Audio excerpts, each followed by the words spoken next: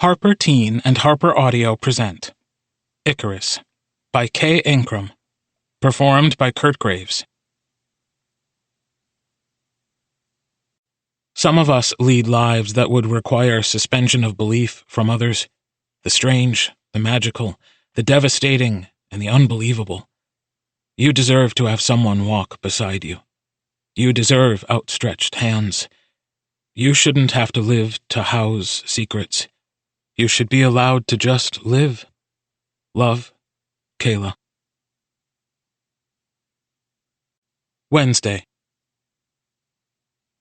It was dark in this house. The air was still and warm. Cat burglars rarely wear shoes. Instead, they wear socks. Icarus's were old and wool, and his father had hand-sewn fine black leather to the bottoms for traction. Icarus crept across the edge of the main hall, then slipped into a drawing room. Mr. Black's house had many useless spaces, many alcoves filled with junk. It was a monstrosity of metal and wood.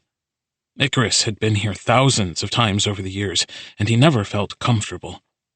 It was not a home. It was as empty and lifeless as a dollhouse.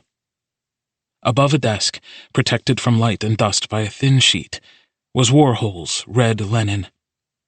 Icarus scanned the area around the painting, searching for the glint of a camera lens. He checked every time, like each visit was the first. It wasn't good to get too comfortable. Icarus crossed the room quickly and began dismantling the installation. He placed small tacks and screws on the floor, turned the protective glass pane onto its inside face to avoid disturbing the dust on the front. Then Icarus pulled the black, flat case he carried off his back and unpacked his father's work. Warhol's red linen. It wasn't an expensive print, but Mr. Black was familiar with his belongings. He knew the works in this home. But Icarus's father knew Mr. Black, and that made all the difference. Icarus framed the forgery and hung it on the wall. He packaged the original painting and slid it into his carrying case. He backed out of the room, stepping into his own impressions, brushing back against the grain to erase his footprints. Then he pulled the door softly closed. Icarus left the house, scurried over the fence, shoved his feet into his Chelsea boots, and walked quickly home. Icarus filiformis. Icarus was his father's son. They were of a height. They had the same wiry frame, the same limp black hair, the same big ears, the same deep-set brown eyes, the same unhappy mouth. Icarus thought his father was ugly, so he knew he must be ugly too. They were both artists, though Icarus was slightly worse. Both thieves, but Icarus was faster. Both quiet, but Icarus knew how to talk to other people. Both friendless, but Icarus knew how to make people like him. They walked at the same pace, moved with the same grace, had the same size hands and similar handwriting. They both knelt in penance, chins to the sky, fisted rosary. His father liked to keep his eyes closed. Icarus needed to keep his eyes open to stay tethered to faith. And wasn't that just the way? Angus Gallagher shut tight like a sarcophagus. Icarus Gallagher, eyes open, mouth open, waiting. Bounty. Icarus and his father lived in a small apartment in a part of town that had been nice maybe 40 years ago. The inside of their home smelled strongly of wood, linseed, minerals, herbs, and canvas, so that's what Icarus smelled like too. The lights were all dim, specialized bulbs designed to reduce light damage to paint. There were landscapes and portraits, repeated theme. A woman in green brushed over and over, smiling, laughing, lying among them, her face an open secret. The only room where the walls weren't dotted with paint or paintings was the kitchen. In that room, where the sun was brightest, there were ferns in every corner that could house one. In a few years, when Icarus and his father didn't live there anymore, a little girl from the new family who moved in would tell her parents there was gold dust in the cracks of the wood, gold left over from years of gilding. They wouldn't believe her. It was an artist's house, a studio with beds, crammed full to bursting. Him. Icarus slipped in and closed the door. He slid across his own floors and made his way to the cold storage room. This room should have been Icarus's bedroom, but their art needed the space. Icarus swung the case off his back and prepared red linen for storage, delicately smoothing the paper out onto a backing its size, slipping it into a protective sleeve, labeling it in fine print, and placing it in a storage locker with other originals of its size and environmental temperament. "Is it undamaged?" Icarus whirled around. His father, Ancrum Gallagher, never wore special socks, but he was silent as death, always. "It's fine, I think," Icarus replied. "I didn't inspect it.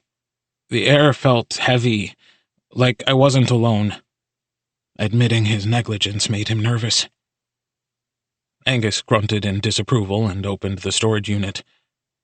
Icarus stood there, cheeks blazing, as his father undid all of his work, pulling red linen back out into the light. He scrutinized the print, sniffed it, peering closely at the detail with the small, retractable microscope he kept on a loop at his waist as Icarus waited. When he was finally satisfied, he resealed the painting. "This is one I've seen in person. It was one of the first Mr. Black purchased. He had it in his room when we were in school." Angus trailed off without elaborating further. "I'll re-review security around the perimeter of the building. We'll break for 2 weeks, then start again if there aren't any discrepancies. Anything else out of the ordinary?" "No, sir," Icarus said, eyes to the floor. Ancrum Gallagher hummed low in his throat, then thrust an envelope under Icarus's chin. "Your pay for the repair work you did on the frame of the Rothko. Spend what you need. Save what you don't." Angus left as quietly as he arrived. Icarus deflated with relief. Breath. Icarus's bedroom was a walk-in closet. He kept it very clean because he had to. There wasn't enough room for mess. The small space was taken up by his twin-size bed and the shelves that lined it. At the foot of his bed, the shelves were neatly packed with his books, trinkets, and work supplies. On the shelves at the head of his bed, his clothes were rolled tightly, military style, and organized by type and color. They were black or neutral, so that it wasn't noticeable that he didn't have a wide selection. All pieces of impeccable quality. When Icarus was 14, he had painted the ceiling of his closet bedroom the colors of the sunrise. Now that he was planning to leave, he was considering a repaint. Icarus tossed his backpack onto his bed and changed his clothes in the hallway. He crept into bed, closing the closet door behind him. The envelope his father had given him was bulky and exciting. Icarus spread out the stack of $50 bills and counted them quickly, separating out $1,000 for savings, $500 for new supplies. Normally Angus didn't give him this much, but his work was getting really good. He had taken his time. His cheeks pinked with pride. Icarus tucked most of the bills into his small safe and put the rest in his spending pile to be taken to the bank. He had just under $7,000, but he wouldn't feel comfortable until it was $10,000. Couldn't feel safe until it was $15,000. Couldn't feel free unless it was $20,000. Enough to start over anywhere in the world. He curled up under his quilt and went to sleep. Time. Icarus and Ancrum Gallagher had been stealing from Stuart Black for years. Icarus's father had started alone, of course, but when Icarus was old enough and well-trained, Angus began bringing him along. Then, after a time, Angus made Icarus do it alone. It was such a normal part of Icarus's life that he didn't think about it much anymore. When he was in elementary school, he used to whine about not being able to have friends over to their house. He resented the gymnastics lessons and having to outwit their home security system to go to the bathroom in the middle of the night. By middle school, he was irritated because it was obvious that they didn't need the money. His father's real job was art restoration, and he got paid a pretty penny for it, most of which he spent on the stupid replications they shoved into Mr. Black's house. By the time high school started, breaking into the Black house was so easy for Icarus that it was just like any other extracurricular activity. The last time he'd almost been caught was in freshman year, and he was a senior now. His spirit had settled on the matter. More, Icarus was now old enough to know why they were robbing him. 10th. The one other thing that was a constant negative was this. Icarus was only allowed to have friends that stayed at school. Everyone understands how friendship circles work. You have your 4 tiers. 1. People you talk to in class, gym, maybe after-school sports. 2. People you'd hang out with if no one better was around. You might get stuck with them after school, then depending on how that goes, they could move up or down a tier. 3. People in the same direct social group as you who aren't your absolute besties. You'd let them sleep over at your house as a group, but you wouldn't go to a solo sleepover at theirs. 4. Friends that feel like siblings. Icarus was only allowed acquaintances, people to talk with during class. Everyone else tended to start asking questions that Icarus was not allowed to answer. This was a negative for obvious reasons, the worst of which was that Icarus wasn't unpopular.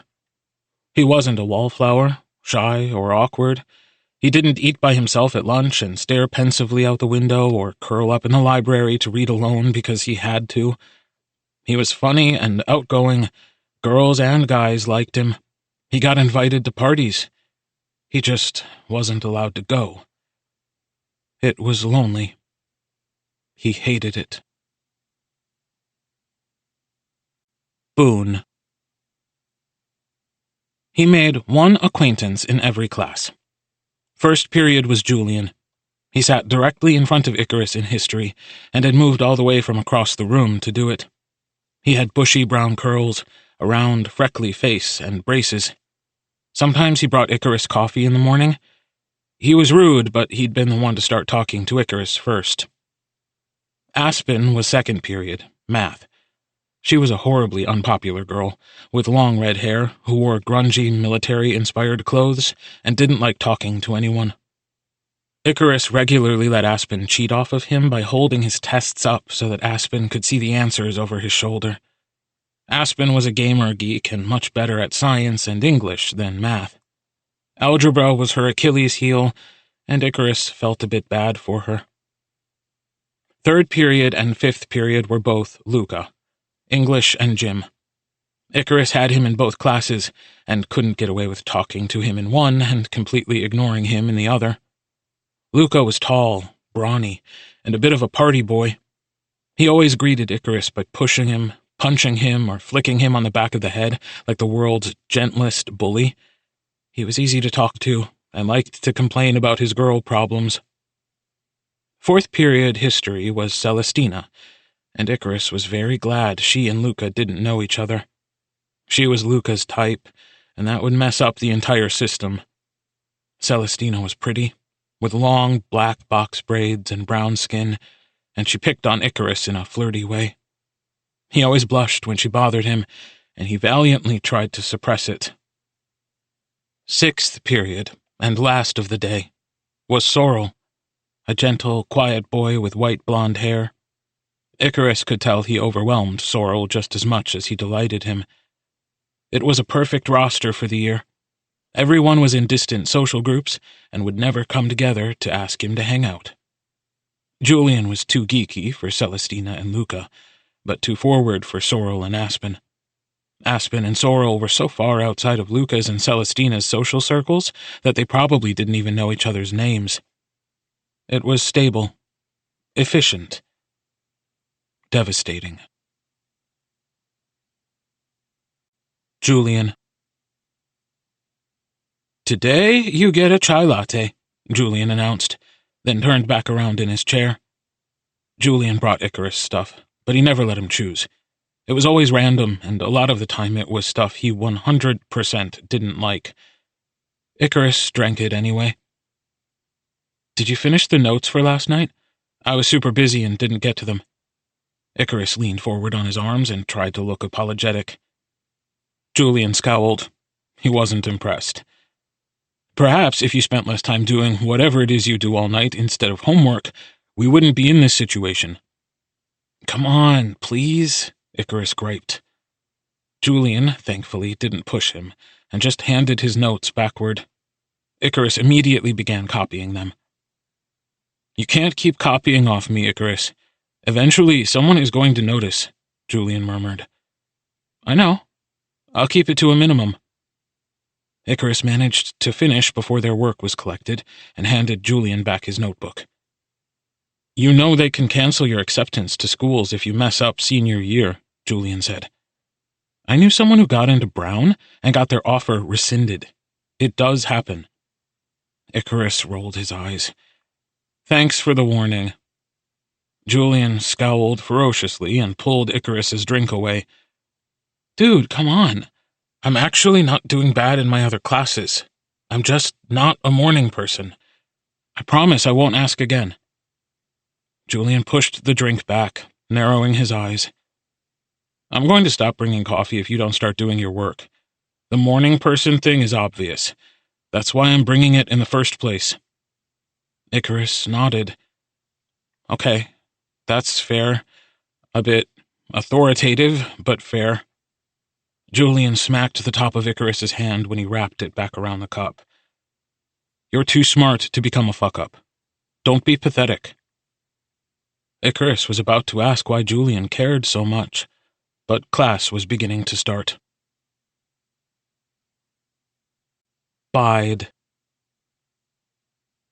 The sun lit up the small curls on the back of Julian's neck. His tag was sticking up out of his brown-striped sweater. Icarus leaned on his hand and stared. Julian wouldn't be angry if Icarus tucked it back in. He would probably just bat at his hand and say something snappy. But if he touched Julian's tag, he might accidentally touch Julian's neck. If he touched Julian's neck, he would know what Julian felt like. If he knew what Julian felt like, Icarus was afraid he wouldn't forget it. Icarus didn't get touched very often, and the few times it happened by accident, it felt like so much. His face burned when someone handed him something and their fingers brushed. It made his chest feel tight and out of order, like the discord of strumming your fingers across all the strings of a guitar. Julian scratched absent-mindedly at the place where the thick fabric square irritated his skin, but still didn't push the tag inside. Julian wasn't mean, but he wasn't exactly nice. Icarus couldn't just do things to him and assume he'd react normally. Julian was like if someone had fused a bully and a nerd and a mom together into one. Unpredictable. Luca. There was a track that circled the hill. You could travel it in a loop for the full gym period if you didn't feel like playing. Icarus preferred this unless Mr. Collins specifically dragged him over to do team sports, mostly because it was easier. "Why do we always have to walk the mile?" Luca griped. "We could be playing kickball. You're so freaking good at it." "You're good at kickball too," Icarus reminded Luca. "You could totally opt to not walk with me. That's always an option on the table." Luca sighed dramatically and pushed his fingers through his wavy brown hair. "Whatever, man. I'm fine on the field, but not crazy like you. I'm sure if there was an Olympic track for kickball, you'd get a scholarship." "This is better, though. I like having at least one class where we don't have to try our hardest, and we can just wander outside for a while." Icarus looked up at him fondly. Luca was quiet for a bit, gazing off at the other kids playing in the field. Then he pushed Icarus hard with one arm. Yeah, whatever. Stop giving me doe eyes or I'll ditch you and join them." "I'll stop doing it when you stop liking it," Icarus shot back, with an eyebrow wiggle. Luca huffed and pushed him again. You get on my nerves, he said, the tips of his ears pinking. Anyway, are you ready to listen to what happened with Amber last night, or do we have to do more manly bonding before you give me advice? Icarus listened. He thought about what Luca looked like at night, pleasantly drunk and laughing with everyone else. How he saved his memories of it for Icarus in third period gym. Celestina. Celestina was one of those popular girls who just did whatever she wanted whenever she felt like it. He had to admit that it thrilled him. As they passed each other in the hallway, she yanked Icarus by his backpack and pulled him outside, right toward the parking lot. I wasn't planning to ditch today, he said, struggling against her grip. You look exhausted this morning, so we're taking a nap, she announced. What? You look like a wet ghost. Haven't you ever heard of self-care? Celestina said, making a beeline for her pickup truck, which was parked all the way at the back corner. Icarus stood there, overwhelmed, as Celestina tossed a blanket into the bed of the truck. Then she hopped in and turned to stare down at him expectantly. Get in, weirdo. I know you already have horrible attendance. Icarus scrambled over the side. You don't have to be like this. Celestina scowled. I do, actually. She turned away from him to untie the sleeping bag she kept in her truck and unzip it into a fluffy comforter. Lie down. Icarus scrunched low.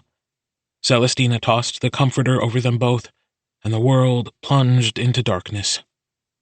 Mom friends are supposed to be nice, he muttered, shifting until he was comfortable. Niceness and kindness are two different things, Celestina said, suddenly much quieter now that they were under the cover. The small pricks of sunlight that filtered through the cloth cast her in a gentle glow. Celestina looked back at him with her brown eyes and brown skin, and Icarus thought of a painting of a sable in winter. She reached over and touched the neck of his sweater. All of your clothes are so soft, Celestina remarked.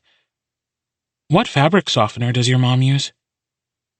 His sweater was cashmere, but Celestina's truck was rusted, and she colored in spots of wear on her boots with Sharpie. Downy, Icarus lied, and a cup of vinegar in with the wash. I do my own laundry. Celestina hummed and closed her eyes. I'll have to try that someday. Icarus wanted to take off his sweater right then and there and give it to her. He wanted to buy her an entire new truck. Instead, he scrunched a bit closer and closed his eyes too, helplessly. Grit. The sound of wheels on pavement shook him from sleep, and he struggled against the pull to consciousness. Celestina's arm tightened around the back of his head, and he nosed deeper into the curve of her neck, falling back asleep. He had never been this warm in his life, had never been held like this, held at all. It felt like his bones were wrapped in a quilt made of sunlight. Suddenly, Celestina gasped and sat up, wrenching the cover off them violently. Icarus groaned and covered his eyes. There were students pouring out of the building and getting in their cars to head home. Oh shit, it's after school? I've got to get to practice, Celestina exclaimed. She frantically gathered the blanket and shoved it back into its pack. Icarus rubbed his face and curled up until he could rest his cheek on his knees as she scrambled. I'm sorry, Icarus said reflexively. Celestina stopped. Without warning, she grabbed his chin and turned his face around to look at him closely. Much better, she declared. Sleep some more later. Icarus did all he could not to gasp and shiver. The press of her thumb and forefinger against his skin reverberated down his entire body like an electric shock. The lax, easy acceptance of touch he'd been granted in half-sleep was gone entirely. When Celestina let go and turned from him, it felt like being dropped into the middle of a snowstorm without a jacket. He pressed his fingers hard into his thigh to ground himself, gritting his teeth. You can stay if you want. I can give you a ride home with the rest of the girls if you wait an hour, Celestina said, oblivious. No, I'm good. Thanks for the nap. Icarus stammered as he pulled himself up out of the truck. Celestina grinned, gave him a friendly slap on the back, and jogged off toward the school. Icarus watched her go. Then he stretched his aching back and started the long walk home. Trick. It was Icarus's job to do laundry for his whole house. It was also his job to make dinner, tidy the house, and maintain the many ferns, move the ones in darker rooms into the sun on a schedule, clean the ashes from their altar. It didn't feel great that he had to do everything most kids would consider mom stuff, but at the very least his father didn't march around the house creating extra messes for him to deal with. Angus contained most of his chaos in his workshop. Icarus dropped his bag by the door, took a soda out of the fridge, and then started on the dishes. There was machinery whirring in the back of the house, and the air smelled sharp and chemical. His father was probably working on deglazing something wood. Icarus turned on the radio by the sink to drown out the noise.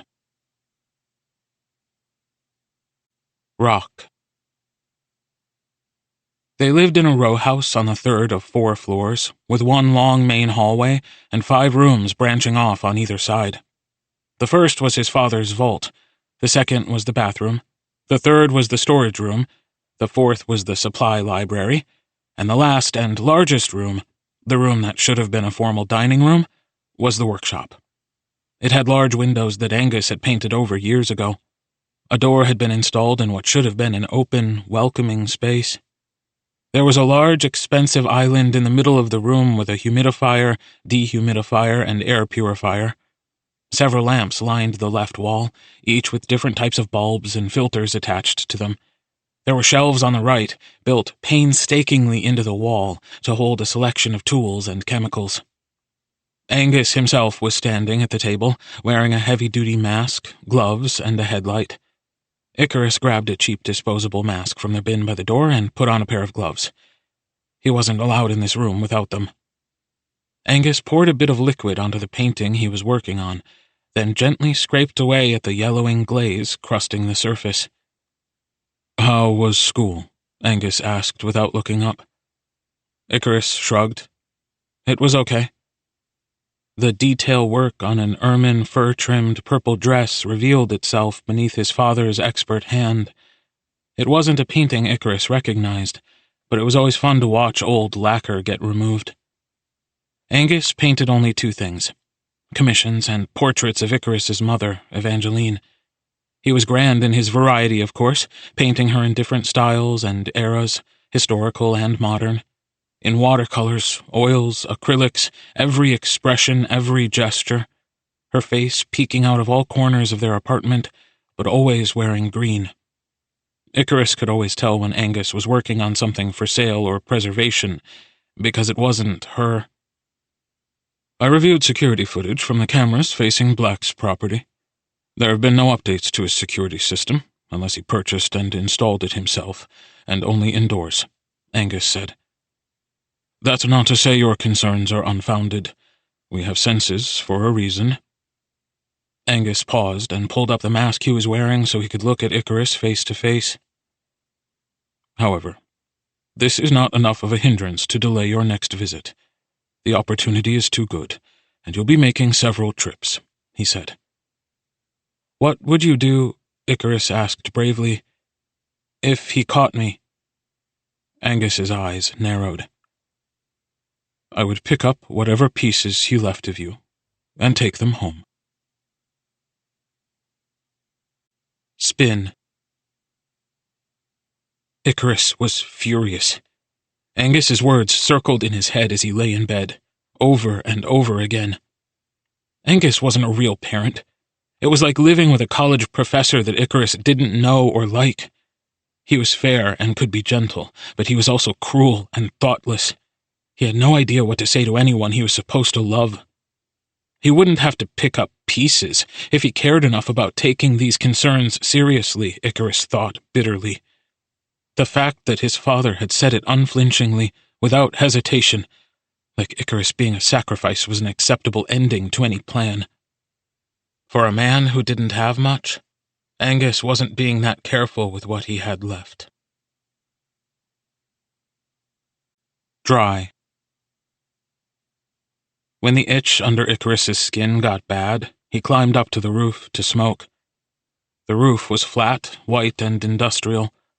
The sides curled up in a way that caught rainwater and held it for days, and the edges were covered in pigeon poop, but it was as good a place as any. Since they weren't the apartment on the very top, he'd had to negotiate with their upstairs neighbor to let him install a ladder on the side of the building. Celestina would like it up here. Icarus used to spend his nights walking the streets, trying to make himself tired enough for sleep. But the harsh wind and wide sky were enough to cool his blood, now that he was older. Icarus smoked sage and clove. Angus didn't like the smell of tobacco, and traditional cigarettes caused more noticeable damage on canvas than Icarus's herbs ever would. The flame in the dark and the smoke curling into the night were both also enough. Icarus closed his eyes and touched where Celestina's fingers had gripped his chin, but the magic was gone. His own hands didn't feel the same. Icarus took another draw on his cigarette and blew the smoke up into the sky. Then he reached behind his neck and grazed his fingertips across his nape, tickling the short, spiky hairs where Julian had curls, and finally, he shivered. Bone. Icarus awoke to yelling. He gasped to full consciousness, alarmed to find himself still on the roof. He scrambled down the ladder and hoisted himself back into the house. "You're going to be late." Angus seized him by the arm and frog-marched him to the kitchen, where a bowl of oatmeal was waiting for him. His clothes for the day were neatly pressed and folded on the table, and his backpack was set out on the chair. Angus scowled, huffed air through his nose hard in irritation, and then disappeared into his workshop. Icarus hadn't had oatmeal in ages. Angus stopped making it when Icarus had gotten old enough to get himself ready. He'd also stopped ironing and folding Icarus's clothes and bringing his school things to the front of the house. Then, after a while, he stopped cooking at all. This morning, as uncomfortable as it was, felt like stepping back in time. Maybe some parents are better suited to parenting children instead of teenagers, Icarus thought. Maybe all they know eventually just runs out. Even though Icarus was late and clearly in a bit of trouble, he savored the taste of his oatmeal and let the steam warm his face. Strict. There was a test in first period, so Icarus and Julian didn't get to talk much. Julian did tell him that his hair was sticking straight up and handed him a double cream hot chocolate, but that was about it. Aspen was in class today. She slung her backpack on the floor by Icarus's and settled into the seat next to him instead of behind him like usual. "Hey." Aspen was wearing her usual camo jacket and cargo pants. She smelled a bit musty, but for once Icarus didn't mind. He was sure he still smelled like the outdoors himself. "Where were you yesterday?" Icarus asked quietly. Aspen shrugged and stared resolutely at her notebook. "Migraine." "You didn't miss much. We're on linear momentum and collisions now, but we barely started the chapter before class ended," Icarus said. Aspen nodded. She combed her fingers through her hair and began absent-mindedly twisting the ends. Icarus watched her. He wondered whether Celestina, Julian, and Luca felt about him the way he felt about Aspen, a mixture of curiosity and pity. Icarus knew that if he didn't talk to Aspen, no one else would. More than that, it wasn't a mystery as to why. Aspen gave off very intense stay-away-from-me vibes in a way that Icarus sincerely hoped he didn't. But that was also a thing they had in common. Aspen didn't know why Icarus kept to himself outside of school, but she did understand both that it was important and that it wasn't exactly what Icarus really wanted. Part of the reason Icarus liked Aspen was because it felt good that someone noticed this part of him. It was as close to knowing his secret as someone could get. When the bell rang, Aspen stood up and faced Icarus directly. "Some people saw you get out of Celestina's truck with her," she said bluntly. "You should get a handle on that, unless you want attention from people like her." Icarus nodded, and Aspen left. humdrum. He walked the mile with Luca and sat through the rest of the day without any issue, but still he felt anxiety creep under his skin. Tonight was the first night of this multi-heist. He had 2 more before the week was done. It went like this. Mr. Black rarely moved his works unless he was selling them or he was adding something new to his collection. So Icarus would break in to take pictures. He would bring these images home, and his father would study them. Angus would research their sale history and validate their origins. Mr. Black didn't have many fakes in his home aside from theirs, but he wasn't an infallible collector, and a few slipped under even his watchful eye. Angus didn't make those kinds of mistakes. If it wasn't real, it remained untouched. Then, his father would begin the reproduction. If it was a painting, there was print work involved and hideously expensive historical paints. If it was a sculpture, he would source marble, wood, plaster, gold, whatever was necessary. Depending on the piece, it could take months to complete a replica and cost thousands in supplies. Finally, location of the work was vital to understanding how quickly Icarus could get in and out with a piece, and what tools he might need to remove it. The larger the piece, the more elaborate the break-in. Paintings were a swift in and out, one-and-done sort of job. Sculptures couldn't be heavier than Icarus or Angus could carry one-handed, and could only be delivered when Mr. Black was confirmed to be out of town. Angus had placed cameras all around the Black residence, far enough down the street to not be associated with the property, but close enough that all entrances and exits were under 24-hour surveillance. No one watched them during the day, but they were intensely useful for studying later for schedule and interference. So, 3 break-ins were scheduled before the week was over because, according to Angus, Mr. Black was headed to New York. Vessel. People rarely returned home within 3 hours of taking a flight. There was a danger zone within the first 2 hours. If they forgot something, they'd have enough time to turn back. Breaking in during the scheduled time of Mr. Black's flight seemed good enough, but it wasn't. On the off chance there was a cancellation, there was still enough time to return. 10 to 24 hours after a flight were also dangerous because there was enough time to turn a 3-day trip into a 1-day trip and head back. But 3 hours after takeoff? If they were coming back home without leaving, they would already have arrived. If they'd actually left, they would still be in the sky. It was a treat, and it happened maybe once or twice a year. Which was why, 3 hours after Mr. Black's flight out, Icarus could use the back door. He placed the large bone china urn on the ground and unlocked Mr. Black's house with a key. The alarm began to beep, but the newest code had been in their possession for a year, easily taken from video through a window. He quickly turned it off. The eerie feeling in the house still remained, a silence louder than noise. Normally, when Mr. Black was gone, when he knew the house was empty, Icarus could relax and make his way through the property with a regular amount of noise. But this time, in spite of his father's reassurance, he just couldn't. He crept gently up the back stairs to the smaller library and did his job. 1 urn removed, 1 urn replaced. He fled back down and out the door, his heart racing like a coward. Strike.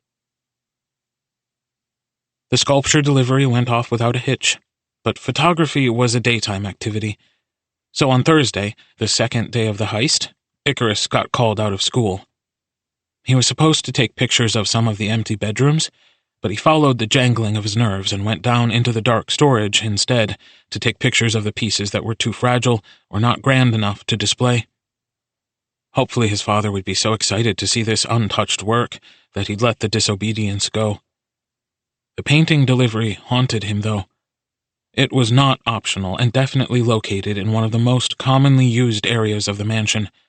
The delivery was on the worst day as well, the day of Mr. Black's return home. Anything could happen.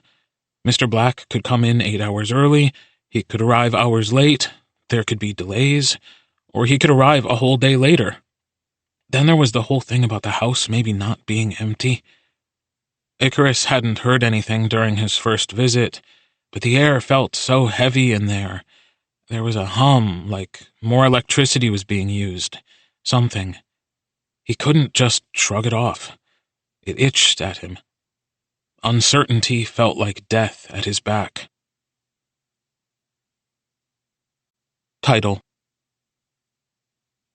Icarus clattered around the house like a grain of rice at the bottom of an empty tin, picking things up and putting them down, tidying objects he would never normally tidy. Angus sat at the kitchen table eating hard, dark bread and sweet cream butter. He had a book in one hand. Every so often he would look up to watch Icarus. "You have half an hour. Do you have everything you need?" he asked softly. Icarus startled, then composed himself, putting down a small figurine he was dusting. "Yeah, I think so. This one is in the second master bedroom. I haven't been in that room since the images were taken." It was the closest he could come to admitting that he was nervous. Icarus's father chewed for a bit. "If anything happens, I'll come for you. I won't let you fall," he said, his gaze returning to his book. Icarus stopped fidgeting. It was the first time his father had ever offered that to Icarus in his entire life. "Dad?" Icarus said softly. Angus nodded. "Don't forget to be careful," he said unnecessarily. "I won't." Gong. Icarus slid into the window on the second floor. The back door wasn't a viable option so close to Mr. Black's return. This wing of the mansion was blue. Blue carpet, blue walls, silver sconces every 10 feet or so, all unlit. There was a guest bathroom, big and white with gold fixtures, a small study packed tightly with old children's books, a playroom filled with unused junk toys, and finally, a large bedroom meant for a child. Icarus and his father never spoke about Mr. Black's personal life, but it wasn't inconceivable to imagine that he'd had kids at some point. There had never been anyone else in this house the entire time Icarus had been coming here. He was 12 when he started. Now he was almost 18. Icarus pressed himself against the wall and paused, listening hard. He could hear the trees blowing in the wind outside, the ticking of a clock in one of the rooms, the light buzz of electricity in the walls, but nothing else. Icarus darted across the mezzanine and into the hallway. He paused, holding his breath to calm his heart. Huff. This room was ornate, designed by Mr. Black's ex-wife. On one side there was a large, 4-poster bed with drapes all the way to the floor. Stacks of books spilled out onto the ground. There was a record player that looked dusty and unused, and a giant wardrobe with clothing sticking out every which way. All of it dusty and untouched, like someone years ago had left in a very big hurry. It was currently too dark to see the other half of the room, but the place where Icarus needed to be was easy to find. Directly across from the bed, there was a large landscape painting of haystacks at dusk. A Monet. It was one of the most beautiful paintings in the house. Icarus rarely spent time watching his father reproduce pieces, but this one felt crisp, like a winter morning before it truly got cold. When the dew gathers, wavering between frost and water, and the air smells like wood, like metal. Even the destruction of the forgery felt obscene. The layer of yellowed, volatile lacquer to replicate the age, the dash of green crayon, the heat exposure and resulting cracks. But still, it was a masterpiece. Icarus stood in front of the original, set into the wall in the center of a built-in bookcase, and took it in. The glare of his headlamp illuminated the real cracks, the real crayon, in a circle of yellow light. Icarus pulled out a few volumes from the bookcase to stand on, and delicately placed them on the floor. Then he climbed up to face the masterpiece. Ike. He lowered the Monet to the ground and unfastened the backing from the frame. Now that he had them side by side, he could tell that the forgery was lighter in weight. The canvas it was painted on much softer and more delicate than the original cloth. The painting his father had made was slightly too yellow, but without the other work next to it, it wouldn't be easy to tell. This clearly was not a room that Mr. Black went into particularly often. Icarus pinned the replacement painting to the old frame and folded a protective sheath of silk around the original Monet before placing it in the carrier on his back. Then he hung the forgery where it belonged, in the center of the wall. When Icarus bent down to pick up the books and replace them, the light of his headlamp landed on 2 feet. Icarus jerked up with a gasp and whirled around. He stumbled backward over the books, catching himself against the bookcase. His headlight spun crazily around the room as he faltered, eventually landing steady on the person in front of him. Dressed in a slightly too small blue linen pajama set, another boy stared back, very calm. He had bright red hair, mussed, as he'd obviously been asleep, and soft brown eyes. He was taller than Icarus and broader in the shoulders, but he wasn't armed or standing like he was about to attack. He looked resigned, but curious. "How long have you been doing this?" he asked. Brush. The sound of the boy's voice, rough and low, was enough to break the spell of shock that pinned Icarus to the wall. He tried to dart to the side, but the boy caught his arm quick and pushed him bodily up against the bookshelf. Icarus's head banged against the middle of the fake Monet, and he let out a terrible noise, so throaty and desperate he could hardly believe it came from him. Icarus had never had someone this close, pressed along every inch of him, and it was more than he could take. His eyes rolled back as the heat of a palm squeezed his forearm. Strong thighs bracketed his, preventing his escape.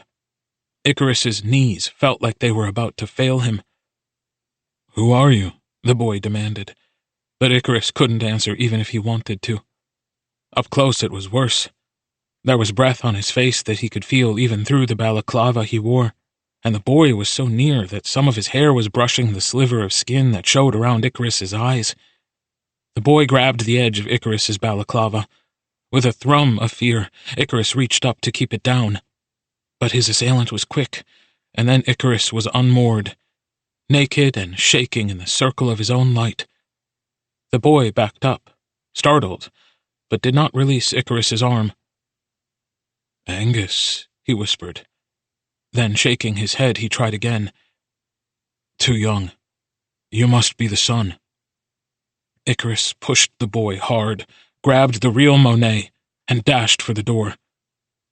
"Helios!" he heard the boy call from behind him, far enough that Icarus knew he wasn't being followed. But Icarus wasn't foolish enough to stop running. It didn't keep him from hearing the rest. "I'm Helios Black, you rude idiot." Blur. Icarus ran all the way home. His heart was pounding so fast that he couldn't feel his legs. He slammed inside the front door, stumbling up the stairs to their apartment, breathless and raw, then stopped. Standing there, panting, all his thoughts coalesced to a final conclusion. He couldn't tell his father. First, Angus did not like being wrong. Enough that it was its own separate type of fear to consider informing him that Mr. Black had somehow gotten a whole person into his home without his father knowing. To tell him that the fail-safe surveillance that had kept them secure for over a decade of thievery had missed something so big. Second, Angus, Helios had said. It could mean many things, and nothing good. Icarus knew he looked a lot like his father, but the fact that this stranger was remotely expecting either of them was hideous to consider. Third, Helios had seen his face. He had seen him, had looked at him closely and touched him. Icarus could still feel the ghost of Helios's hands, and it made him want to press his forehead against the wall and groan. The idea of trying to warn his father about this situation and having to explain his delayed reaction, to have his ears turn red without his permission while his father looked down on him in disappointment and disgust, was violent. Icarus took a moment to calm down. He wiped the sweat from his face with his shirt, and pushed his hair back so his father wouldn't be able to tell he'd been running his fingers through it in anguish. He breathed slowly, willed his heart to stop racing. Then, he opened the door. Reem. Icarus walked quickly to the storage room and began unpacking. The whir of machinery was a relief. At least if it stopped, he would know his father was coming. He unwrapped the Monet, hands still shaking, and spread it out on the work table. The crayon damage on the real painting would absolutely need to be handled by his father before sale, but right now it just needed to be cleaned and properly hung. He hooked up the airbrush and blew away the first layer of dust, then dry-brushed it with soft, fluffy bristles. The crayon could probably be removed, but if it had stained the oil paint beneath it, it might need more elaborate work that Icarus simply hadn't been trained for yet. The crayon was bright green, a child's drawing of the sun, and what looked like either a dog or maybe an attempt at a horse. The painting was already in terrible disrepair and extremely rare. It wouldn't sell at auction without press, but they might be able to offload it to a museum overseas that was willing to turn their head if Icarus could get it back to a reasonable condition. Icarus eyed the bottle of diluted rubbing alcohol on the counter with the rest of the tools, then looked back at the painting. The last haystack Monet had sold for $110 million. Instead, he opened their bottle of rarely used vinegar, set a few drops on the crayon to sit for a while. Then, he took a deep breath and, on the furthest corner of the painting, swiped at the green. To his immense relief, it smeared, the younger oil liquefying immediately. Icarus alternated between the vinegar and the soft shop paper towels, slowly removing Helios's clumsy drawing from this priceless. Trusting your instincts is the first sign you're ready for larger projects. Icarus startled badly, nearly knocking the painting from the desk. The noise of the machine hadn't ceased, but Angus was leaning against the storage room doorway anyway. "I'm sorry," Icarus exclaimed reflexively, but his father's eyes just crinkled with amusement. "It's good work. Alcohol probably would have done a nice job on a newer oil painting, but would have been much too harsh on this one. It will have to be gone over again with spit and a shop cloth to remove the residue." They stood together in silence. "You can go. I'll finish this." It was the closest his father came to thanking him for any work he ever did. Icarus took the out and scurried away gratefully. Steam. Icarus ran the hottest bath their house could manage. He boiled himself in it until he couldn't take it anymore and had to add some cold water. He could still feel the ghost of Helios's hands on his arm, feel the tenderness where his knuckle had scraped his cheek when Helios had snatched off his mask. The mask that was still in Mr. Black's house, Icarus realized. He swore and let his head thunk back against the tile. Analysis. Helios looked a lot like Mr. Black. Icarus knew he hadn't been lying. Mr. Black was extremely tall and athletic. He had a face like an old fox, sharp eyes and cheekbones, narrow and pinched. In the old pictures Icarus had seen of him, he had red hair like his son. Icarus had been told it was mostly gray now, even though he was probably only in his very late 40s. They had only been together for a moment, but it was vivid in his memory now that Icarus wasn't in a state of panic. He could analyze it. Helios had a softer face than his father, and brown eyes that were probably his mother's. Helios was wiry but strong, and had big hands, larger than Icarus's. There were calluses on one, but the other was soft, like Celestina's had been. Nothing in the room had been disturbed very much, so he couldn't have been living in it for long.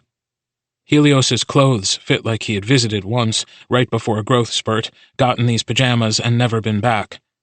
They were too small to have been lent to him by Mr. Black, who still towered over all of them, but not small enough to be from the dusty dresser.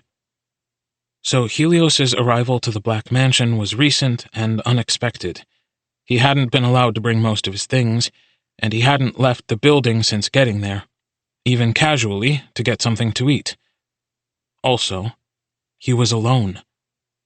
The first time Icarus's hackles were raised in the Black Mansion was at least 2 weeks ago.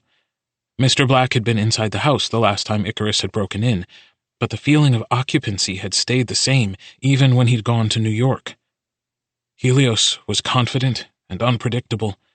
He'd managed to take advantage of Icarus's focus on the theft to get out of bed and approach without Icarus hearing. Instead of screaming for help or calling the police, he was comfortable enough with his own strength and speed to force Icarus to stay in one place for his questions. Worse, he'd asked, "How long have you been doing this?" Before, "Who are you?" Icarus didn't know how to feel about that. Shark. Icarus was sure he would wake up to police banging on their door the next morning, but he didn't. It was not enough to completely reassure him. Whatever was going to happen to them wouldn't be a local law enforcement issue. If Helios had called the cops shortly after Icarus left, they would already be here. Mr. Black absolutely knew where they lived. Maybe it would be the FBI, or Mr. Black would spring for an assassin. Whatever happened, they deserved it. Icarus turned over in his warm nest of blankets and closed his eyes. Without knowing or being told about these circumstances, Angus was bound to send him back there. He wouldn't be able to get out of going without making this situation worse. But he just couldn't.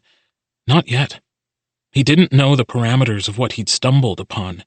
He needed more information, or there was a chance he could unintentionally make things worse. Saturday was the only day of the week that was Icarus's to do whatever he wished. The only thing he wanted was to sleep until this problem fixed itself. Sabbath. There was no church in their town that mattered. Icarus pressed his forehead to the ground and let the wood grain cut into his skin. Angus's voice chanting liturgy, solid and steady as water washing over stone, while Icarus both listened and didn't. The light from their foyer, golden and weak. Icarus had been taken to big churches, gilded like palaces, seen the bones of saints in small gold cages, caressed paint that hadn't been touched in decades with hot human fingertips, knelt on marble, granite, limestone, cedar, pine, gravel, linoleum, heard choirs that would make angels turn their faces in jealousy, seen all built in the name of God by men, rosaries made of diamond, made of dental floss and paper. He raised his face to the rafters, eyes open. Pater eterne, offero tibi corpus et sanguinum, animam et divinitatem, delectissimi filii tui, Domini nostri, Iesu Christi, in propitiatione pro peccatis nostris et totius mundi. He tasted bread from his father's hands, wine from his father's cups. They knelt, mirrored, grateful. Do you have any confessions? No. Smart. Icarus was good at secrets. He took this new frightening one and wrapped it up just like the others. He put it on a shelf in the back of his mind and labeled it firmly to be addressed later. Monday was wet with the rain from Sunday night. The gloom carried into the classroom, making lessons slow and irritable.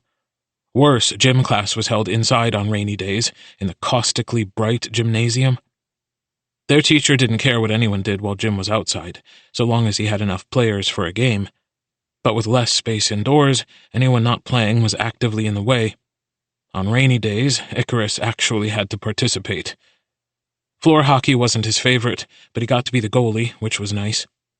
Normally people in other classes who walked the mile would fight over that position, seeing as it was the most sedentary, but Icarus's reflexes made him startlingly good.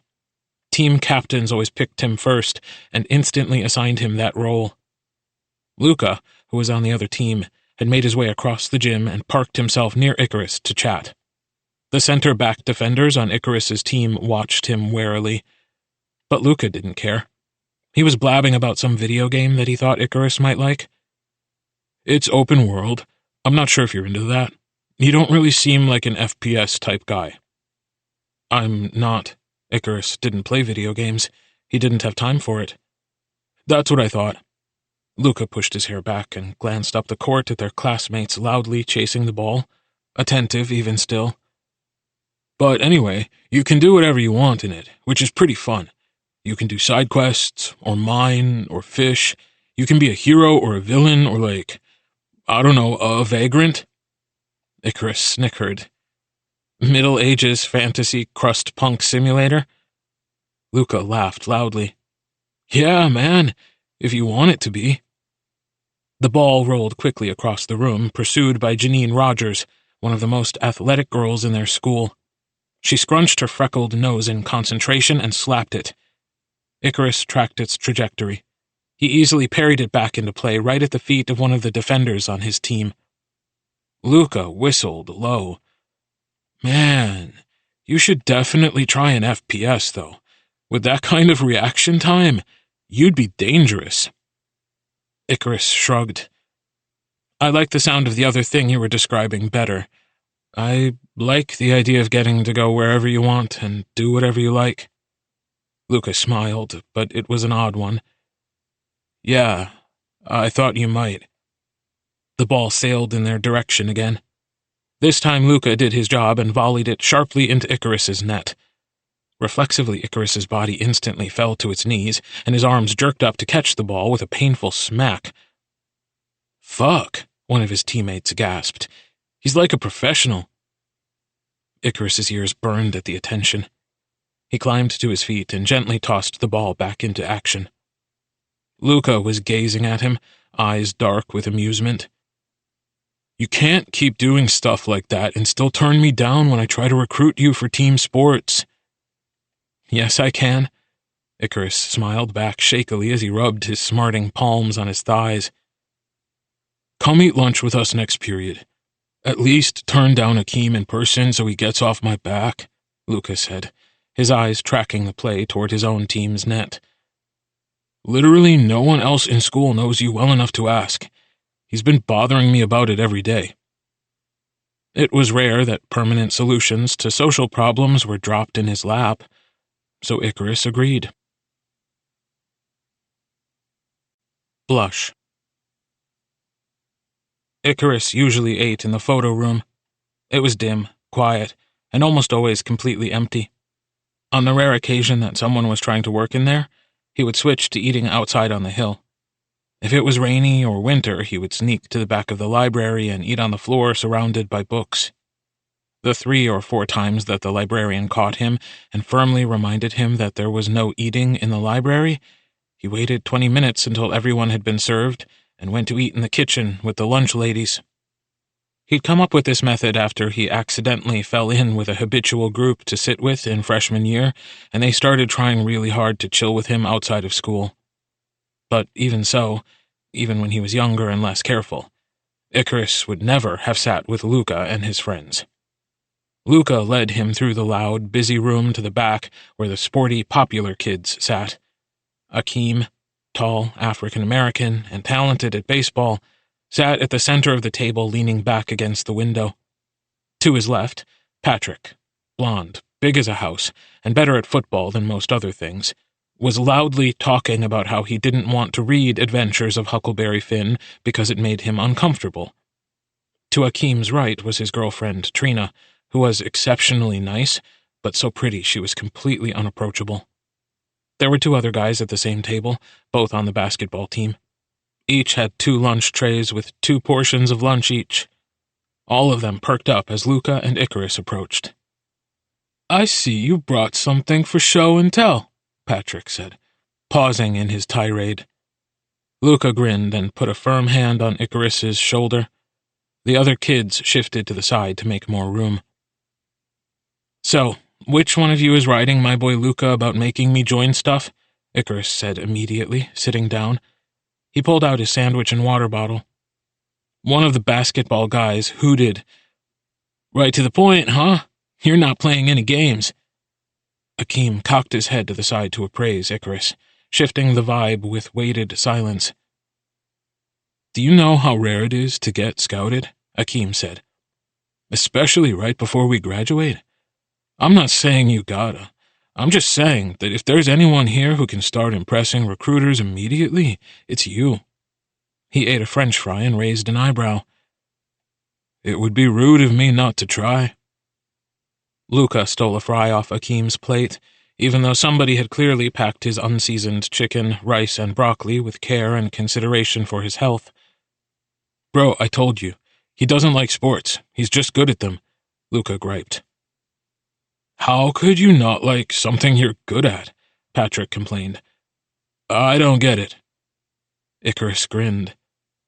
"Anyone can be good at anything. Doesn't mean I have to do it for my whole life.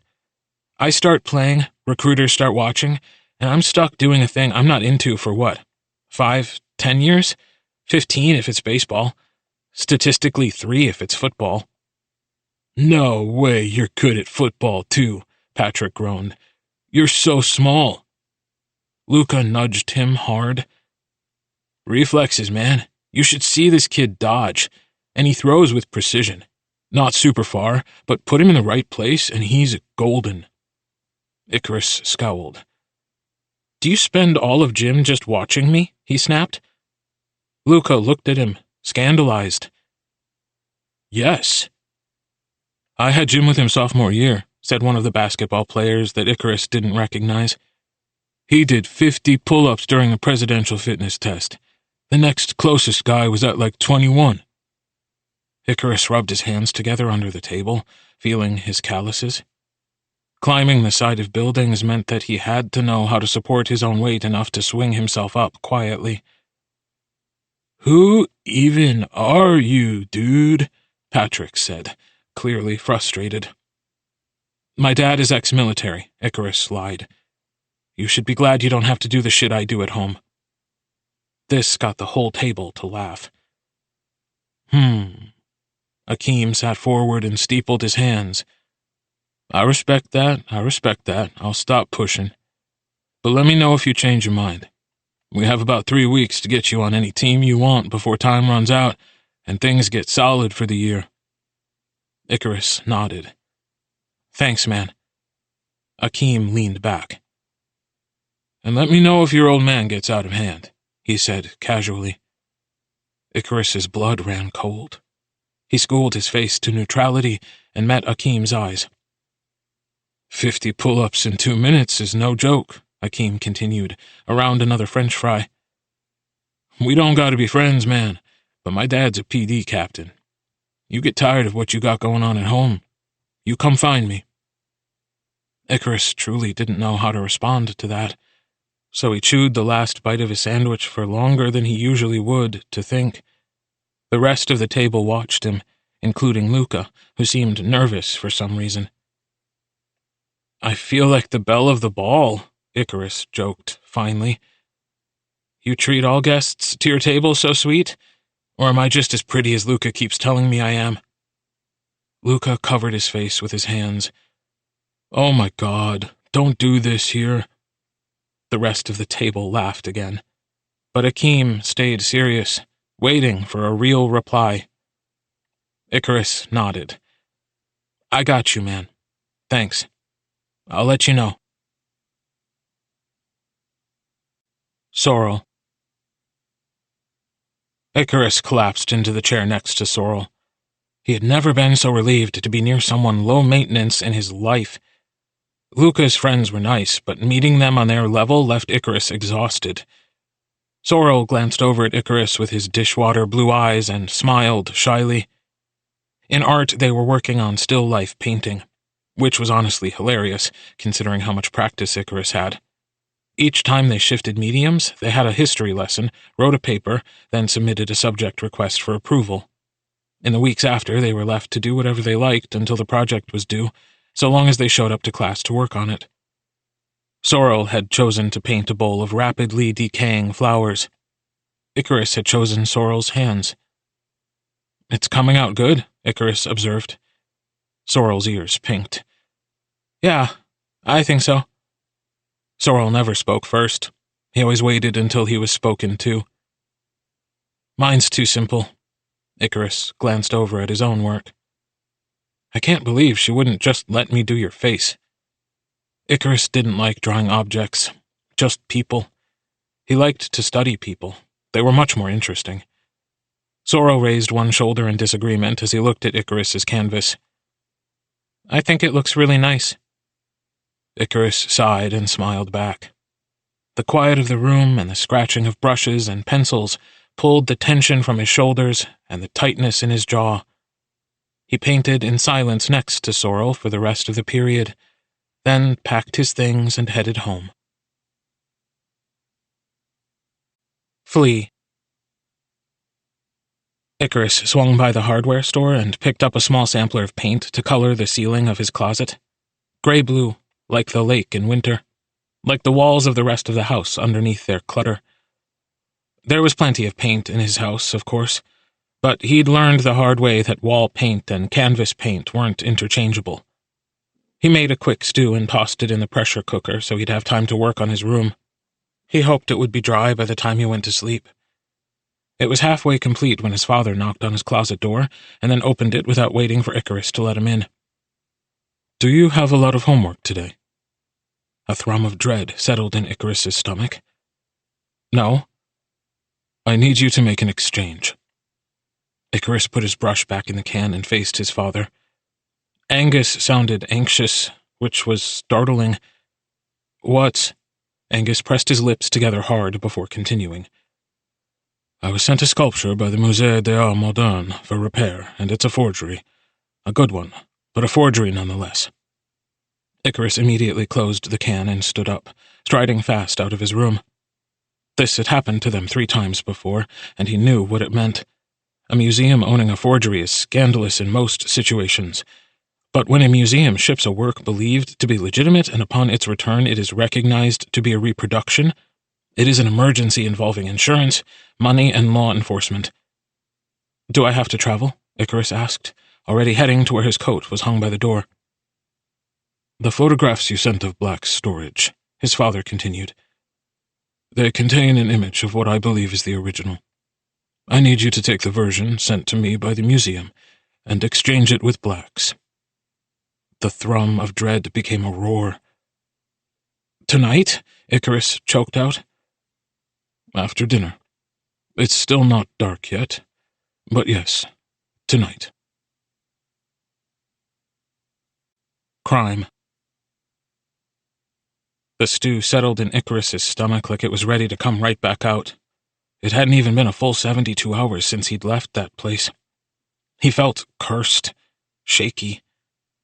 Icarus had opened his mouth 6 or 7 times to tell his father about what had happened the last time he was in that house, but the words never came out. This was a bigger emergency than his fear. This could cost them their livelihood, bring an investigation to their home, and land them in prison far more quickly, efficiently, and permanently than even the situation with Mr. Black could.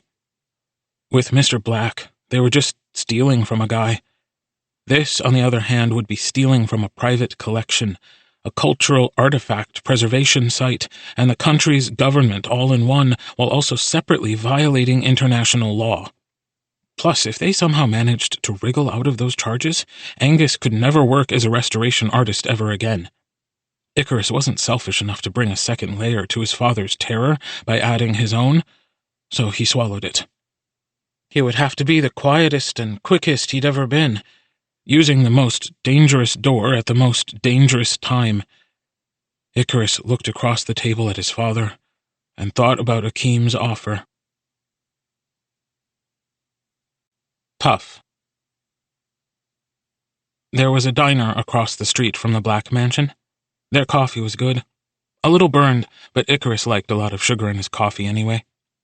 He could almost see the back entrance of the Black House from the booth he was sitting in. The house was surrounded by thick trees blocking most of the neighborhood light and the noise from the highway. There were a few nice houses this far out.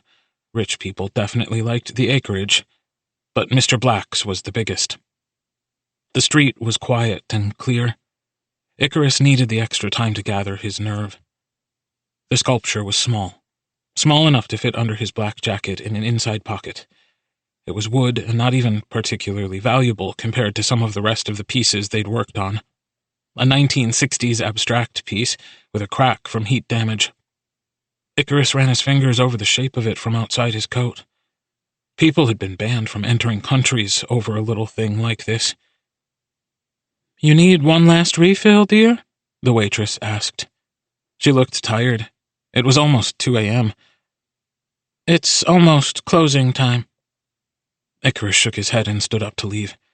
"No, thank you." He put a few bills on the table and headed to work. Crack. The alarm was on. He could tell from the whine that had taken him years to notice. Icarus grit his teeth in irritation for a moment, then tilted his head back and took a calming breath. He could do this. He took out his fabric-covered hammer and set about removing the back door from its hinges. Doing that was easier than most people with homes to protect would like to know. But it was loud, and that made it a liability. Icarus hated liabilities. He pulled the door open a few inches and slithered through the crack, pressing it gently closed. The house was quiet, but felt alive, noticeably inhabited. He could hear the TV upstairs and laughter near it, hushed as mouse chatter. Icarus flattened himself against the wall and slid along it toward the basement door. There was a thump a few floors above him, and his heart slammed in his chest. He paused, waiting in the silence. After a minute of nothing, he flew across the rest of the hallway and quickly typed in the code for the storage room. The door opened with a soft hiss, and Icarus darted inside, closing it behind him. The room was about 40 feet long and 20 feet wide, with 2 aisles of shelves perpendicular to the door. Unlike last time, when he could use his headlight camera to take pictures as slowly as he wanted, he was aiming for speed. So he turned the ceiling light on and sprinted down the first aisle. Mr. Black's collection was organized like a library. The least valuable items were unwrapped and at the front of the storage unit. The most valuable were wrapped in storage boxes or in the vault. They were further organized by region, but in an unofficial way that made it hard to navigate. The sculpture was in the 3rd row, on a shelf near the ground. It was next to a few other wood pieces Mr. Black clearly didn't value much, all of them unwrapped and covered in a fine layer of dust. Icarus sighed. He pulled out a mask and tucked the straps over his ears. He picked up the original sculpture and placed it in his jacket pocket, making sure not to scrape any of the particulates off the surface of the shelf where it had rested. He took out the small container of fuller's earth that they used, rarely, to replicate dust. Placing the piece the museum had sent his father on the ground, Icarus crouched over it and gently tapped a kabuki makeup brush in the fuller's earth. He brushed his thumb over the bristles, sending a fine mist over the figurine from above. Glancing every so often at the remaining objects on the shelf, he matched the particle density as best he could. Then he took 2 holding needles and pinned the figurine on either side. Using tension and steady strength, he lifted the statue off the ground, held fast between his 2 pins, to gingerly replace it on the shelf. He could feel the sweat beading at his temples as he lowered the sculpture back into the circle of clean metal where the original piece had sat. Though he could feel his arms shaking, the base perfectly filled the circle without scraping or smudging the perimeter. Icarus pulled the needles slowly away from each side, leaving only pinprick-sized dots where the sculpture had been handled. The adrenaline drained from Icarus in a dizzying wash, and he let out a breath of relief. He took a moment to study the figurine he was stealing. The forgery the museum had given them was worse work than Angus would have done himself. The real version was slightly lighter in color. They wouldn't have made this mistake, and Icarus idly wished they'd had time to make a better one.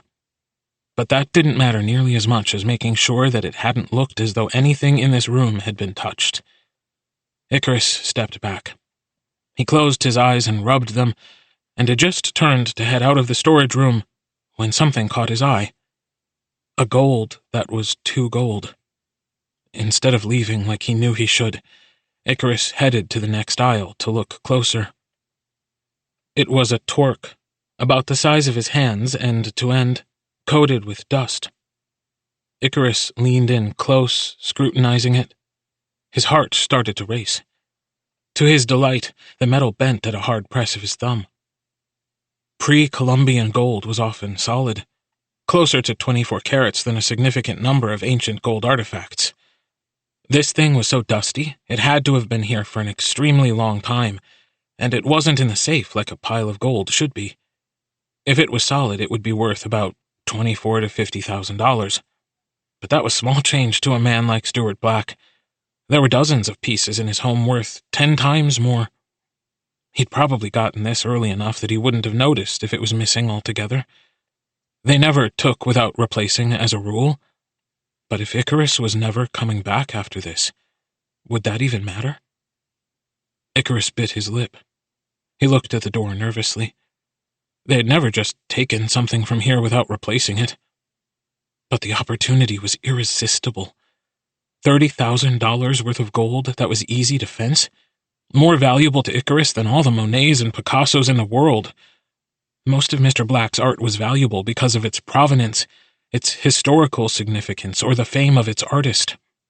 Its appearance on a traditional market would always raise red flags, and Icarus wasn't familiar enough with the black market for him to feel comfortable there.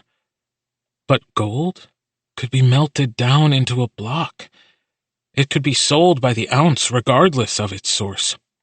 $30,000 was enough for a new start somewhere. With this torque, Icarus would have his chance to start fresh, to start comfortably, far from his crimes and his father and this house. Icarus opened his calipers and snatched a ceramic teacup from a nearby shelf.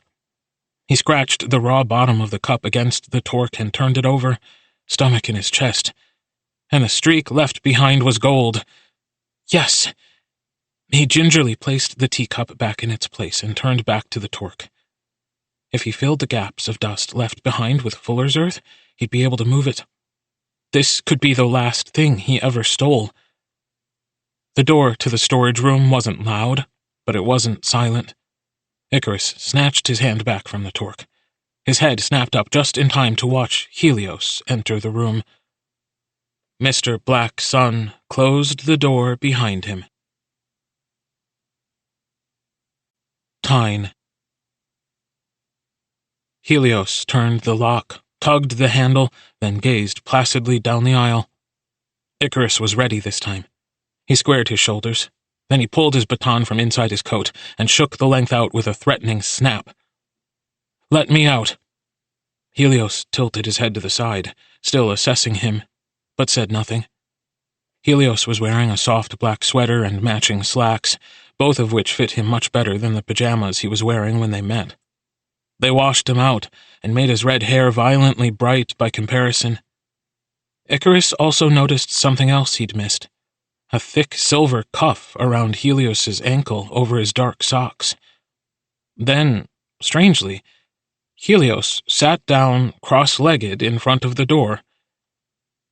"Please talk quieter, or he'll hear you," Helios said, low and soft. "What are you taking this time?" Icarus looked at the figurine reflexively, and then back at Helios. He immediately felt stupid for giving himself away like an amateur. "Come here. Sit down with me," Helios said. "I can't hear you from that far away." Icarus's eyes darted around the storage room ceiling, checking for cameras and potential exits. He glanced back at the vault. "Even I don't have the combination for that," Helios whispered. "Can you stop being so stubborn?" Icarus grit his teeth and tightened his grip on the baton. He strode across the room, twisting his wrist so the rod swished through the air with the promise of violence. But Helios just watched calmly. Icarus came to a stop 2 feet in front of the other boy and looked down at him. Helios's face was like a statue come to life. Crests and shadows in alabaster and blue. Cow-eyed, dimple-chinned, long-lashed beauty. In spite of everything, for one horrible second, Icarus wished that he had time to paint him. Icarus knew the figure he cut in black. He knew how he moved in uniform. But Helios stared up at him bravely still. Without breaking eye contact, Icarus reached over Helios's head and unlocked the door. Helios's hand flew up to grab Icarus's wrist, but he jerked away. "Stop touching me."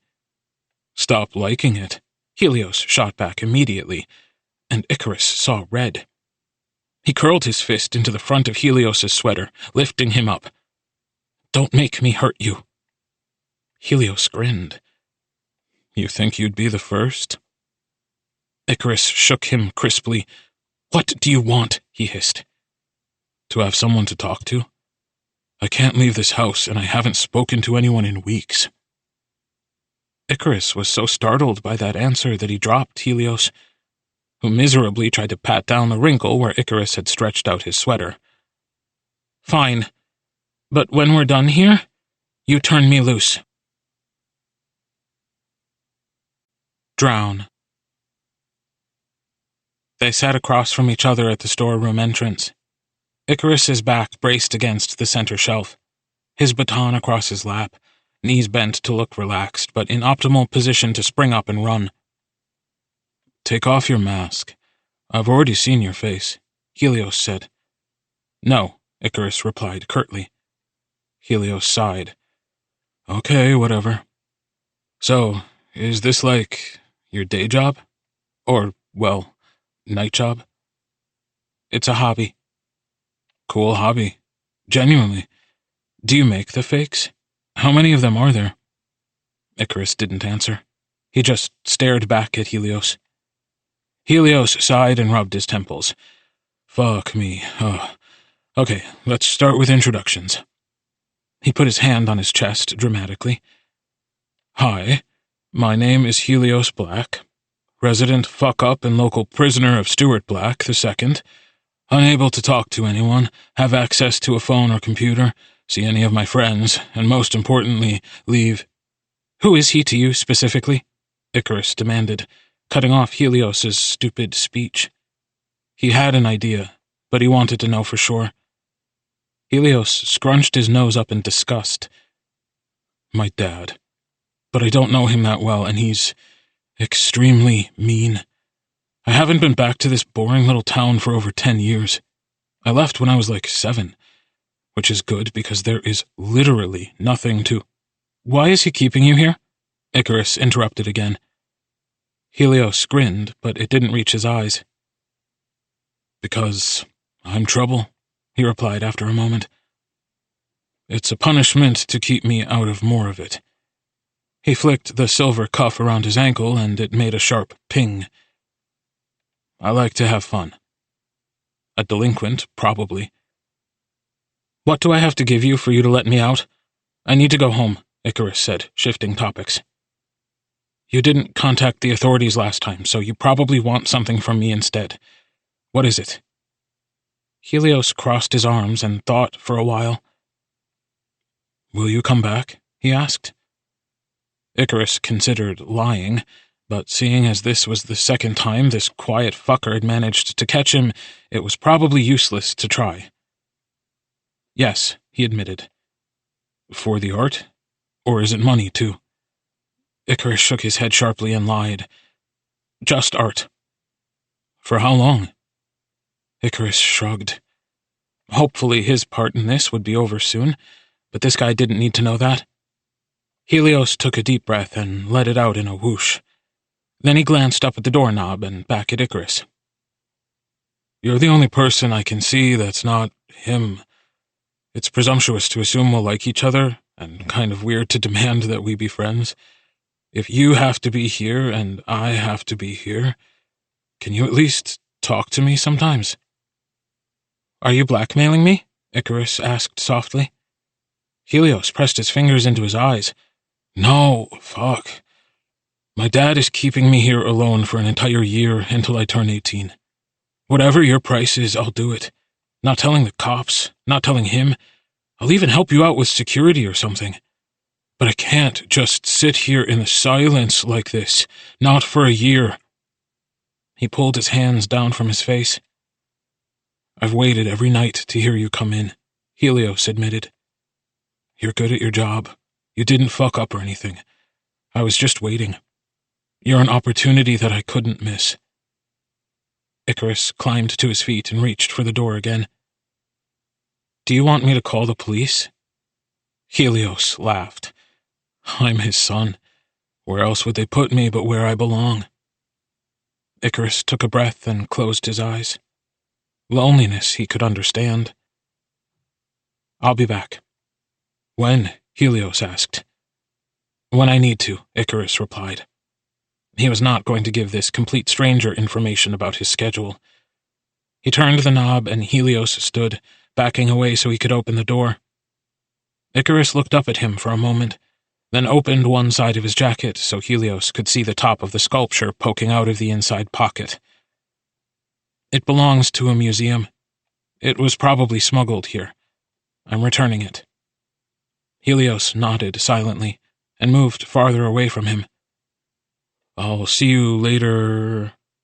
Icarus bit his lip, his name caught behind his teeth. Nothing you need to know, he said instead. Helios smirked. I'll see you later, nothing. Burr. Icarus slid across the hallway to the back door of the house, then squeezed himself back through the crack. When he glanced behind him, Helios was still there, backlit by the storeroom fluorescent, watching him. Domini nostri, Iesu Christi. Icarus closed the door, reinstalled the hinges, and walked back home. Wrath. The farther he got from the mansion, the more irritated he became. No offense to Helios and his situation, but Icarus really didn't need this sort of pressure right now. If his dad had listened to him in the first place, he wouldn't even be in this position. Icarus had never done anything that would make it reasonable for Angus to mistrust his instincts. He didn't deserve being ignored. It would never feel good to leave Helios hanging, knowing the parameters of his imprisonment. They could figure out a way to get child services involved, and then take a long break. Icarus didn't creep into his house. He walked in and closed the door hard. He strode down the main hall past his bedroom and the storage room and headed straight for his father's workshop. Angus was dust-blowing a granite piece that looked freshly sanded. He looked up in surprise as Icarus yanked the plug out of the wall. Icarus took the figurine out of his jacket and slammed it down next to his father's right hand. Angus let him leave without a word. Rare as it appeared, Angus never seemed like he knew what to do with Icarus's rage. He cowered before it. 3. Bereft, Icarus curled into a tight ball, squeezing his eyes hard until sparks danced behind his eyelids. His ceiling was a mess, half done, gray cutting roughly into the sunset oranges and pinks. He'd have to go back and get some primer to hide the mistakes and start all over again, and somehow that was upsetting him even more than tonight's chaotic events. Usually, after a large haul, they stopped for a month or so before picking back up again. Angus's schedule varied and special opportunities were unpredictable, but there were breaks. This would have been the beginning of one of those breaks, if they hadn't had to deal with this forgery. Now it was up to Icarus to show up there on his own. Helios probably wouldn't wait a month or two before assuming Icarus wasn't coming back. He would maybe wait a few days at most before freaking out and narking on him. Icarus knew he would in that situation. This entire situation was so frustrating and frightening. He didn't like being so reckless. My crucified Jesus, wash me with your most precious blood. Look upon me as the good thief. Qui juxtate in Calvariae crucipe pendit. Peccator, procerierbus suis redens. Sed conoscit numen tuum et vineam petit et querit. Iesu, memento me cum vineris in regnum tuum. Icarus closed his eyes and rubbed his temples. Thief problems, thief's prayer, but he hated to use it. He shouldn't be having to do any of this at all. Brown.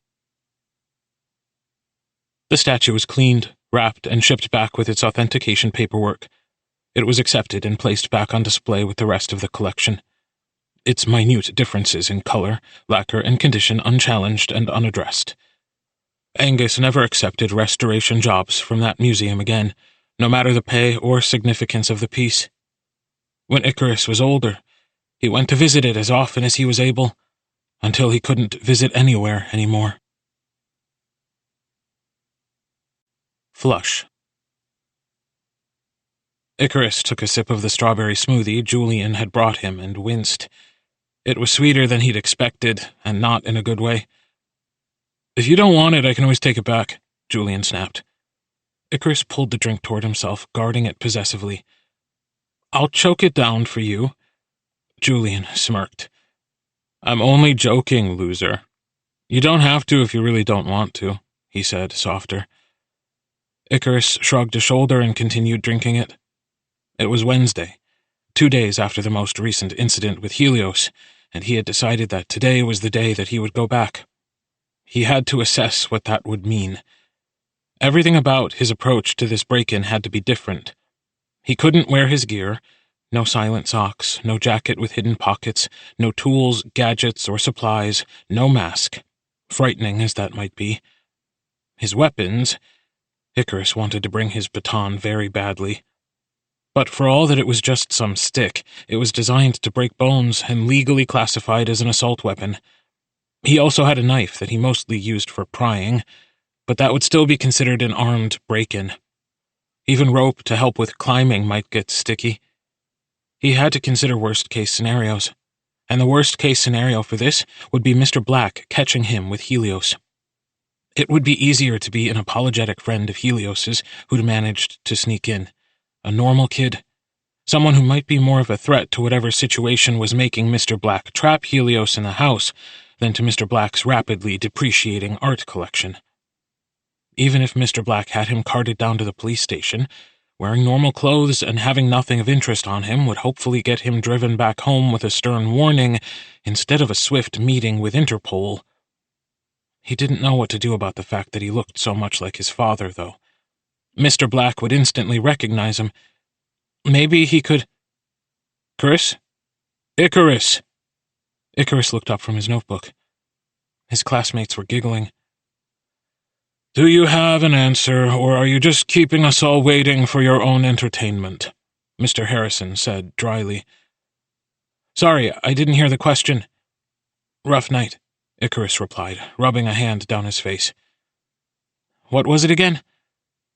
Mr. Harrison, a sarcastic and short-tempered man, stared at Icarus for a few seconds. "Mr. Gallagher, can you step into the hallway for a minute?" he said. A wave of exhaustion and irritation swept over Icarus as he stood. Worse, Mr. Harrison followed it up with a curt, "Bring your things." Julian watched him, worried, but Icarus just grimaced and cleared his desk into his backpack. He took one last sip of the smoothie, handed it back to Julian, and followed Mr. Harrison into the hallway. Great. Mr. Harrison had a hammy red face and brown hair that was starting to salt and pepper. Icarus rarely spent much time talking privately with teachers, because he was simply too boring and average to catch their notice. He was a straight B student. He never caused the sort of problems that would warrant negative attention, or made the kinds of achievements that would earn positive attention. His freedom depended on it. It was uncomfortable to be in a mostly abandoned hallway alone with this man. "Are you doing okay?" That was not what Icarus thought he would hear. I'm fine. Icarus thought quickly. "My upstairs neighbors just had a new baby, and the walls are thin." Mr. Harrison nodded and crossed his arms with a short chuckle. "That would explain it. All that wailing, and you don't even get to have a cute baby in the house. My wife and I didn't sleep for 4 months after our first. I was a mess. Even walked right into a stop sign." Icarus smiled and rubbed his eyes. "Yeah, it's all night long and first thing in the morning. I'm sorry about earlier." Mr. Harrison shook his head. "No problem, kid. I get it. But I'm still going to have to send you to the guidance counselor for the rest of the period. Talk to her, take a nap, whatever." He handed Icarus a bright pink hall pass, then put his hand on the doorknob to return to class. Thinking again, Mr. Harrison turned back to him. "The key is to stop sleeping when you're supposed to, and start sleeping whenever you can," he said. See if the guidance counselor can work through your schedule to come up with one that works better for you. Good luck, and try not to let this happen again." Icarus nodded and shoved the pass in his pocket. Drake. The guidance counselor's office was small, cramped, and hot. Her desk was at the back of the room in front of a window, which was wide open to let in the fall chill.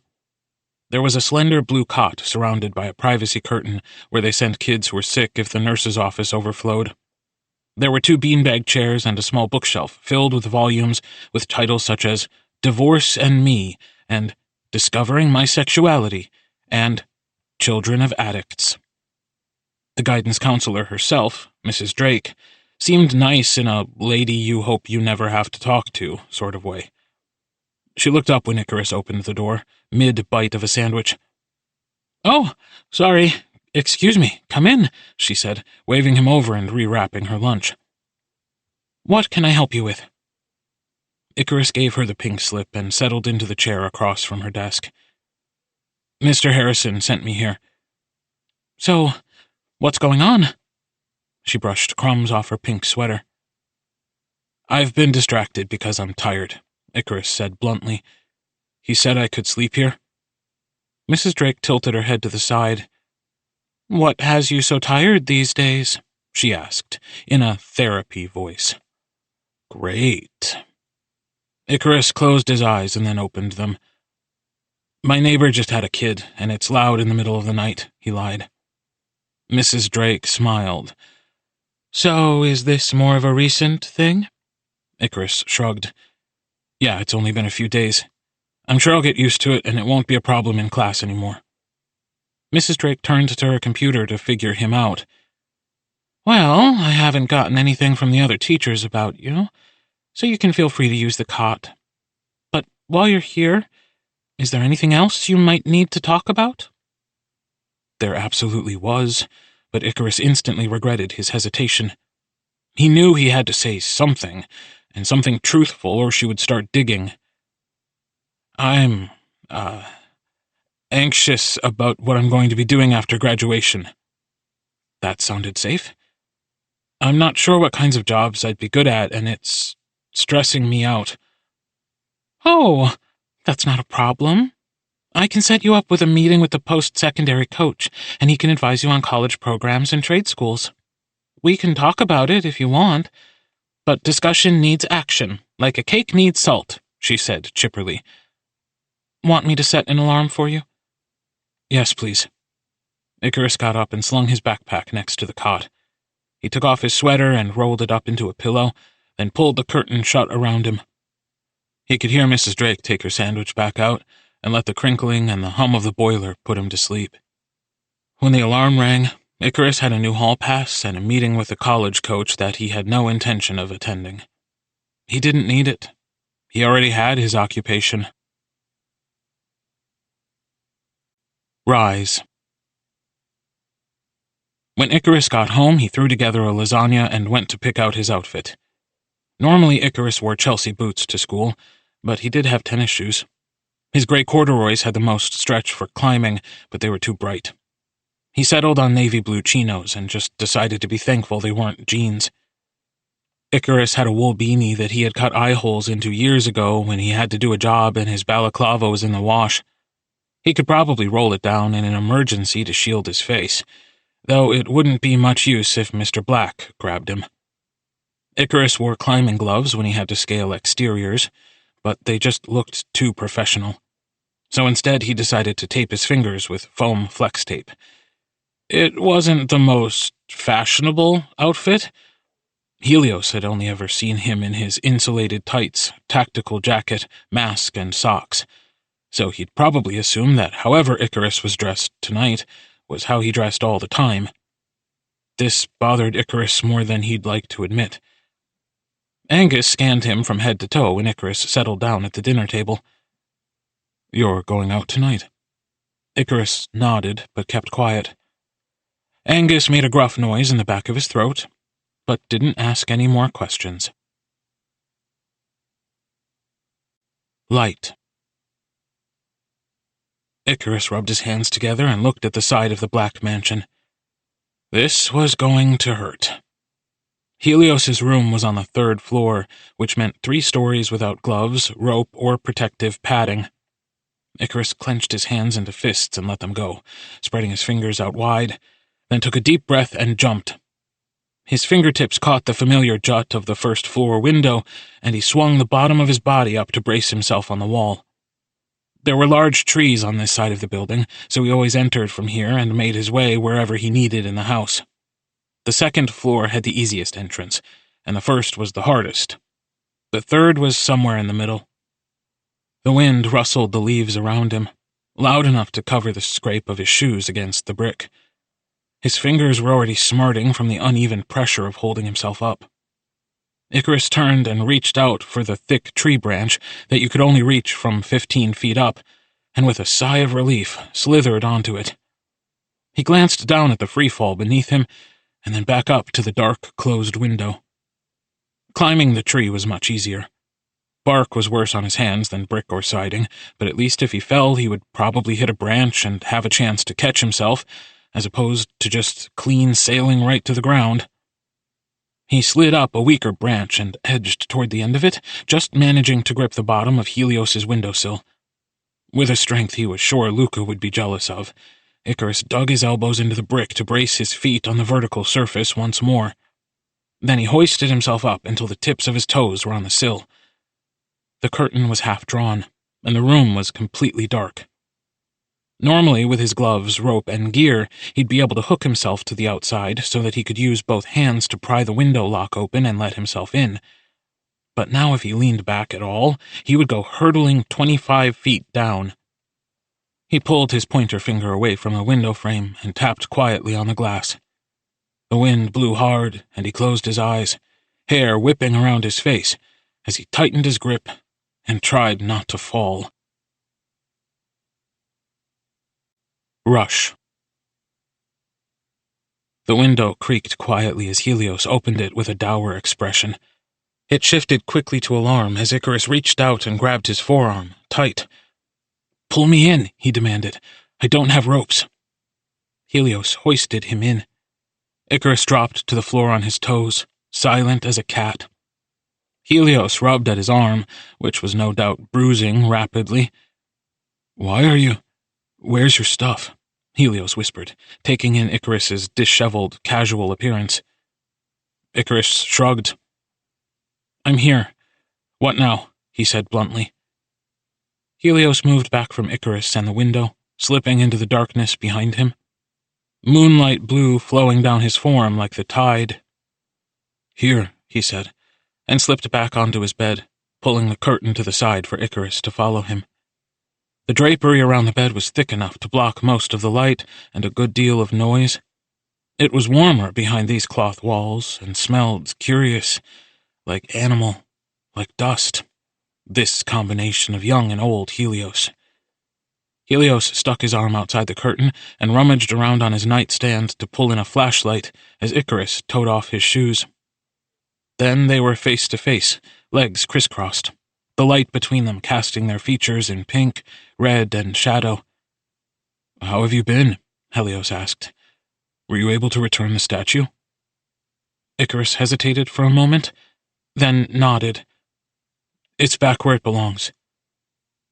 The silence between them was heavy. Icarus could feel the warm puff of Helios's breath in the small space. His knee was close enough to touch, but Icarus made sure they didn't. Helios followed Icarus's gaze. "It feels weird to be able to talk to you, but now you won't say anything," Helios admitted. Icarus cleared his throat and tried. "Do you still have my mask?" Helios rolled his eyes and reached beyond the curtain again. Icarus heard a drawer opening and closing, then Helios shoved a familiar piece of cloth at him. Icarus snatched it gratefully and without thinking, held it close to smell it. "It reeks of chemicals." "You do too," Helios commented, leaning back. "Like a Home Depot." "That's probably what my house smells like," Icarus admitted, pulling the mask over his head. "Wait, no! Don't put it back on," Helios exclaimed. Icarus paused. What? Why? I want to see your face. Icarus grimaced. It's not special. He tugged the rest of the mask on anyway. Helios's frown was exaggerated by the flashlight underneath his chin. You seemed really upset when I took it off the first time. Worse than just the shock of getting caught, Helios said, clearly to himself. I don't know why I expected any different now. It wasn't.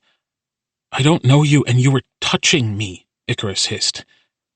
Oh, I was planning to ask about that. You're really weird about that. You don't seem to have any difficulty manhandling me, but God forbid we do the reverse. I don't want to talk about it, Icarus huffed. His face was starting to get hot. I'm not the kind of person who violates boundaries, dude. Don't worry. I'm not going to touch you if you don't want. Helios threw both hands up defensively, accidentally dropping the flashlight in the process. The beam wheeled crazily around the canopy. Then before either of them could grab it, it fell onto the floor with a loud thunk. Shit, Helios hissed, snatching it off the ground. He held up a hand in a quick gesture for silence, and they both paused to listen. With a thrum of dread, Icarus heard footsteps advancing quickly toward the room. Helios's clear eyes snapped to Icarus's in terror. Icarus tugged back the bed's drapery and snatched his shoes from the ground. He hid in a corner of the bed, lying flat across the mattress, shoes tucked under his chest. As Helios threw the thick comforter over Icarus's head, the door swung open. Cry.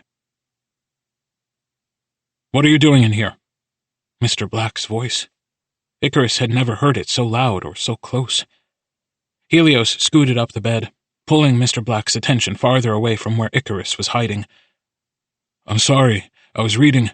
I dropped my flashlight. I'm sorry. The footsteps came deeper into the room until Icarus could hear Mr. Black's breathing. He clutched the edge of the comforter tighter. When I say go to bed, I mean go to bed. Please, I'm sorry. I'm sorry. Helios stuttered apologies like punctuation. There was a sound like nails scraping cardboard, and a gasp as the bed jolted. Silence, then the unmistakable sound of a book slamming into a wall. Then it was very quiet. Why is your window open? Mr. Black demanded. Icarus held his breath as Helios's father looked around the room. Helios sounded truly shaken. Mr. Black wrenched the window open farther to look outside it, then slammed it closed. I'm going to sleep. I'm sorry. It won't happen again. I'm sorry. Helios begged shrilly as Mr. Black did something Icarus couldn't hear, but could feel as the bed trembled. Icarus reached out a hand under the comforter and clasped Helios's ankle, firm. It wasn't much, it wasn't, but he hoped it helped. Whatever Mr. Black was doing, he stopped, and Helios gave a soft gasp of relief. Go to sleep. Now, Mr. Black snapped. The door slammed, and his footsteps echoed down the hallway. They took a solid 2 minutes to make sure he wouldn't return, before Helios reached down and covered Icarus's hand with his. Move. Helios wouldn't meet his eyes. Is he always like that? Icarus asked quietly. Helios just huffed, an angry, frustrated sound. His hand was clasped firmly over his ear. His face was red with embarrassment or anger or pain. Something. Icarus reached out, then faltered. You don't have to stay, Helios said sharply. It's not. Icarus pressed his lips together in frustration, trying to find the right words. You didn't even do anything. You don't know that. You don't even know me, Helios snapped. I don't have to know you to know that was unwarranted, Icarus said firmly. Don't be embarrassed about this. So what if you were scared in front of me? He's frightening. You're the one acting normal. He's not. That's all there is. Helios shut his eyes very, very tight and turned even further away. Icarus pulled the curtains open and got up from the bed. He heel-toe soft-walked silently across the room and picked up the book that Mr. Black had thrown, bringing it back to Helios's nightstand. "I won't leave you here alone in this situation," he promised. Helios stayed facing the dark. Icarus grit his teeth. He didn't know what else to say, so he slipped his shoes on and fled. Reem. The next day felt like a thick soup. He walked through the halls and sat in class, ate lunch, and went back to class in a haze dense enough to catch Celestina's notice. She dragged him out behind the school and into the woods. Icarus walked beside her in comfortable silence, thinking. He could still feel the bones shifting beneath Helios's skin. His skin had been so soft, softer than anyone's he'd ever felt. Hairy, too. He thought about the scrape of Helios's ankle monitor against his forearm. The wire-brushed metal was a tad too sharp. It should have been rounded and smoothed down for comfort, but it hadn't. And in a house as grand as that, it had to be intentional. A part of his punishment. The bed had shaken beneath him like nothing else Icarus had ever felt before. He'd only ever been in a bed alone. Sitting on someone's bed politely is one thing, but lying flat, his cheek crushed into the sheets, warm beneath the covers and touching, regardless of the circumstances, was new. New enough that, once the fear passed, his heart raced at the thought of it, playing like a skipping track. Celestina waved a hand in front of his face. "You're really out of it today, huh?" she said sprightly. Icarus forced a smile. If the look on Celestina's face was any indication, it didn't land. "Are you okay?" she asked, her pretty eyebrows pinching together.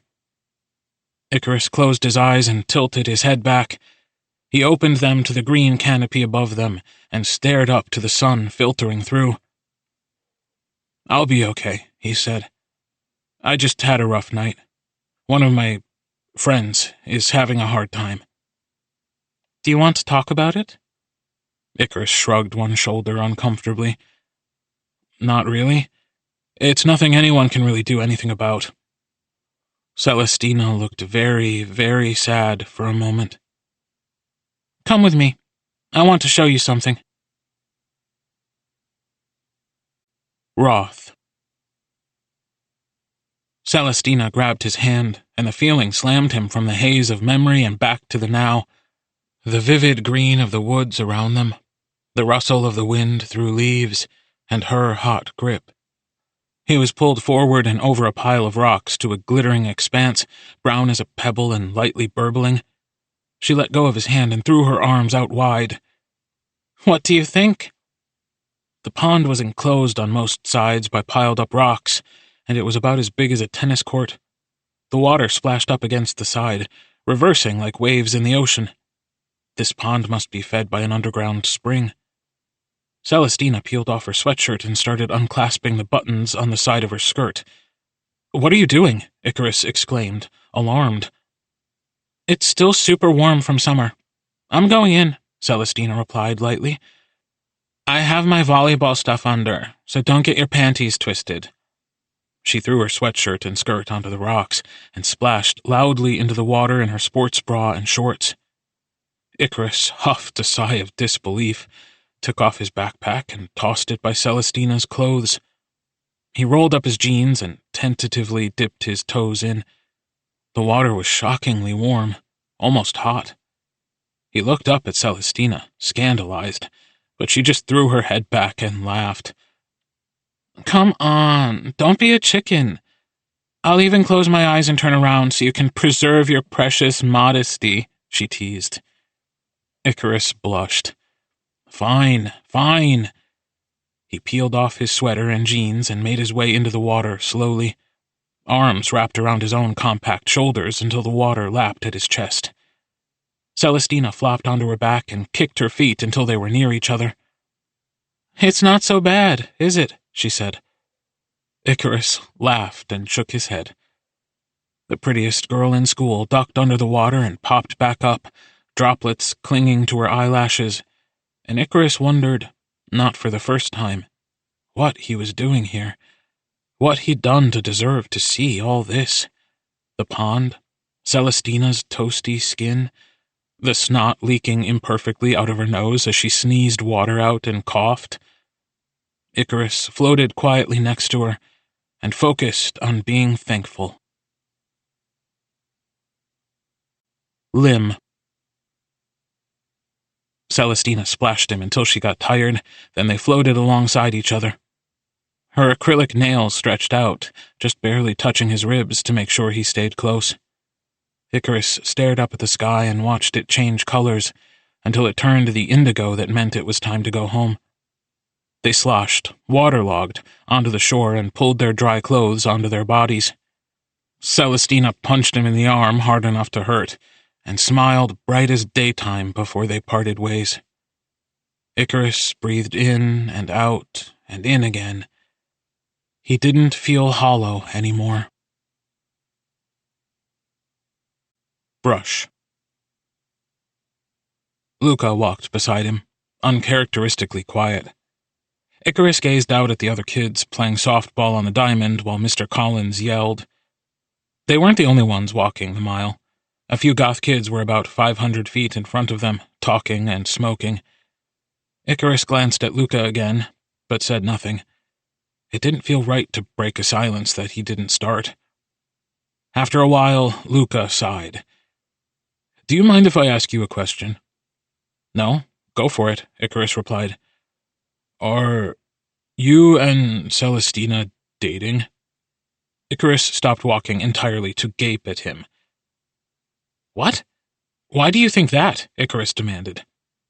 Luca stopped as well. He rubbed his temples, then pushed his hair back in what Icarus was starting to believe might be anguish. "You guys are just hanging around all the time," Luca said.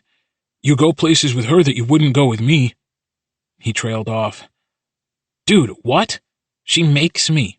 She's always grabbing me and dragging me here and there when she thinks I look tired or sad or whatever, and I'm not just going to push her away or anything. She's nice. She's just really nice," Icarus tried to explain. "And it's not like I didn't go somewhere I didn't really want to go when you asked me to come with you to lunch." Luca looked flustered and embarrassed. "Who even told you we were hanging out?" Luca shrugged and turned to gaze into the wind. Oh. "Hey, Luca," Icarus said, softer, even as his heart picked up speed. "I'm not dating Celestina. We're friends, just like you and me?" Luca turned back quick, dark eyes bright. "I didn't know we were actually friends either. I thought you were just tolerating me." Icarus's heart was doing somersaults in his chest. He wanted this. He wanted this so bad. But he couldn't have it. "Look, man." "Hey, you two. Start walking or pick up a bat." It broke the spell. Luca waved to Mr. Collins and they both picked up a quick pace. "You should have said you had a crush on me," Icarus joked tentatively.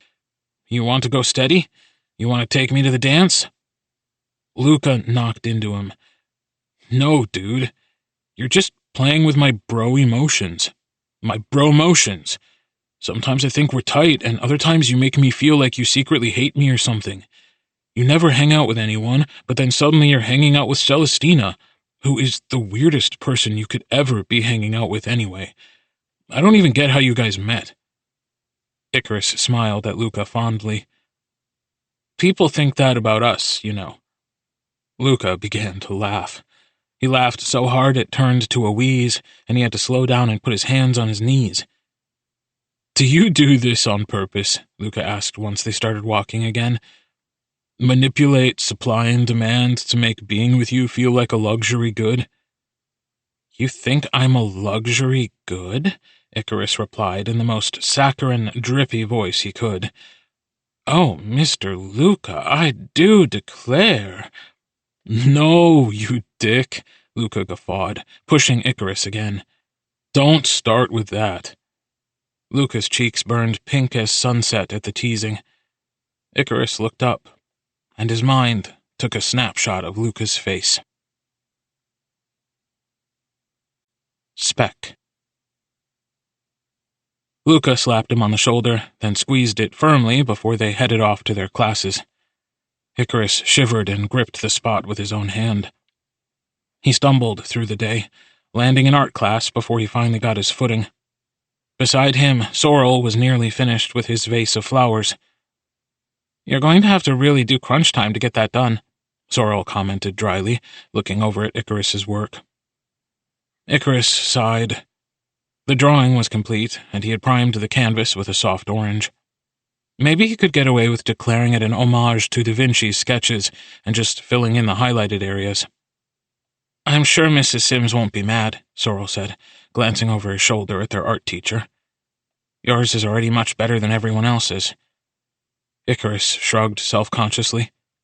He didn't like anyone comparing themselves to him, especially not over something like this, something he had trained in his entire life. "It's okay. I'm not really trying to do anything crazy here.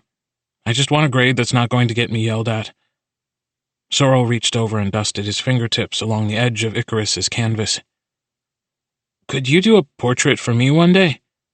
Icarus glanced at him sharply. He was already on edge from his earlier conversation with Luca, and it was alarming to hear this tone in Sorrel's voice, too. "What of?" "My grandma? I can pay you and everything," Sorrel said quickly. "She's turning 85, and I think she'd really like it. You're the best artist I know." Icarus took a deep breath and let it out with a stressed whoosh. "Are you sure she wouldn't prefer a picture of her made by her own grandkid?"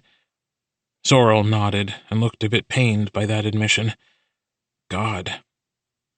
"Yeah, okay, fine. See if she'll settle for a pencil and charcoal piece. Where would she want to sit for it?" "In her garden, probably.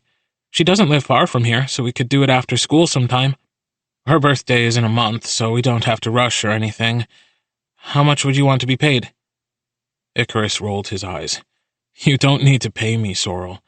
As long as this is a one-time thing, we're good to go." He didn't want to do commissions for high schooler wages.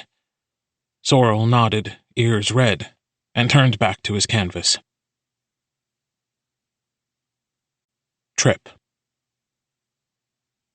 Every so often, Angus Gallagher traveled to give lectures.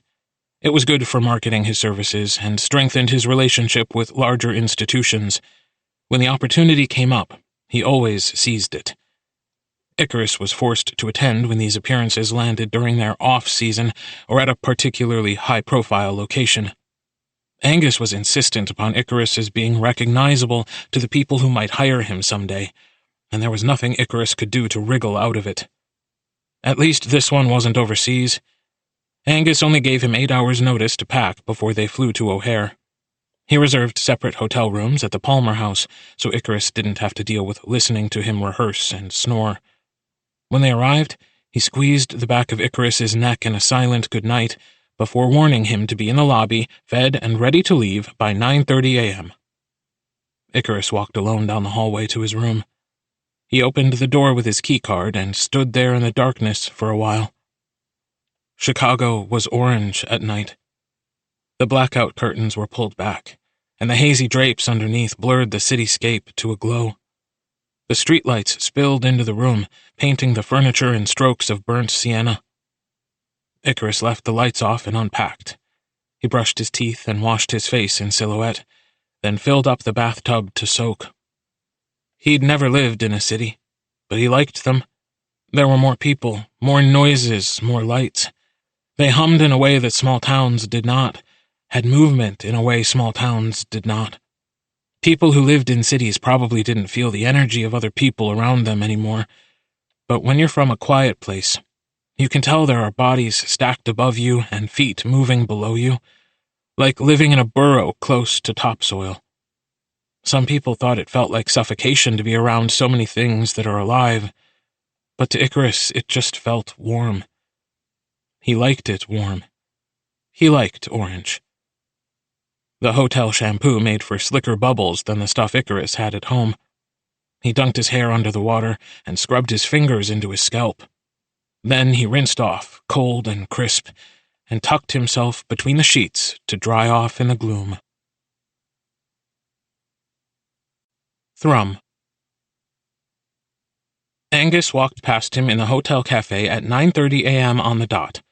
He tossed a firm, "Let's go," over his shoulder as he headed toward the door.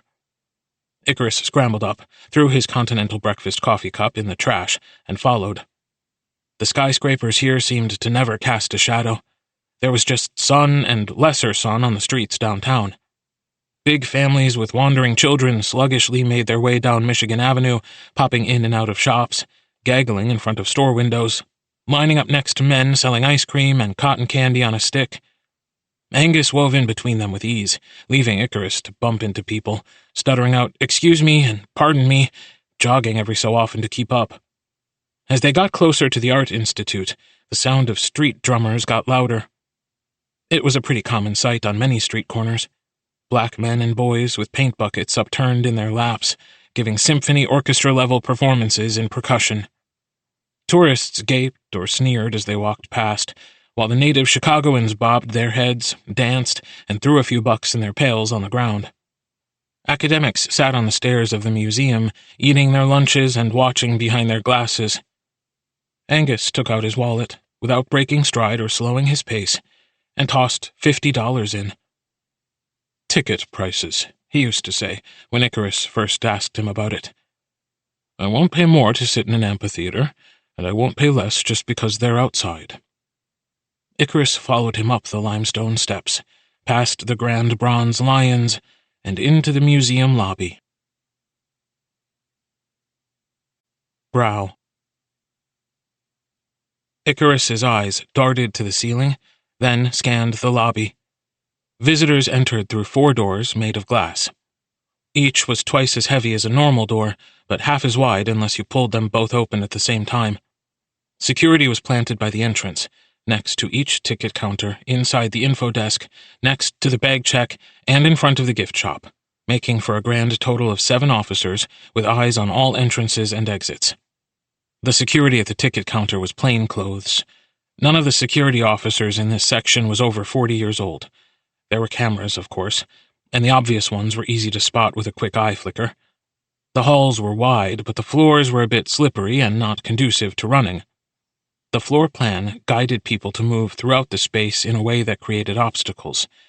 There were always 2 streams of traffic on both sides of any room, one going forward and one going backward. Any deviation from... A hand clamped down hard on Icarus's shoulder.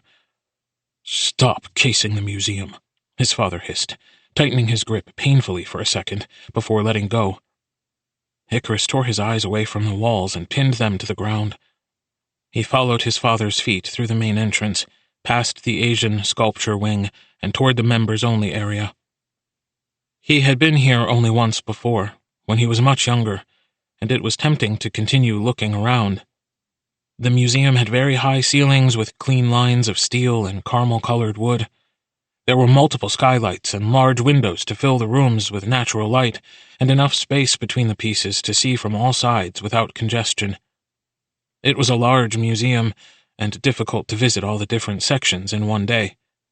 Icarus knew there was a good photography section here, and an interesting architecture wing in the contemporary art section, but he'd never been here long enough to get to them.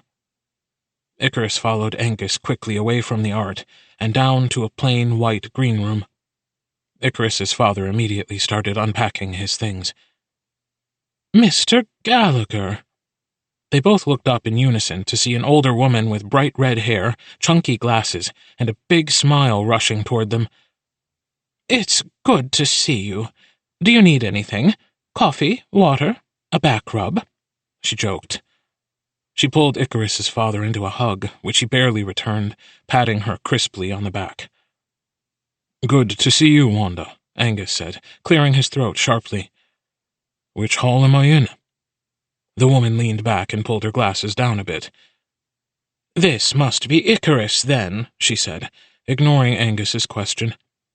Icarus grimaced and rubbed at his bruising shoulder. "You're almost as tall as your father, and the spitting image of him," she said, looking him up and down. "What a thing, genetics." "Thank you," Icarus said, glancing anxiously at his father, who just seemed angrier. "Well, I'm sure you don't want to sit and listen to this old windbag talk for a few hours. Do you think you could spare him, Angus?" "Which hall, Wanda? Concentrate," Angus snapped. Wanda rolled her eyes at him and waved a hand. "Fullerton Hall. They have a podium set up and everything." "Thank you," he replied curtly. "Go with her," he told Icarus, "and be on your best behavior. Don't touch anything." "Don't touch anything, he says," Wanda shrugged dramatically. "Like a young man would confuse this place for a petting zoo. Come on, son. Let's get you some breakfast." Wanda guided Icarus from the green room with a brittle arm and a strong wave of perfume. He looked over his shoulder at his father, but Angus had turned around and was already walking away. Institute. Wanda got him a muffin from the cafe, then set him free, pinching his cheek with a painful little shake.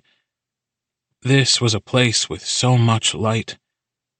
Icarus walked slowly, watching the people instead of the art. He had seen so much of it already that it was a bit more interesting watching people's reactions. He watched a family with triplets in the Asian art section, a gaggle of students in the tapestries, a couple on a date in South Asian sculpture, and an old woman alone in Greek antiquities. He was working his way through mid-century furniture and up toward their featured artist when he saw it. His father's work. Icarus froze mid-step. He pushed through the wandering crowd until he was standing before it, until he was sure. Icarus knew his father's hand, no matter where it was, could almost smell him radiating off the paint. This felt like blasphemy. Their art shouldn't be here. It should never be in a museum like this. It wasn't a restoration. It was an entire forgery. Icarus had carried the back end of this portrait up the Black Mansion's main staircase when he was 13, had ground charcoal for its darkest hues with a mortar and pestle. Mr. Black must have sold or loaned it to the museum. He wanted to snatch it off the wall, but he couldn't. An old man was listening to an audio tour next to him with the volume all the way up. He was smiling and nodding, appreciating the narrator's remarks about the color and the history. Icarus felt sick and angry. This painting was not even 5 years old. He pressed his palms into his eyes and forcibly calmed himself down. Then, disgusted with this entire experience, he went to find a place to sit outside the hall where Angus was speaking. Icarus would never let his own work find itself here. This shame was enough. Feed. Icarus kept his revelation to himself. When they were on their way out, he picked up an art book from the gift shop. He flipped through a few until he found one that had enough work he'd seen in person. His father raised an eyebrow at it, but didn't say anything. Angus hated prints.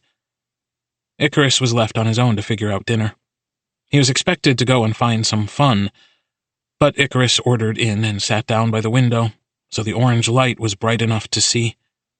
He annotated the pieces he'd seen in person, which ones he'd touched and what they felt like, whether they were the same size they seemed in print or much bigger or smaller, how they smelled, if he'd gotten to touch them, and, if it felt necessary, how much they'd sold for.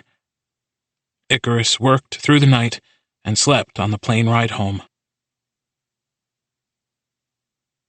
Monday. Here. Helios took the art book from Icarus's hands. I didn't wrap it because of the noise. I hope you understand, Icarus said. He leaned back against the bedpost to watch Helios flip through it. I don't know much about art, Helios murmured, but I have been to the Art Institute with school. Do you take things from there, too? What? No, Icarus scowled. That stuff belongs to the public. Helios gazed at him over the top of the art book, then tilted his head. Interesting distinction. Anyway, thank you for this. I'll read your notes. How is your ear? Icarus asked. Better. He just twisted it, and you've been gone for a week. Helios pushed the art book under his second pillow at the head of the bed, then sat up straighter to gaze at Icarus across the dark space. How often do you go out there? To Chicago, he asked. Icarus shrugged. I've only been there twice, but I've been to Denmark, France, Italy, London, LA, Detroit, Sweden, places with museums to visit.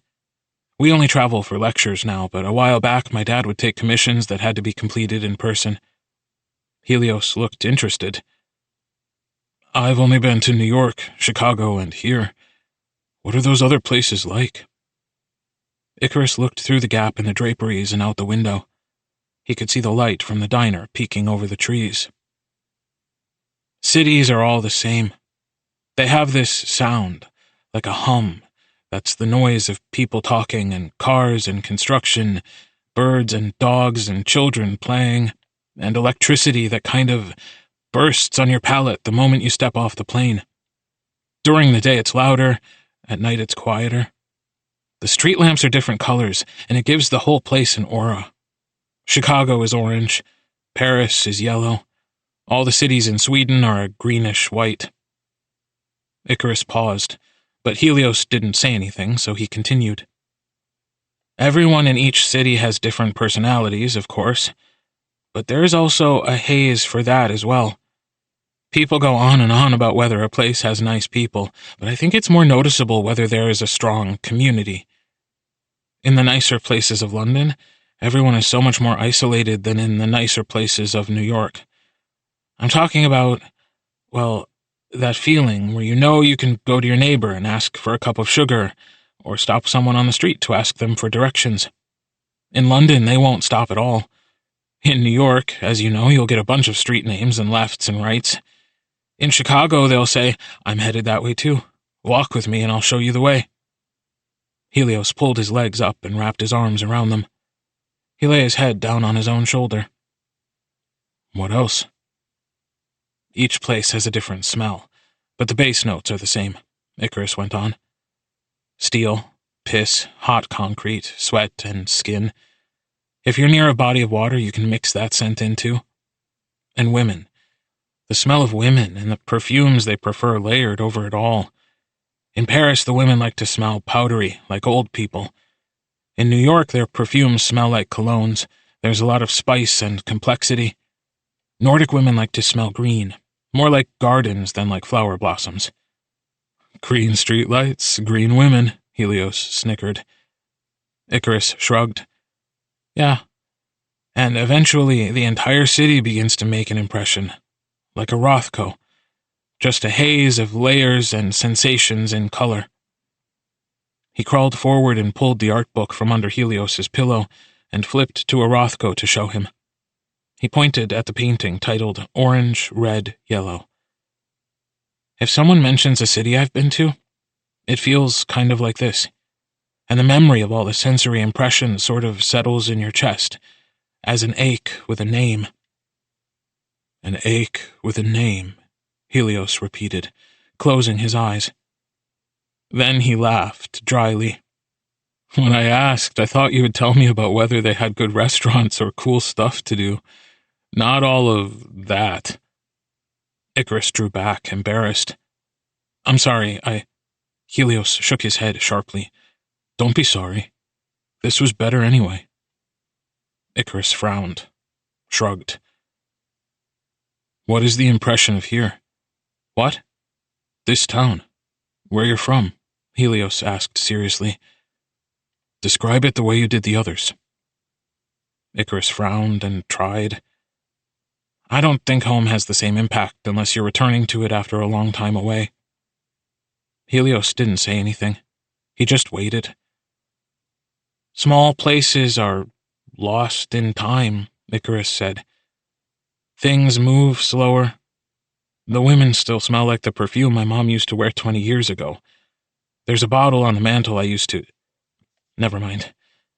The haze here is like black smoke and gray fog. It's a rainy place, and even when the sun is out, you can tell. The air is prickly with possibility, but the ground is magnetic and heavy. Going anywhere or doing anything feels like running in a dream. It's an open-air prison. I see. Helios brushed his fingertips across the surface of his quilt. What is it for you? Icarus asked boldly. Helios shrugged. The green of the wood, the blue of the sky, quiet, violence, and you, perched in my window frame. Oh. Yeah. Oh. Blowing. What do you do when I'm not here? Helios stretched out his legs, his feet mercifully a full 6 inches away. Icarus eyed them dubiously and considered scooting even farther back. What do you think? Helios replied. I read, write sometimes, work out. Like I said, I'm not allowed to use computers or have a phone. But I also have chores. I'm not even allowed to have coffee or sleeping pills. It's excruciating. What do you write about? Helios smirked. Nothing creative. Just journaling. I have a supervised phone call with a counselor every week, and she's making me write down my life experiences so I can reflect on them. I'm not sharing my diary with you, so don't even ask. Icarus grimaced. I would never ask you that. Helios tapped his fingers on the pillow next to him and chewed his lip. I think about it sometimes. What my friends back home would think of you. I'm sure they wouldn't think of me at all. I'm not entirely unlikable, but if they were anything like you, I would probably avoid them. What do you mean? Are you telling me you're popular or something? Helios said, clearly joking. You're always giving dark and broody. I didn't expect that. Well, expect it or not, I am, Icarus replied bluntly. In a way. This whole thing consumes most of my time, but I'm not an outcast if that's what you were imagining. My friend Luca won prom prince last year. He hadn't been friends with Luca then, but it was still true at the end of the day. Helios laughed and shook his head. Okay, whatever you say, buddy. Anyway, I think they would like you. There's this girl named Star who is super into EDM. Boomerang and Snakebite both go to the High School of Art and Design, and they'd lose their minds over you. My best friend Ghost would be really into you for, slutty reasons, but he's mostly into everyone for that. Icarus rolled his eyes. Does anyone you know have a real name? Yeah, but nicknames are more fun, more personal. What was your nickname? Helios grinned. Helios is strange enough. I didn't have one. Do your friends call you nothing? Icarus rolled his eyes. No. What should I call you then? Icarus didn't answer. Can I call you my friend? Helios pushed. He dragged the tips of his fingers across his own arm, over the new bandages that Icarus didn't want to ask about. That would preserve the allure of anonymity that you seem to enjoy. That's fine. Well, my friend, I think you would have fit in with the people I knew before this. Would you like to meet them? When I get out of here, of course. Helios curled so much pleasure into the words my friend that Icarus could hear them dripping in the night air. He shivered. Maybe. I have to go. Icarus got up and slipped his soft shoes back on. Helios watched in silence. Icarus paused in the window. I'll bring you coffee next time I come. Sweet. Icarus picked a brand with a price that made his eyes water. Then he ordered a pour-over brewing system and an insulated glass water bottle to transport it. Coffee from the diner across the street was fine. This would be better. Tuesday. Julian gave him a curious pale orange drink with ice in it. What is this? Orange Julius with a bit of caffeine. They don't make them at Starbucks, so I had to give instructions, he said, plonking down in his seat. Icarus took a sip and grimaced. I won't say it's good, but it could be nastier. Julian winked and clicked his tongue twice, cheekily. Noted. His frizzy curls were kind of flat on the left, like that was the side he slept on, and he was wearing a brown corduroy jacket. The way the sun was shining through the window lit up all the fuzzies on his clothes, the translucent hairs on his skin, the ends of his ringlets in gold. The pencil in Icarus's hand started scratching his silhouette on the paper in front of him aimlessly. He smudged the graphite across the page until it caught the light, pressed until the shadows were dark as ink. The hollow behind Julian's ear was sweet and soft. The stitching on his jacket was a lighter brown than the fabric. When he turned just right, Icarus could get the tip of an eyelash peeking out from behind his cheek. "Do you want to be my partner?" Julian whirled around. "I've got some free library time today." Julian paused and looked down at Icarus's work. Icarus startled and felt his cheeks begin to color, but Julian didn't comment on the drawing. "We just got an assignment. It's due Friday and it's like 15% of our grade. I figured you probably weren't paying attention and it looks like I was right." Julian scowled. "Don't you have an entire class to do this art shit?" "You don't have to babysit me, Julian. I'm not going to forget to do my work." Icarus covered the drawing with his hand. He didn't like the way Julian was looking at it. Julian flicked the top of Icarus's hand hard. "Ow, what the fuck?" Icarus hissed. "You can do art whenever. Are you going to be my partner or not?" "Why do you even want to be my partner?" Icarus rubbed at his new welt. "Why can't anyone else work with you?" Julian rolled his eyes. "None of my other friends are in this class. I'll meet you in the library at 5th period. He stood up and slung his backpack on his shoulder. "You better show up, idiot."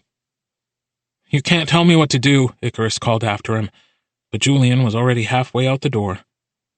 "5th period, Gallagher." Cost. Julian was waiting for him at the front door, practically pushed him through it. "Glad you showed up." Icarus slung his messenger bag over one of the chairs and settled down across from Julian. Julian took out a notebook and a permanent marker. He liked writing big and bold, even when it bled through the page. "I think we should split this project up into pieces we can do on our own, and then come together in the library to arrange the presentation together before it's due," Julian said. "That way we don't have to keep meeting up outside of school hours for the rest of the semester." "Sounds good. What are we supposed to be doing it about?" Julian made a face. "We can choose, but since you obviously don't know or care about what we've been studying, I'm going to pick for us. I want to do a presentation on labor strikes.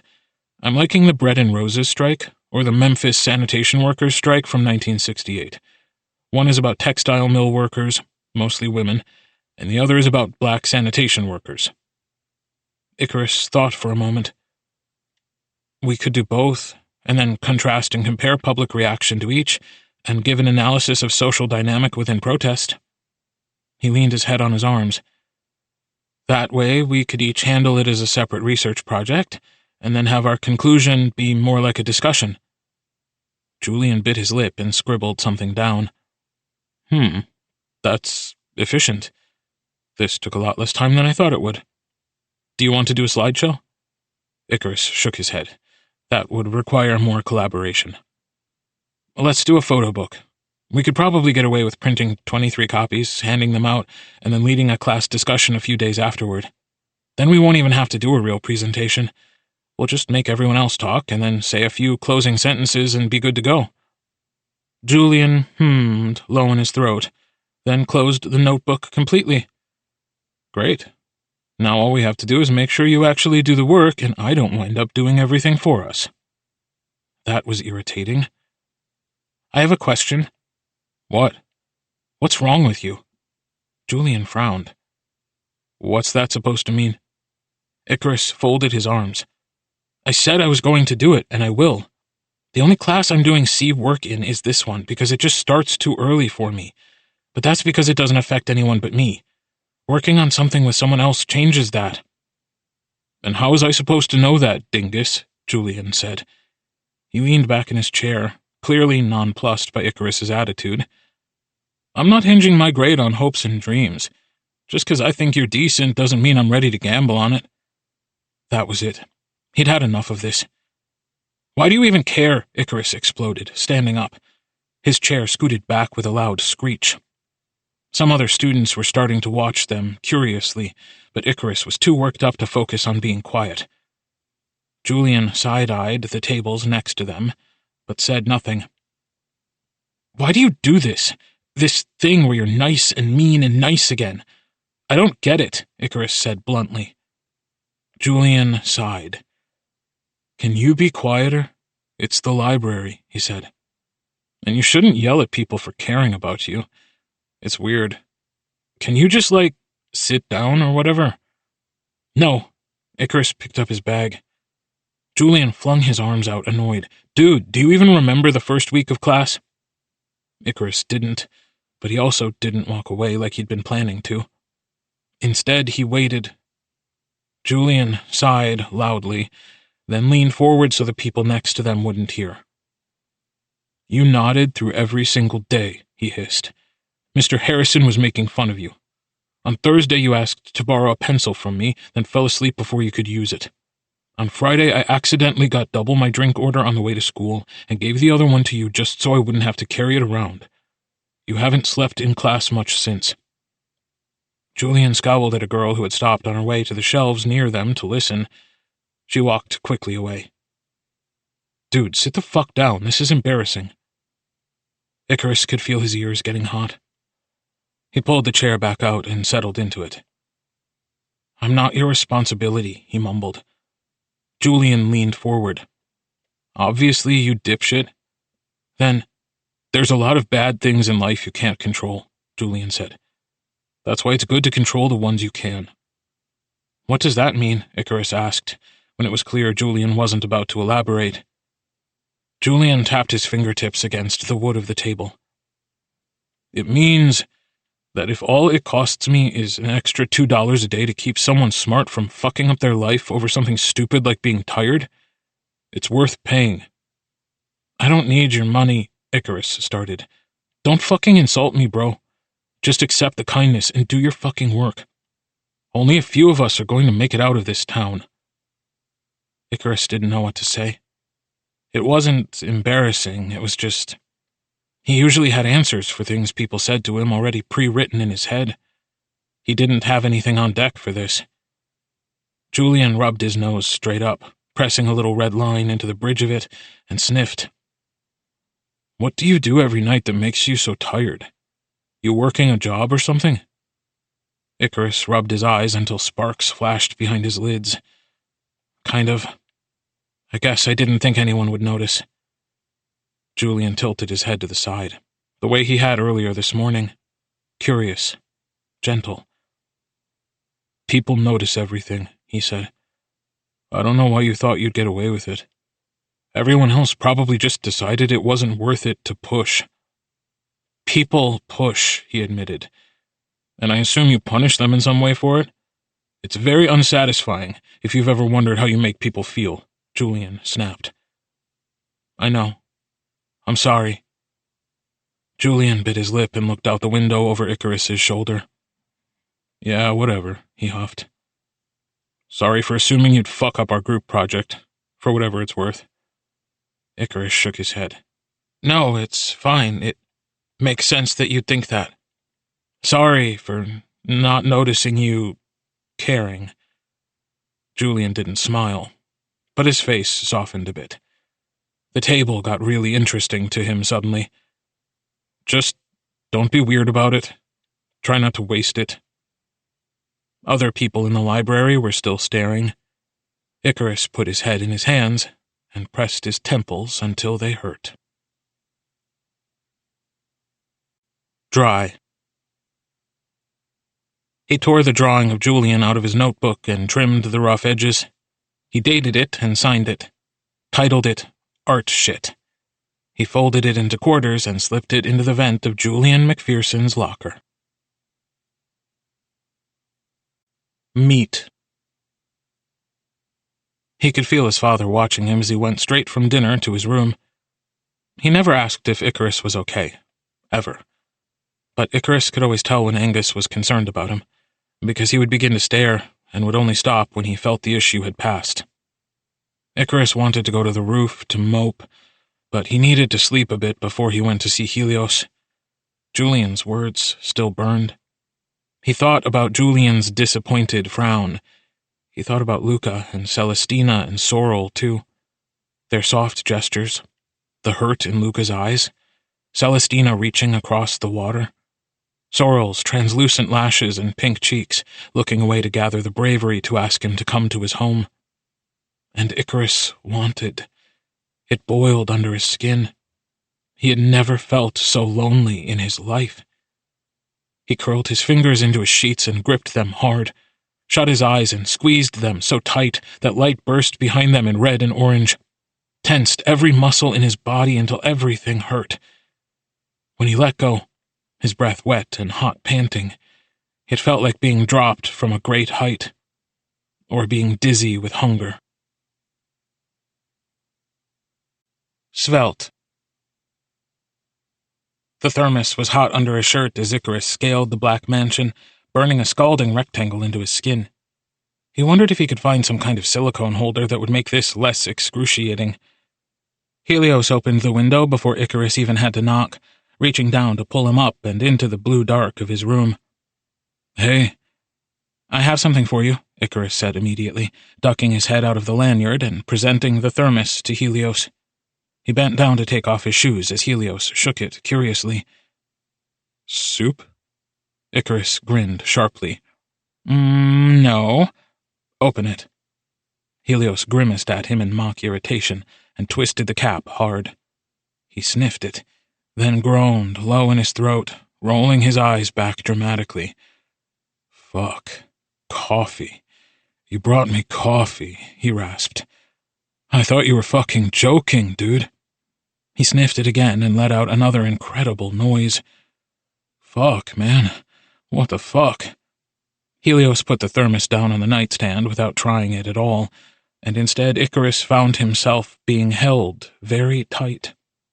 His cheek was touching Helios's neck, his face buried in the curve of Helios's shoulder. That blinding red hair was brushing his ear, warm and close, and Icarus felt weak, and his heart was screaming, and he could smell everything at once. Cotton and Dove soap, and something sharp and animal, like the smell of Helios's bed, but fresh from the source. When Helios pulled back, he clapped a hand on the back of Icarus's neck and squeezed. For the first time ever, it quelled that urge to reach out, like blowing the light off a candle. Icarus wanted to bite his lip and groan. "Was that okay?" Helios asked. He looked concerned. Yeah, it was fine." Icarus knew his face was red. How could it be anything else? "You look like I just punched you in the stomach." Helios laughed dryly. He glanced back at the thermos. "I can probably get some cream in a mug from downstairs. Do you mind waiting?" No, that would be good." Helios smiled, shy, and slipped out of the room. Wheat. Helios only brought one mug. He shrugged at Icarus's curious gaze and didn't explain himself. The room filled with the scent of French roast, woody and strong. Helios closed his eyes and let the steam caress his face, breathing in long and hard. His eyebrows pinched like he was about to cry. It felt too intimate to watch. Icarus got up and took off his sweatshirt. He slid across the floor and put it at the bottom of the door to cover the gap and block the scent from getting into the hallway. When he turned to head back to the bed, Helios was taking a long drink. "What do you think?" Icarus whispered. "If you had brought me instant swill, worse than the kind they have at the airport, I'd still be fucking jazzed. But this tastes like... It reminds me of intelligentsia, but smoother. Sweeter," Helios said. He pushed the mug into Icarus's hands. Icarus looked down at the rim, still wet from Helios's mouth. His eyes flickered up without his permission, and Helios was watching him, his gaze liquid in the dark. Icarus took a sip, and it was... coffee. Bitter, smoky, rich from what had to be full-fat cream, but he wasn't a connoisseur of these things. He didn't swallow it slow like liquor, like Helios. He handed the mug back. Helios took another sip. They traded the mug back and forth until it was empty, and Helios put it on the nightstand. Then he closed the thermos, even though there was still some coffee left inside. "Can I keep it and give it back to you the next time you come?" Helios asked hopefully. "It's yours. This is for you." Icarus cleared his throat. I'll refill it when you're done." Helios smiled. "I keep thinking about—" Icarus started, then stopped. He twisted his fingers together in his lap. "It's okay. What are you thinking about, my friend?" Helios whispered. Icarus's heart kicked up, and sweat broke out on the back of his neck. But the time seemed right, and there was no going back from here. Not when he'd started so strong. Not when he was being looked at like this. "I keep thinking about when we met. For the very first time." Helios grinned, amused. "Oh? What about it?" He crossed his legs and put his chin in his hand. "You said, 'How long have you been doing this?' And you weren't scared at all. Why?" Helios watched him for a second before answering. "Because I recognized you, and I'm stronger than you." A shiver of some feeling Icarus didn't have words for slammed into him so hard he had to hold back a gasp. "Because I'm stronger than you. I'm stronger than you. I'm stronger than you. He's stronger than you? He thinks he's stronger." "No, you're not," Icarus said hotly. Helios laughed quietly. "We could test it. Bet on it. Arm wrestle?" Icarus could hold up his entire body with the strength of one hand. "Fine. But if I win, you can never say anything like that to me again," Icarus hissed. Helios's amusement filled the room like a cloud. Torch.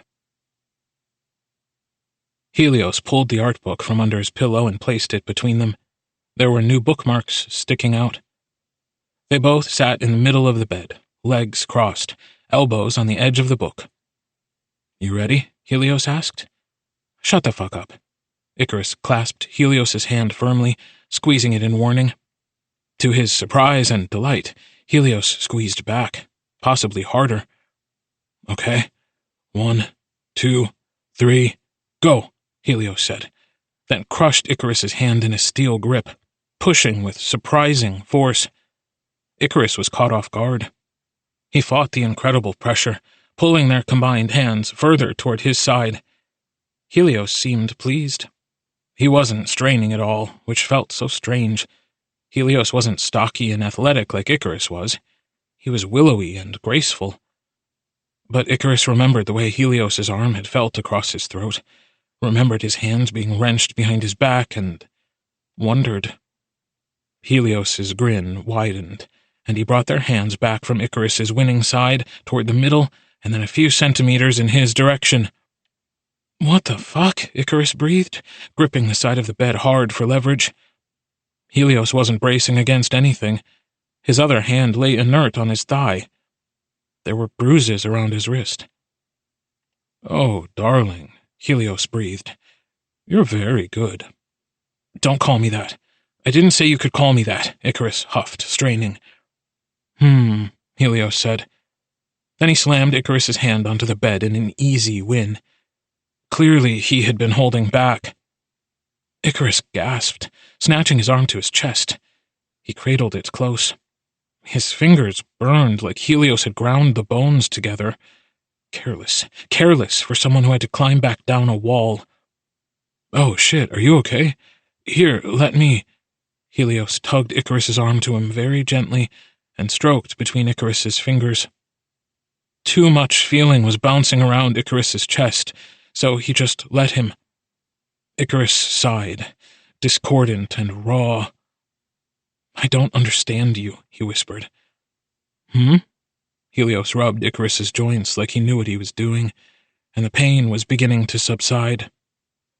"I think about this all the time," Icarus confessed. "I don't understand you. Everything about you throws me off guard, and I feel like I don't know what I'm doing. I never feel like that." "Never?" Helios seemed amused again. Well, that sounds lucky. You know what I mean, Icarus said seriously. Helios tucked his grin back into the corner of his mouth, like a secret, and looked up into Icarus's eyes. I'm a dancer. I lift a lot of people. Helios raised one shoulder, clearly trying to be casual, clearly trying to brush it off. Ballet, you know? People don't really think of us as strong, but we kind of have to be. Don't feel bad or anything. I'm sure if you spent the last couple years tossing around all your friends, you'd blow me out of the water. He pressed into the webbing between Icarus's thumb and pointer finger and worried the skin until the throbbing faded to a warm glow. Thanks, Icarus said. Don't sweat it, Helios replied. He lay Icarus's hand down on Icarus's knee and then folded his own in his lap. So, what do you want? Icarus asked. What did you win from me? Helios tilted his head back to gaze at the canopy above them. You bring me so much already, he sighed happily. What more could I ask for? Icarus waited patiently in the silence. He wasn't a sore loser, and he knew when it was important to be quiet. Helios started, then stopped, hesitant. Can you hide with me under here? Flow. It was even darker under the comforter. Icarus could feel Helios's breath on his face, even though they were more than a foot away from each other. The proximity was dizzying. It was indescribable. He was like a sunflower stretching toward the light. When I was a kid, I always used to imagine someone with me under here, Helios admitted. When things got really bad. Icarus stayed quiet. It would have been easier if I had siblings, I think. At least we could have talked to each other about it, or hid together, Helios whispered. If I had been there, I would have hid with you. Icarus moved closer. Helios laughed softly. Thanks. And thank you again for the coffee. It was a really nice gift. It's nothing, Icarus said, swallowing hard. It's everything, Helios insisted. Some friend I am. You bring me coffee and I almost break your hand. I underestimated you. You just taught me never to do that again, Icarus said dryly. But anyway, now I know you're a ballerina, you'll have to show me all of that. It was like he could feel Helios raising his eyebrows. You'd watch me dance? It'll either be very pretty or very funny, both of which appeal to me, Icarus said. Helios laughed, and the puff of air against his face made Icarus feel like he was drunk. Whatever, man. I'll knock your socks off. I don't even know if you could do it quiet enough for your dad to not burst in here like a maniac, Icarus said. I'll probably never see it. He does leave sometimes. The hard part is letting you know when he'll be gone without a phone. A fingertip grazed the side of Icarus's wrist. He comes and goes randomly through the day. Helios stopped for a full minute before saying, much quieter, This Friday he has an overnight trip, though. You could come then. Icarus pulled back from the questioning touch. This coming Friday was homecoming. He had been trying to push it from his mind. I'll make some time. Dawn. Icarus was terribly warm. Someone was stroking a hand through his hair. He arched into the touch with a sigh, stretching his arms until his elbows cracked. Gentle laughter puffed against the back of his neck. Oh, you're sweet like this. Icarus's eyes snapped open. He was still at Helios's house. He sat up sharply and hopped out of the bed. What time is it? He said groggily. 4 a.m. You have about a half hour until sunrise, Helios said. His hair was sticking up wildly, mussed from sleep. You're lucky. Icarus shoved his feet in his shoes. We can't do that again. Why not? Helios asked. Icarus decided not to answer him. He flexed his fingers to make sure they were still good for the climb down, then he wrenched open the window. Are you coming back? Icarus spared a precious second to really see him. Helios looked scared. Icarus didn't like that look on Helios's face. Always, he promised. I'll see you soon. Go back to sleep. Spell. Icarus wrapped his arms around himself in the early morning chill and jogged quickly across the street. Helios had been a bit off with his timing. The world was already light blue, even though the sun hadn't come over the horizon yet. It was bright enough to see. Hey! Hey, kid! Louder this time. Icarus looked up. A sweaty-looking man with a comb-over had his keys in the door of the diner.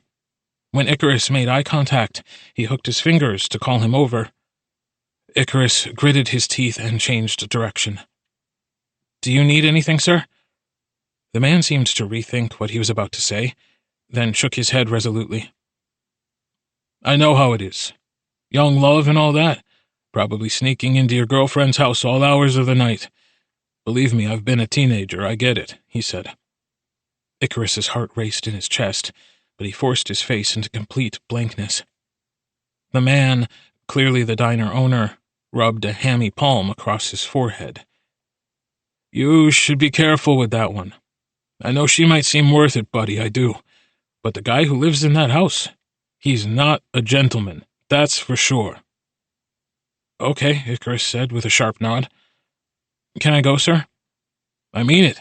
Yous two can see each other at school, or, hell, maybe even get a booth in the back here. It's not worth it. He shook his head and unlocked the door. Fucking maniac, he muttered. Yes, sir. Thanks for the warning. Icarus looked down the street, then reconsidered and asked, Do you see him often? The owner scoffed. Oh, no, him? He's banned. 10 years now. Broke a waitress's wrist, he grabbed her so hard. Just spilled a little coffee on him once. I mean, it was her fault, but you don't have to get physical over all that. It's a matter of respect. He pointed a finger at Icarus's chest. I says to him, you can't treat the girls like that. Not in my house, not under my roof. Then he broke a few glasses here and there, hollering. But he ain't been in since. We got a picture in the back so the new girls know not to let him in. Icarus grimaced. Okay.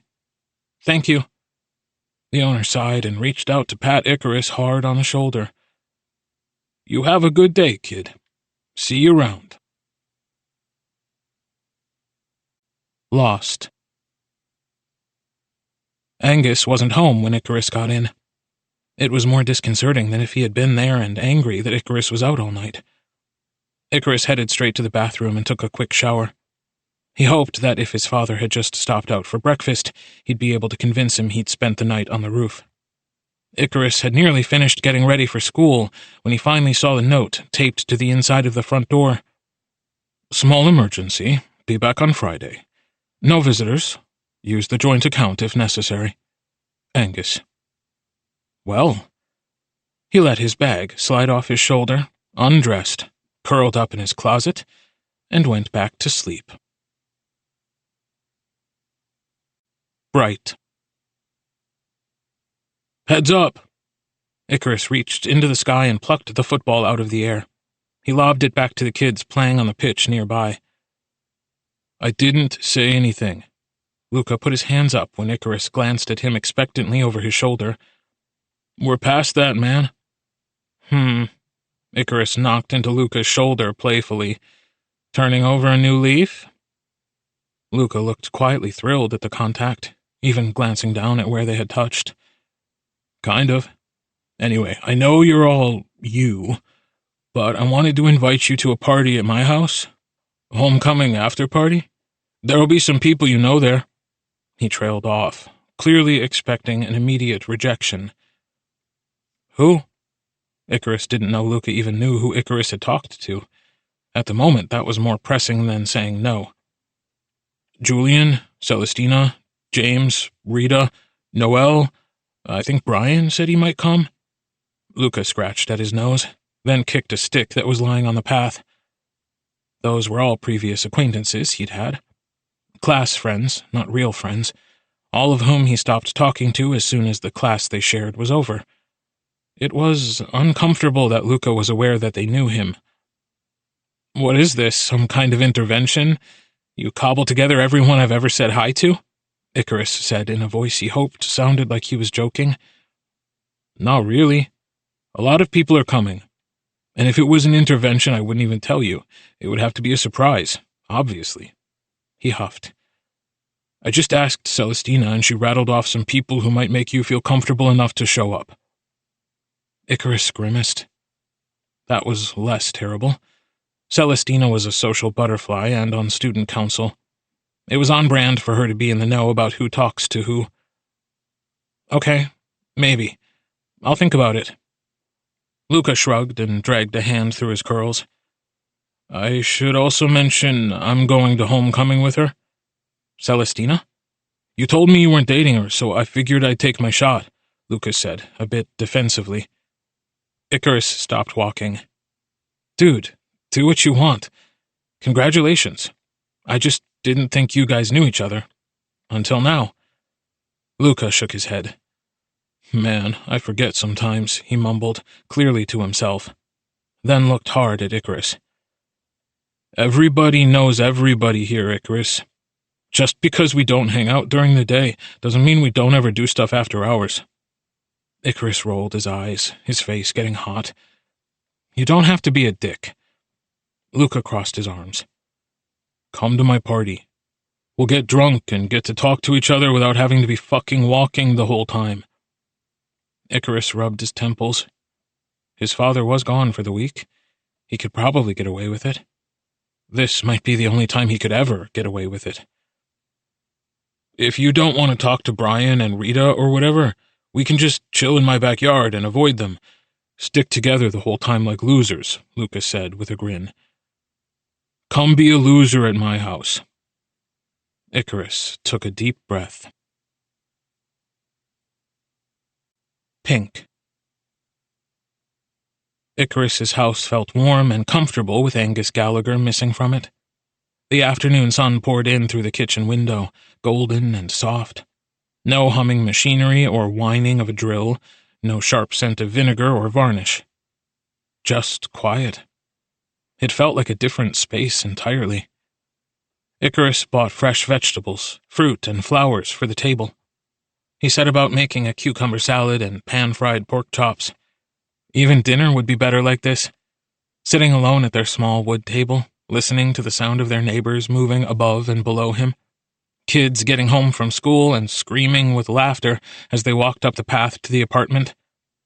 Icarus glanced across the room at the note his father had left on the door. When Icarus moved out, he would get to have this all the time. He would make sure of it. The new place he'd live would have tall, wide windows to let in so much light. The walls would be bare, not cluttered with frames, and it would be so clean inside. He would pick a place close to a grocery store so he could go shopping every day after classes. He would keep ferns, of course, but would also have vases of flowers and bowls of fruit, and the whole house would smell like they're ripening. He would take one painting of his mom. Just one, so it had more meaning. His bedroom would be the biggest room in the house. Even if he had to share it with the kitchen or put his bed in the living room, he'd have a mattress big enough to make snow angels. Icarus finished his food and his daydream. Then he left the dishes in the sink, like he was never allowed to. Worn. His father's office had been meticulously cleaned. It was eerie to see everything put away like this. His angled desk was empty of work and had been rubbed down until it gleamed. All his paints, pigments, binders, and sealants closed and arranged by name on the shelf. His stack of new canvases was gone, likely placed in the refrigeration room. All his reference books had been closed and shelved. It was so immaculate, Icarus couldn't help but check for a tripwire, or some other trap that would alert his father to the fact that he'd come in this room while he was away. But there was nothing. The floor had even been cleaned as well as possible. A chill passed over Icarus, and he backed out of the room. He looked around the house at the portraits on the wall, running from one end of the apartment to the other, then burst into the cold room and yanked open the storage doors. relief. It was all still here. The priceless work, the stolen pieces waiting for sale, packaged away and organized, but still there. Fuck. Icarus slid down the wall of the cold room and put his head in his hands. For a moment, he'd thought Angus had taken everything of value and left him. His father disappearing for a bit, then coming back to announce where he'd been afterward wasn't exactly uncommon, but he rarely cleaned anything. That room had looked the same for the past 3 years, untouched, in disarray. It didn't take much to jump to the conclusion that the feds were finally after them, and Angus Gallagher had decided to flee with all the evidence and leave Icarus standing in their mess, bereft. Icarus couldn't do this anymore. He needed to have more insurance than this. His savings wouldn't keep him going if Angus never came home. He needed to stop being distracted with Helios and focus on getting the gold. Inhale. There were only 8 months left of school. Then Icarus would be the master of his own destiny. He could leave this city, state, country, hole himself up somewhere, beg Helios to keep quiet, or maybe take Helios with him to start a new life. God knew that kid probably wanted one. Helios was something to him now, but he was still a stranger who was backed against a wall and acting like it. Not someone Icarus could rely on in a federal investigation. It felt awful even imagining Helios being forced to speak on his behalf. Icarus took a long drag on his clove cigarette, relishing the opportunity to smoke it in his own room, to fill his sheets with heavy spice. Minors had been jailed over grand theft before, so even at 17 he wasn't exactly home free. But he had always worn his mask, never faced the street cameras. He was the same height and build as his father, and their faces looked so similar at a distance. He could wriggle out of it if he was lucky, if his father didn't drag him down, too. And when he left, he could get work, could do what Angus did. All he needed to do was show his face and prove he was almost as good as Angus, and he could be raking in $25,000 for a painting, $15,000 for a sculpture. Even if he did have to start small and work on site, or for a restoration company, he'd have good references. He wouldn't have to beg. Icarus put his cigarette out in the ashtray by his head, and stretched until his joints popped and a shiver of sweetness filled his bones. He lay his hands on his stomach, closed his eyes, and imagined a home with bright big windows, fresh fruit and flowers, with Helios in it this time. Helios complaining that he smelled like vinegar and paint, Helios brushing flecks of it out of his hair, Helios peeling it off his skin, Helios sitting at golden hour or by candlelight, letting himself be sketched over and over. Helios dancing in a living room without furniture, ankles free of cuffs and shackles. His vision filled with red hair, burnished and brilliant and bright, being as loud as they wanted.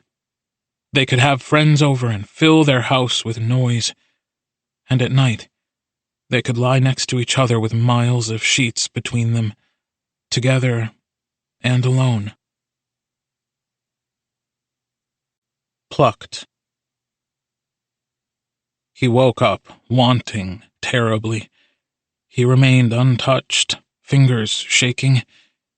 It didn't seem appropriate, respectful.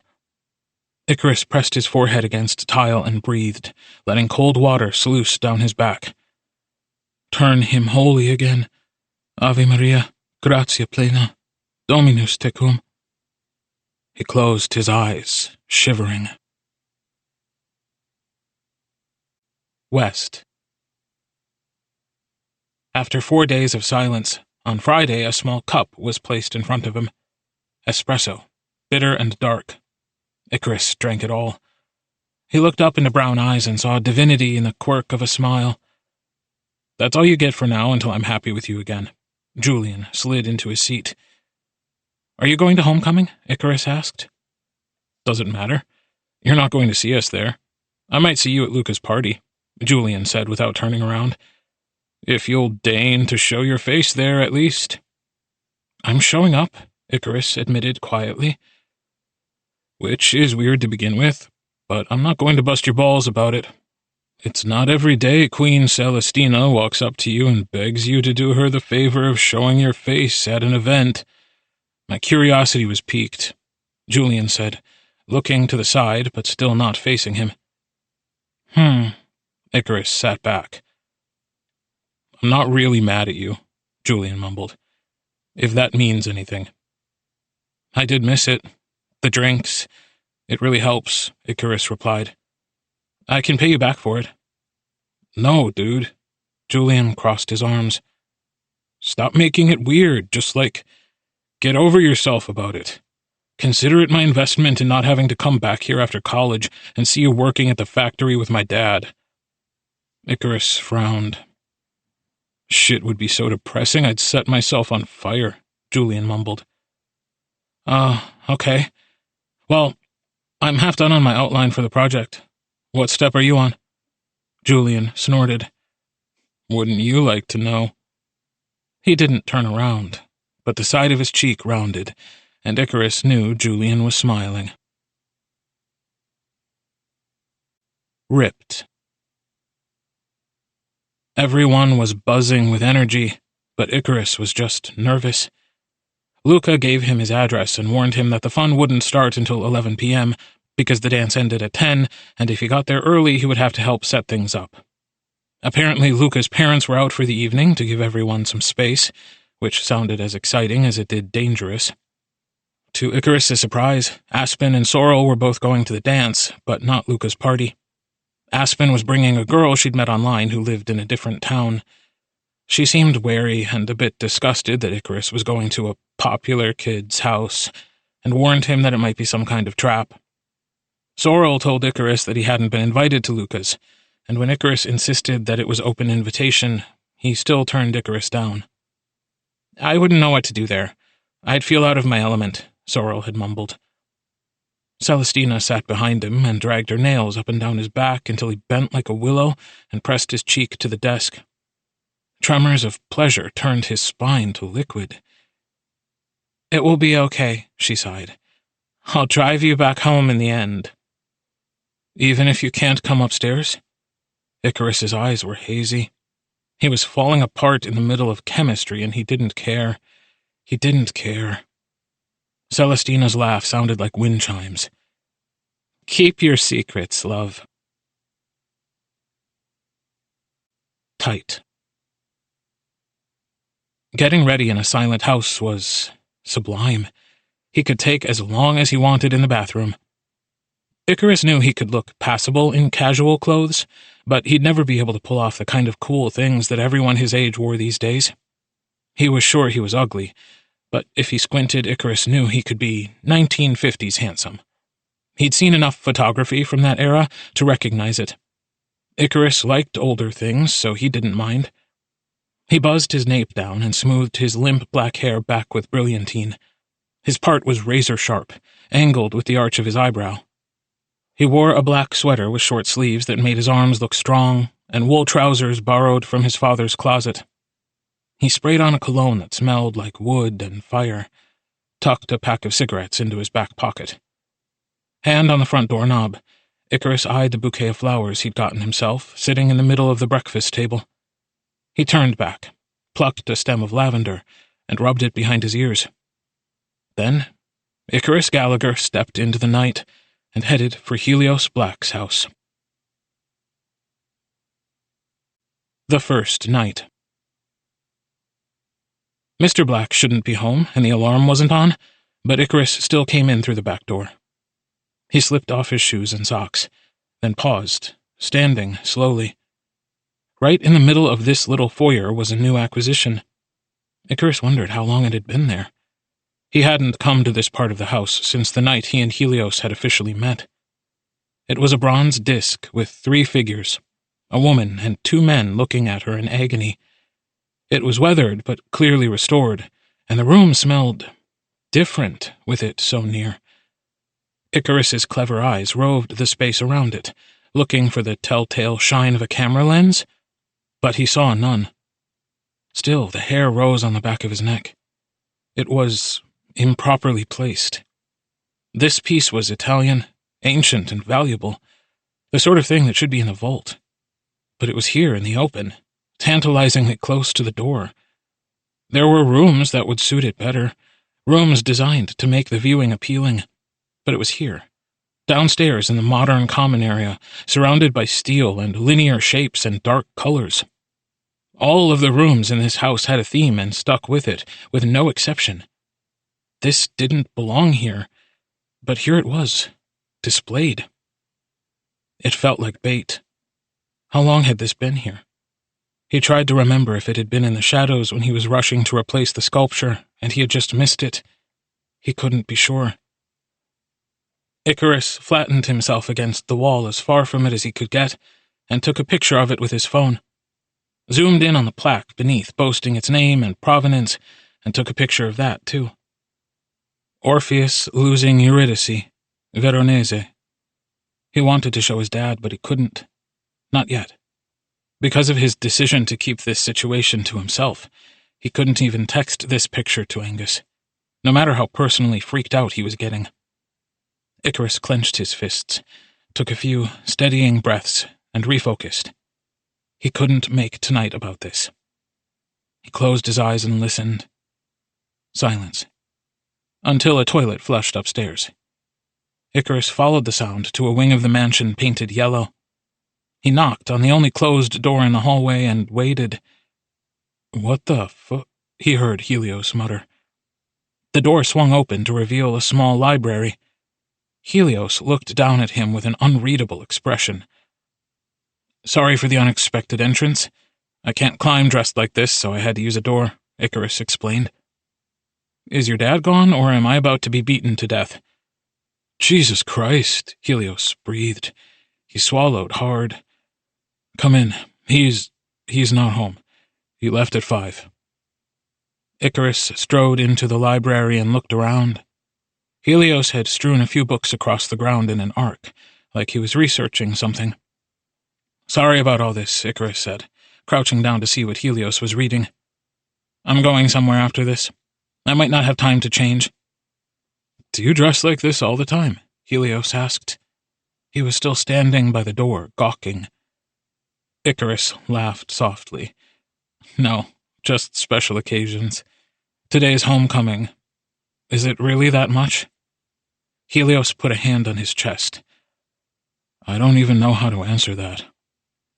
Icarus tilted his head. "If it looks bad, maybe I'll make time to go home and change."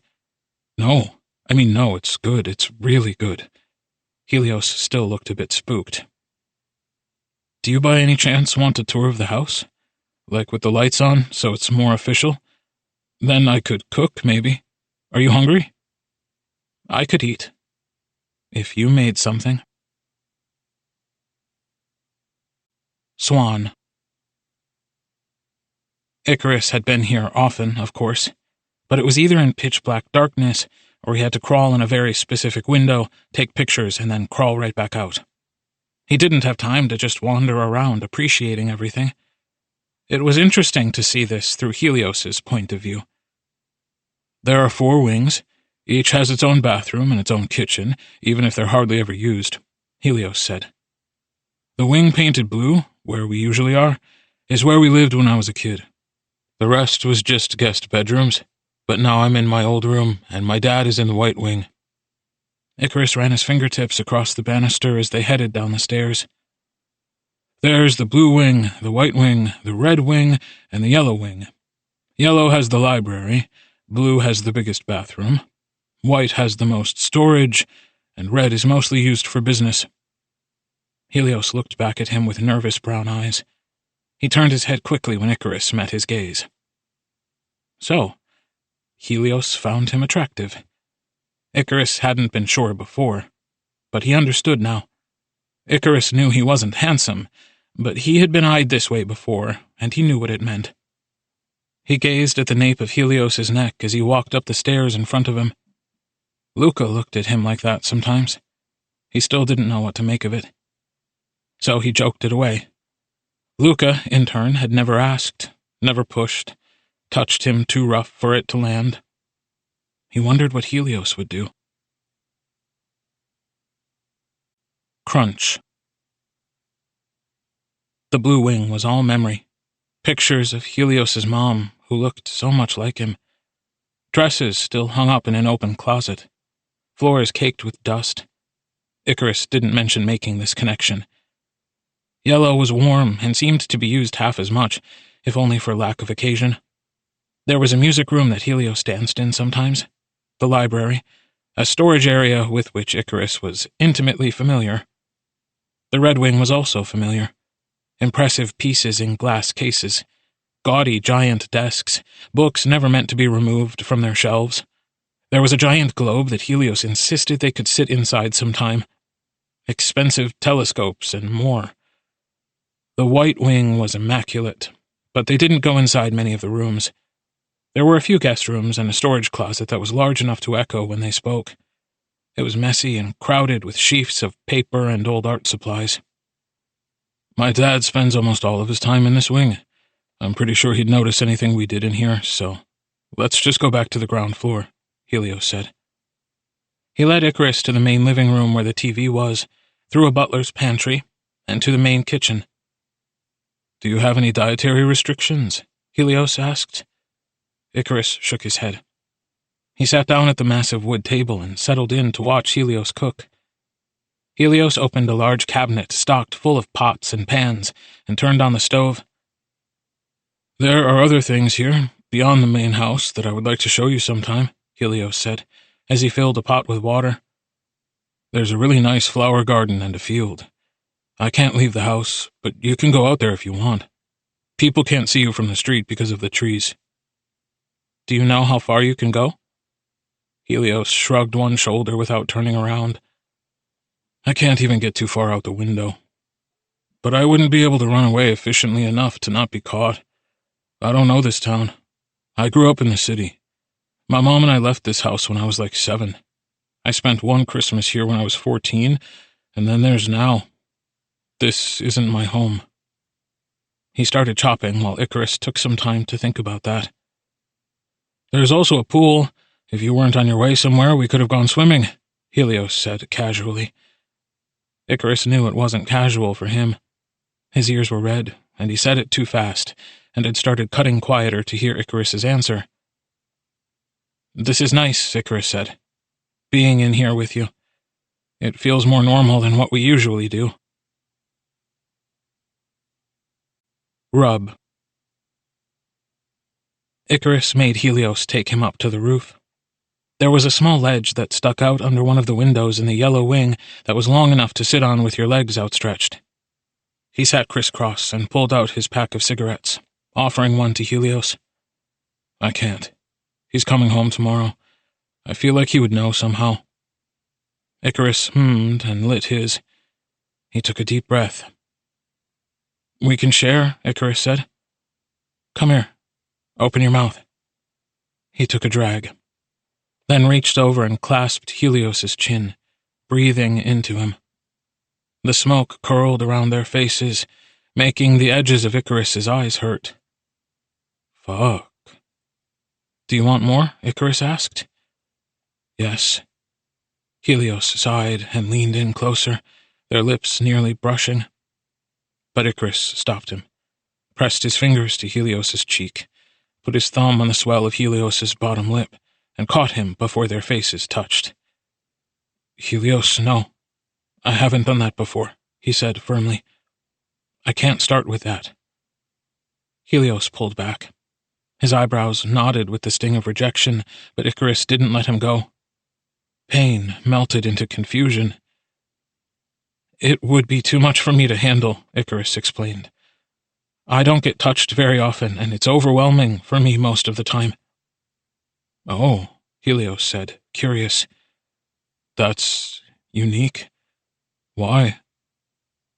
Icarus let his hand fall from Helios's cheek and took another drag. It just wasn't as common for me growing up. Now I just feel things differently, more intense.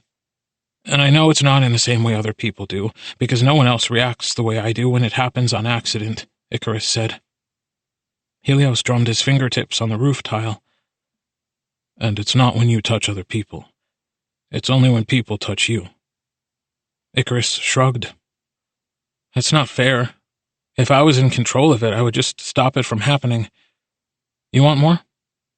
Helios leaned forward quickly, and Icarus blew more smoke into his mouth. Helios made a soft noise, a wanting noise as he pulled back. You're very beautiful, he said, eyes opening, hazy. Icarus laughed at Helios, louder than was safe. You don't have to flatter me. I'm already starting to want you. Helios groaned and covered his face with his hands. Why do you say everything so bluntly? God, it's embarrassing. Icarus shrugged and took another drag, blowing it out in rings. He just didn't care. When you don't have people to be responsible to, or relationships that you have to sustain, you don't get in the habit of saying things you don't mean. Icarus told the truth because if anyone didn't like it, he'd just never speak to them again. I'm really not beautiful, Helios. I'm just the only one who's around while you're in a tough spot, Icarus said. But that's okay. When you're free, you can go back and live your life. Helios shook his head, then looked up at the sky. Let's change the subject, he said. Whose party are you going to? Icarus shrugged and put the cigarette out. Lucas. He's a good friend. It's my first.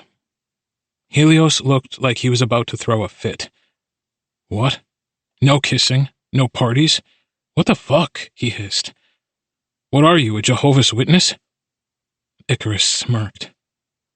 You're the second person to ask me that this month. But no, I just can't have anyone getting too close. And I'm kind of Catholic, if you care much about that. What? Why? Helios cried. Icarus's smirk widened into a grin. Helios Black. I am a filthy cat burglar with a house full of money, priceless art, and stolen goods. If someone gets even a glimpse through our windows, Interpol will tear our home apart. I definitely can't have friends coming and going all the time. He put the cold cigarette in his pocket and brushed the remaining ash down into the yard. And I'm Catholic because... Oh, shut up. Helios turned around and hopped back inside. Hush. They slid back into the linen closet, dark and warm. Open your mouth. One last time. Icarus placed an unlit cigarette between Helios's teeth. Contraband, he murmured, for when things get rough and I'm not around. Fuck, dude. Fuck, Helios hissed, pinking delicately. He looked hungrily, but still didn't touch him. They spent the rest of their time in the library at Icarus's request. He'd spent a decade in this building looking at books he couldn't touch. If Icarus never got to roam freely in this space again, he was going to satisfy this urge once and for all. Helios went back to whatever he'd been doing on the floor. The books he had open were all about plants, and he seemed mildly reluctant to talk about it, so Icarus didn't ask. At the end of the night, Helios walked him to the back door, leaned against it to watch him put on his shoes. See you again, my friend. Icarus looked up into Helios's face, searched his eyes. Icarus. Icarus? Icarus smiled. Stun. Icarus could hear the party long before he saw it. He wasn't the only one walking down the street toward it either. It wasn't anyone he knew, but he could tell where they were headed because they were all talking loudly, and some people were carrying drinks. Everyone looked like they had found the time to quickly tear off all their homecoming clothes and get into something more casual. Icarus rolled his shoulders and widened his stride. He knew he could wear anything as long as he carried himself like it was on purpose. The music was loud enough to make his ears hurt when he opened the front door. Luca's house wasn't big, and it was crammed near to bursting with people. Icarus wondered for about 1 second why no one had called the cops on this yet, before remembering that Akeem had said his dad was the captain. Typical. He eyed the ceiling warily, wondering if there were this many people upstairs as well. "Hey, 12 angry men!" Some guy Icarus had never seen before in his life slapped him hard on the shoulder. "Looking good, short stack. Beer's in the kitchen. Lucas said to send you out back." He gave Icarus a push to the right, then turned back to what appeared to be a wrestling match in the middle of Luca's living room. Icarus forced his way through the crowd and into the kitchen. Some of the cheerleaders were gathered around the island, and he could see a drink table behind them. Icarus took a deep breath for confidence and started edging around the perimeter. "Icarus!" Celestina jumped down from the counter. The crowd parted for her as she rushed across the space, slamming into him hard. "You came!" She squeezed him, long arms around his neck, body pressed against him tight. "You look so pretty," she gushed, tipsy and free. Icarus gently pulled back to take her in. She was still wearing elaborate, gaudy homecoming makeup. She looked radiant. "I just got here," he blurted. "Junie's making grilled cheeses," one of the cheerleaders shouted. "You want some?" It took Icarus a moment to realize she was talking to him. "Nah, I'm looking for Luca." Celestina hooked her arm around his neck and dragged him across the kitchen with her. Her power of making people get out of her way was intoxicating.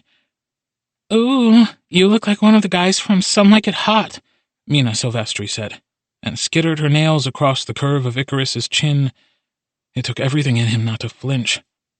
Were all popular girls so grabby? "Aw, you're too sweet," Icarus said. He leaned away from her and toward Celestina as subtly as he could manage. "Where did you find him?" Jenna Davis cooed.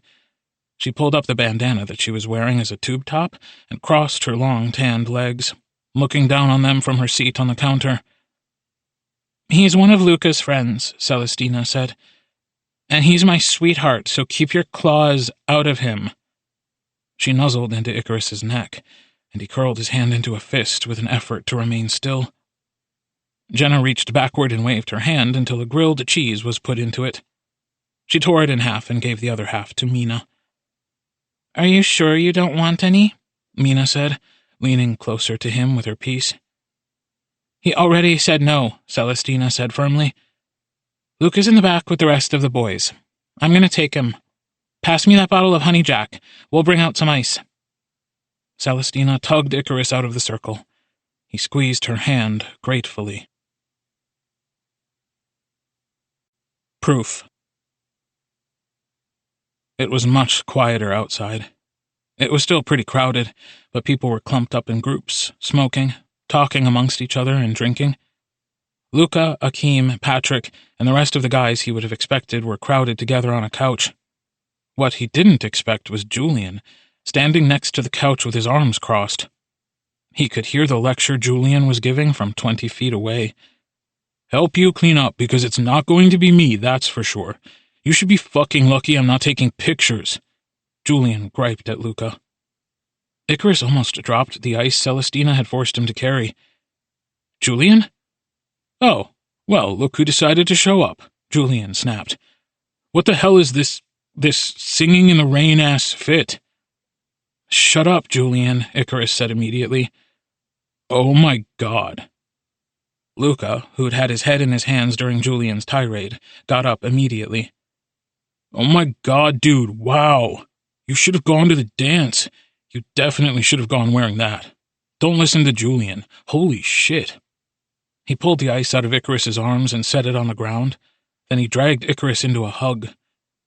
Luca was compact, lean in the way Helios was. He smelled like sweat and, interestingly, a bit like girly perfume. Helios had hugged him carefully, like he thought he might be pushed away, had wrapped his arms around the top of Icarus's shoulders, held him close to his chest. Luca hugged him like he had every right to, like they had ever done it before. Swept his arms under Icarus's arms, wrapped one around his upper back, curled the other around his waist, pushed his chin into the curve of Icarus's neck, held him full and sweet. Tears sprang to Icarus's eyes without his permission. "Come, sit." Luca pulled back from him. "Let's do shots once my cousin stops screaming at us." "I'm not screaming," Julian shouted over Icarus's horrified, "Cousin?" "Yeah," Luca said, like it wasn't tearing Icarus's mind in half. Akeem moved over so Icarus could fit, while Celestina draped herself over all of the boys. She put her feet in Patrick's lap, and her head in Luca's, leaving her chest and stomach draped over Icarus and Akeem. Luca placed a gentle hand over Celestina's box braids, and continued arguing with Julian about taking the couch out of the living room and putting it outside. Eventually, Julian threw up his hands. "Whatever, I'm not going to tell, but if Aunt Margie asks, I'm not covering for you," he hissed, then turned to Icarus. "See you later, punk. Don't get too fucked up." Luca shook his head. "He's not going to tell. He loves me." He wiggled his eyebrows at Icarus. He reached to the side and grabbed a lime. Unhingedly, Luca bit the top off and spit it into the night, then started passing shot glasses down the couch. "Who wants tequila?" Haze. Icarus liked parties, and he liked tequila. He liked this couch, and he liked sitting next to Akeem, who spread out his knees to survey the party like an emperor. This was his 5th shot.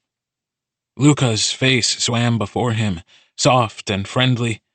Celestina's hands were in his hair. "There's stuff in it," he mumbled, warning her. "I like seeing you try like this," he heard Celestina say.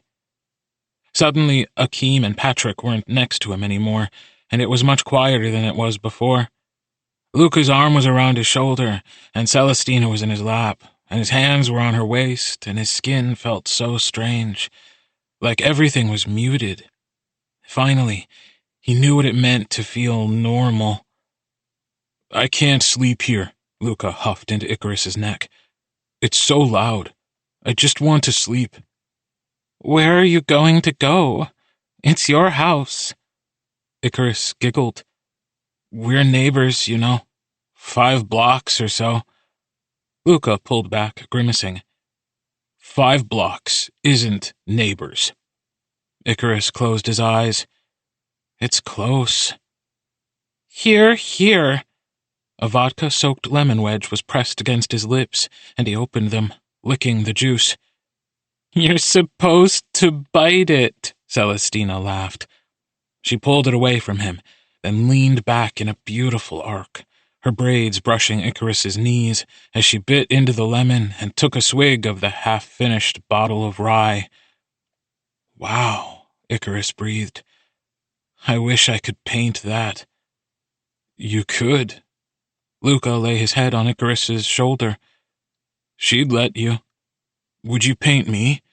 You have to be nice to your friends." I am nice. I try to be." Blood. The wind blew through his hair as they ran. Celestina whooped loud into the night, galloping beside him.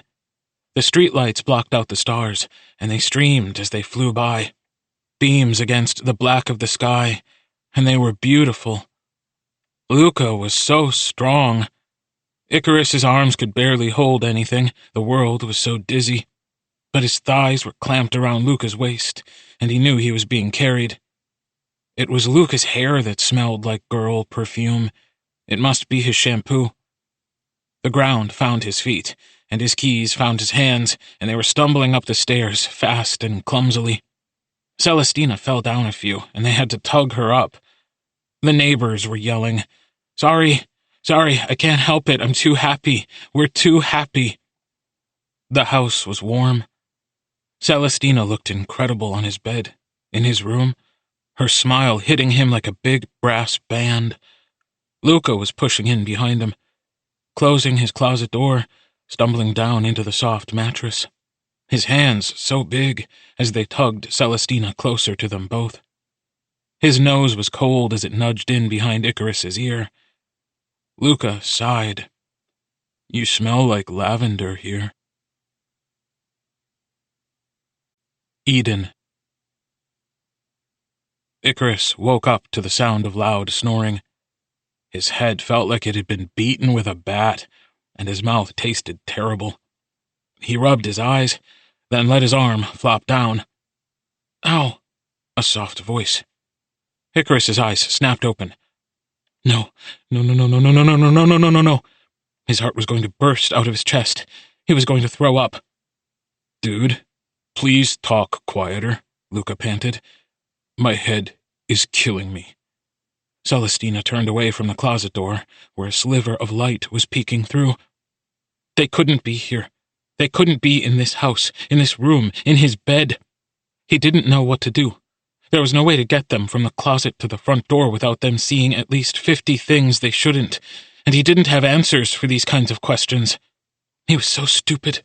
So fucking stupid. He wanted to die. Icarus could feel his chest tightening as he fought to breathe. He couldn't even run away without making this worse. Fuck. Fuck. "Hey, are you okay?" Luca shifted in the dark, and a hand landed on his back. The reprieve that last night's drinking had given him had worn away, and he felt the touch like the crack of a whip. It was the last straw. Icarus hid his face in his hands and sobbed. Eggshell white. Celestina and Luca sat at his breakfast table while Icarus cooked eggs and hash browns. Celestina kept her eyes on his back, while Luca took the opportunity to drink in everything around him. Icarus couldn't decide which was worse.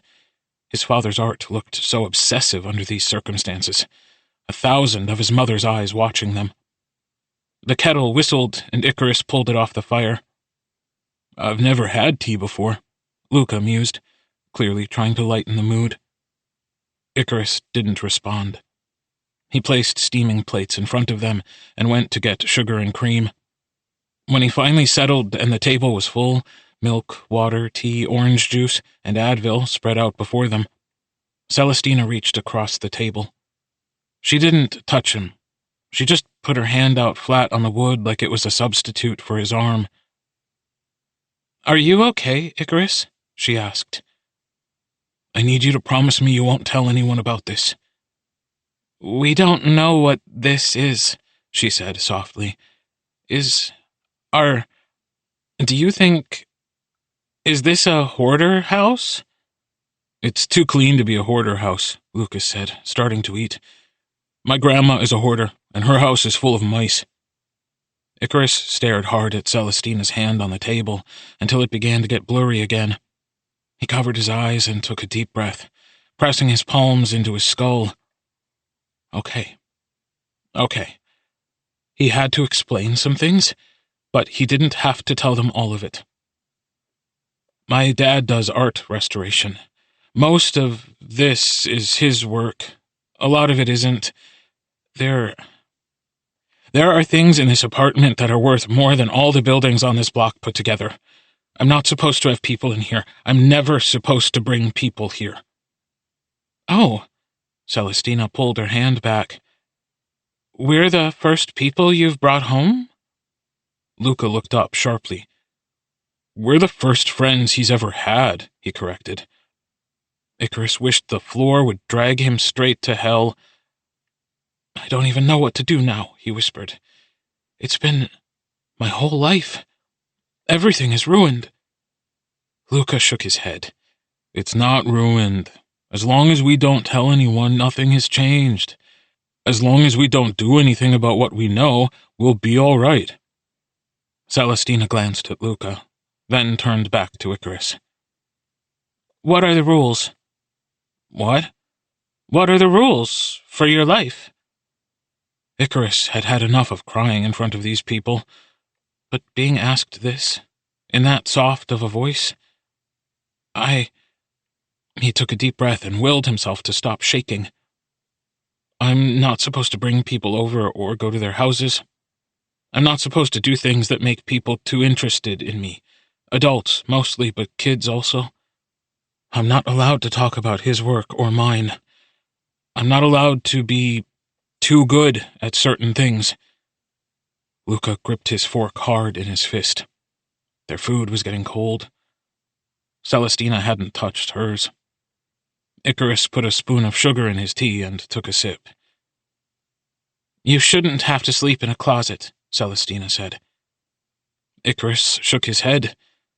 "We need the room." Sting. He walked them through the house so they could understand with sober eyes. Celestina dragged her fingertips across the door of Icarus's small bedroom as they passed it. The storage room opened with a hiss, and Luca couldn't contain a gasp. Icarus had been looking at these things his whole life, but with Celestina and Luca beside him, it felt like he was seeing it all for the first time with them. The blue LED lights, the floor-to-ceiling temperature and humidity-controlled containers, the vast wall of tools, the large porcelain work table. "No one else has been in here since it was built," Icarus murmured. "Most of it is my dad's, but this area over here is mine." He opened a cabinet and pulled out the rack so they could look at some of his own restoration work. Celestina leaned in close to inspect the detail of the paintings. She held her hands tight behind her back, straining not to touch. Luca just stared at Icarus, looked at him hard, like he was memorizing his face. "Where do you get this stuff from?" he asked. "Museums, private collectors. Occasionally a library, but most of the time my dad will send me in person for something low-profile like that." "How much do they pay?" "A lot," Icarus said vaguely. "But storage and supplies cost almost as much. I work for myself now, though. I pay for anything I need and get a percentage of whatever I work on." Luca rubbed his temples and walked out of the room. "This is so much more complex than I thought. I thought he was just beating your ass or something. I was going to call CPS. "Please don't do that, Luca," Icarus begged gravely. "I only have a couple more months left under this roof. Less if he got his gold any time soon." Luca whirled around. "You shouldn't have to have any more months," he shouted, then stopped. I'm sorry. This is just a lot to take in." "Promise me you won't tell," Icarus whispered. Luca stormed back into the room with his arms wide, ready to pull Icarus into them, but Icarus flinched. "I'm sorry, but please don't touch me. I can't handle it right now. It's too much." Icarus wrapped his arms around himself tight.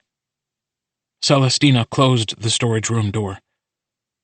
"Icarus, we won't tell anybody, but you need to promise that you'll talk about this with someone. With us, now, I guess. I'll make time for you. We'll figure something out. You don't have to be by yourself anymore." Luca looked devastated. "I'll tell Akeem that you have everything handled. That you have a getaway plan or something." Then he shook his head and laughed mirthlessly. "God, if you knew what we were all planning to do if you eventually asked for help. I mean, I know now that it would have been a disaster, but we were going to go nuclear for you." Icarus covered his eyes so he wouldn't cry. He barely even knew Akeem. Why did they care? Why did they care so much? Fuck. "Yeah, fuck," Celestina echoed. "It will be okay, though. You'll be okay. We've got this." Filth. Icarus scrubbed the dishes, dried them, and put them away. He got on his hands and knees and scrubbed the evidence of their footprints from the wood floor. Wiped down the stairs all the way to the front steps, wiped them away from this house. Then he rushed back upstairs and baked an apple brown Betty with brown sugar, bourbon, and caramelized butter. Went 2 flights down, crossed his fingers, and knocked. After a moment, he knocked again. Scrub. "God, what is it?" a woman answered. She had a toddler in her arms and his older brother clinging to her leg. Her hair was a mess and she had bags under her eyes. "Hi, I'm from the 3rd floor. I wanted to apologize for the noise last night." "Some people are trying to sleep. You need to be more considerate," she scolded, then started to close the door. "Wait," Icarus cried. "Wait, I made this for you. It's like an apple pie sort of thing. don't know how to make a lot of desserts, but I'm really sorry. You can keep the pan." The woman looked at the pan, then over at her son, taking up all the real estate in her arms. "Come put it on the table," she said, ushering him in. Their house was messy with toys and smelled a bit like milky throw-up. Icarus followed her through the din to their kitchen at the back of the house. "It's got bourbon in it, and brown butter," Icarus continued. "You don't look old enough to drink." His neighbor glared at him. "I figured you would be, though. My dad doesn't let me have friends. Things got a bit out of hand, but I promise they won't again. Ever." The woman looked concerned. She put her baby in his high chair and peeled the tinfoil off the tray to glance at what Icarus brought. "You guys did get quiet pretty much as soon as you got up the stairs." "Please don't tell him," Icarus whispered, staring at the linoleum beneath his feet. Hey, are you okay?" She stroked her fingers through her baby's hair, concerned. "I'm fine. I just wanted to apologize and let you know it won't happen again. I hope you have a good rest of your afternoon. I'll see you around." Icarus backed out of the kitchen and out of their lives, and fled back upstairs into his tower. Sanctus Deus. Angus Gallagher came upon the house like a thunderstorm. "Where did you go?" Icarus asked. Angus eyed the flowers on the table and the empty dish rack, and Icarus thanked God that he'd decided to put everything away instead of letting them sit there and dry. "Genoa." He placed his bag next to the door. "It's time to pray." Icarus knelt. He could smell travel on his father's coat, the stale airport air, the salt of the sea, even the stink of fish if he strained for it. "Ave Maria, gratia plena, Dominus tecum, benedicta tu in mulieribus, et benedictus fructus ventris tui, Iesus."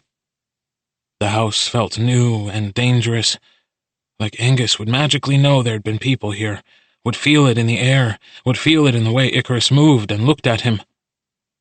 The wafer Angus put on his tongue tasted like ash, and the wine was sour. "Eternal Father, I offer thee the body and blood, soul and divinity of thy dearly beloved Son, our Lord Jesus Christ, in atonement for our sins and for the sins of the whole world." Icarus opened an eye, but his father was resolute in his devotion, still as stone. One gray eye cracked a slit, slid in his direction, and Icarus froze like the prey of a snake. "Do you have any confessions?" Icarus paused. "Greed. I have been wanting things I cannot have. Things that can't be bought or sold." Angus never asked him to elaborate on his sins. "Blood or prayer?" Icarus eyed the switch that hung on the altar. He was always allowed to choose. "Prayer." 3 Hail Marys for heavenly consolation." "Yes, Father." He remained kneeling as Angus rose, went to his workroom, and shut the door. Ripe. There was an early frost Monday morning. Julian brought him a spiced cider. Icarus brought Julian a piece of brown Betty in a Tupperware container. "You bake?" "Occasionally," Icarus replied, closing his eyes against the steam from his cup. "And if I'm already baking, why not bake for you?" Julian sniffed it and peered at him curiously. Icarus realized that he hadn't brought Julian a fork. At the same time, he turned around in his seat and started eating it with his hands. "Good work, man," he said, between sticky bites. "They'll make a homemaker out of you yet." Icarus snickered, and then took a sip of his own drink. "You never told me you and Luca were cousins." Julian shrugged without looking back at him. "It would literally never come up in conversation. I wouldn't have even known you guys were friends if you hadn't been all Icarus this, Icarus that, ooh, Icarus, at my aunt's birthday party last month.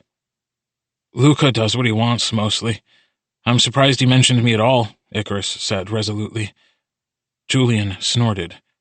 "Don't I know it? I did help clean up the other night, in case you were wondering." "Thanks." Julian shook his head. Psh, don't thank me for him. It's not your house. He placed the empty Tupperware container on Icarus's desk. Really, Ace Icarus. You could sell those. He licked his fingers loudly, not even flinching when Axel next to them hissed, "Gross," under his breath. Maybe one day. Plum. Icarus's heart kicked up as he walked through the hallways. He passed other people, sliding between them efficiently so they never touched, weaving through the crowd toward Jim, toward Luca. A hand reached through the rabble and clasped his, pulling him in another direction, and he didn't have to look to know it was Celestina. He knew the shape of her now. Luca materialized like magic, like he'd been waiting, and joined them. He and Celestina parted the crowd together, dragging him with them to the side door and out into the cold. Neither of them said anything. Luca looked determined, and Celestina looked worried. Icarus didn't complain like he usually did, though his eyes did dart between them. They pulled him off school property, across the baseball fields and into the surrounding woods, deep enough into the forest that it was quiet and private. The leaves crunched beneath their shoes. They were still frosted this deep in. Celestina stopped walking where the trees were the thickest, then turned to him. What happened after we left? Icarus shrugged one shoulder, uncomfortable. He came home. He hasn't said anything, so I don't think he noticed. I cleaned up everything, wiped the floor. Are we allowed to touch you again? Luca interrupted urgently. Icarus sighed and looked up at the canopy of branches above them. I just got overwhelmed, Luca. I was feeling... It's not your fault. It's mine. Luca shook his head. I asked my mom about it, and she said that people should ask after someone tells you no the first time. Icarus closed his eyes for a moment at that image, of Luca asking. Then he did something he'd never done before. Come here. Luca fell into his arms, shaking. Icarus tried to mirror Luca's arm placement from the party, to do it right. I think what you had built up in your head was much worse than what's actually happening, Icarus said. I'm sure it's definitely weirder, though. Celestina wrapped her arms around both of them and squeezed really tight. I'm making this weird, she crowed. I'm making this weird so it won't be so tense. Icarus laughed and let her sway them all back and forth. Feathers. You scared me. You scared everyone. Icarus thought about Luca's words while he sat next to Sorrel in art class. You're so nice and normal until anyone asks you to go anywhere with them, and then you get cagey. You're always covered in bruises and small cuts. You're out of school a bunch randomly. You look like you never sleep. What was everyone supposed to think? He brushed ochre into the highlights of Sorrel's hands. You thought no one noticed? Luca had scoffed. Yeah, I mean, teachers might not notice, they're too busy. But everyone else does. He'd asked if Luca had started trying to be his friend just because of this. He had been starting to get angry at the thought, but Luca shook his head. I think it's because you're so popular that a bunch of people noticed anyway, Celestina cut in. If you were more of an actual loner, it might have taken longer. Too long and too late, Luca had said, looking out into the woods. Icarus painted like Vermeer, in dark layers of discordant color with glazes of true color on top. The shadows of Sorrel's hands were purple, and the mid-tones were turquoise green. Did you get to dance with her? Icarus asked Sorrel, breaking the silence.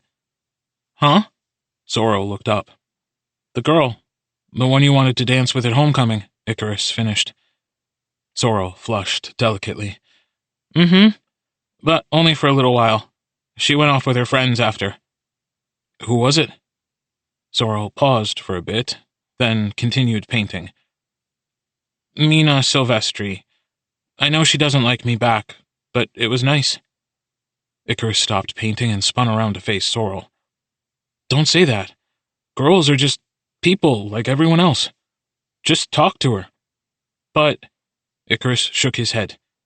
They may have their own tastes about what they're into, and you can't change it if you're not their type, but you don't even know what Mina's tastes are, so don't count yourself out before she does. He went back to painting, putting sky blue in the ridges of Sorrel's cuticles. I'll introduce you to Celestina, he murmured, leaning in close to get the detail right. Then you'll have a bridge. Icarus could feel Sorrel looking at the side of his head. Thanks, I guess, Sorrel replied softly. Do you have any time this week to come over to my grandma's house? Oh, shit, yeah, the portrait. I almost forgot. Icarus rubbed his forehead, streaking paint into his hair. I can do it Wednesday. Is Wednesday okay? Sorrel nodded. Yeah. Thank you, Icarus. It's nothing. No problem. Toy. Angus didn't say anything to him that night, but he did get into some kind of fight on the phone that he went into the nearly soundproof storage room to have. Icarus lay in the middle of his bed, where he'd been squished between Celestina and Luca. It still sort of smelled like them. He knew he should change his sheets, get the drunk sweat out, but it felt indulgent, greedy to leave them here. He didn't know if all friendships were like this. He had nothing to compare it to. He wanted to roll around with them like fox pups in a warren. He wanted to nip and get nipped in return. He understood now the difference between that and what he felt with Helios. Celestina, Luca, and Sorrel were so easy. Helios was hard. Being with Helios felt like chess or a waltz. Icarus was sure-footed in many ways, but not this. He didn't know how to play, but it was thrilling. Blind. Icarus pulled his pillow from under his head to turn it to the cool side when he spotted it. Chicken scratch in the corner on the wall. He eyed the shelf behind his head. A pencil had definitely been pulled from his collection. Number 1 lead too soft to write with, really. Luca Gaio had written his phone number, and Celestina's and Julian's for extra credit. The soft lead had smeared and was half rubbed away by the sheets. The beginning. Icarus brought Helios more coffee. His hands were cold from the climb in October air, so he held the thermos while Helios drank. The party itself wasn't too bad. I like loud, crowded places, but Luca's house was groaning under the weight of all those people. There was this frenetic energy there that smoothed out the more we drank. Is it always like that? Helios smirked. Most of the time. It starts out a bit spiky feeling, then the more you dance, the more you drink, the world gets blurry. Like going from kaleidoscope to abstract watercolor, Icarus commented curiously. I liked it. But, again, things got pretty out of hand. What did it feel like to have them in your house? Helios took a sip and closed his eyes.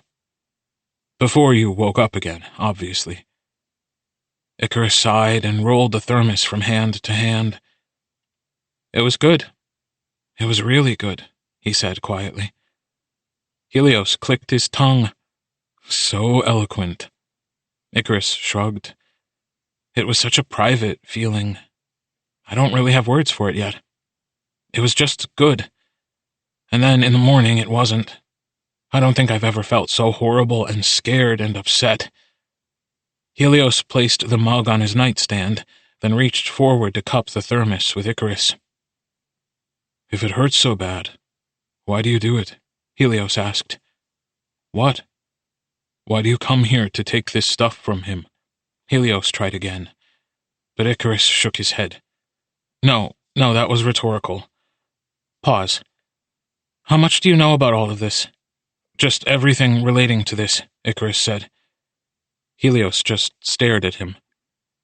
When we met, Icarus started to raise his voice, you called me by my father's name. How much do you know? Shh, Helios said urgently, glancing quickly outside the curtain. I don't know, dude. Our parents were friends for a long time, so there's a picture or two of your dad in my house. Like group family pictures. When I was a kid, I thought he was an uncle I'd never met. I just asked my mom and she told me his name. Icarus dropped the thermos and dug his fingernails into his thighs.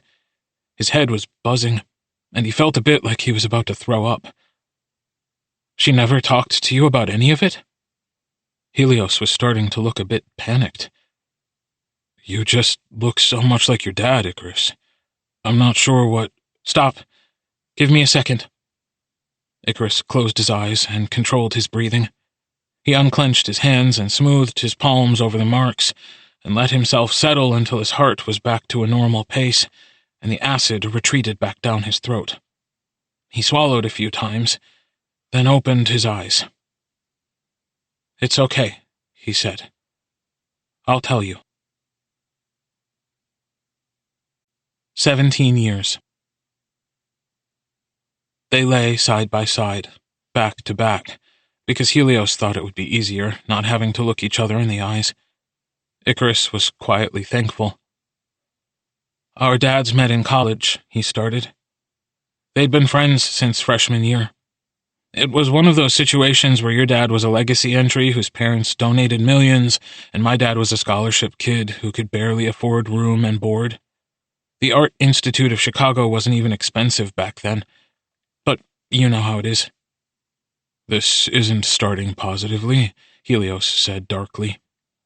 Icarus couldn't help the huff of laughter that escaped him. Dude, shut up. Anyway, my dad was an art major and art history minor, and yours was an art history major and art minor. My dad was the artist, and your dad was the art collector. Icarus waved a hand, encompassing the house around them. They were cool with each other all the way through school, through graduation. Then they found our moms and got married.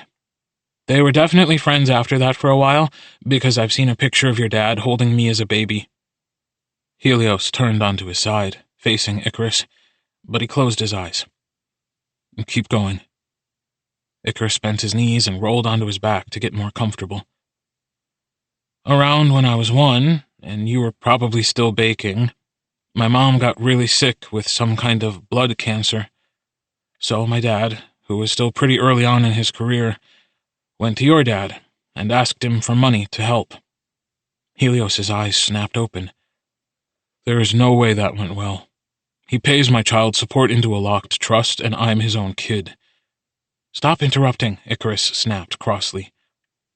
Anyway, they had a huge fight, and eventually your dad conceded to pay for medical intervention if my dad painted him a commission.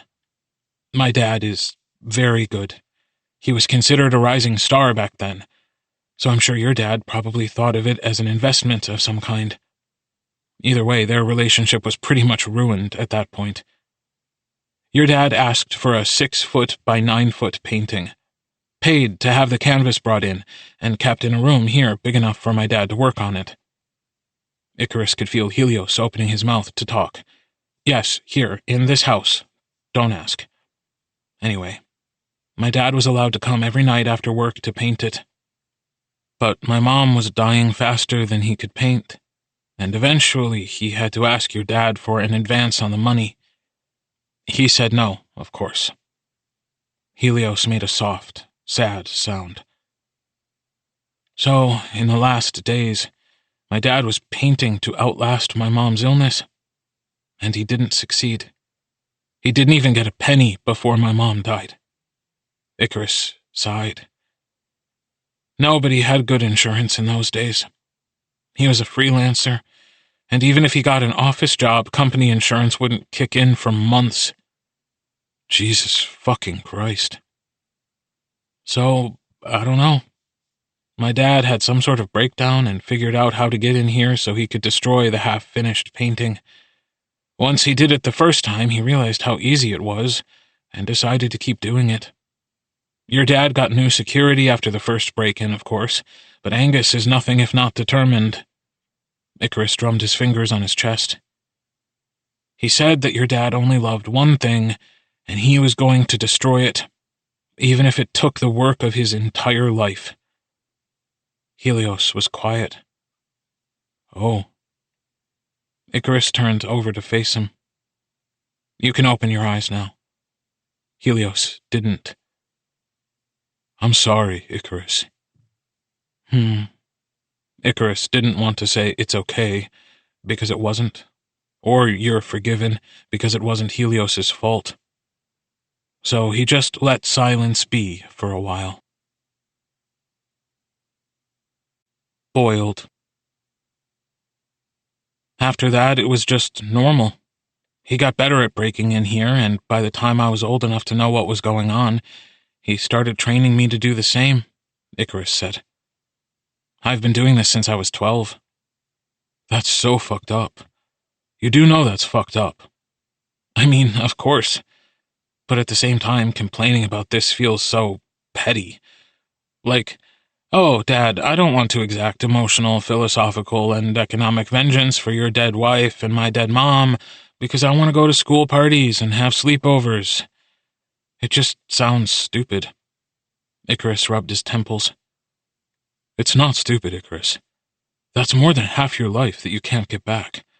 That's developmental opportunities ruined. No wonder you were ready to beat me to death to get out of the basement that one time. You never got to be normal. I would never have hurt you, Icarus promised, searching Helios's eyes. I just wanted to scare you. I was scared. Don't worry about it at all. Seriously, Helios muttered. You looked so hot that day I almost passed out. All of your black gear really does something for me. Icarus laughed. Jeez, okay. Well, what was happening on your end that whole time? Helios flicked a glance at Icarus before allowing the subject to change. If I'm managing my timelines correctly, basing this on our ages, my parents must have gotten their divorce about 2 years after your whole situation, and he kicked my mom and I out off and on until it stuck. When I was almost 8, we moved to New York and lived in a roach-infested apartment until my mom finished law school. But it was pretty much smooth sailing from there. He's big into the whole leaving people without a penny thing, I'm beginning to realize. Icarus said again, looking at the anxiety on Helios's face. He chose mercy. That explains why you give off rich kid vibes, but not like generational wealth, own multiple $1,000,000 paintings vibes. You are so mean, Helios griped, as Icarus snickered again. He could feel the joy ricocheting off his bones. He reached over and curled a finger in Helios's hair. I like when you look at me like that. Fond, Helios said, soft and true. Fond, Icarus echoed. Through. Before Icarus climbed back down, Helios caught him by the laces of his sweatshirt. My dad has been acting weird. I didn't want to talk about it because it's making me nervous. But he's going to New York again. He'll be gone for a week and a half, though, so you could maybe come and actually stay over. Icarus was too wrapped up in worry about the first thing Helios said to understand the last bit. He took long enough to respond that Helios began to deflate. No, Helios, he said gently. I would love to come. I'll ask my dad if I can take a trip somewhere, but I'll stay here, with you. Helios darted forward and pressed their foreheads together, so quick, so soft. Then he let go of Icarus's tether. He'll be gone by 8 p.m. on the 19th. See you then. Icarus flowed like water down the side of the house and floated home. Taught. When Icarus came inside, Angus was sitting at the kitchen table, waiting for him. Where do you go in the evenings? He asked plainly. Angus didn't even say hello. There was a glass of water next to him and a notebook that was worn and well used. Icarus didn't even pause. He'd practiced for this. The diner across from Black Mansion. I used to go for walks before to deal with stress, but it's a bit easier to be walking somewhere in particular, and I like the coffee there. Icarus gazed across the room. Then his eyes locked on the coffee-making supplies over his father's shoulder. Coffee supplies he'd bought recently, of much higher quality than any diner would have. His hands went numb with anxiety. And their late-night breakfast is nice, too. Angus, thankfully, didn't follow Icarus's attention to the counter, and instead stared back at him. Icarus continued. It also seems like a good idea to create a habit that makes it make sense for me to be in that part of town, in case people see me around. Angus took a drink of his water and placed the glass carefully on the wood. You are nearly a man grown. You are allowed to make most choices and be most places, he said quietly. Make sure you choose correctly. Yes, Father. Angus looked back down to his notebook and picked up his pen, finished with the conversation. Also, make sure you get enough sleep, he muttered, and waved a hand. Icarus took the out and retreated to his bedroom. The cell phone photo of that new piece, the one near the back door, burned in his pocket. Angus probably knew about it. Icarus knew Angus tracked Mr. Black's purchases. But like the discovery of Helios, something didn't feel right. He still couldn't face him about this. Check.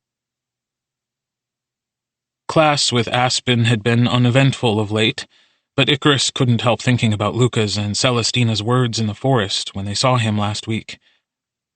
People only noticed because you're so extroverted. If you were more of a loner, it would be too late. It had been said with the kind of effortless cruelty that only someone popular would use while trying to make someone feel better. The intention was kind, but it was burning a hole in the back of his brain. Next to him, Aspen was drawing circles in her notebook. Hey. She looked up. Are you doing okay? Icarus asked. He was worse at this than Luca, and he knew it. Aspen scrunched her nose up. You mean, generally speaking, or like, right now this second? Icarus looked around, but no one was paying attention to them. It was group work time, so their teacher, Mr. Shadid, was reading a book at his desk, and it was loud enough for them to talk without people overhearing. Generally speaking, Icarus said. Like, is your life going okay? It dawned on me that I've never asked. Aspen's face went through a series of emotions, confusion, amusement, resignation, and then it went blank.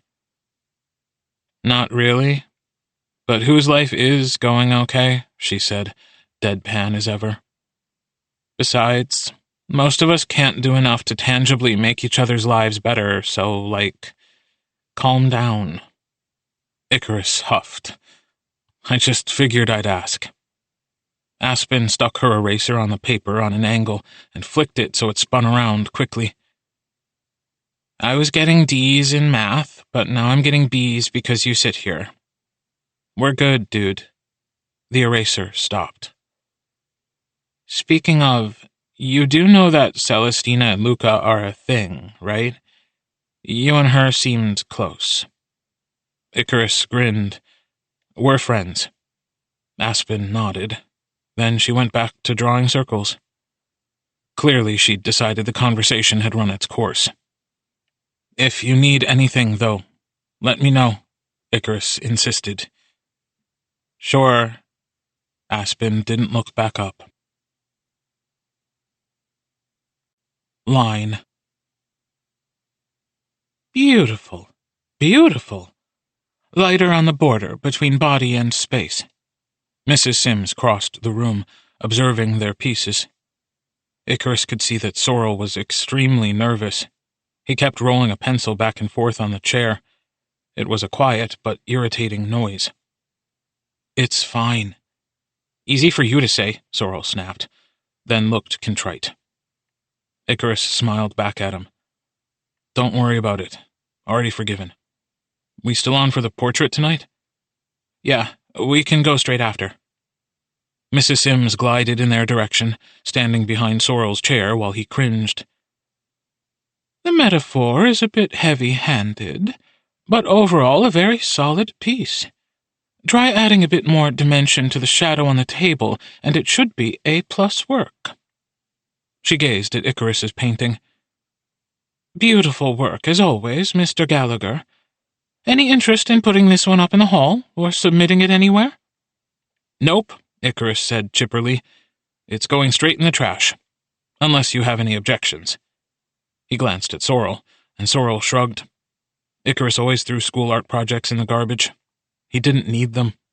When you drew all the time, you really didn't get attached to stuff you didn't design with purpose. Mrs. Sims shook her head. "Bring a horse to water," she muttered, and continued on her way. "She hates when you do that," Sorrel said. Icarus started peeling the tape off the borders of the canvas. "She's going to have to get over it."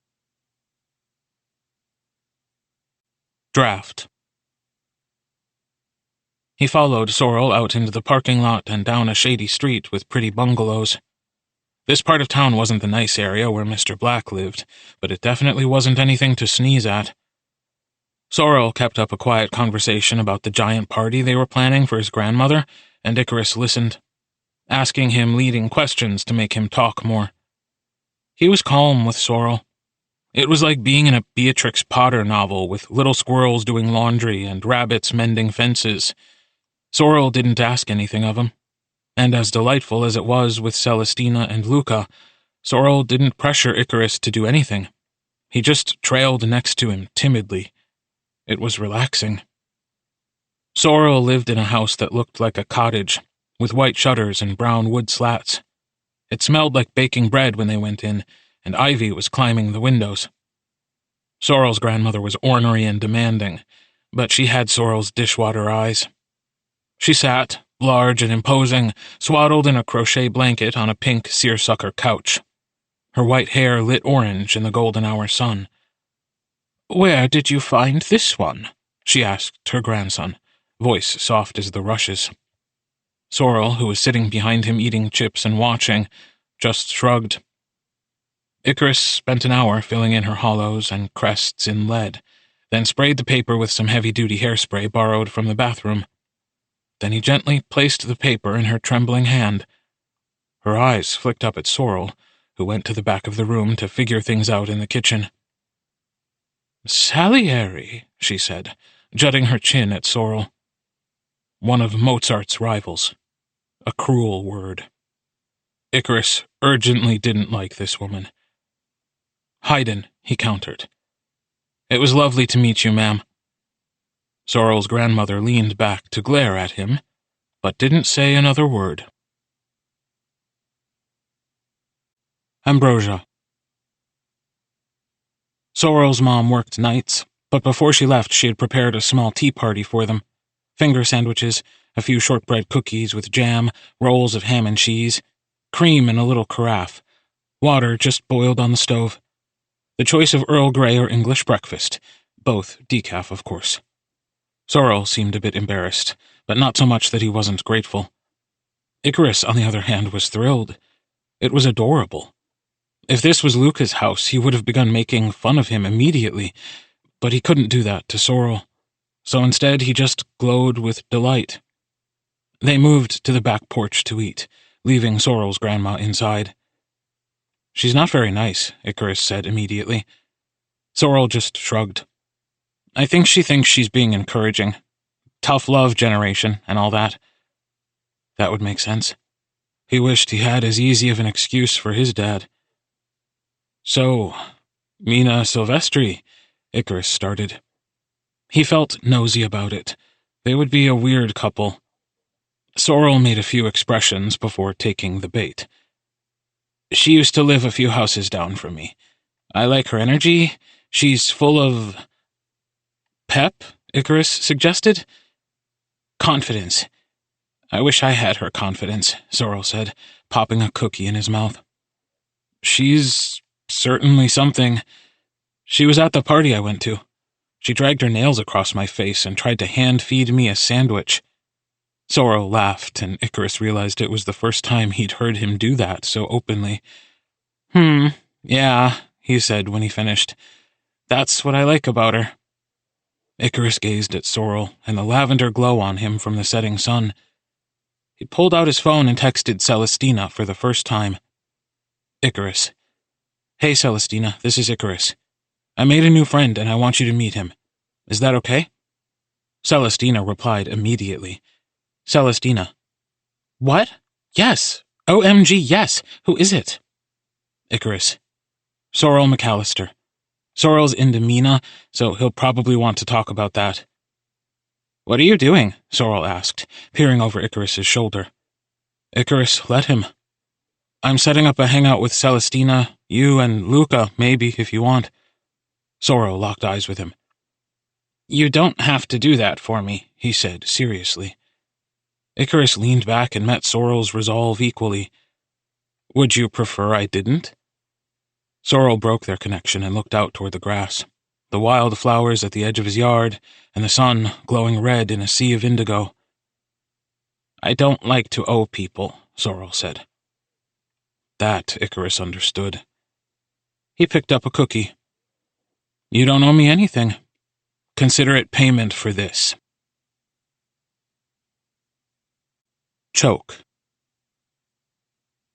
Sorrel was busy every day of this week, but would be available while Icarus was busy at Helios's. Luca and Celestina decided they would meet up without Icarus, then do something together when he got back. Now all Icarus had to do was figure out how to ask his dad about taking time off. He had missed school pretty regularly for years, but it was always for something his dad wanted to do, never him. And even then, not for a vacation, only work trips. Even without the torque, Icarus had enough money saved up to buy a plane ticket to anywhere in the world twice over. Not needing to ask his dad for money or help before leaving wouldn't be suspicious. He waited until Friday to bring it up, watching his father's temperament closely. Cotton. Angus was in the workshop doing something noisy again, perhaps making paints. They had rows and rows of shelves of paint and dye, oil, latex, acrylic, watercolor, gouache, and caustic. But historical paints, organic paints, would occasionally have to be made from scratch the hard way. They'd had plants drying in the sun for weeks, packages showing up from China, Egypt, Brazil. The room smelled sharply of piss from the Indian yellow sitting innocently in a lump, somehow still making the space reek from inside a sealed box. Angus was grinding for aquamarine when Icarus approached him from behind. "Respirator, Icarus?" he called, somehow hearing footsteps over his own noise. Icarus put the regular hospital-style paper mask down and picked up the heavy-duty respirator mask with big plastic filters on the sides and the accompanying goggles. He also slipped on a pair of gloves. Icarus hadn't been planning on assisting, but he knew his father's wrists were starting to hurt. He had begun wearing his braces again. "Vine black, if you're helping," Angus grunted. Icarus crossed the room and opened the fridge. Vine black was charcoal made from grapevine twigs, and they only made it in small batches. He pulled out a large Tupperware container and removed a few tablespoons. Then he grabbed the glass muller, a large piece of sheet glass, and the linseed oil Angus had made a few months ago. He set himself up, sifting the powdered charcoal until he was left with a fine dust. Icarus poured the charcoal onto the glass pane and introduced it to the linseed. He didn't begin to speak until he and his father were both mixing at the same rhythm. "I want to take a trip next week," Icarus said. "I need you to sign me out of school." The charcoal was still gritty beneath the glass muller, but it would be smooth soon. He rubbed it faster.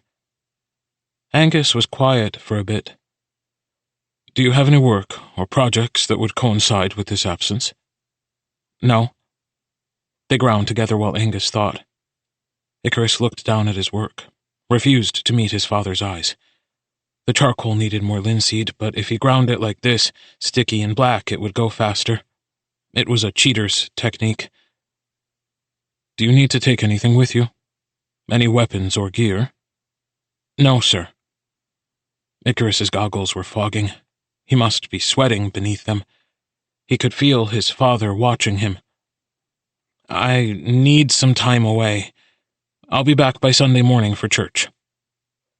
Angus had stopped grinding, but continued again.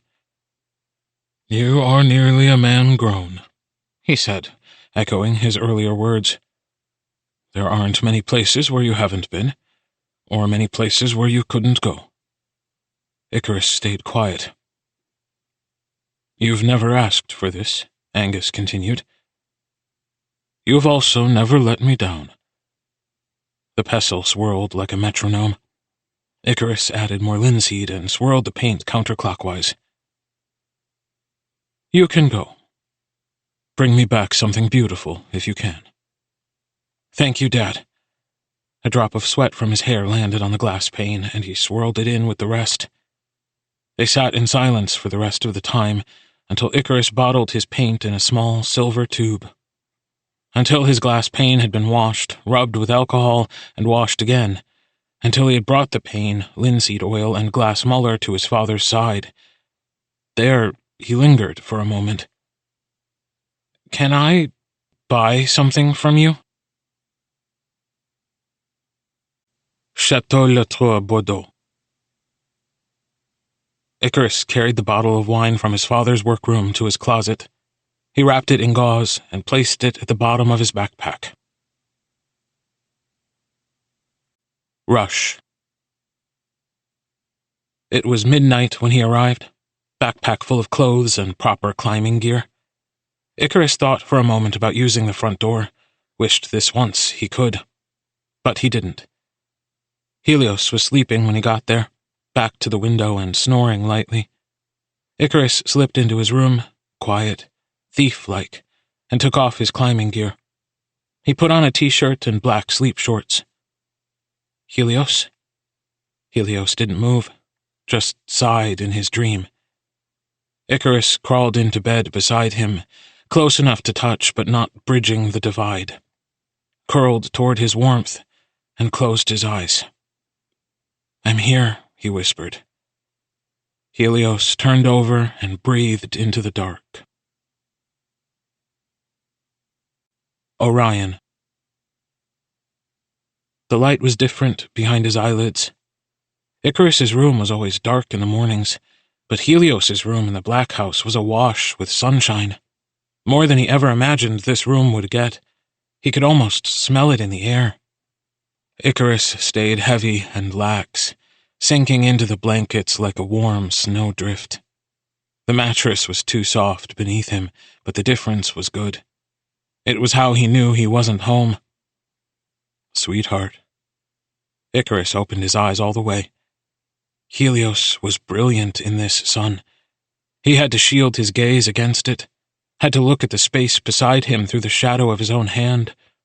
Helios's hair spilled across the pillow, violent, sanguine, eyelashes flax gold. He was blood in milk. He was the skin of a pink lady apple. He was honey warmed in a hot spoon over tea. He was looking at Icarus, lazy and indulgent, not surprised in the least to wake up not alone. He was 3.5 inches away from Icarus's shoulder. And like a rush, the thought occurred to him. He had never seen Helios during the daytime. Here you are, Helios whispered. He reached across the forbidden space, fingertips hesitant. Icarus held his breath. Helios's lips were chapped. He had a hangnail on his index finger. His t-shirt was gray. He had sleep in his eyes, and he was still so much. Icarus could feel himself breathing too hard, being embarrassing as Helios grazed his cheek. Am I allowed? Helios asked, voice still rough from sleep. Icarus closed his eyes for a moment, then nodded. The sky. Helios touched him tentatively, brushing the pads of his fingers, kitten-like, over Icarus's face. He smoothed down Icarus's eyebrows, over the crest of his nose, tapping just once on the tip. He skimmed the paper-thin skin beneath Icarus's eyes, lilac with lack of sleep. He fit his index finger into the hollow beneath Icarus's cheekbone, thumbed the generous swell of it, dragged his hand down Icarus's jaw, felt the cleft of his chin. And Icarus, doing his part, tried his hardest not to vibrate clean off the bed. Every gesture was like a crescendo in strings. His bones ached, settled like steel. His skin was so raw it nearly felt bruised. He wanted to arch his back and cry out, but he couldn't do something like that for something as small as this. The reaction was too much. "Oh, don't do that, please," Helios whispered. Icarus opened his eyes, confused, and saw a bit of scarlet on Helios's finger. Helios reached out again and wiped the blood from where Icarus had been biting his lip. I don't want to be loud," Icarus admitted. Helios wiped again, the edge of his thumb nearly touching Icarus's mouth. "Why not?" he said, effortless. "Why not?" Helios started again, trailing his finger from the peak of Icarus's chin to the valley of his throat, and watched, riveted, as Icarus tilted his head back and panted. He curled his fingers in the sheets, twisting them, pulling them off Helios's shoulder in his fervor.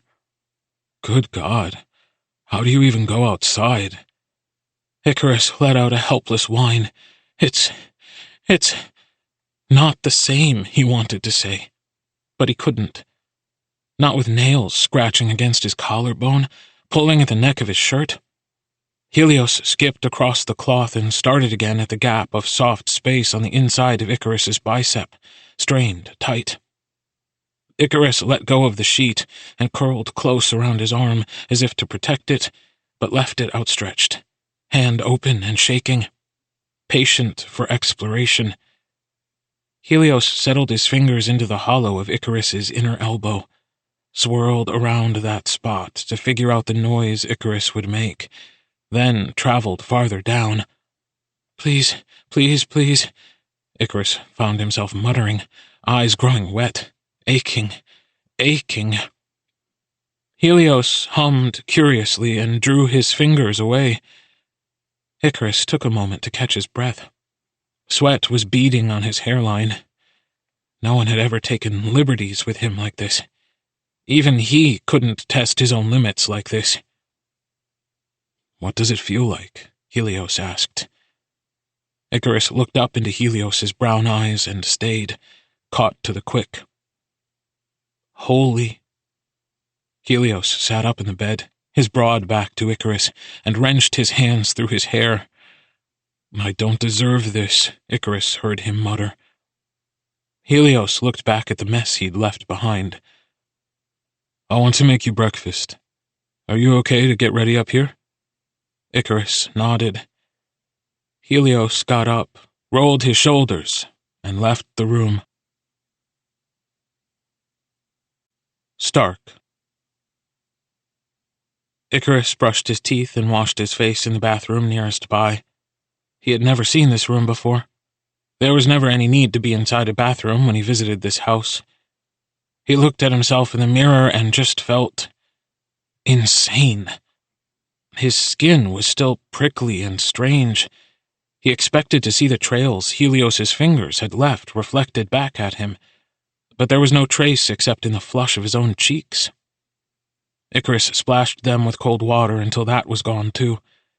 He got dressed quickly and followed the sounds of cooking down to the kitchen. Burnished. Helios was making pancakes. He'd set the long breakfast table with plates and cutlery, putting his plate and Icarus's next to each other instead of across from each other. There was milk and juice and empty glasses. Something in Icarus's gut tightened at the sight. "Do you like bananas? I'm making like a caramel thing for them," Helios said. Icarus sat down to watch him.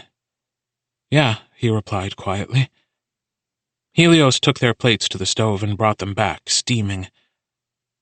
"I'm not amazing at cooking," Helios said, sitting down. "But I'm amazing at this specifically. I can make a waffle and French toast version, too." Helios's bananas Foster pancakes were rich and buttery. The bananas were mellow and spiced with cinnamon and nutmeg. There was even a dollop of fresh whipped cream. "Is this homemade, too?" Icarus asked, poking his spoon at the topping. Helios immediately looked bashful. "I made it yesterday before you came." Icarus smiled and sat back in his chair. Helios, clearly anxious, turned his attention away from him and ate a bit faster, so Icarus decided to let this one go. "I usually go back to sleep for a while after breakfast," Helios admitted. "You can still do that. I'll make myself busy," Icarus said. The storage room was waiting for him. "Will you leave?" Helios asked, warily. Icarus reached out to finger the edge of Helios's sleeve. Helios turned toward him, bending down, close enough to touch, but just far enough that they didn't. "I'll stay," Icarus said. Stress. Icarus ran his finger over the banister and thought about his own fingerprints. He sat on the stairs and wondered why Mr. Black didn't have cameras inside. His eyes scraped the corners of the ceilings, but like always, there were no telltale glints or hunks of plastic. He remembered the first night he'd felt like he was being watched, felt the air disturbed because Helios was here, like everything had shifted to follow his orbit. Icarus left Helios to sleep and went to the back stairs. He couldn't steal the gold torque during this vacation. After his brutal lie about only stealing art, Icarus couldn't chance the likelihood that Helios would catch him stealing something for money, or worse, find it stashed in his bag. He would have to come back. More, he wasn't exactly sure how to break it to Helios that he was leaving, or how to ask him to come with him, or if Helios even could. He had been planning this escape for himself for so long that making major renovations to it seemed unwise. Icarus really wasn't the reckless type. He was cautious. Always. But even thinking about disappearing and leaving Helios here in this mess made him feel so guilty he had been avoiding thinking about it whenever he could. Even the torque hadn't crossed his mind, and Icarus was halfway down the stairs when he saw it. The disc was gone. Orpheus losing Eurydice. Heart racing, he flew down the stairs to the table it had been sitting on. It was a messy job. There was a small scrape on the wood, like the person who had lifted the disc didn't have a sure grip. Icarus didn't touch anything. He held his hands up to make sure of that, and backed away from the table. He abandoned his plans for the torque and left the foyer. There was something going on that he didn't understand, but it felt dangerous. Even being in this part of the house felt... Icarus looked around the edges of the walls, in the corners, around every individual object, searching for changes or reflections, looking for the camera he was so sure was there. He didn't see anything, but he wasn't perfect. He had been walking around this house with his balaclava off this entire time, but he hadn't done anything illegal in here yet.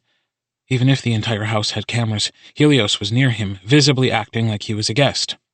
Even if Mr. Black threatened Helios into confessing about the break-ins, the same tapes that would show him here would also show Helios enjoying his company. It might mean some kind of punishment for both of them, but it shouldn't land him in a cell. If there was surveillance in here that was older than the arrival of the disc, it would show a man the size and shape of his father, face covered, silently moving around the space. As long as Icarus relaxed, he would be fine. He would be fine. Even the diner owner had assumed he was visiting a girlfriend and laughed it off as boyish mischief or whatever. So even if he got caught on camera in here, it wouldn't be the worst. He could figure out a way to work with that. But the missing disc? A huge problem.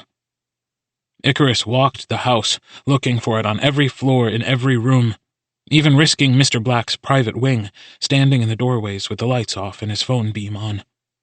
It wasn't in the house. Icarus crouched down in the middle of a hallway to think.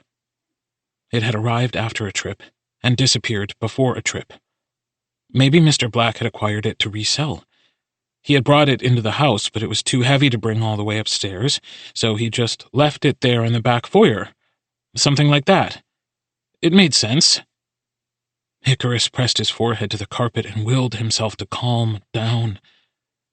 When he finally sat up, he could hear music. Classical piano, and a series of small thumps. Helios was probably upstairs practicing after his nap. Instead of following the sound, Icarus did something else he'd never done here before. He went to the living room and sat on the couch. The expensive, knobby white fabric looked easy to dirty. It was too dense and bouncy for his tastes. It was like nothing he would have in his own home. But Icarus relished this anyway. Taking a rest, Any kind of rest here had always been unthinkable. A normal kid would feel comfortable here. Icarus was supposed to do what a normal kid would be doing after sneaking in to hide away with his... someone.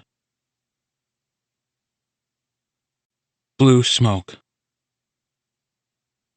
Icarus woke with a start. Helios was sitting next to him on the floor with a book in his hand. The entire house smelled creamy and succulent, rich with herbs and a little smoky. Helios turned a page. Icarus stared at the back of Helios's neck, at the sharp angles of his hair shaved thin at his nape. He had a freckle close to the collar of his shirt. "If you're not allowed to leave, who cuts your hair?" Icarus asked, voice rough from sleep. "My dad. He insists on it every other week," Helios replied, turning another page. Icarus sat up and leaned close. Helios smelled different, freshly washed, and he had changed clothes to something more casual. Maybe he'd been working out or something. Icarus wanted to bury his face in the curve of Helios's neck, but he didn't.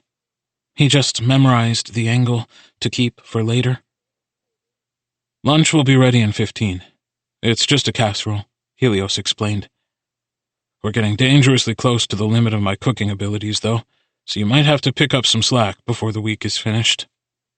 Icarus hummed low in his throat. "I'll cook for you," he said. They sat in soft silence for long minutes. "Later," Helios said, and turned his face to the side, enough for Icarus to see the curve of his eyelashes. "Can you tell me about the painting in my room?" Like before, he was trying to be casual, but his fingertips pressed the sides of his book, and his spine was too rigid, too still. Icarus knew when he was being seduced. He knew that Helios was being brave now. "I will." Haystack. Icarus touched the edge of the frame and looked back at Helios. "Ready?" Helios turned off the lights, and there they were again, in the dark like the first time they'd met. Helios turned on his flashlight and set it on its side on the windowsill so that it pointed to the painting, like Icarus's headlight must have that night. Icarus waited until he could feel Helios come up beside him. "It's harder than doing a traditional reproduction," he started. "This canvas is from a painting a bit larger than this one, and it had to be cut down to size. But it's from the same region and same year that this was painted." He dragged his fingertip along the edge of the canvas. "We stripped it down to the bottom, took off all the paint with turpentine and mineral spirits. Then we washed it very gently and re-stretched it to frame. It took 20 days for my father to paint this. He's so quick, much quicker than I am. He uses many pictures taken with different light sources, brightness, and shade to figure out the true colors. It's easier with pieces that have a bit of fame, because there's so many pictures taken of them." He glanced at Helios, but Helios kept his eyes on the piece before them. "After he's finished painting it like new, he checks my own photographs to assess the damages. All paintings have them. This one had sun damage, dust damage, general lacquer aging, crayon damage, of course." "I was 4, Helios murmured. "It was a malachite Crayola gem-tone crayon. The color was released in 1994, but was permanently retired," Icarus said with a smirk. "He made me scour eBay until it turned up." Helios finally turned to him. "That's insane." Icarus shrugged. "To a thief, the work is worth it." He touched the crayon smear. "My dad replicated your drawings, though. It would have been fun to be able to say I did, but I didn't." "I would have believed you," Helios said, "if you'd lied." Icarus hummed. "After he was done painting this, he shaded over it in a transparent gold, and then covered that with a clear lacquer. A tinted lacquer would test positive for modern interaction if the painting was appraised. The only thing I did help with was adding the cracks. We put each one in with razor blades and X-Acto knives. That took 4 days.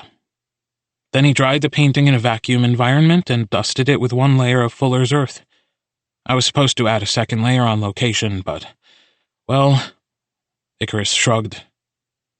Helios touched the painting along the edge where Icarus's fingers had been, tracing his path like a man in a desert. One of the others from this collection sold for $100 million, Icarus finished. A haystack by Monet. It sounds harder to make a forgery than to make the original, Helios said, letting his arm fall to his side. Icarus shrugged. I guess. It's like two artworks in one. But it's not worth anything. You could probably argue that it isn't even art. It's still beautiful. Icarus shrugged. It's a job. My job, sometimes. Helios's eyes were hard and dark when he faced him. That doesn't mean it's worthless. Stream.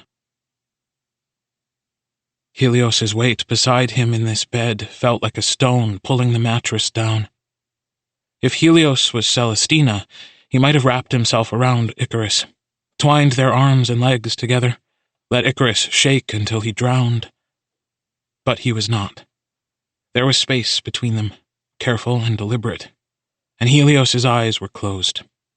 He was being terribly polite. Helios, Icarus whispered. Can you do it again? Helios gazed at him for a while. What do you think about when this happens to you? He asked first. Icarus cringed. Nothing. He couldn't think of anything. It's complicated. Have you ever let someone just touch the same spot over and over again? It might be different than what we did before. Helios propped himself up on his elbow and pushed his hair out of his face. No, we could try that. Icarus turned on his side and offered Helios the inside of his wrist. Helios let out a sigh, but the look on his face was inscrutable. Icarus didn't know what it meant. Then Helios licked the tip of his pointer and index fingers and pressed them to the center of Icarus's wrist. Gross, Icarus hissed reflexively, fighting the urge to tug his arm away. Helios laughed dryly. Many things are gross. Like earlier in the morning light, soft prickles shot up Icarus's arm. Then buzzing got brighter and rougher until he had to curl around his arm again, pull his knees up tight, wrap his other arm around his waist to withstand it. Helios was steady, dragging his fingertips down just 1 inch before starting at the top again. Each time the sensation stopped, it was like a vacuum until it began again, and the rhythm of it was beating behind his eyes. Icarus knew he was breathing hard. He knew when it tipped over into whimpering. What are you thinking about? Helios asked again. I can't, Icarus panted. Your eyes, when you're like this, Helios murmured. It's like watching you dream awake. Icarus didn't know what to say to that, so he just pressed his face deeper into the pillow and tried to keep quiet. Can we try pressure? Helios didn't wait. He stopped the soft stroking and rubbed his thumb hard into the same space. Instead of increasing the feedback, it muted it. Icarus was finally able to catch his breath. Oh, God. Oh, my God. I think that turns it off, he said in wonder. Helios hummed and rubbed the shivery feeling away until Icarus could feel the skin getting raw and his heart slowing back down. That's amazing, Icarus said. I didn't even know. Helios dragged his fingers over the red patch of skin, soft like he had before, and Icarus shouted, doubled over, and snatched his arm out of Helios's reach. Something like pleasure lanced itself deep in the base of his spine, and Icarus pushed himself to the edge of the bed to tremble it away. Make it stop again, make it stop again, make it stop again. The words fell out of his mouth without his permission. Helios grabbed Icarus's wrist tight with his whole hand. Icarus fell still with a sob of relief. I'm sorry. I didn't know that would happen, Helios said, panicked. This shit is so fucking embarrassing. Icarus wiped his eyes with his other hand. and laughed, shivery and pained. Helios took a deep breath. It doesn't have to be, I don't think. It could be good if someone cared to try and understand it. And I want to try. But it's gross. Icarus wanted to sink through the bed and down into the floor. It's not. But even if it was, some gross things can be good too, Helios said. He began letting go of Icarus's wrist, but Icarus stopped him. Please. Helios understood. He reached across the bed and carefully pulled Icarus closer, and didn't let go. Hugh. You are my strangest friend. Luca had said this to Icarus once, closer to when they first met. He'd laughed it off then, but he was beginning to understand what Luca meant now. Helios was weird, but in a fun way. Helios woke up in the middle of Icarus sketching him, and instead of complaining or calling Icarus names, he sat up, took off his shirt, and draped himself across the bed more attractively, letting his arm hang off the side. Fingers lax, but delicately posed. How long have you been awake? Is this your first drawing of me, or have I been asleep long enough for you to make more? Helios asked. Third, Icarus said, leaning back in the child-size rocking chair he'd pulled from the corner of Helios's bedroom. And it hasn't been long. Helios grinned. I've been drawn before, but I'm curious to know what you think I look like. Icarus raised an eyebrow. Given enough time, I could draw you exactly. Paint you in your colors. Helios chuckled and dragged his knuckles across the dusty wood floor. What are my colors, then? Icarus stared at Helios hard. In Pantone, your hair is PMS 717 mostly. You blush from PMS 705 to PMS 708. Your eyes are harder. They're PMS 4695 in this light, PMS 478 in the sun, and PMS 440 at night in the dark.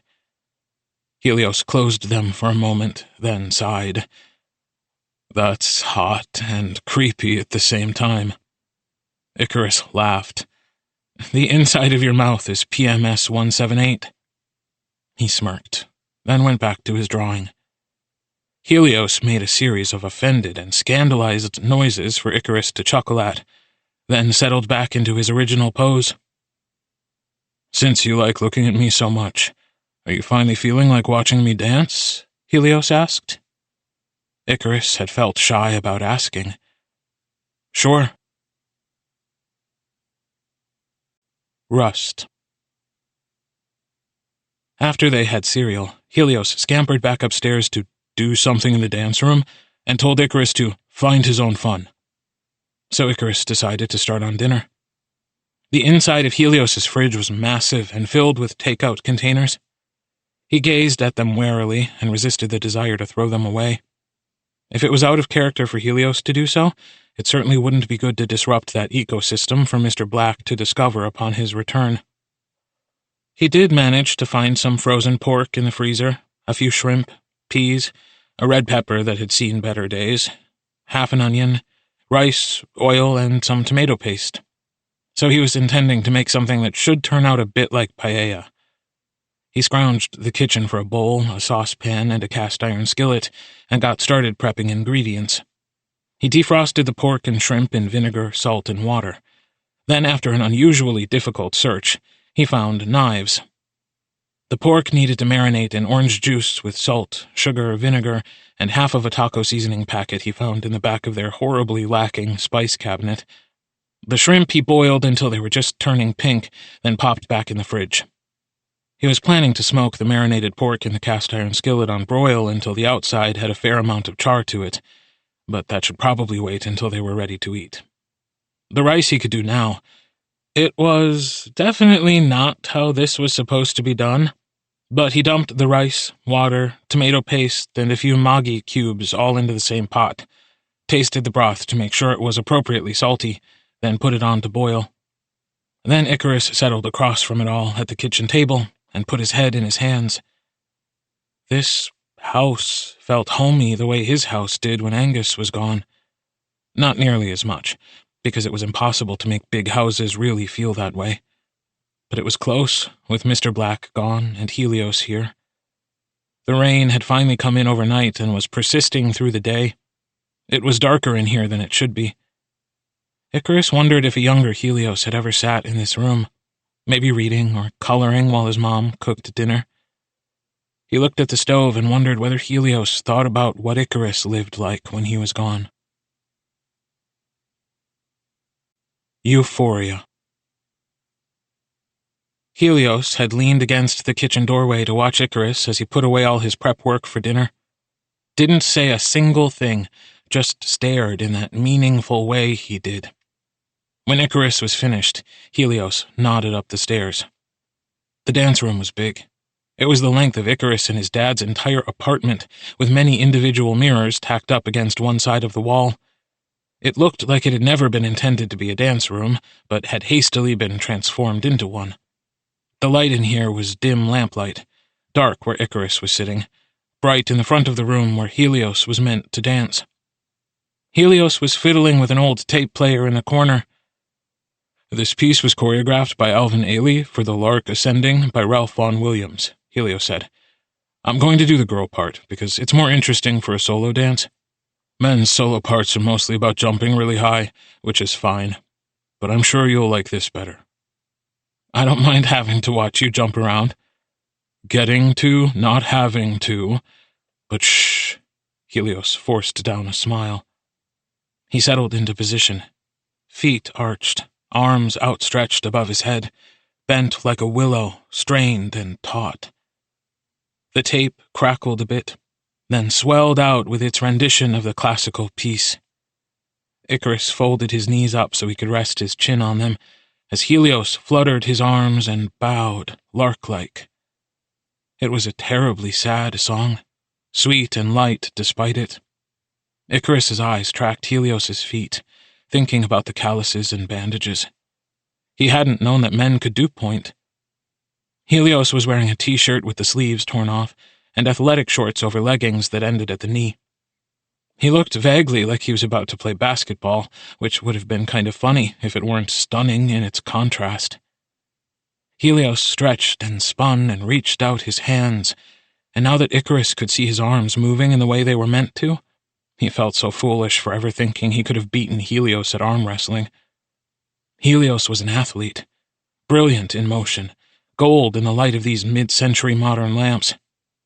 It made Icarus want to sigh, long and wistful.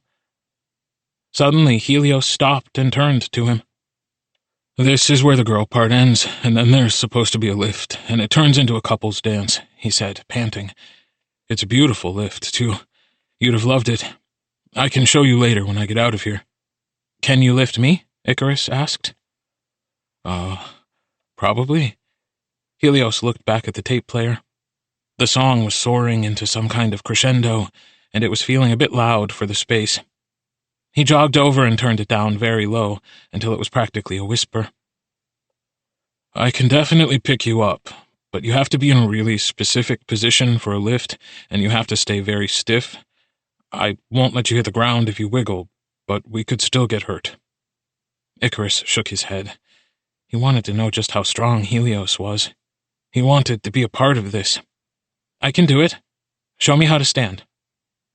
Helios looked a bit doubtful, but he stood next to Icarus, facing the mirrors, and posed.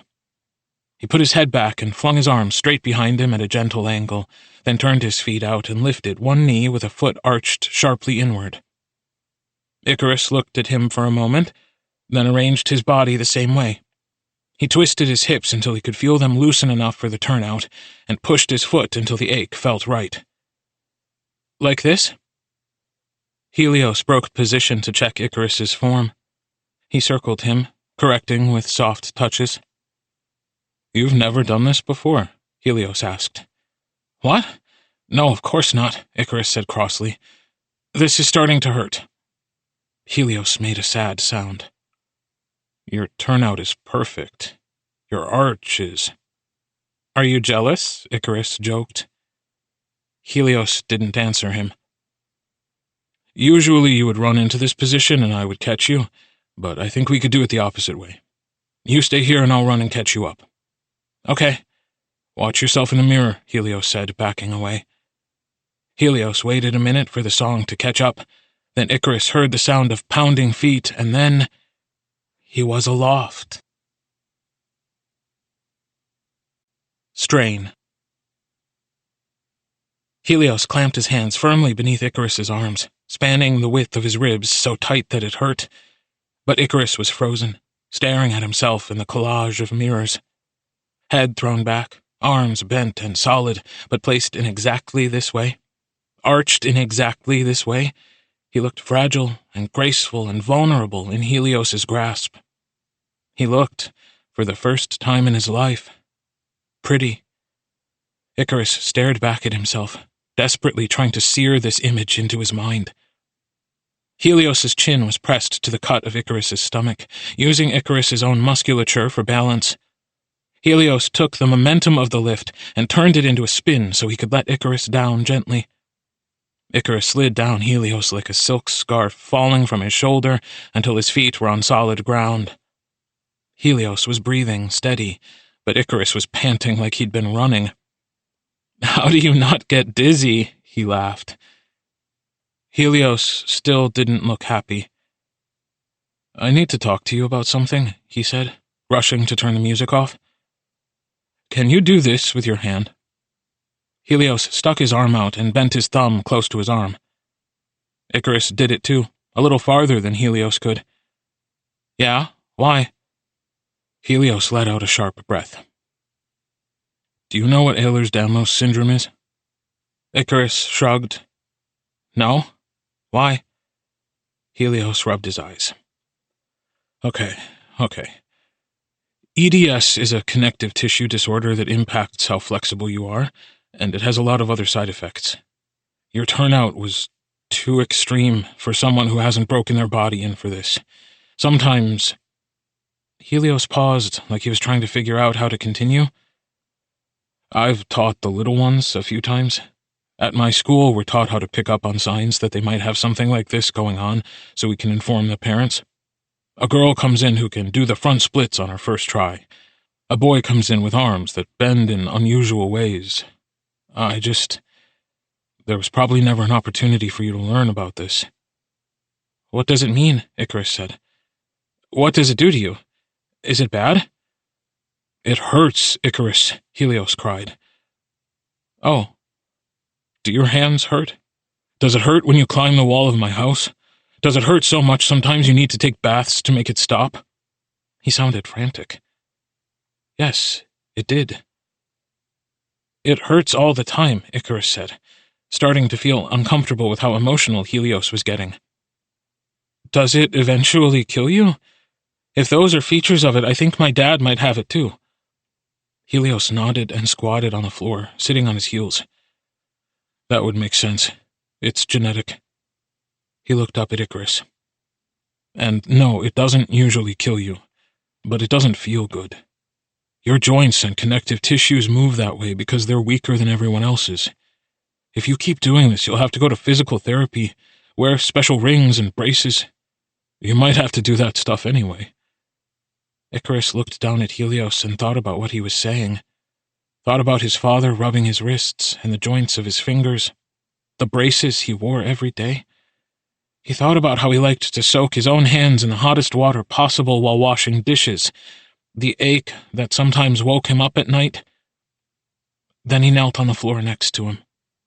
Helios immediately hid his face in his own arms. "I'm not going to stop climbing your wall until the year is over," Icarus said simply. "I've been doing it for almost 6 years, and that was without you being inside waiting for me." "How could you do this? Your entire body must feel... Helios's ears were bright red. "It feels like an ache everywhere. Like a good stretch gone too tight. I always thought it was because I was moving in ways that other people often didn't." Icarus chuckled. "EDS, huh?" Helios sniffed. "It might not be that specifically," he said wetly. "There's other kinds of connective disorders. but that one seems most likely. Dude, are you crying? Shut up. The water didn't bead on the unfinished wood floors. It just sank in and made the planks dark and spotted. Why does this mean so much to you? Icarus asked softly. Helios took a shuddering breath and looked at him, eyes PMS 176, cheeks PMS 708. How should I feel? To know that coming to see me hurts you every time? That if we didn't meet, you might have gone your whole life not knowing? Fuck you, Icarus, he said without heat. Fuck you. Icarus knew Helios was upset, but he wanted to grin and grin and grin. His heart sang at the fact that something meaningless like his discomfort brought Helios to tears.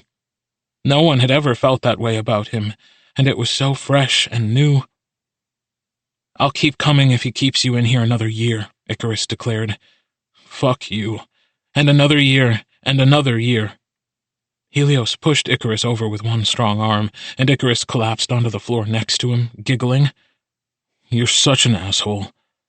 Icarus laughed until the feeling centered itself in his chest, warm and comfortable.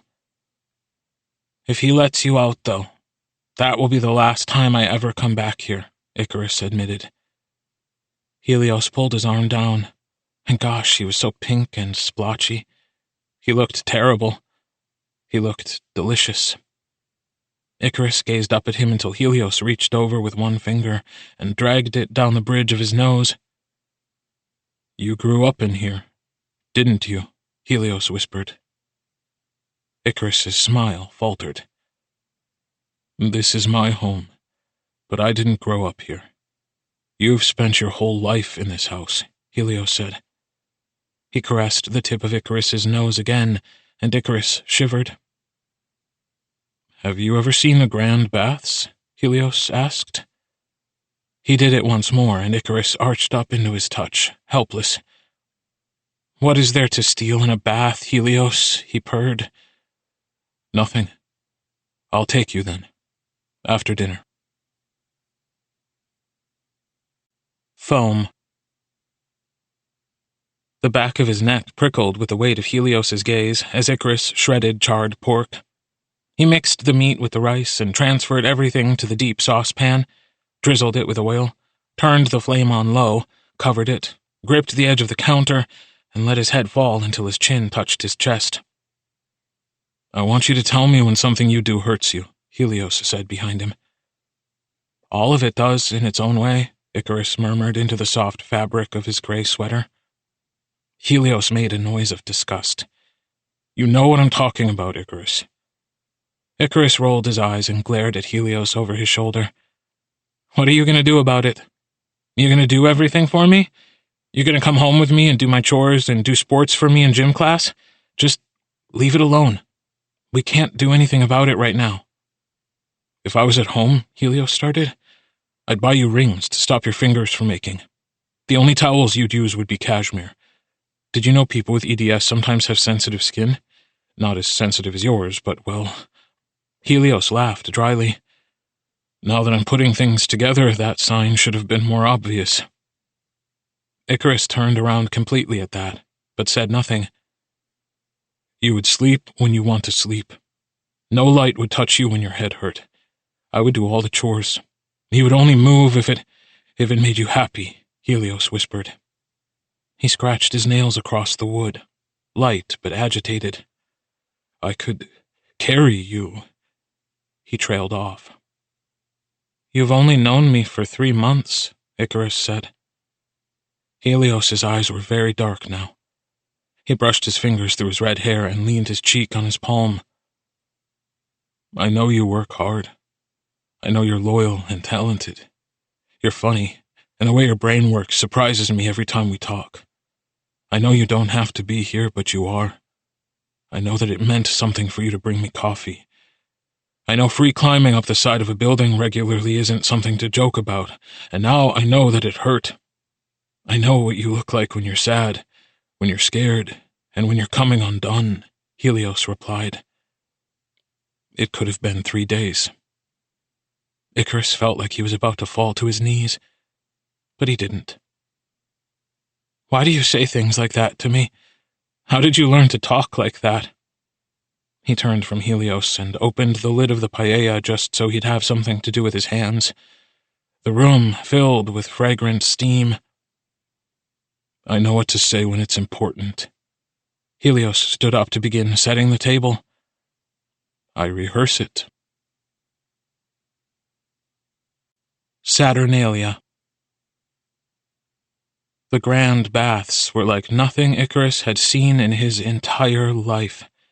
Cream tile from floor to ceiling, like a Roman bathhouse. Mosaic in red, brown, onyx, jade, and gold. The overhead was bright, but Helios turned it down until it was just dim enough to see, and turned on a couple lamps instead. The bath itself was a circle nearly 15 feet across. There were 8 brass spigots all around the edge, and when Helios turned the knob by the ladder, they all turned on at the same time. "Who designed this room?" Icarus asked. Helios smiled. "My mom. She's an ancient history buff. There's more stuff in this style in our house, but nothing this crazy. We could never afford to build it in New York, much less fill it up with water. No one ever took me in here as a kid, so I didn't even know this room existed until I stumbled upon it while snooping around my first week." "What is your mom like?" Icarus asked. Helios grinned. "She's fun and nice. She'd love you if you guys ever met. She's nothing like my dad. I can take you to meet her when this is all over if you want." Icarus shrugged, then leaned to look down at the edge, surprised at how fast the tub was filling. "This is crazy." Helios stepped out of the room and returned with some black bathroom towels and a few bottles. Icarus sat on the edge of the tub with his pants rolled up, as Helios tossed some oils and eucalyptus leaves in the water. "The knob by the ladder controls the temperature. It's a bit stiff, so pull hard. You won't break it," Helios said. "When you're done, you can just leave it as it is, and I'll come and rake out the leaves or whatever. In the bathroom next door, there's more bath stuff, so if you want anything, feel free to raid it. I'm the only one who comes in here." Helios scratched his neck and stood there, watching as the water got closer to the top. "Is there anything else you need before I go?" he asked. Icarus kicked the water gently. "Can you stay?" Many emotions flew across Helios's face in quick succession before he settled on something like resignation. "Okay." Wozhenki Park. It was less frightening than many things to be naked in this room. Icarus put his clothes in a neat stack against the wall and slipped easily into the bath. It was a little over 5 feet deep, good for standing in. The water was warm enough for him to gasp on contact. He looked up at Helios, who had his back to him. Helios seemed to be having some kind of struggle. He had the large bath towel draped over his shoulders as he got undressed, kicking his pants messily to the side to keep a firm grip on the cloth, even holding it close with one hand as he wrestled his shirt over his head. It was curious. Icarus ducked under the water and scratched his fingers through his hair, then popped up, wiping the drops from his eyes. At the very moment when he could see, Helios dropped his towel and moved to quickly get into the water. "Wait!" Helios froze, crouched on the edge, his arm tight across his chest, knees pressed too close together. He looked scared. Icarus crossed the basin in a few short strides until they were near. "I want to see you," Icarus said plainly. Misery, then determination, and Helios slowly stood with his toes at the edge of the pool. From this angle he was as large as a god, backlit and gleaming, goose-bumped hair glowing ember. He was hard in some places, and curiously soft in others. The curve of his chest was unusual. His hips were trim from dance, but still unusual. He looked different, where he should look the same as Icarus. Not like a girl exactly, but different. Unique. Icarus's gaze passed Helios's shoulders, and he stared up into his face. He could see shame there, starting to turn to defiance, then into anger. So he placed a hand on Helios's ankle, slid it up until he was holding Helios's calf, ignored the way it made him feel, and persisted. "There's a statue like you in Warsaw," he said. He wondered at the picture they made. Icarus, dark and small in the water, head tilted back in devout wonder. Helios, red like the sun, gold in the light, standing above him. "You were made the same way as the angels." Icarus would know. Helios looked away from him, still nervous, but he stood there like he wasn't sure what to do. "I can't be the only person who's seen you," Icarus breathed. Helios shrugged and put his arm across his chest again. "I used to get around a lot. People like it, if that's what they're looking for." "Did you think I wouldn't like it?" "Fuck, you're trembling." Icarus was starting to feel bad for asking for this. "Come here. Get in." Helios crouched immediately. Icarus took a step back, let him slide into the water. But he stayed close enough to feel the heat radiating off of Helios's humiliated skin. "Intersex," Helios said stubbornly. "I'm not trans. I was born like this, though it shouldn't matter either way." "There is no one to fight here. It's just me." Icarus raised a hand and traced the edge of Helios's shoulder in the air above it, near enough that water dripped from his fingers to Helios's skin, but not enough to touch. He reached, stroking the warmth of steam across the dark, hidden place of Helios's underarm, then across his collar and up to his throat. Helios tilted his head back, giving Icarus more room. "I didn't think you'd hate it, it's just—" Helios huffed. Icarus hummed, tracing the shell of Helios's ear, then skittering his fingernails over the sharp, heavy curve of Helios's jaw. Helios fell quiet, but the violent flush was fading from his skin. "You think I'd know art, and not know this?" Icarus said. He pressed closer still. "There have been men like you before we had words for it." And even though it hurt, Icarus stood on his toes to gain an extra inch and brushed his lips against Helios's cheek. Helios cried out, lifted his hands to hold Icarus, forgetting himself. Icarus caught Helios's wrists in his grasp before he could, and trailed his mouth across Helios's face. Soft, staccato kisses, because they were easy, and he knew he was untalented. Helios's mouth, when he found it again, was sticky and hot. He wondered, in the grip of madness, whether his own mouth felt the same. Icarus let Helios fall back against the wall of the pool, to look at him hazy-eyed, flushed and waiting, breathing fast. But Icarus pulled away and let the cool air fill the void between them. "I haven't gotten to shower in 2 days, and I really want to. After we can float a bit, if you want." Helios let out a shuddery noise. "Was that your first kiss?" he asked. Icarus turned around and started walking determinedly toward the bar of soap Helios had left on the edge of the tub. "Icarus, seriously, was that your first kiss? That shouldn't be allowed. You're not supposed to be good at it. You're supposed to be slobbery and gross. Ugh, fuck you," Helios ranted. Icarus's laughter echoed off the tiles, filling up the room. Butterfly. Even though there was no other place less like the woods than this, Icarus thought about Celestina's pond, drifting with her together and apart. He'd scrubbed until all of his skin felt brand new, and watched Helios wash his hair as though it was a performance. Then he drifted on his back until they made contact. Icarus noticed that the shock of touch was lessening the more of it he had. The sensitivity was still there, but it wasn't a roar unless the experience was something new. The brush of their shoulders in the water felt striking enough to make his heart race, but the hand Helios outstretched and wrapped around his own was firm and ran a comfortable pleasure up his arm. Icarus opened his eyes and took a bleary glance down Helios's body from this impossible angle.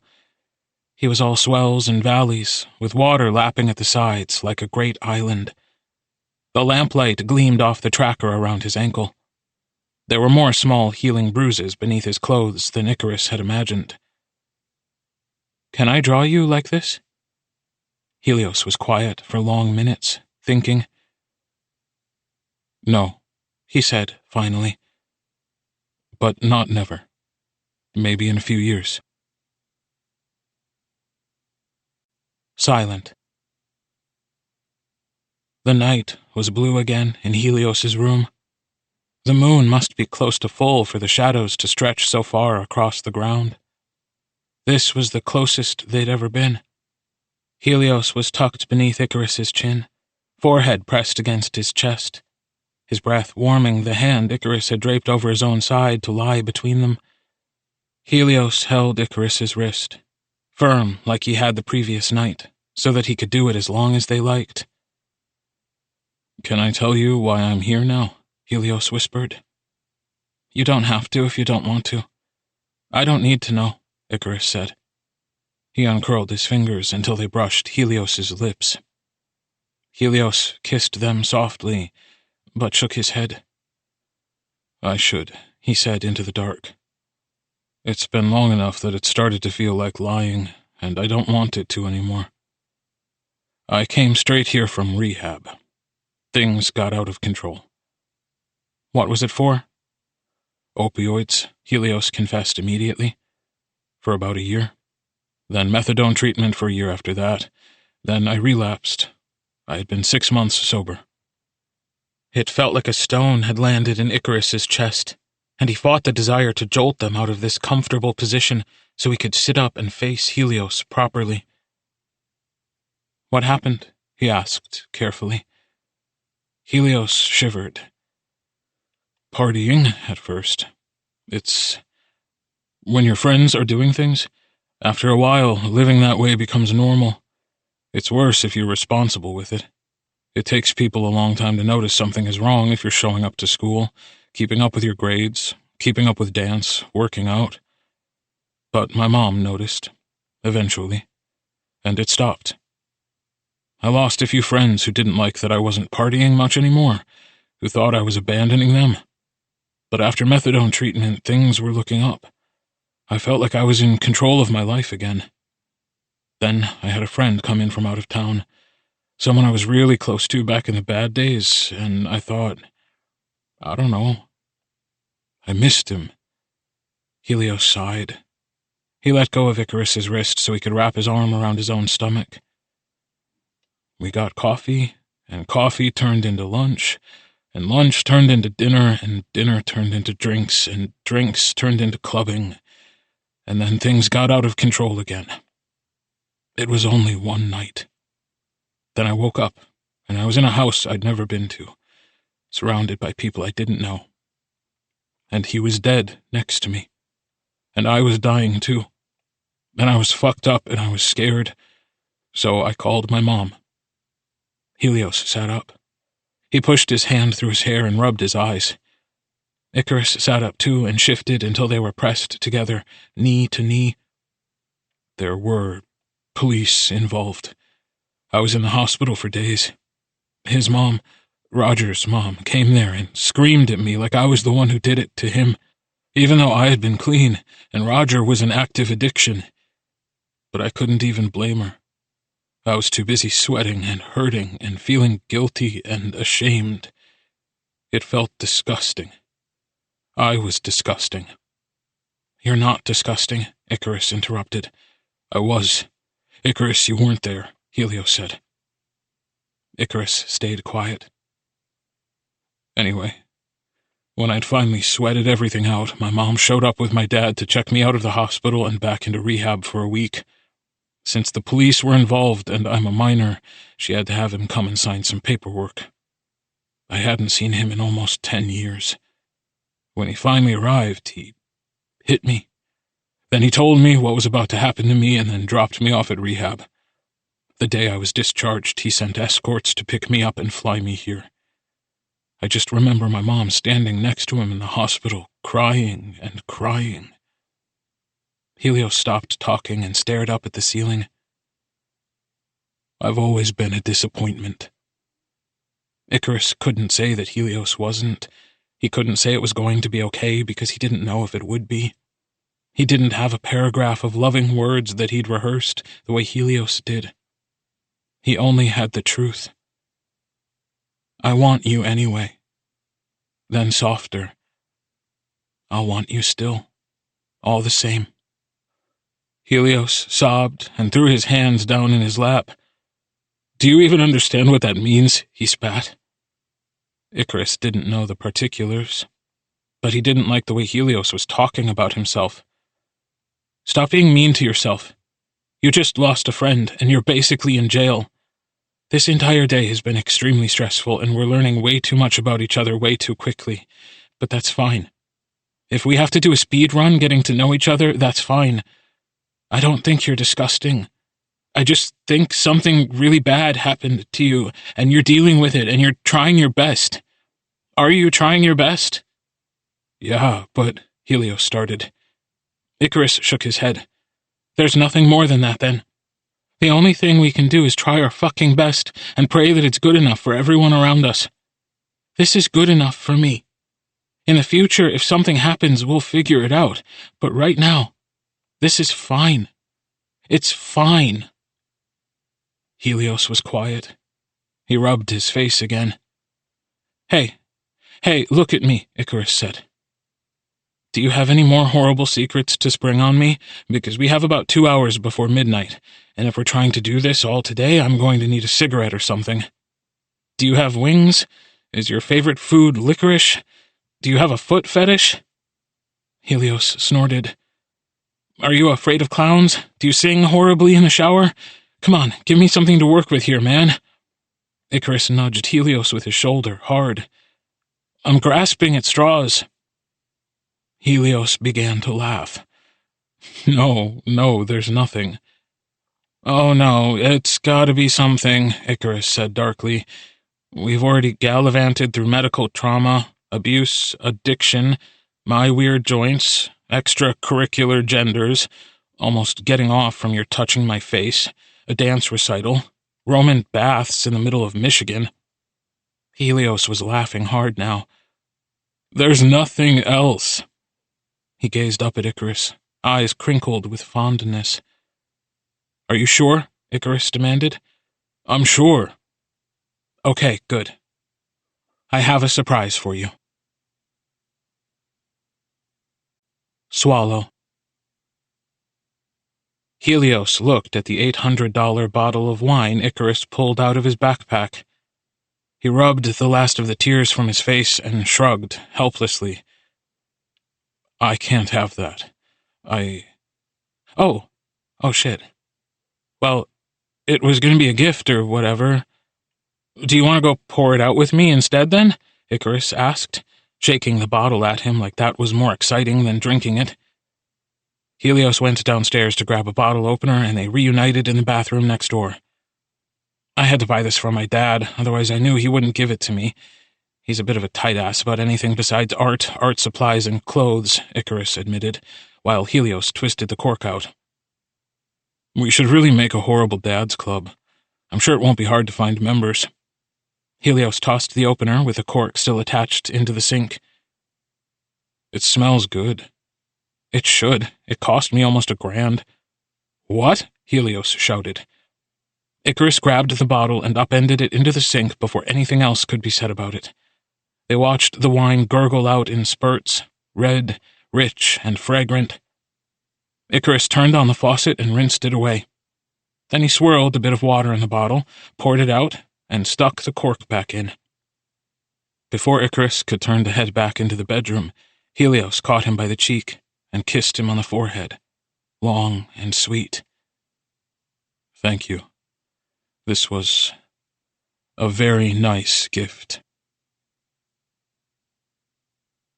Nightshade. Helios fell asleep eventually, but Icarus couldn't. He watched the rise and fall of Helios's chest and thought about the horrors he'd heard tonight. He didn't know if he could handle the responsibility of this. but he wanted to try. Besides, Icarus was sure that someone else in this same position, hearing about the life he lived, would be awake while Icarus fell into a fitful sleep. It didn't feel fair. Earlier, Helios had thought hard about what he would do to make Icarus comfortable. Icarus could do the same. Together, they could do the same. He'd save up more money. Their house would be sober. They'd pick friends who respected that and ditch the ones that didn't. Maybe they would live somewhere more rural, not in the middle of nowhere, because that might actually be worse, but maybe a township or something, somewhere with a detox center nearby, a good hospital. If they tried, maybe it would be okay. Even if a real relationship didn't work out, they could look out for each other, help each other heal from everything that happened before they went their own ways. Icarus was almost 18. He'd be a man in less than a month. He trusted himself to figure it out. Whisper. The morning found him soft and bright, curled toward the edge of the bed. Icarus stretched and yawned and turned over to find Helios awake and looking at him. Helios's eyes darted away quickly. Fear again. Icarus had never had someone look at him like this so often, like he was bigger than he was, like he was dangerous. He reached across the space and brushed his thumb against Helios's cheek, skittered his fingers over the arch of Helios's eyebrow, brushed his wrist against Helios's jaw as he pulled his hand back and away. Pant. They kissed again in the pantry. Helios apparently having reached the limit of his politeness and composure somewhere between Icarus putting milk on the table and getting a box of cornflakes. He pushed Icarus farther into the dark, warm room, begged him down to the floor, and clambered into his lap, long-legged and heavy, asking to be touched. He ran the bridge of his nose up the side of Icarus's neck, teased his teeth against Icarus's ear, and flicked the tip of his tongue at Icarus's bottom lip until Icarus caught him with a firm hand on the back of his neck. Shook him once. Less, instead of more. He leaned up into Helios's space and brushed their mouths together, holding Helios back until he keened. Icarus was sure Helios wanted something much more elaborate, but this alone made Icarus feel raw, feel flayed open. Helios scrunched his hands into Icarus's shirt like he understood that Icarus couldn't take gestures bigger than this, and Icarus was grateful. So he cupped his hand behind Helios's head and lowered him backward down to the floor. "Give me anything," Helios asked. "I'm trying." He thought a bit, then curled his arm under Helios's thigh, lifting to rest it on his hip. Shoved his knee beneath him until they were twisted like girls. Helios grinned. "Really?" Icarus rolled his spine like the crack of a whip, and Helios slammed his head back on the granite. "Stop underestimating me." He turned Helios inside out, rested his forehead on Helios's knee until Helios clawed at the floor and said a litany of beautiful and rude things about him. Then, because he was technically still a guest, Icarus cleaned up his mess.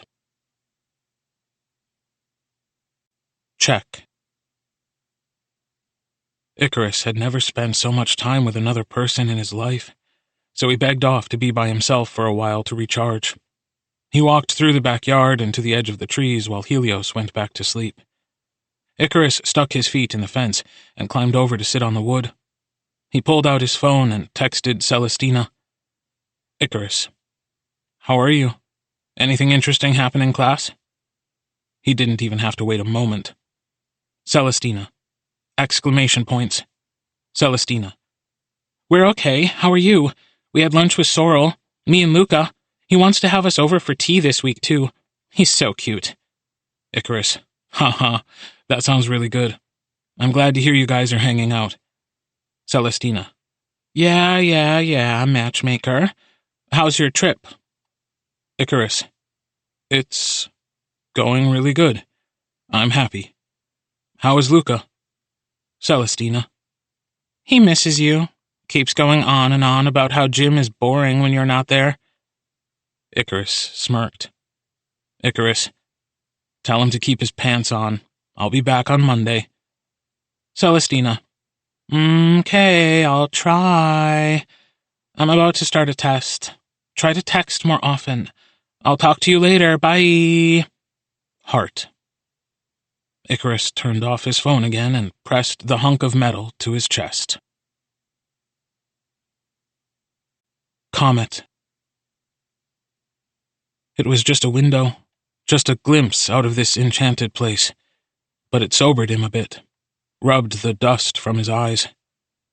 When Icarus got back to the house, he asked Helios to help him clean his presents from this place, to wipe out 2 sets of footprints on the rugs in each room, to wash all their dishes, to take out all the trash from any room they'd been inside. They scrubbed out the Roman baths together, too, after Helios mentioned he didn't usually use the scented oil when he was alone, and the smell of it was still lingering in the walls.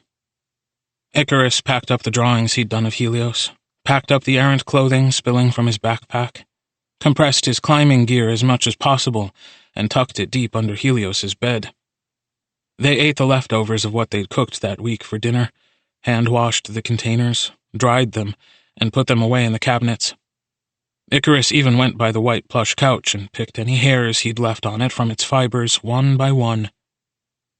The torque called to him from its home in the dark, and again Icarus turned from it.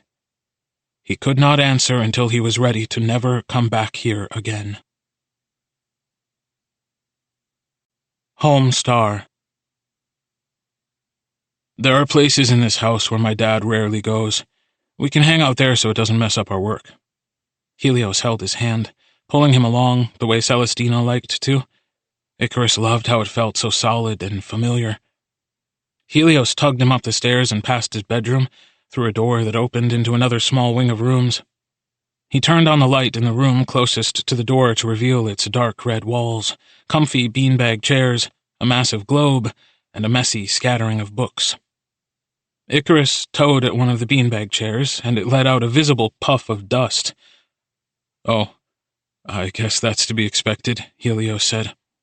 "Whatever. That's not where I was planning for us to sit anyway." He led Icarus to the huge globe and fiddled with the side until it opened up, letting down a small staircase. Inside was a little bench with a bit of cushion on the back, just large enough to fit 3 people. Closed inside the globe as it was, the bench wasn't at all dusty. It's a model of the Atwood sphere. They have one in Chicago at the planetarium, but the outside of theirs isn't painted like a globe, it's just silver, Helios explained, ushering Icarus inside. "Grab that strap so we can pull the door closed." As the stairs went up, the inside of the globe got darker and darker until it was pitch black when it latched. "Whoa," Icarus whispered. There were pinpricks all over the steel, little dots of light from the room around them that, in the dark of the Atwood sphere model, looked like stars. "It's a sky map," Helios explained. "There are 692 holes cut into it. My mom had it made when she was pregnant because she couldn't go outside much. It's not the real thing, but it's almost as good." "This is incredible. I wish my dad could see this." Icarus felt the air shift and understood that he was being looked at, though it was really too dark to tell. "What's your dad like?" Helios asked quietly. Icarus shrugged, though he knew Helios couldn't see it. "He's like me, I suppose. He's shyer, though, and a bit more stern. He's hard to please, but I can usually manage to do it. He focuses more on his work than anything else." Icarus looked up at the stars. "I get the feeling that he's a shadow of the person he once was. A person I've never met." "What do you mean?" Icarus grinned. "You know how every so often you'll meet, like, a teacher or some other adult, and you can tell that they were, like, really cool in college? Just really get the vibe that they were a handful and then eventually cooled off? The 'I used to smoke a lot of weed' vibe?" Icarus laughed. "Kind of. I mean, there are other versions of it, but yeah, My dad gives off this vibe that he used to be really happy and interesting once upon a time, but it was a long time ago, and now interesting is all he has left. He shifted around until he could feel Helios's breath on his face. I know he loves me, but it's more like a master and an apprentice situation than a dad. Not at all like I assume your mom loves you. He used to let me walk around by myself at night when I was like 12, which is fucking ridiculous. Wow. Right now he thinks I'm on vacation. Barely asked me where I was going. Helios shifted until his head was on the bench by Icarus's thigh. His legs were propped up on the wall of the sphere. Icarus could see his position in the void left without stars, feel he was there by the dusting of hair near his arm. Helios turned his face to press into Icarus's elbow in the new, firm way they'd learned worked for him. You said, the other day, that after I'm let out of here, you would never come back to this house. Does your father know? Helios asked. Icarus reached across his lap and curled his fingers into Helios's hair. Not yet, but he will. What will you do? Icarus sighed. Now was as good a time as any. I want to go to school, but I might start working immediately if anyone will have me. In the short term, though, I was wondering if you wanted to come with me? It was quiet for longer than was comfortable. Where? Helios asked. He sounded sad. Anywhere that will have us. Anywhere I can work and you can dance. Icarus tugged Helios's hair gently by the root. We can figure out the logistics some other time, but I wanted to offer. We don't even have to stay in this country if there's anywhere you want to travel to. Helios arched back, following the grip of Icarus's hand. I don't want you to feel like... You don't have to feel responsible for me. I can handle myself, Icarus. I don't want you to feel bad. I need to look at you while we're having this conversation, Icarus interrupted. He unlocked the sphere's door and gently lowered the stairs. Helios looked up at him from the bench, legs still propped against the wall. Helios, we share history, Icarus continued. I don't feel bad for you. I feel like we're similar. I like waking up to you with me. Is it bad to want that all the time? Is it selfish for me to want to know that you're away from your dad in a way that matters? To know that you're okay because I'll see you every day? We don't have to be together to live together.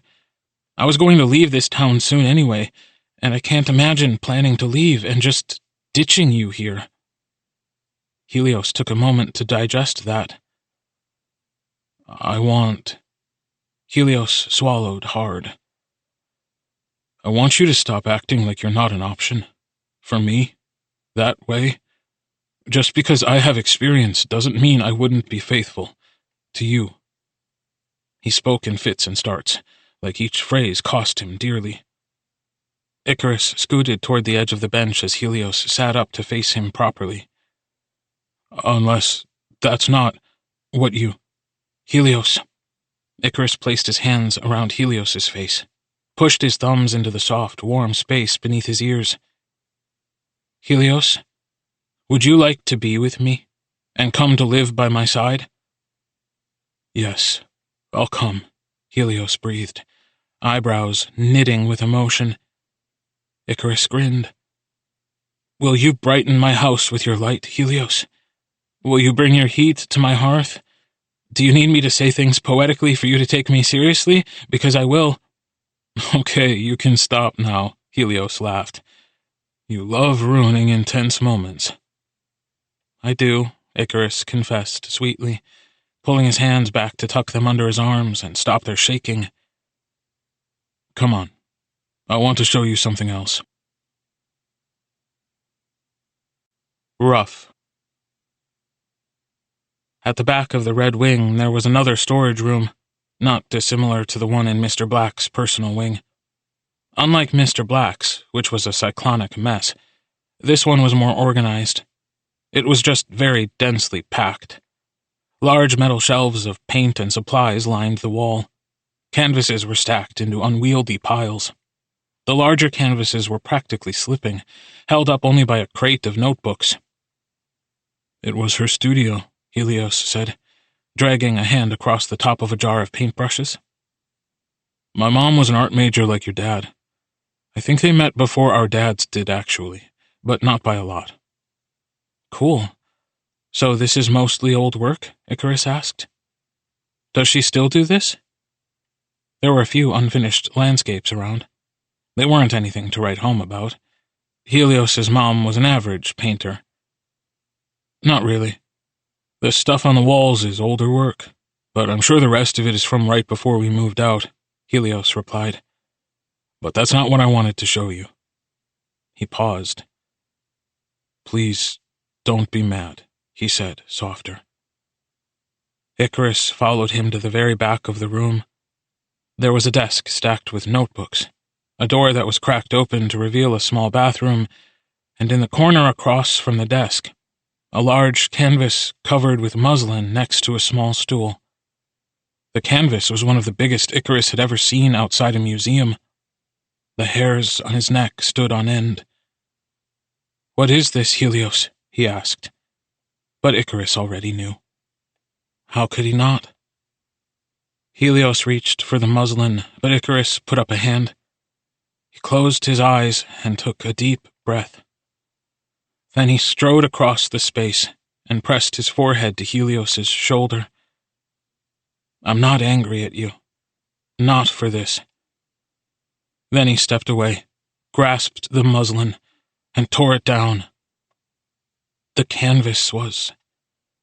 Anyone could still see that it had once been breathtaking. The splashes of acid had stripped away most of the middle of the canvas, even forming a few holes big enough for Icarus to crawl through. But it wasn't a perfect job. Angus hadn't brushed it evenly over the whole thing. He had thrown it recklessly, so you could still see the sky, the trees, and the water at the edges. It looked like someone had burned a hole in the world. Icarus backed away from it, disturbed. He accidentally bumped into the desk behind him, unable to tear his eyes away. Notebooks and loose paper spilled to the floor. Helios crouched to pick them up. Icarus tore his eyes away from the painting that had taken his mother's life to apologize and help, but found himself looking back at his own face. "What the fuck?" Helios mumbled. Instead of picking up the drawings, Helios spread them out wider to look at them. "It's you." "It's my father," Icarus whispered. "Your mom was drawing him." Burn. "What the fuck?" Helios breathed. "What the fuck?" He muttered it over and over as they pulled out more and more pictures of Angus. Pictures of him painting, pictures of him laughing, pictures of him by the water or reclining on the same sofa that sat downstairs. Pictures of only his eyes, only his mouth, only his hands. It was worship, Icarus knew, but he didn't say it out loud. Helios's mom had drawn Angus Gallagher with such longing, it was obvious and embarrassing. Drawn the wrinkles next to his eyes like she wanted to run her fingers over them. Drawn his tired, bruised gaze like she wanted it to look back at her forever. Icarus's own features romanticized, his Roman nose, his crooked grin, the way his ears stuck out too much. He remembered the dance, the lift from the other day, and wondered, violently, if this beautiful creature was what Helios saw when he looked at him. Was she stalking him? Helios pushed the notebook to the side with disgust and no small amount of fear. "This is so creepy." "I think she was in love with him." Icarus picked up a picture where his dad looked mischievous. An expression he had never seen on his dad's face in his entire life. "She was in love with him quietly, I think," Icarus continued. "Because there's no art of your mother in my house. But there are 1,000 paintings of mine." Icarus looked behind him at the half-dissolved painting, and then at the stool next to it. He let the drawing fall from his hand and pulled the stool to the center of the canvas and sat in it. The painting loomed above him, impossible, like a 1,000-yard stretch. Angus must have cried to see so many inches before him. "What would you do if I was sitting here every day?" Icarus asked. Helios was still on his knees. "You couldn't touch me. You couldn't even look at me too hard. And I was in love, and I was in pain, and I was working fast, frantic. And you loved me, and it wasn't appropriate to." Icarus turned to pick up another drawing. A different one of his father's face, half-turned, arm outstretched, his jaw and back and wrists, strong and delicate as he knew his own were. "This is fucked up, Helios. But you should try to be kind to her about it," he finished. Helios climbed to his feet and flew down upon Icarus with terrible purpose, kissing him hard and fast, harder than Icarus would have liked to allow. But the ringing in his ears and the jangle of his nerves left him too helpless from the onslaught to protest. "Be kind," Helios said between bites. "Fuck Icarus. She probably named me for you, and you're worried about me being kind?" Helios shoved a hand under Icarus's shirt, scrambling to get closer, winding his arm behind Icarus's back and pulling him, shoving him, pushing a thigh between his, like he had the right to do it. "I was made for you. I was born for you, and you're still standing before me acting like you're not worthy," Helios hissed, ignoring Icarus's whimpers. "Questioning your looks like it would ever matter. Even if you were ugly, I wouldn't care. I wouldn't care." He bit Icarus's throat, licked a hot line up to Icarus's ear, sucked his earlobe into his mouth, and Icarus couldn't make a sound. He was blind from this, a raw nerve echoing with each scrape against it. He couldn't even breathe. "Climbing into my house, into my bed, touching everything except for me. I was yours before we even met, and I'll be yours until we die," Helios continued against the curve of Icarus's neck, and Icarus was helpless, lost in the sharp fantasy of such a thing. Helios sounded like he was a second from tears, but his hands were broad against Icarus's back. He'd lost the fight against discipline and was picking Icarus up off the floor, wrapping his legs around his waist. "If you're such a good thief, then why haven't you stolen me yet?" The words tore themselves from him, and Icarus didn't know. He wanted to tell him, wanted to cry out that if Helios was made for him, then Icarus had learned to steal just for this. The years of agony and loneliness were worth it, just for this. But he couldn't make a sound. Icarus's eyes rolled back in his head, and he scrambled for something to hold on to, an anchor. He grasped the side of the shelf nearest to them, and a bottle dropped to the floor. "Helios?" Helios tore himself away from Icarus so fast and violently that he slammed into the shelf beside them. Bottles of paint rained down, plastic bouncing and rolling. Glass shattered and sent color across the floor like an arc. Icarus and Helios looked at the door, then back at each other, panting and terrified. Mr. Black was home early. Whole. "What was that noise?" Mr. Black was headed up the stairs. Icarus looked helplessly at his only exit.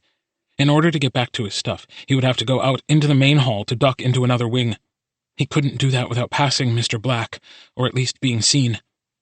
"Into the bathroom," Helios said urgently. "There's a window there. Come back for your stuff later." Helios wrenched the door open and pushed Icarus inside. As Icarus went, he snatched another drawing off the floor and shoved it in his pocket. Icarus tugged at the window, but it was sticking. He could probably get it open, but definitely not quietly enough while Mr. Black was in the room. So instead, he just stood there, shaking, listening to the sound of paper being hastily shuffled as Helios tried to clean. "Why are you in here?" Mr. Black shouted. "I'm sorry," Helios cried. "Don't come in, there's glass." The sound of things crashing filled the room from the front to the back of the room where they were, as Mr. Black crossed it. "Please, I'm sorry," Helios begged. Icarus could tell the moment Mr. Black reached Helios from the hysteria in his screams. Icarus crouched down near the ground and pressed his palms into his eyes, trying desperately not to cry. His back was wet with sweat. "You've ruined everything," Mr. Black hissed, and Helios sobbed. Icarus could hear him scrabbling on the floor, hear the crunch of glass, hear the breath Helios choked out as Mr. Black's fist connected with his skin. It got quiet, and Icarus's heart stumbled. He put his hand on the doorknob. "No! No, no, no, no, no, no, no, no, no!" Mr. Black was whispering something to Helios, and Icarus couldn't hear it. "No, please!" Helios shrieked, and there was a terrible racket as Mr. Black dragged Helios across the floor, glass and all. Icarus pressed himself against the door and sobbed silently, curling his fingers into the wood. "Wish I could just go. I wish I could just go. Just go." Icarus's eyes snapped open. Helios was talking to him. He took one last beat to listen, then followed orders, wrenching the window open with a whine. This was the 3rd floor. Normally he'd be anxious about climbing down without his gear, without his shoes, but adrenaline is something special. He scampered over the side of Helios's house like it was what he was made for, and he sprinted down the sidewalk in his socks. He didn't look back. He just fled. Weeds. Icarus's socks were torn to shreds by the time he made it to his street. He collapsed into his front yard, gasping. He started to climb up the stairs, but his throat tightened, and he ran back down them to vomit neatly into the hedge. Then he clung to the side of the building, brick cutting into his hands, and cried like a child. House. Icarus didn't have his keys, so he was forced to knock. It took almost 20 minutes, but eventually Angus came to the door. He took in Icarus's tear-stained face, his bare feet, and the way his arms shook, and guided him into the house with a palm on the back of his head. "Why are you home so early? Where are your things?" Angus asked gently. He didn't ask if Icarus was all right, but Icarus didn't expect him to. "I left them there," Icarus said. Angus shook his head. "Are you hungry? Have you eaten?" "I'm not. I don't think I can." Angus pulled out a kitchen chair. "Come and sit. I'll be back." Icarus settled down, wrapping his arms around himself, and waited. Angus came back with a large wooden basin filled with steaming water and their medical box. He knelt on the floor in front of his son and began peeling his socks off. Angus dipped Icarus's feet in the bath, and with the very soft cloths he mostly used for smudging charcoal, he began to rub the dirt from his feet. Icarus looked down at the top of his father's head and thought about the drawings hidden in his pocket. "Are you hurt anywhere else?" "No." "Are you safe? Are there people chasing you?" Angus pulled up Icarus's foot to see if there were any cuts. "No, I have a girlfriend. I was staying with her while her dad was out of town, but he came back unexpectedly," Icarus lied. Angus paused. "I won't be bringing her here, or telling her about any of this." Angus sighed and continued to wash. He patted Icarus's feet with a small hand towel, then rubbed the tops with linseed oil. He daubed Neosporin into the many small injuries Icarus had picked up and covered them with band-aids. "If you love her, don't be a coward. Introduce yourself to him," Angus said, and it was all Icarus could do to not begin hysterically laughing. What an awful idea. "I have to go back and get my things. Maybe I'll do it then." Icarus gave his father a smile, like he would have done in a normal situation. To his surprise, Angus returned it. Gut. Icarus had never wished so badly that Helios had access to a phone. Long after Angus had gone to bed, Icarus got up and walked to the police station. He asked the receptionist about what he would need to do to report a domestic abuse situation. They wanted more information about him than he felt comfortable giving, and told him that after he filed a report, they would send a social worker to investigate. But since they were so rural and caseloads were backed up, it might be a month or so before anything happened. That was far too late. Icarus was going to get Helios out of there as soon as humanly possible. Before they could ask him to fill out any paperwork, he backed out, thanked them for their time, and left. Icarus wondered if you could hear the screams from the street. Icarus wondered if, because he'd come here tonight, police would give the Black House a visit whether he made a formal complaint or not. He wondered if them asking questions might alert Mr. Black that someone had been in his home to witness him. He wondered if Helios would survive Mr. Black knowing that. Shroud. Angus let him sleep the whole day. When Icarus awoke, there was a dumpling stew freshly made in the fridge for him. The whole house smelled like chicken and herbs. Icarus ate his share and went back to bed. Wine. He knelt in supplication, took the flesh and the blood, whispered desperation. He asked for strength and bravery and cleverness, asked for luck, saw the sky through the roof with eyes unseeing, and kissed the cross with unclean lips. Ave Maria, gratia plena, Dominus tecum, benedicta tu in mulieribus, et benedictus fructus ventris tui, Iesus. Sancta Maria, Mater Dei, ora pro nobis peccatoribus, nunc et in hora mortis nostri. Angus Gallagher looked weary as he asked, "Do you have any confessions?" Icarus pressed his forehead to the floor. Lust, anger, greed. The silence lasted long enough for Icarus's heart to slow. Angus sighed and put a hand on the back of Icarus's neck. Your sins are yours to decide, but love is never a sin, and the rules of men who don't understand that don't matter, he said gently. Do you have any other confessions? No. Angus took his hand back. When Icarus finally had the strength to pull his face up from the wood, he was alone. That night. Helios's bedroom window was nailed shut, but the window of the bathroom wasn't. What a ridiculous power play from an insecure and abusive man, to make this room feel like more of a prison.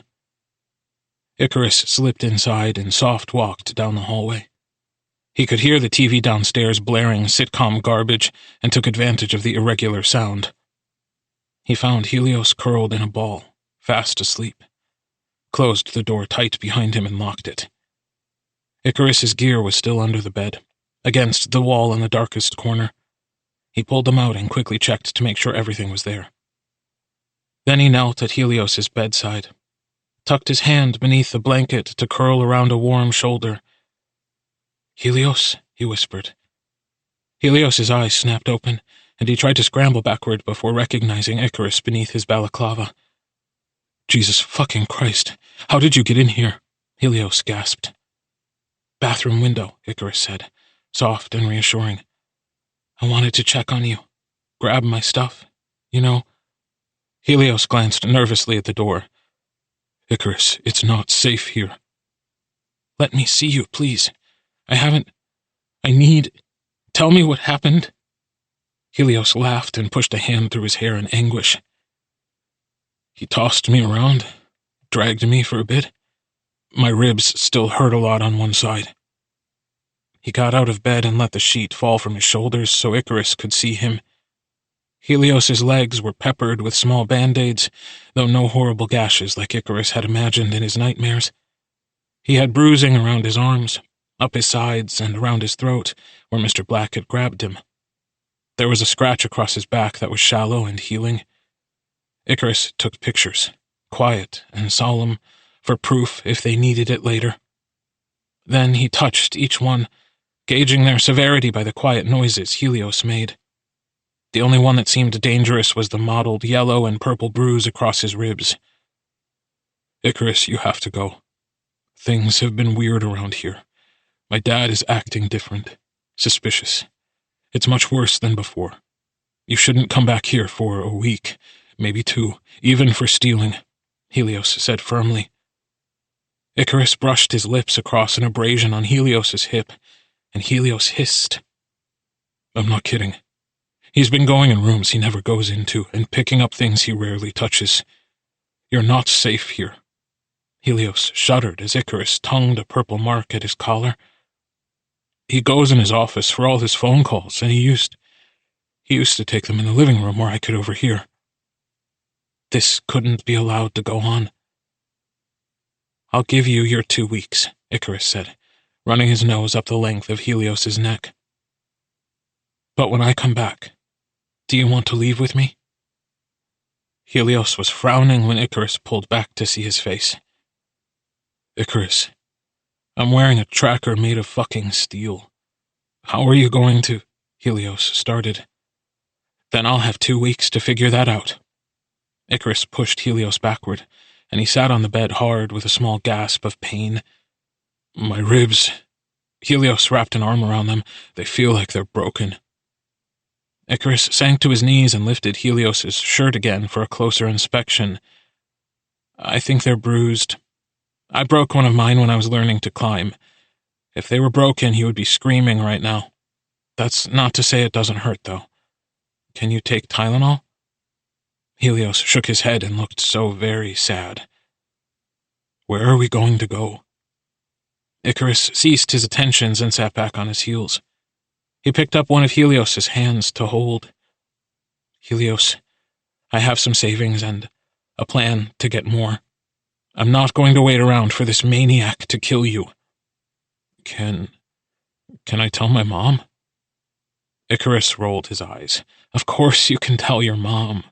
The only reason we aren't going straight to her is because he'll probably go there first. The goal is to get you out of here. Get her on the phone. Send pictures of your bruises and cuts so she understands why you had to leave. Get her blessing to go dark for a bit, and then run off. I don't want there to be like a national manhunt. Helios swallowed. I want her to know you, Helios said earnestly. I want her to see you. I think she would love you so much. Icarus leaned up and brushed their lips together, soft. Don't kiss me so hard next time, he said with a smile. I almost died. Helios beamed back and wiped his eyes. You have to go. You really have to go. Icarus squeezed his hand just once, then crawled under the bed to get his things. 2 weeks, he said seriously. I'll be back for you. Week. The morning came, gentle and light.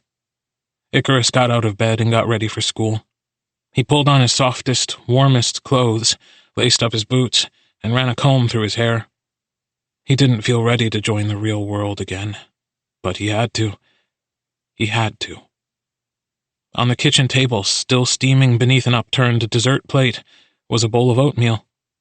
There was a heaping spoonful of his favorite blackberry jam in the center, cinnamon sugar sprinkled over the edges. Angus was nowhere to be found. Icarus leaned his head against the top of the wooden chair and willed his tears to stay in his eyes. He was loved. He was loved. He was loved, in spite of his father's strangeness. He had almost forgotten that. He ate it slow, even though it made him late.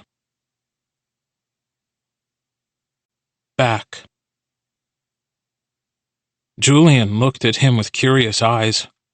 Icarus had missed him so. He placed a hot cappuccino in front of Icarus.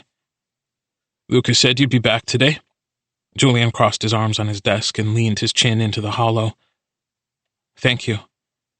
Icarus took a sip and calculated the time between when their project was due and when Helios had said he could come back. He knew he would be gone before the day of their presentation. It would only be a betrayal if he didn't finish the work before he left. Julian might forgive him for leaving, only if Icarus came to him with his half of the paper in hand. You seem different, Julian said. "Where were you?" Icarus shrugged. "I was visiting family."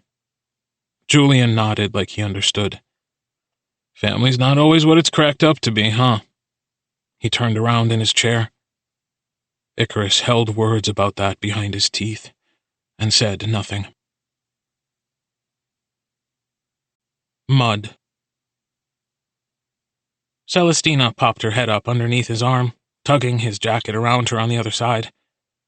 "You ready to ditch another day?" she asked, beaming up at him. Her box braids had been exchanged for a curly bun, fuzzy, lovely, and soft. "I can only skip gym, or they'll call home and get weird," Icarus said, squeezing her shoulders through the denim. "I missed you." "Let me get a real hug." Celestina shoved her other arm under his jacket and squished him hard and tight. There it was, Icarus thought, as he nuzzled into her hair. That was why this was easier. Celestina and Luca only ever applied pressure, while Helios stroked and brushed. Nervous. Gentle. She pulled him up the hill, where Luca and Sorrel were waiting for them. Luca half ran down the hill and slammed into him, nearly knocking him off his feet. "Luca!" Celestina shouted in playful warning. Luca lifted him into the air and swung him around. He caught Sorrel's gaze out of the corner of his eye. Sorrel looked confused, worried, and a bit embarrassed. "I'm glad you're back. Things were starting to get dire," Luca said, finally letting go. "I walked the mile with the goth kids, and they started doing astrology on me, so I decided to walk faster, but they kept catching up." Icarus laughed. He wanted to spin around and shake off the joy in his bones. He turned to Sorrel. "Hey, man, you talked to Celestina about your whole thing?" he asked. Sorrel nodded. His eyes darted between the three of them. "So, any movement?" Icarus pressed. Sorrel shrugged. "I subtly asked Mina about him, and she was like, 'He's nice,'" Celestina said, sitting down on the crunchy hard ground. "Which is better than you gross or who? So I figure he has a shot." "That's better than nothing." Icarus sat down in front of Celestina and lay back into her lap so she could get her fingers in his hair. Then he closed his eyes and listened to them talk around him. He'd never had this. More than two people he liked being together around him. It felt so easy. It was worth it. It was all that he imagined it to be. Detail. Aspen nodded when he walked into math class, but didn't say anything. Icarus looked up at the teacher droning and figured this would be as good a time as any to start working on his plan. First, they would have to handle collateral damage. Icarus would be leaving school before graduation, so he would have to either transfer to a school in their new area or get his GED. He'd heard getting a GED was more difficult, and he'd have to find out if they could travel internationally. He and Helios had never discussed school, but he obviously wasn't going to class, so he'd either have to continue with whatever he was doing already or get his GED too. Technically, he should only have 6 more months of school left to finish, so it wasn't a huge hurdle. But it also wasn't something he could just rashly ignore. He would have to drain his bank account, where roughly half of his money was. He would have to make time to do it the day of their escape, just in case Angus was so overwhelmed by fury that he tried to freeze Icarus's assets. Next, he needed to figure out how to get the security anklet off Helios. He had no idea how it worked. It would be foolish to assume it just sent an alert if Helios left the property. What if it was electrified? It would have to be cut off, and he would have to do research about how. He would have to work on the actual choreography of escaping the property. He was strong enough to probably pick up Helios for a moment, but he couldn't carry him all the way down the wall. But if he bolted hooks to the roof and had Helios in some kind of harness, he could handle the weight of him on his back. He would have to pack his most precious items and bring them with him, but he couldn't bring them on the climb itself. He would have to stash them somewhere, maybe the diner across the street. But the idea of all that money sitting somewhere he didn't trust made him uncomfortable. Between now and when he left, he would have to finish all his homework and the project he was working on with Julian. Last, He would have to tell Luca and Celestina eventually, which was the hardest part. No one else had to know, but the two of them were important to him. The leaving, at least, should be easy. They could take a bus and a train to Detroit, sit where they were for 48 hours to wait out the initial panic search, then buy plane tickets. If Helios had access to his passport, they could swing by New York, grab it, and go immediately. But if not, they could head elsewhere and have a new one expedited. With the new account with his savings and selling the gold, they could be out of Mr. Black's reach completely in a month. He looked down at his quick list. Just a few words. Leave, GED, account, steal, lift, pack, work, friends. And felt more secure than he had in months. Aspen glanced over at it too. You shouldn't drop out, she said. We've only got half a year left, and the GED is much harder. Took my brother 3 times to get it, and he's not stupid. They make it like that for classist reasons. I'm not dropping out, Icarus whispered. I'm moving. Aspen didn't look impressed. Do what you want, dude. I just thought someone should mention it. Alfie said he wished someone had mentioned it to him. Icarus frowned and folded the paper up. Thanks. Flutter. Today was the last day for their final projects. Sorrel was glazing his still life when Icarus walked in. How did you meet them? Sorrel asked him immediately. Icarus sighed and started scraping wax off his own piece. Luca sat next to me on the first day of class, and Celestina needed a pencil, and no one else around her had an extra, he said. Something wrong? Sorrel shook his head. No, they're a bit much for me. They're nice and all, I just can't keep up with them. That was disappointing. Icarus slid his eyes over to Sorrel without turning his head. You know, Mina is more like them than she is like us, he warned. Sorrel shrugged. With her, it's worth it. Icarus sighed again. It was for the best, probably. He was going to try to keep in contact with people from here when he left, but he didn't know if Sorrel was brave enough to help him flee. Their relationship would have to go back to the way it was before. Impersonal. Isolated.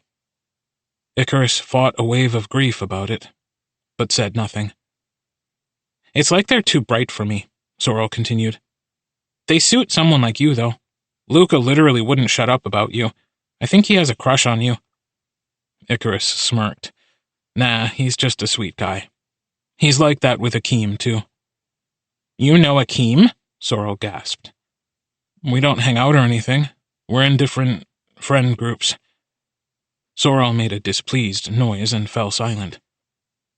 You don't have to hang out with them again for my sake, Icarus said quietly. Do what you need. I'm just rooting for you to get what you want. Why? Why not? Sorrel made a face, but didn't ask Icarus anything more about it. In the second half of class, they were graded on their paintings. Sorrel got a B+, and Icarus got an A- for oversimplicity of technique. As he walked out of class, Icarus dumped his painting in the garbage. Lower. He headed straight from school to the big box hardware store 1 town over. Sometimes Angus would send him here to pick up small things, wood, light bulbs, batteries. Icarus liked the way it smelled. He stood in the front door to inhale. Sawdust, chemicals, steel, dust, dirt, paint. He strode through the aisles until he was in the section he needed, then waited until an employee was walking by. Can you help me? I'm looking for a type of saw. The man was older, with hands that were swollen from use. He paused and looked at Icarus. You need it for an art project or some that? He asked. Icarus clearly wasn't dressed like he worked in construction. I'm looking for a handsaw that can cut through steel, Icarus said. The man gazed at him, a bit contemplative. A circ saw would be better. More stability. The steel is close to skin. A table saw won't work for what I need it for. The man narrowed his eyes. You're not trying to cut off handcuffs, are you? You'd be better off with a bolt cutter. A handsaw is overkill." Icarus closed his eyes for a second and asked God for patience. "The steel is about 1 inch thick, with about 1.5 centimeters of space between the skin and the steel. Can a handsaw cut through that or not?" he asked. The old man held up his hands and chuckled. "Aw, don't get your gym shorts in a bunch. We can find you one that will work. But you gotta put something in between that skin and the blade. Won't stop an accident, but could stop something bad from being something worse. Follow me." He took a few steps, then looked back over his shoulder. "Nothing illegal now." Icarus shook his head. "My friend got stuck in a trap. Just trying to get him out, sir." He left with 4 sheets of sound-dampening foam, a Works 4.5-inch electric compact circular saw, self-adhering bandages, steel mesh gloves, and a 1.25-inch thick roll of rubber for the precious arch of Helios's ankle. Grief. He was home an hour later than usual, and again it smelled like cooking. A chicken had been basted in heavy cream, butter, and spices, and there were potatoes chopped on the counter. Some packaged lettuce had been left out on the table with a few tomatoes next to it. Icarus could hear muffled yelling in the storage room. So he picked up where Angus left off. He checked to make sure the oven had finished preheating and put the chicken inside, then rinsed the potatoes and set them to boil for mash. Then he started chopping tomatoes for the salad. By the time Angus was finished with his call, Icarus had fixed the salad, mashed the potatoes, and retreated to his room to start on his homework. His father knocked on his door, and like always opened it without waiting. "I meant to have it finished before you came in," he said. Icarus looked up at him, confused.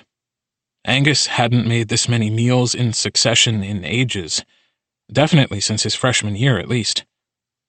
"Why?" Angus made a tight expression.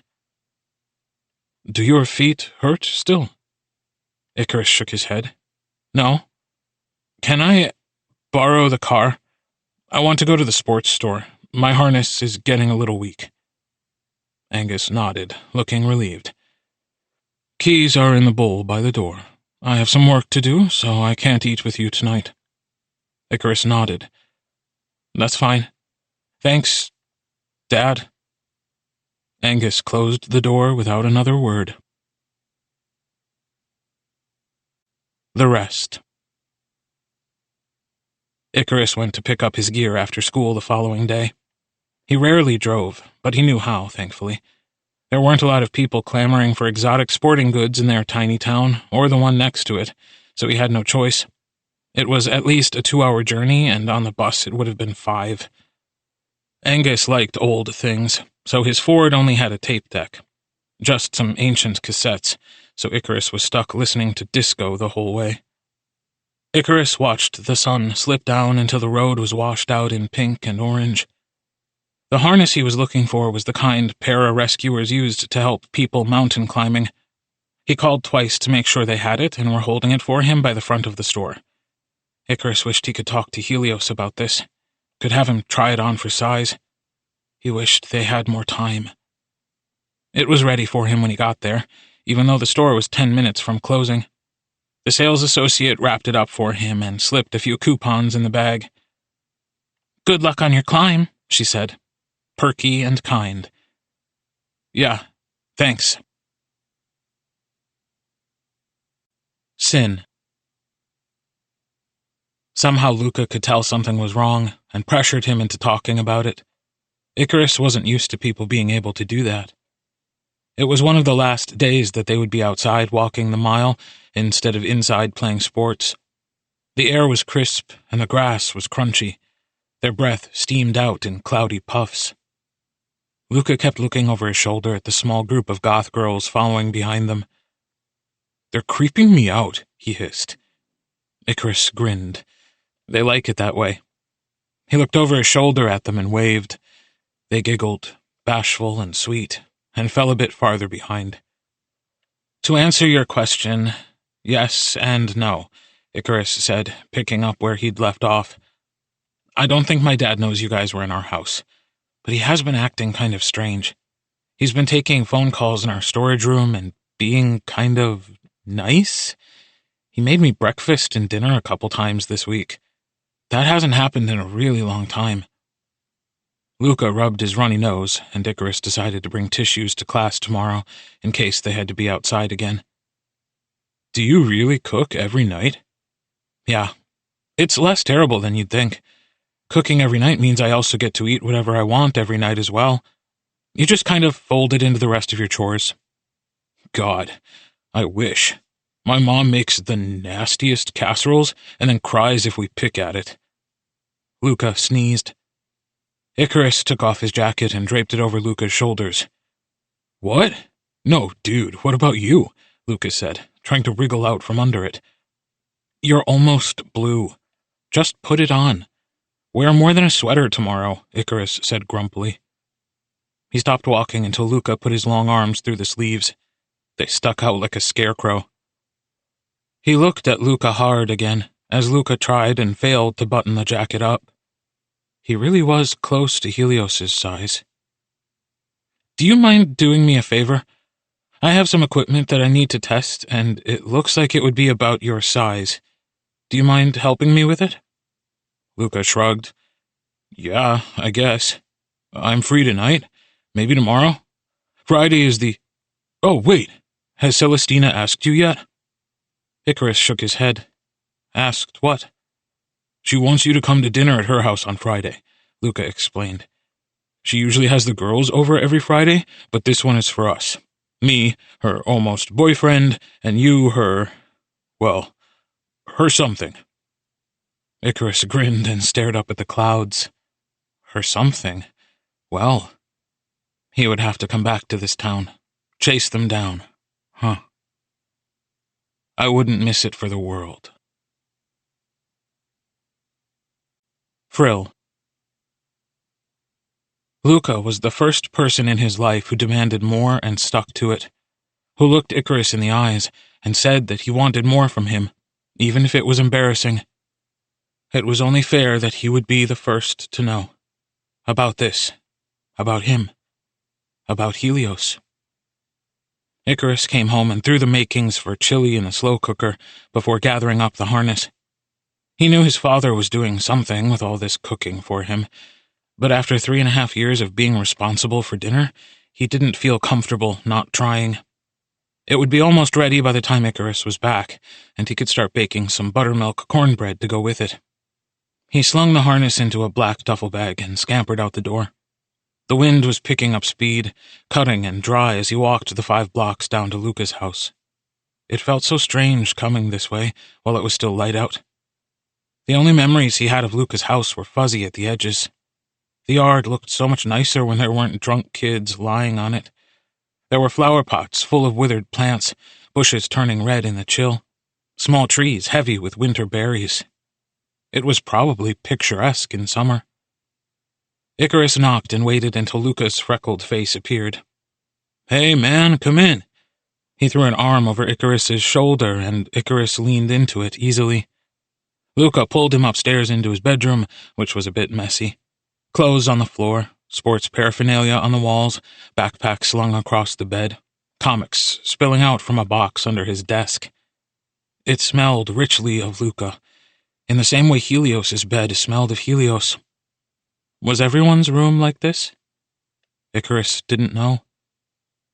What do you have for me to try on? Luca asked, sitting down on his bed. Icarus sat down next to him and took a deep breath. Brick. Luca looked at the pictures of Helios on Icarus's phone with a tight expression. How did you meet? He asked gently. Icarus felt his heart beating out of his chest. Our dads know each other. His dad has something my dad wants in his house, so I was breaking in to get it. When I did, I found him. I've been visiting him in there ever since. Icarus had thought this through, the exact words to use to not give so much away that it would put Luca in danger just for knowing, but enough that Luca would understand. He had rehearsed it. You know breaking and entering is a crime, right? Luca raised an eyebrow. How are you going to get him out? Icarus shrugged. I'm going to climb up there, strap an emergency transport harness onto him, and carry him down. Luca handed Icarus his phone back. Then he stared down at his lap for a moment, processing. After a while, he threw his head back and laughed. You're serious? This isn't a prank or anything? Luca was smiling, but it didn't reach his eyes. I can't leave him there, Icarus said firmly. If you knew you could get another kid in this situation out, wouldn't you? I would call the police, Luca said, standing up. He closed his bedroom door and locked it. Did you try that?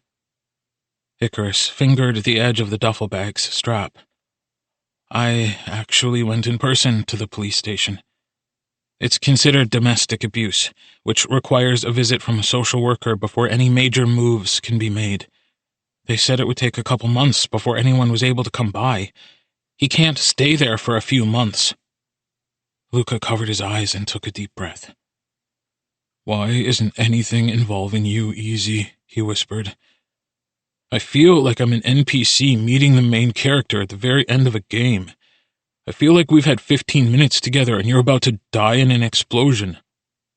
Icarus just stared up at Luca as he paced, hands tucked under his armpits in obvious anxiety. Luca shook his head and didn't answer. Luca, Icarus tried again. I need you. I can't do this on my own. You shouldn't be doing this at all, Luca hissed. This isn't something for you to have to handle.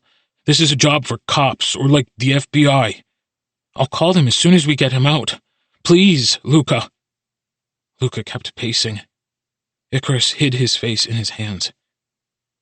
Are you going to tell Celestina? Luca asked suddenly. Icarus didn't look up. She's important to me too. Luca stopped pacing and leaned against his desk. He took a long, deep breath. Fine. Let's do it. Fall.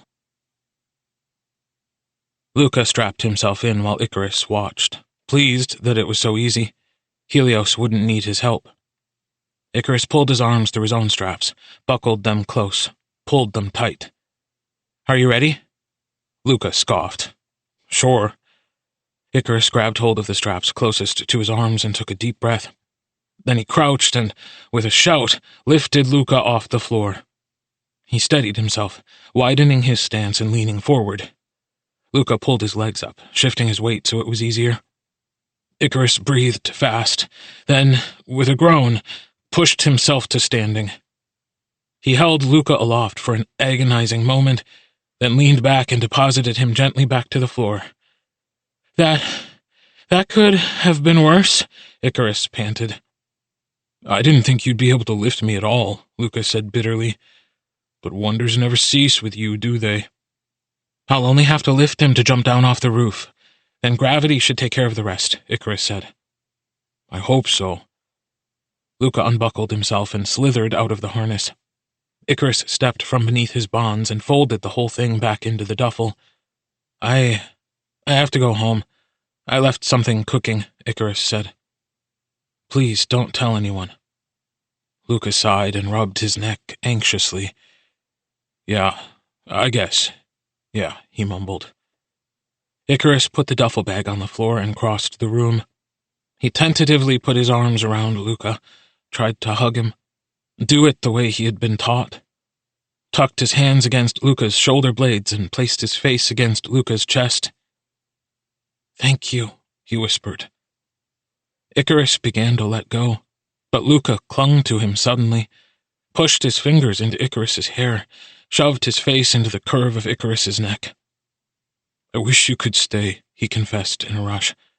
If it was just you and he didn't exist, we could have figured out a way you could stay. Icarus closed his eyes.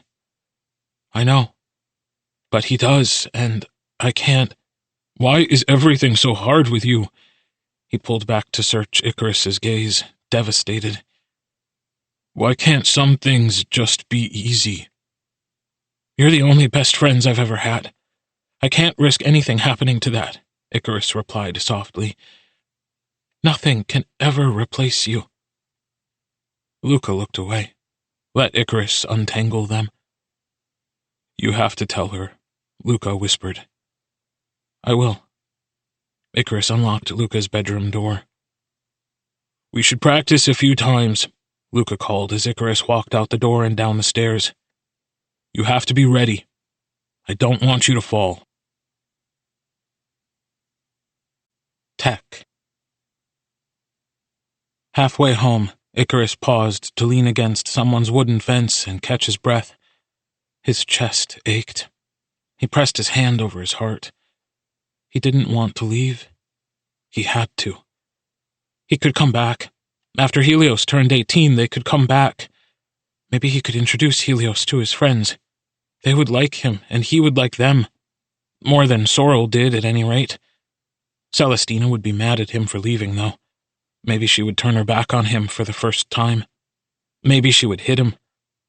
Icarus squatted down on the ground, forehead against the fence, and breathed slowly, willed his heart to stop racing before he slipped into a panic attack. Breathed slowly, breathed slowly. Young man, are you all right? Icarus stood up fast and started walking. I'm fine, he called over his shoulder, not looking back. Tithe. When he got home, the chili was finished and the cornbread was already made, sitting on the counter. A slice had been taken from it. A single bowl, spoon, and plate lay waiting for him on the table. Icarus looked down the hall at the closed workshop door and grew even more suspicious. He ate his dinner quickly and put away his dishes. The workshop light was off, and the house was quiet, but there was no note. Angus never left without leaving a note.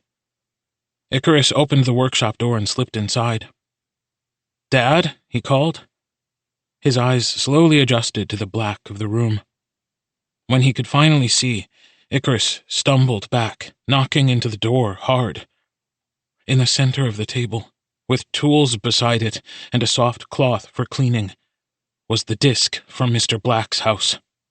Orpheus losing Eurydice, staring back at him, dangerous and inexplicable. The empty space in the foyer haunted him, the scratches on the table and the mess. There was a reason Angus no longer went to the Black House himself. His hands. Their hands. Angus was where Icarus thought he would be, curled up on the futon beneath a quilt, asleep. One of his arms was out and dragging against the floor, his wrist in a brace. A wave of panic swept Icarus across the room, and before rationality could stop him, he found himself shaking his father awake. What is it? Angus griped blearily. Why did you take that? Icarus demanded. What? Orpheus, Icarus said louder. It's bait. If I could tell it was bait, you could tell it was bait. Why did you fucking steal that? Angus startled and sat up, pushing Icarus's hand away. He ran his fingers through his gray hair, and then steepled his hands beneath his chin. I don't know what you were thinking, Icarus hissed, starting to pace. You put me at risk. You put everything at risk. Over that? It's not even famous or rare, it's just a random antiquity. Angus didn't speak. What, does it belong to a museum? Was it illegally smuggled? What was worth breaking into that man's house after 5 years of forcing me to do it for you? I never forced, Angus started. Icarus threw his arm out, furiously. Asking! Whatever! He shouted. Angus closed his eyes for a long moment, but opened them before Icarus could start screaming again. It's a favorite of Ramona's, Mr. Black's wife. He likes to buy pieces she is fond of and destroy them, or display them, whichever he thinks would hurt worse. The piece is on loan from a museum, and they will never get it back from him. Ever. To me, it's worth the risk. Icarus stood in the shaft of light from the hallway and crossed his arms. The risk. Icarus was the risk. His safety was the risk. Icarus had been feeling so fucking hypocritical about planning to take the torque and leave nothing, but this was so much worse than that. At least Icarus was leaving the entire city directly afterward and saving a child abuse victim with the proceeds. Not sending his own kid in as some sacrifice for a woman he hadn't even seen in... "What does she mean to you?" Icarus asked dangerously. "Icarus, were you fucking her while my mother was dying?" Angus stood, fully awake now. "Watch your tone." Icarus whirled around. He snatched the disc off the table. He was so furious he could barely feel his arms. "Icarus, stop!" Angus shouted. He grabbed it from Icarus's grasp, sinking beneath its heft. With a groan, he settled it back onto the table. "I owe her. She helped me. I owe her." Icarus backed away, shaking. "The commission. She painted from the bottom up, and I painted from the top down. She was helping me. We were working as fast as we were able." Angus panted. "I owe her for trying." Icarus pressed himself into the wall by the door as Angus pushed the statue away from the edge of the table, gritting his teeth at the pain. "I was there every night, but it wasn't enough. She got up in the middle of the night when Stuart was asleep and filled in what she could. He broke her arm for it when he caught her, Icarus. That is on me." Angus looked exhausted. "I don't like talking about this," Angus said. "I am too old to keep reliving this." "I didn't know," Icarus mumbled.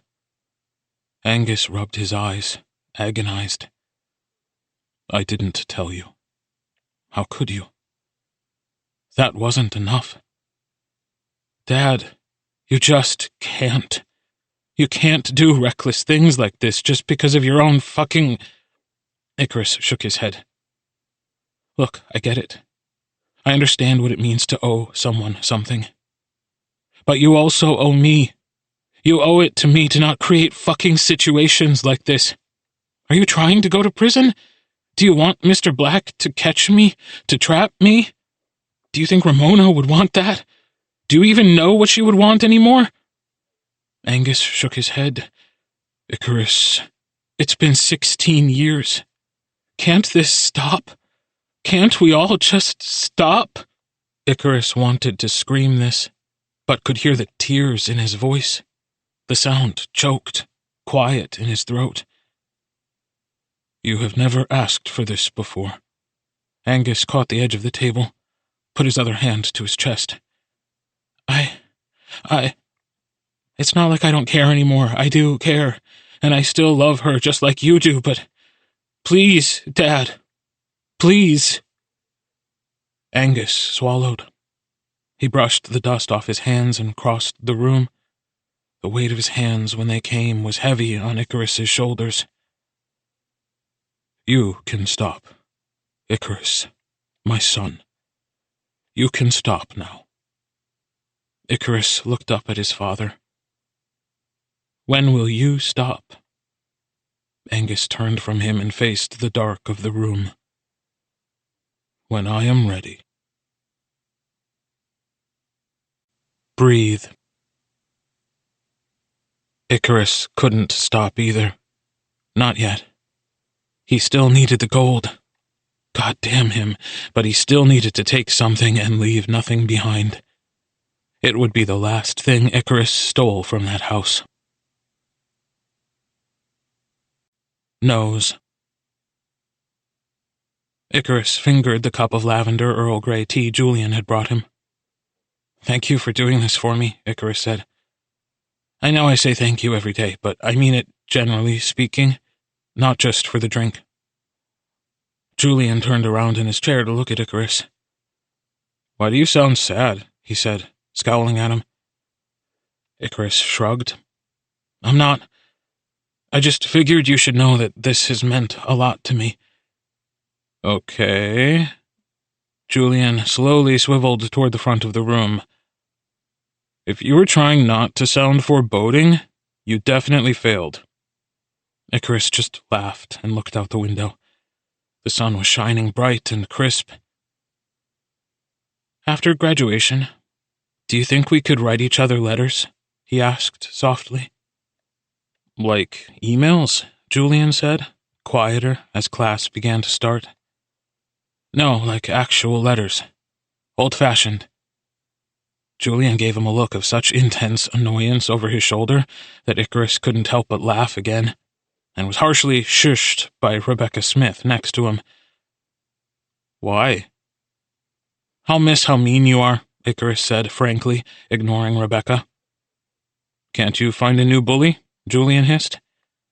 Icarus finally did what he'd been wanting to for months. He reached forward and flipped the tag sticking out of Julian's sweater back inside. Julian arched hysterically and slapped his hand where Icarus's had just been. What the? Your tag. I know, I pulled them up on purpose because it's too scratchy, Julian griped. You should just cut them out.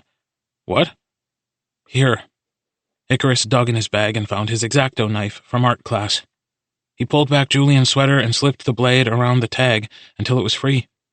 Then he patted Julian's sweater back into place. There you go. Julian rubbed the spot from behind. I'll write you letters, you big sap, he murmured. You better write me back or I'll stop doing it. I will. Green. These final days felt pale and flimsy. It was Wednesday, and Icarus and Luca were forced to play dodgeball indoors for gym instead of walking in the cold. Luca didn't look at him much while Icarus was in the position to look back, but Icarus felt the weight of his gaze all the same. They were on different teams, so they didn't get the opportunity to talk. And when it was time to get dressed, Luca slipped away so Icarus couldn't go after him. Next period, Icarus sat down behind Celestina and put his face in the cradle of his arms. She turned around and reached over him to scrape her acrylic nails against the back of his neck. She scratched him until he was shivering, loose-limbed and easy, until the tips of his ears were hot. Then she traced the rims of those, too. Icarus made a soft noise, and she immediately took her hand back. Luca said he told you about Friday dinner? Mm-hmm. It's at 6 o'clock. I'll text you the address. Icarus lifted his head so he could look at her. Should I dress up nice? Not unless you want my whole family to comment on it, Celestina grinned down at him. She'd braided gold beads into her hair, and they shimmered under the fluorescent glare. Is Luca still coming? He's avoiding me, I think, Icarus murmured, burying his head back in his arms. He does that when he's embarrassed. Just talk to him and it will be fine, Celestina said. She turned back around to pay attention to what was going on in class. Icarus was afraid that it wouldn't be. List. Icarus ditched his other classes and spent the rest of the day in the library, finishing up his half of the paper for Julian. He checked his bank account one more time, made a few calls to be sure the transfer to his new separate private account would land precisely when he meant it to. He looked up hotels and transportation options along 2 different routes, toward Helios's mom and away from her. Icarus even ordered a few pieces of clothing in what he was hoping was close to Helios's size, in case they didn't have time to pack. He stared at the purchase button on the screen for a bit, his cursor hanging over it. Then he pulled out his phone and opened his photos for another glance at the pictures they'd taken of Helios's bruising. His chest tightened in pain again. Icarus added a couple pairs of warm socks and a pair of tennis shoes a few sizes bigger than his to the cart, and paid for it all with a click. He looked over his shoulder at the other kids milling out of the library to head home for the day, and felt strange. He didn't know why. This was just one more secret layered over his much older secrets. He didn't know why it felt like it mattered that he was leaving these people. He didn't even know them. He'd never tried to. Well...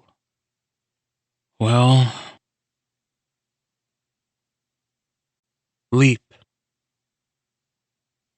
On Thursday, he went to the guidance counselor. Icarus didn't have an appointment, so he had to sit outside and wait until whoever was in there decided to come out. When he finally filled the doorway, Mrs. Drake's hammy face didn't look surprised. Take a seat. I'll be with you in a sec. Icarus put his backpack next to the chair and looked down at his knees. He took a deep breath. "So, what's going on? You doing all right?" Mrs. Drake was looking him up on her computer. He wondered if her notes on him had changed. "If I were going to transfer schools, how would I set that into motion?" Icarus asked. Mrs. Drake stopped scrolling. "Is there something going on at this school that makes you want to leave?" she asked. Icarus steadied himself and tried again. "Everything's fine. I just want to know. I might have to move, and I want to make sure I can pick up quickly and finish off the school year strong without having to do more time." Mrs. Drake turned away from her computer to face him. "Well, it depends on where you're moving to." God, talking to this woman was like playing chess. I'm sure most places would be a bit weird about taking someone with only one semester left of school, but this is kind of more like a backup plan. I care enough about graduating to make it a priority regardless of what happens to me. Mrs. Drake leaned closer to him. "They wouldn't be. It happens all the time. But more importantly, is something happening to you?" God damn it. "Yes, what's happening is that I might have to transfer schools," Icarus said. Then he stopped talking. Let the silence settle in the room for a while. Mrs. Drake sighed. "Well, first thing you'll need is your father's signature on some paperwork. You're legally allowed to drop out at 16, but a transfer requires guardian approval. Let me just get him on the phone and we can have your transfer paperwork ready to go. If you wind up not needing it, then we can just discard it, okay?" She picked up the phone. "Stop," Icarus cried quickly, standing up. "Please, don't call him." Mrs. Drake slowly put the phone down and crossed her arms. Then she just stared at him expectantly. Don't make me drop out just because I don't want to share this with you." Mrs. Drake sighed and opened her desk drawer. "I'm a mandated reporter, you know." When Icarus didn't react, she explained. "Mandated reporters are compelled to report child abuse to the authorities. It's our job to make sure you're okay. Are you okay, Icarus Gallagher?" Icarus shook his head. "I'm fine. It's something else. Someone else. I'm taking care of someone." Mrs. Drake's face softened a bit. "Sometimes, having to take care of someone all on your own can be a kind of abuse, even if you love them. Parents can give you too much responsibility for you to handle. Even when they don't mean to hurt you, it can still hurt you a great deal. Is this how you feel?" Icarus bit the inside of his mouth until it bled. He wanted to scream. He wanted to sob. He wanted to go back in time to freshman year so he could throw himself into this room, when it could have mattered, when it could have made a difference. Icarus swallowed the blood, misinterpreted her words on purpose, even though something inside him was weeping to hear them. "I don't have any siblings to take care of. It's just me and my dad, and he's fine. I promise it's not what you think. And if something was happening, Icarus held his breath. "If something was happening to me, I would be okay. I'm going to be 18 in 3 weeks. He looked Mrs. Drake directly in the eyes. "When I turn 18, if I needed to, I could just leave." Mrs. Drake's expression didn't even flicker. "When you turn 18, you can sign your own transference paperwork," she countered. Icarus's gaze dropped to the desk. That was too much time from now, and he wouldn't be able to be here for it. So Icarus was going to do what he always did when he was backed against a wall. He was going to be honest. "Can you be kind to me?" Mrs. Drake frowned. "I'm not being mean to you, Icarus. There are just certain—" "Please," Icarus interrupted. He placed both hands, palm side down on her desk, and bowed his head. Begged. "I need help, and I need you to be kind to me. I promise I will come back to say thank you. Afterward." Mrs. Drake sighed. "After what, Icarus?" "Just give me a year, and I'll come back," he whispered. Mrs. Drake was quiet. Then she reached under her desk into the drawer she'd opened. Sign this and post-date it for the next business day after your birthday. When you need it, write the school a formal letter requesting that it be sent to your new institution, and we'll send it out for you. Thank you, he said. He quickly signed the paperwork and grabbed his backpack. I won't tell anyone, he said, standing. You'd better not. Mrs. Drake was looking down at his signature contemplatively. Icarus drummed his fingers against the top of the form, then backed away from the desk. I mean it. I'll finish school and come back here with something nice for you, so don't retire before that or anything. Perhaps he would give her a Vermeer. Mrs. Drake scowled. I'm 48. Icarus realized that he should get out of here while he was still ahead. Okay, I'm going to leave now. Close the door behind you. Akeem. Icarus stood in front of Mrs. Drake's office, head tilted back, eyes closed. He rolled his shoulders to throw off his stress and sighed. Hey, man, how you doing? Akeem and Patrick were headed down the hall.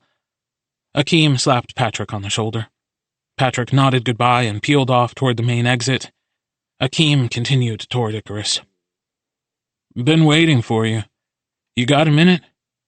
Icarus was uncomfortable and not really in the mood, but he nodded and followed Akeem to a quiet spot by the back stairs.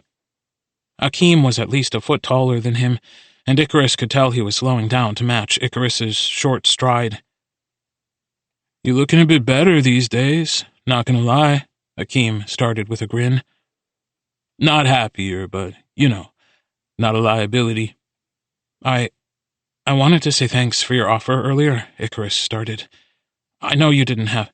Akeem cut him off. And that's where you're wrong, man. He stopped walking and turned to face Icarus directly. You got people looking out for you. You hear on the news about kids doing some fucked up shit because no one was watching out for them. So now, we all watch. He looked down at Icarus, and Icarus felt so small and peculiar. Luca mentioned something about people calling CPS, Icarus started tentatively. I'm really glad you didn't do that. Akeem shrugged. Luca said you got it covered. Next time I saw you in the hall, you looked different. I made him ask again just to double-check. You're not the only one whose old man is hard on him. I know what it looks like. Tough in the streets, tough at home, Icarus rubbed his neck and laughed awkwardly. Yeah, I guess, yeah.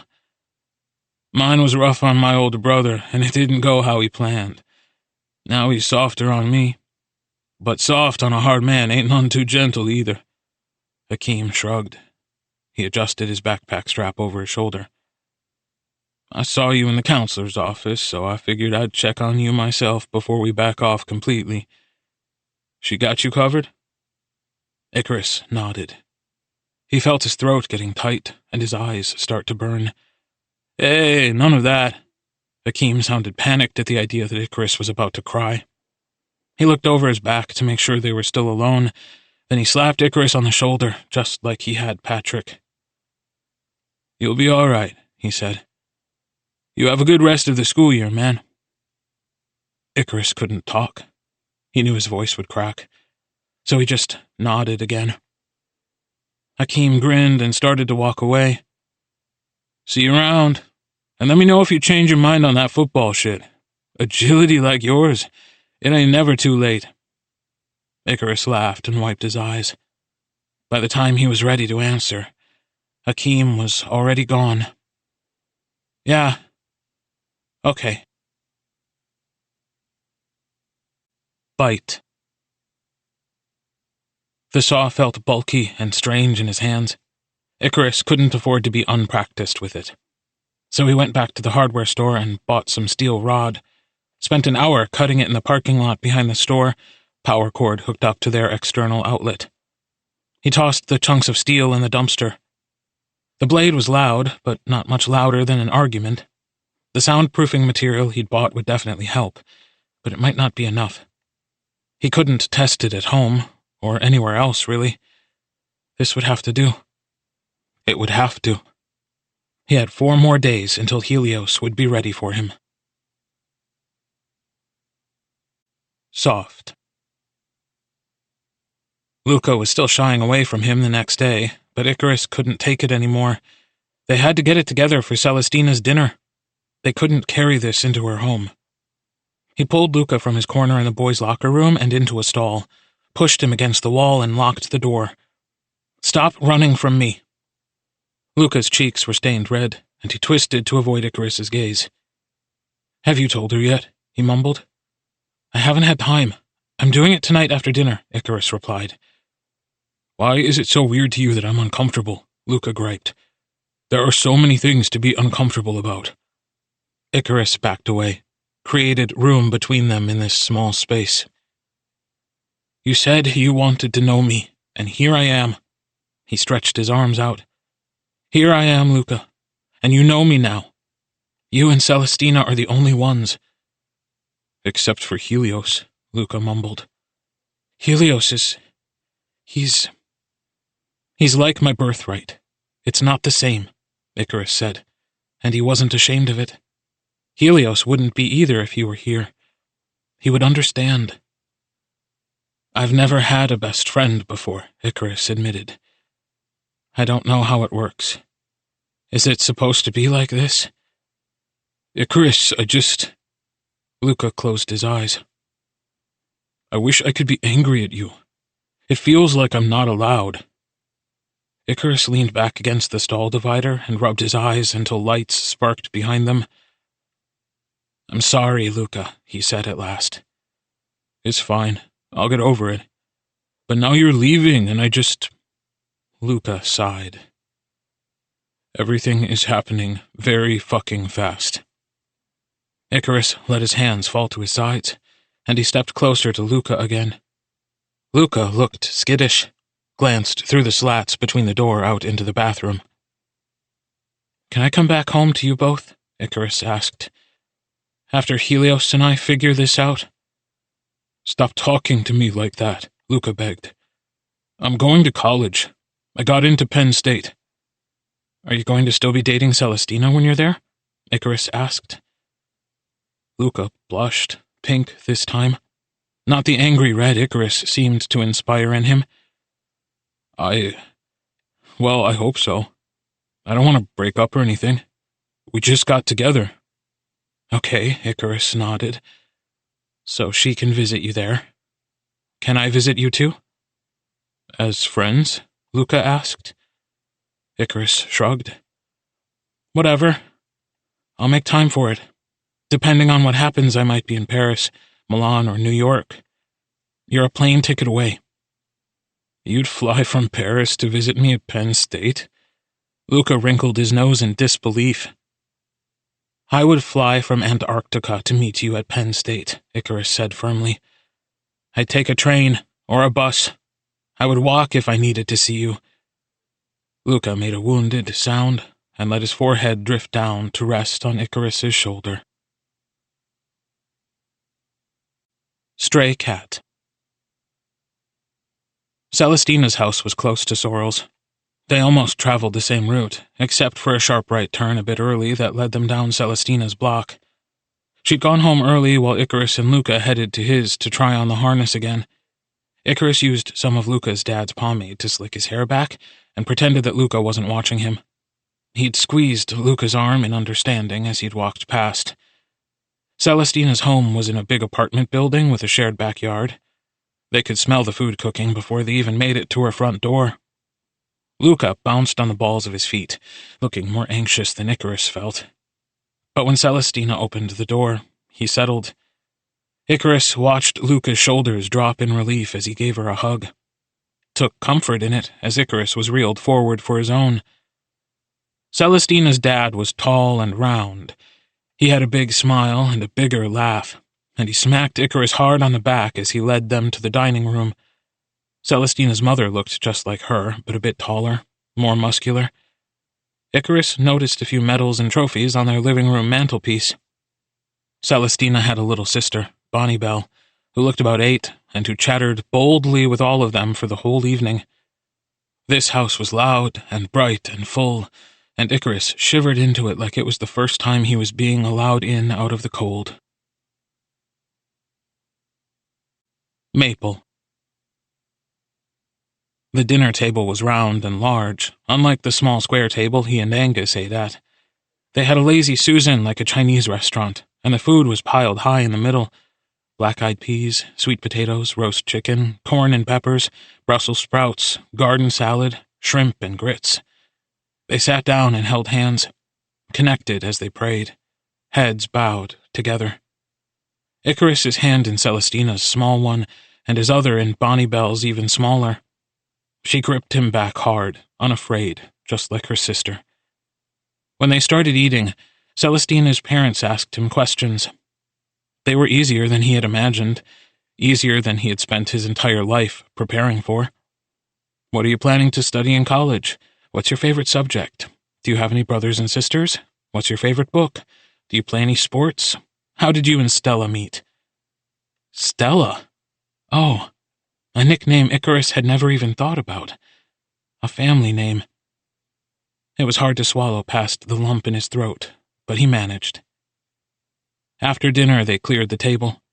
They stacked their dishes by the sink, and Celestina's dad brought out a banana cream pie, milk, coffee, and cinnamon ginger ice cream. Luca and Celestina were holding hands under the table, and Icarus wanted to weep. He wanted to scoop this entire evening up and eat it with a spoon, taste it on his fingers, save it for later. Was this what Celestina and Luca came home to every night? Maybe even Helios when he was with his mom? Maybe Sorrel and Aspen and Julian, too? How could he go home to his cold little bed now? He understood more than ever the ghosts in Celestina and Luca's eyes when they saw his house. He understood now why Luca had been shaking. Born. The three of them went outside in the yard afterward. The night had fallen properly. The roads were blue, and you could barely see the lights from the street. Celestina sat down in the child-sized swing that the whole building shared, while Luca gently pushed her. Icarus leaned against the wood beside them. He didn't know how to start. Luca said you had something to tell me. Celestina kicked her legs to get more height. Icarus swallowed. Yeah, He fell silent. Luca and Celestina waited him out, swinging in the dark. There is a kid locked up in a house across from Rudy's diner, and I'm in love with him, I think. What do you mean? Celestina asked carefully. His name is Helios, Icarus said firmly. His dad put a tracker on his ankle, and he hasn't been outside in 3 months. I've been breaking in to see him, and I'm going to break him out. Then I'll have to leave town for a while. That was it. That was the whole thing. Get me down, Celestina said. She stopped kicking and dragged her feet in the dirt as Luca grabbed the chains to pull her back until the swing slowed to a stop. You're leaving? Leaving school? Celestina exclaimed.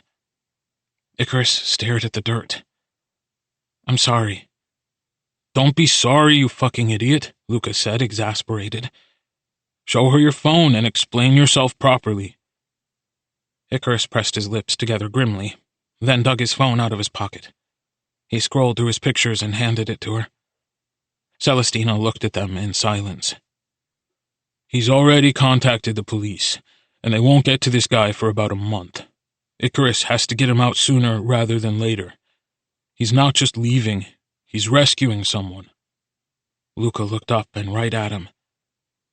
Someone he cares about. You said you're in love with him? Celestina sounded angry. You... She looked up at Luca, then back at him. How did you even meet? Icarus bit his lip. He went and sat down in front of the swing, so he was looking up at her through the gap in her knees, looking up at both of them. You're my first friends. I didn't know how to talk to you about this, or if I even should, he started. But Helios is like... Icarus stopped and found himself without the right words. Celestina tilted her head to the side curiously, then kicked her feet in the dirt. "He's special," Celestina finished for him. "What do you like about him?" Icarus shrugged, a bit embarrassed. "He's beautiful. He has red hair, dark red, and he does ballet, and he's so good at it. He's strong enough to lift me over his head. He's funny and mean and always saying surprising things, and I know it's dangerous to break in to see him, but it's worth it. I feel... Meeting him feels like learning about a part of myself that I haven't been allowed to understand until now." Luca sighed. Celestina reached out with one leg and pushed at Icarus's knee with her sneaker. "It's cute," she said. "You having a crush?" Icarus sat back, even though it made the wood chips on the ground dig into his palms. "I thought you would be mad at me," he admitted. Celestina shrugged, then backed up until Luca got the hint that she wanted to be pushed again. "Get out of the way, Icarus. Can't you see I'm swinging?" Luca heaved her up with a grunt, and she flew up into the night sky. Icarus leaned against the wood again and watched her pretty hair sparkle in the streetlights. "I forgive you, but only because this is your first time. No one is born knowing how friends work. You figure it out as you go along. And besides, you didn't not tell us. You're telling us now." Icarus smiled. His chest hurt in a good way. "But I do gotta say, though, it is a bit strange that your name is Icarus and his name is Helios," Celestina remarked. "Oh, that? It's not an accident." "Oh?" Icarus glanced at Luca. He hadn't told him this part. "His mom was maybe in love with my dad, and he got named that because my name was already Icarus." "That's weird and gross." Icarus shrugged. "I know. I'm not even named after the guy from the myth. I'm named after the plant, Icarus filiformis. My mother was a botanist. She liked their shade of green. Our house is full of ferns. She wore the color all the time." Luca rubbed his palms into his eyes. "I am going to split my head open against this pole." "That painted lady from your house," Celestina crowed. "Dude, I don't even know. Figuring this out has been absolutely exhausting," Icarus admitted. "There's this big, tragic story that has been really awful. Me and Helios getting away from all of them is pretty much the best-case scenario in this situation. I just really hope that I can pull it off." Celestina flew backward, her braids flowing in front of her like she was underwater. "Well, it's Friday. We have the whole night." She smiled, and it was the brightest thing in the whole backyard. "Tell us your story, Icarus. The whole thing, from beginning to end. Then we'll help you." Kiss. Celestina hugged him with her arms wrapped under his coat, tucked her hands against his back, and swayed from side to side, like he'd seen her do with her mother and sister earlier. "Are we still friends?" Icarus asked. "Why wouldn't we be?" she asked, like it was simple, like it was foolish that he'd been afraid. Luca held him too, hesitantly at first, but Icarus wouldn't let him, wormed his way closer, didn't let go early. "You taught me how to do this, you know," Icarus confessed in a rush. "Shut the fuck up, man," Luca groaned. "You can't just say stuff like that. Now I'm going to think about that for the rest of my life." Icarus pulled back and looked at them both. This couple, his first friends, their hands clasped between them like a lifeline. "Are you sure you're comfortable with this?" he asked. "We'll be there," Luca promised. "We won't fuck it up." Burn. When Icarus got home, he was alone. He checked the entire house to be sure, then went digging in the storage room and pulled out his family photo album. He sat down in the kitchen with the 2 sketches of Angus to one side and the album on the other. Telling Luca and Celestina the full story from beginning to end had made Icarus feel... wistful wasn't the right word, but it hurt, and he wanted to see if this would fix it. There were pictures of them all on vacation together. Mr. Black grinning brightly with his new wife Ramona, thin and tan, hanging off his arm. Pictures of Angus and Ramona showing off their work. It was eerie to see them so happy. His mom was there too, dark hair shining in the sun, sleepy-eyed. Icarus knew her face, knew the curve of her back, knew the shape of her hand from Angus's portraits, but she was better in a snapshot. And Ramona was looking away from Angus and everyone, carefully looking away from him. The keys in the front door jingled too quickly for Icarus to make a run for it, so he didn't. Stayed rooted to the chair and kept his eyes down. Angus came into the room and hung up his coat, past Icarus to put the shopping on the counter behind him, while Icarus sweated. When Angus turned back around to head to his workroom, he stopped mid-stride. "What is this?" he said, immediately reaching out for the drawing of himself. "Did you do this?" Icarus swallowed. "Ramona did." "Where did you get this?" The shadow of the paper over his shoulder was shaking.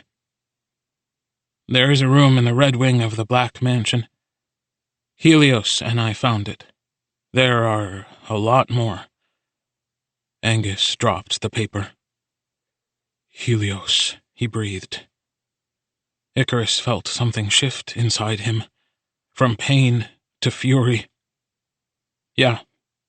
Do you remember when I said that I felt uncomfortable going there, because I felt like there was someone inside?" he said bitterly. "And then you forced me to go back even though I was anxious?" "How long has he been in there, Icarus?" "Since the end of August." Icarus stood up and closed the album with a slam. "All of this fucking ridiculousness is probably because of this, you know. So, thanks for that." He started to walk away, but Angus grabbed him by the arm. "What do you mean?" He looked horrified. Icarus snatched his arm back. "Oh, I thought you knew the whole story," he said snidely. "Well, far be it from me to assume I would be the one to break this news when I wasn't even there." He flipped open the album and shoved it to the first page he'd seen Ramona's face. "She fucking loved you, for God knows how long. Mr. Black probably noticed and was pissed about it. He decided Mom's situation was the perfect opportunity to get back at you over it. Then he divorced his wife and abandoned his kid, and then you ruined my entire childhood," Icarus shouted. Angus reared back as if he'd been slapped. "Icarus, You stole so much from me," Icarus continued. "Time I can't get back. Friendships I could have had. Experiences I can never, ever share. She died, and I get that, and it was painful, and it was horrible. But you never gave me a chance to live." "You wanted it. You wanted to help. I never beat you, or forced you," Angus started. But Icarus pushed him hard against the counter. He felt like he was going crazy. He couldn't control his body or his mouth anymore. It was all pouring out now. "You didn't have to. You just stared at me with your sad fucking eyes," he screamed. You never. I had to learn how to hug someone from a friend. No one had ever held my hand until this year. You're so fucking focused on yourself and your pain. You're the most selfish man I've ever known." He pushed him again, but this time Angus caught him by the wrists. "Icarus, control yourself." Icarus snatched himself out of Angus's grip and backed away so that he couldn't touch him again. "I wish that I could hate you. I wish that I could, but I can't. And that makes it worse. Understanding you has been the hardest thing I've ever had to do." Angus's eyes were as deep as wounds. I'm sorry, Icarus." Icarus could feel his eyes starting to prickle, and he wanted to die. He couldn't cry here. He could not handle that his body chose the humiliation of tears as a way to express his rage. He grabbed his jacket and snatched the keys out of his father's coat pocket and left the apartment. And Angus let him go. Bird. He walked right down the stairs and out of the house and up the street. He followed the path he usually took to Helios's house, but passed the diner and the mansion and walked until he'd gone past where the city paid for streetlights. The thicket of trees grew denser until he was in the woods. He walked until he couldn't hear the noise from the town in a straight line so he'd be able to get out again, until he was absolutely sure no one would bother him. Then Icarus fell to his knees, took a deep breath, and screamed. Love. When he got home, Angus was still at the table. He was asleep. There was a glass of whiskey still in his hand, and the photo album still spread out in front of him. The drawings were gone, but Icarus found them quickly, crumpled in the trash. Angus had selected a small pile of images from the album and separated them from the rest. It was mostly pictures of him, Mr. Black, and Ramona, without Icarus's mom. The album was patchy with white spaces where they used to be. It was mostly an album of Evangeline now. Icarus swept the pictures into a neat stack. He gently removed the glass from Angus's hand and rinsed it out in the sink. Then he went to Angus's cot, pulled his blanket from it, and draped it across his father's shoulders. Saturday. Icarus was afraid to leave his room. He stayed in it for hours, longer than he ever had before, until he had to pee so bad and was so hungry he thought he was going to die. But, like always, his responsibilities were waiting for him. Angus was still seated at the table, though his blanket had been put away. He had a notebook open in front of him. "There's soup in the pressure cooker," he said. "Why have you been cooking so much?" Icarus asked, choosing to be obstinate. If they were speaking frankly, he'd like to know. Angus sighed. "You'll be 18 in a week. That time goes by quickly, even quicker when I wasn't paying attention. I didn't know that cooking for you would be something worth missing until now." That was pathetic. Icarus silently vowed to never become the sort of father who would have to come to that kind of conclusion. "Okay," he said, and opened the cabinet to get a bowl. "So what are you going to do?" "What?"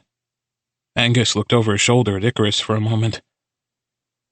"I'm sure Helios isn't having a good time in there. Stuart was rough on Ramona, and he was rough on me when he saw fit to be. It's foolish to imagine that has changed." Icarus was quiet, trying to decide if he would tell him. "I'll be gone for a few months. Then I might come back." "The two of you?" Angus's eyebrows lifted. "Together?" Then he made an unusual face, leaned back in his chair for a moment, then returned to writing in his notebook. "My girlfriend's dad came back unexpectedly," he said, repeating Icarus's words. "I'm assuming Stuart didn't see you. Otherwise there would have been cops." Icarus opened the drawer for a spoon. "You're not disgusted?" Angus shrugged. "You think I'd know art and I wouldn't understand this?" Then he paused, comprehending what Icarus was actually asking. "The church has laws, yes, but the God I believe in would never embrace a man who turned his face from his son in shame. The God I believe in gave Titian and Donatello their talents, and they used them to celebrate the world in his beauty. The God I believe in gave me you." His pencil scratching stopped. "Is it illegal?" Icarus was still processing his father's words. "What?" "What you're about to do. Is it illegal?" Angus asked, finally meeting Icarus's gaze. Icarus thought for a bit. "Is it kidnapping if he wants to leave?" Angus shrugged. "Do you need money?" Icarus shook his head. "I have enough."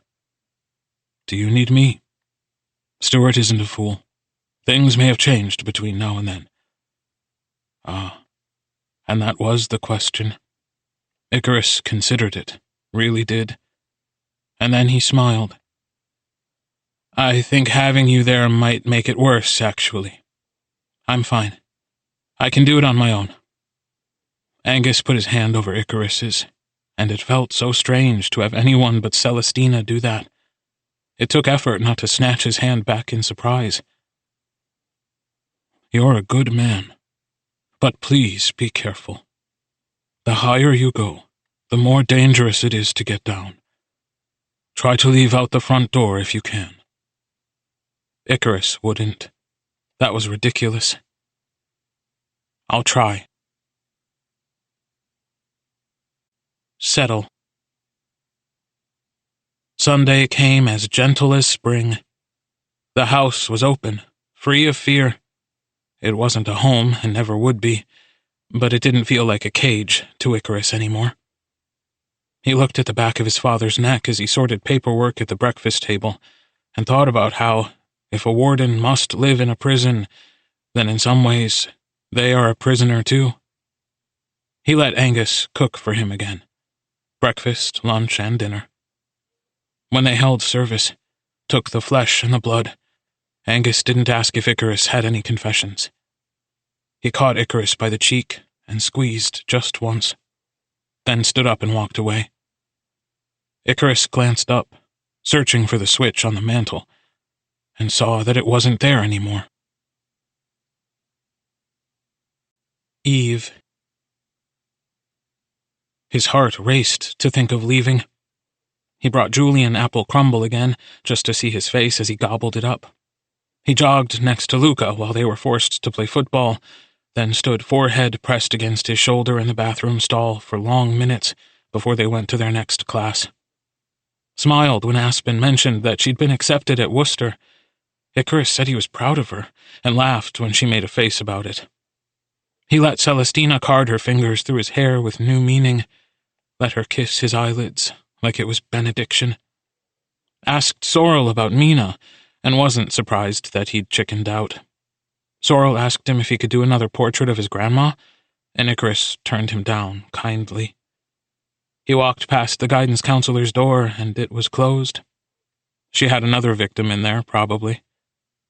When the day was over, he took the finished paper he'd written for Julian, folded it up small, and pushed it through the slats of his locker. Day. At 11 o'clock, Icarus put the handsaw at the bottom of his backpack. He packed his favorite sweaters in one bag, and more utilitarian pieces in the other. Jeans, a few t-shirts, underwear, his warmest sweater even though it was itchy. He brought brand new toothbrushes and toothpaste, hair pomade, a comb, deodorant, and better soap than hotels would have. He folded up his slip-on shoes and packed his Red Wing winter boots. Then he brought the notebook he was currently sketching in, his favorite pen, a ring that had belonged to his mother, and a steel bracelet that belonged to Angus. He looked at everything else in his room. Nothing left was small enough to carry. At 11:45 p.m., it was time for him to leave. Angus was on the phone in the storage unit, screaming, furious.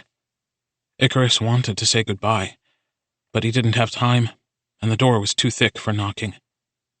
He wrote his dad a quick letter and left it on the dining room table. Then he went into the workshop. Orpheus, losing Eurydice, was where they had left it after their fight, sitting in the middle of the clean workshop table, shining, polished. Icarus stared at it for a full minute. Then he picked it up and put it in his backpack. When Icarus finally made it outside, Luca and Celestina were waiting for him. "That's a lot of bags," Celestina said. Icarus handed her the one full of his sweaters. "This one is for you guys to keep. I'm taking the one on my back up, and this last one is the one I need you guys to watch at the diner." Luca took the bag off Icarus's shoulder and put it on his own, and they began their journey through the night. "We should be down in about an hour. Can you order an omelet, some bacon, and coffee to go? I don't know if he's eaten much. Then we can leave. The bus passes by every 30 minutes. "Sure." "What do we do if the cops come?" Luca asked. "Take my things home to my dad. He knows where I am and what I'm doing," Icarus said. "He's stern, but he's kind. Don't be scared of him." Celestina giggled nervously. "You know, saying that makes him seem scarier." "I know." Boaties.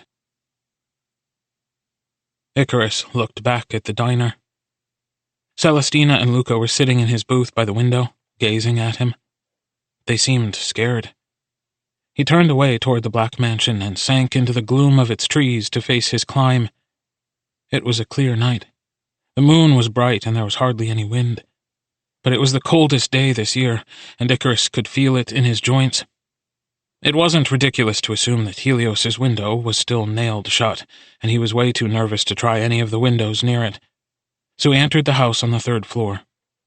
It was easier, the climb and sneaking in. After months of free climbing and tiptoeing in gym shoes, getting to use his gear and socks was like taking off heavy training weights before a run. He landed inside and froze for a moment, listened for the whine of extra electricity, new camera glare, objects where they shouldn't be. But everything was the same. The air felt the way it did when he was walking these rooms without his mask. Something about that felt off, and it made him more nervous than if he had new security measures to face. Icarus took a deep breath. He touched the edge of his balaclava to make sure it was on securely. Then he gritted his teeth and began. While starting high up was safer, he still had to make it down to the ground floor to drop off the disc and get his gold. Icarus could hear the TV on the 1st floor, and knew Helios was probably in his room sleeping 1 floor below him. This was the White Wing. There weren't many valuable pieces here, so Icarus hadn't spent much time in this area. He didn't know the creaking of the floors or the best shadows. But he slid across the hallway anyway, slithering along the edge until he reached the 1st staircase. The laugh track to Seinfeld was loud and disruptive, and there wasn't any human noise accompanying it, so Icarus couldn't be sure where Mr. Black was exactly. He could be in the kitchen near the living room just as easily as he could be on the couch, and Icarus didn't like those odds. Icarus took a silent, steadying breath and sat down on the carpet as close to the wall as he could manage. Scooting down the stairs like a child would spread his weight distribution and lessen the likelihood of a sharp creak. It wasn't dignified, but it was effective. It took him 3 times as long, but he slipped down the 1st staircase on his bottom to the 2nd floor, which was more familiar territory. Helios's room was about 40 yards away. He had to pass the blue wing and the mezzanine over the living room to get there, but at least he knew where to step. Icarus slid against the wall, putting 1 foot in front of the other. He couldn't press his back against it because of his gear. Even just the straps of the harness were making a hissing noise as they scraped the wallpaper. His heart pounded in his chest as he slipped from the white wing to the blue wing. "And don't get up in the middle of the night.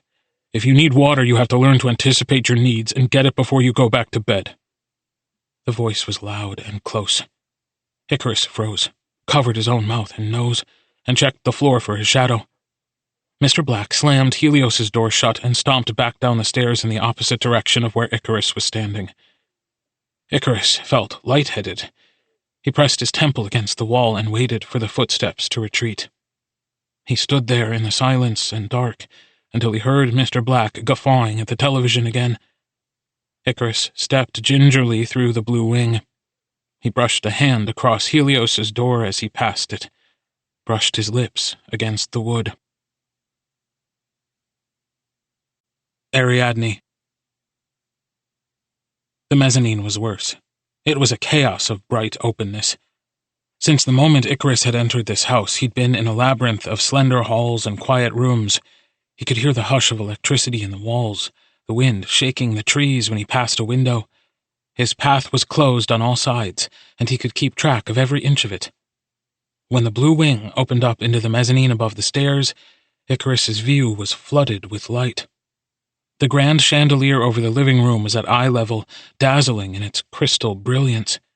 Too small to obscure a body, but too big for the room. A decorative wood railing came up to Icarus's waist. He needed to cross the mezzanine to get down the stairs to the foyer where the stand for the disc and storage room were. But this part of the house was dangerously close to the living room, separated only by a short hallway. If Icarus was standing where he intended to place the disc and Mr. Black stayed on the couch, he wouldn't be able to see Icarus. But he would absolutely be able to hear him if he did something awful, like drop it. Icarus took a deep breath to calm his heart, then lay down on the floor. Mr. Black was eating something. Icarus could hear it in his mouth as he laughed. The weight of the pack on Icarus's back wasn't silent, and he had to adjust for it. Icarus inched forward when the television was loudest, and that was irregular at best.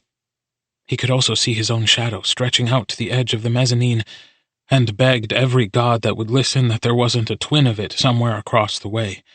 He couldn't check from where he was. By the time he was almost to the other side, sweat was making his neck itch, and his hands slipped against the carpet. He paused and rested his cheek against the ground for a moment. There was a small tinkling sound and a gasp. Great. God damn it. Mr. Black pounded his fist against the table in frustration, and Icarus startled. He listened as Helios's father stood up from the couch and swept his hands over his clothing loudly. Fucking paper towels. He strode into the kitchen. Icarus seized the moment and scrambled the rest of the way across the mezzanine and into the Red Wing. There, he waited on the stairs until Mr. Black returned from the kitchen and wiped up whatever mess he'd just made. He listened, straining until he heard the couch sag with Mr. Black's weight. Then he sat back down on the red stairs and began crawling the way he did before. To his dizzying relief, he managed to make it to the bottom silently. Icarus froze and gave his eyes time to adjust to the darkness. The stand for the disc was still where Angus had left it.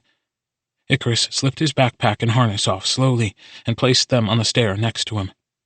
He removed the disc he'd packed at the top and made sure he was holding it properly for a seamless deposit. Just looking at it made sparks of anger come roaring back. Angus had always been more reckless than Icarus. He was a professional, of course, they both were, but Angus's anger was too close to the surface. This place was hateful for him. With every step Icarus had taken at his father's heels as a kid, Icarus could see his desire to tear this place apart. It was in the quaking of his hands and the set of his shoulders.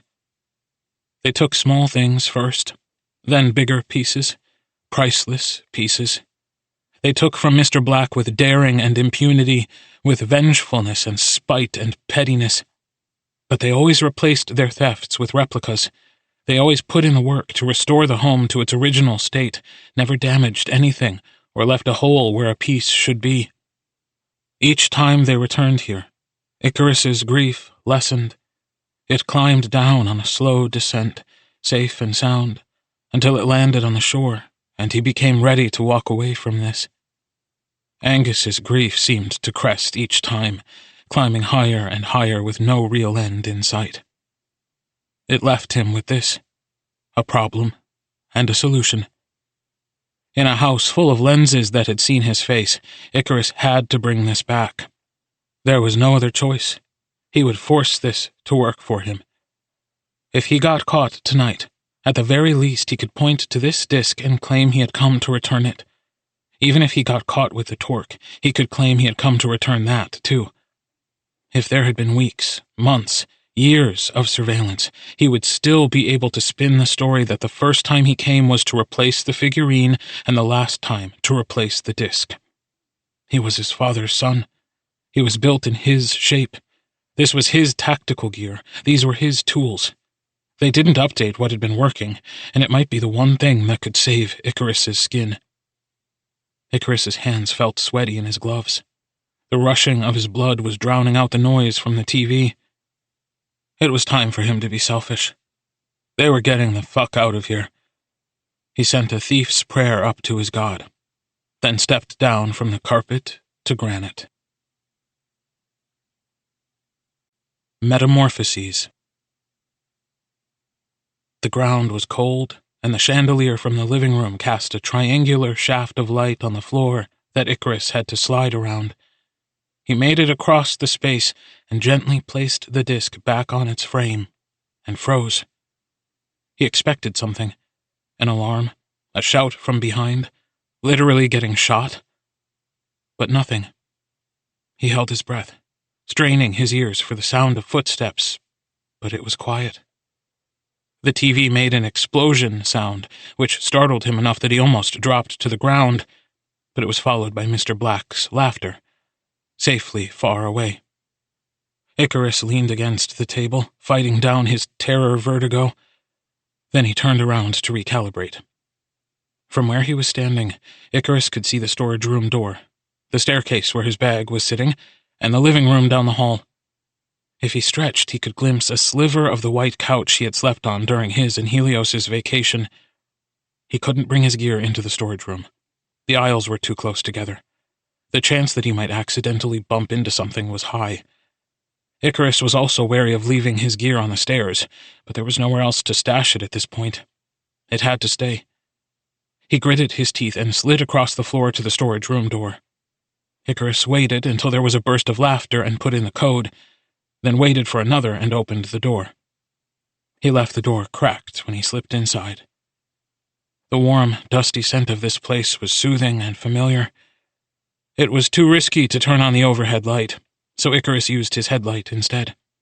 But the beam was small and round, so he couldn't just sprint inside. He had to move carefully. He picked through the shelves, heading toward the back until things began to look familiar. He spotted the small wooden statue first, before the torque across from it, and a thrum of fear went through him, so powerful that his lips felt numb. There was no dust on the figurine. It had been moved by a naked hand.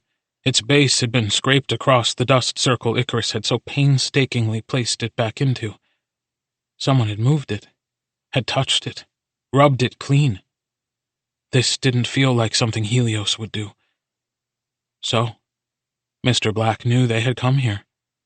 Icarus couldn't think beyond that. It was too dangerous to fall apart now. Icarus's knees wanted to buckle, and dots were swimming before his eyes. He took a moment to lean against the shelf and catch his breath. He didn't need to be careful about smudging dust in here anymore. The laugh track from outside startled him, and adrenaline jolted through him. Icarus stood up straight, shook his shoulders, rolled his neck, and shined his flashlight through to the other side. The gold torque was untouched, still dusty and waiting for him. He rounded the first aisle and made his way toward the second. Icarus snatched the gold and shoved it messily inside his jacket breast pocket, like a common burglar.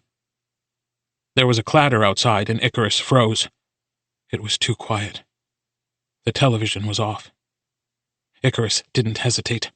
He sprinted straight down the aisle on his toes and scuttled into the crack behind the open door just in time to hear Mr. Black picking up the disc from its frame. He wasn't graceful like a thief.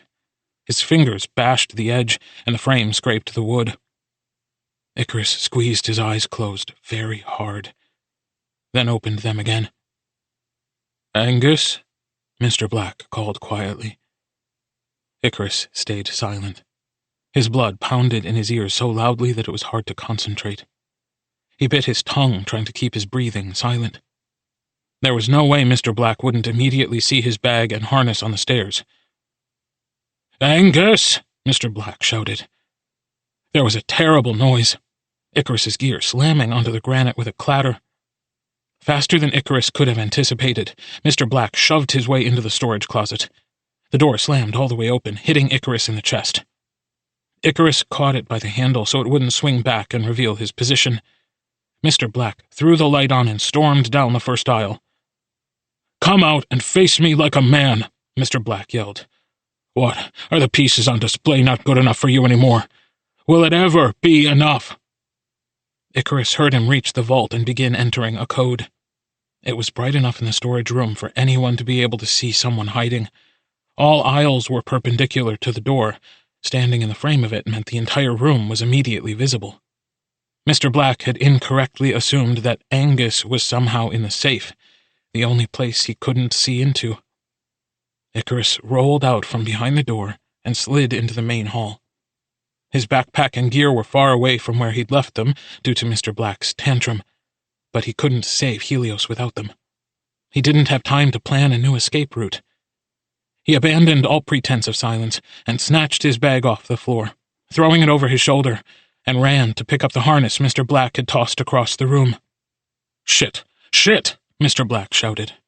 Icarus could hear his thundering footsteps as he abandoned the vault and started running toward the noise.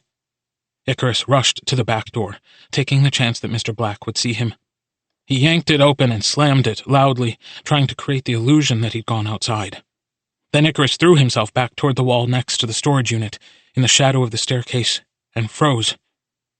"I swear to God! Angus!" Mr. Black roared. Helios's father was so furious it made him careless. He took Icarus's bait, running straight out of the storage unit without looking around, and tore the back door open, dashing out into the night to give chase. As soon as the door closed behind him, Icarus sprinted up the red stairs and toward Helios's room.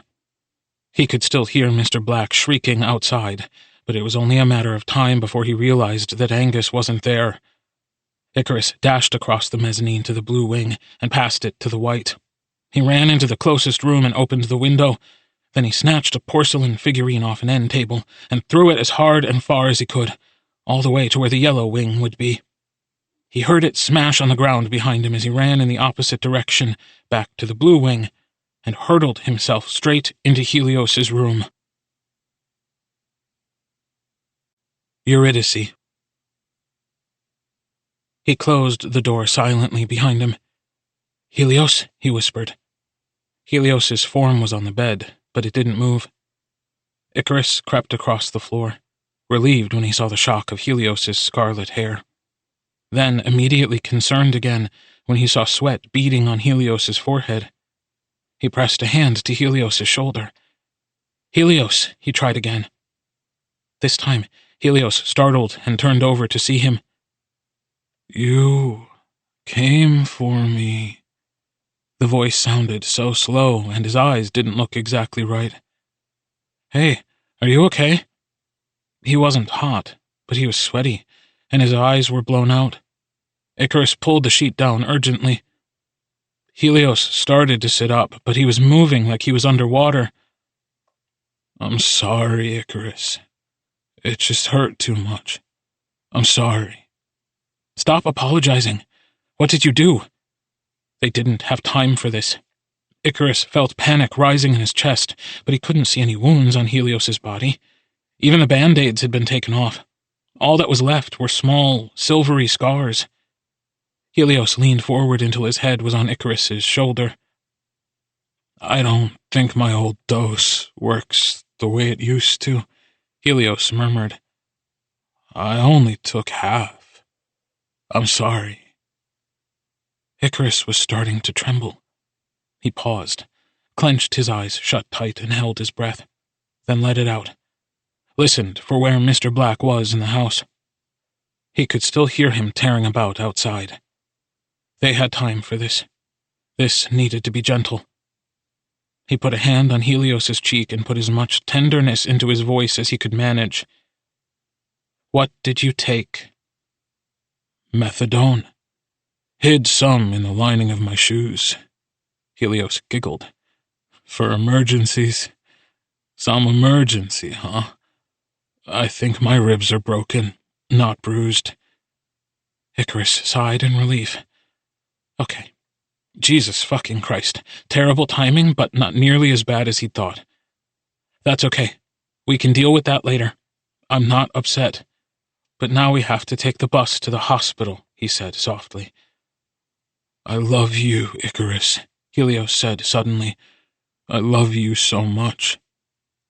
The back door slammed, and they both jumped. Icarus gritted his teeth. Yeah, I love you too. Come on, we've got to go to your closet." The last place he assumed Mr. Black would be searching for Angus was Helios's room.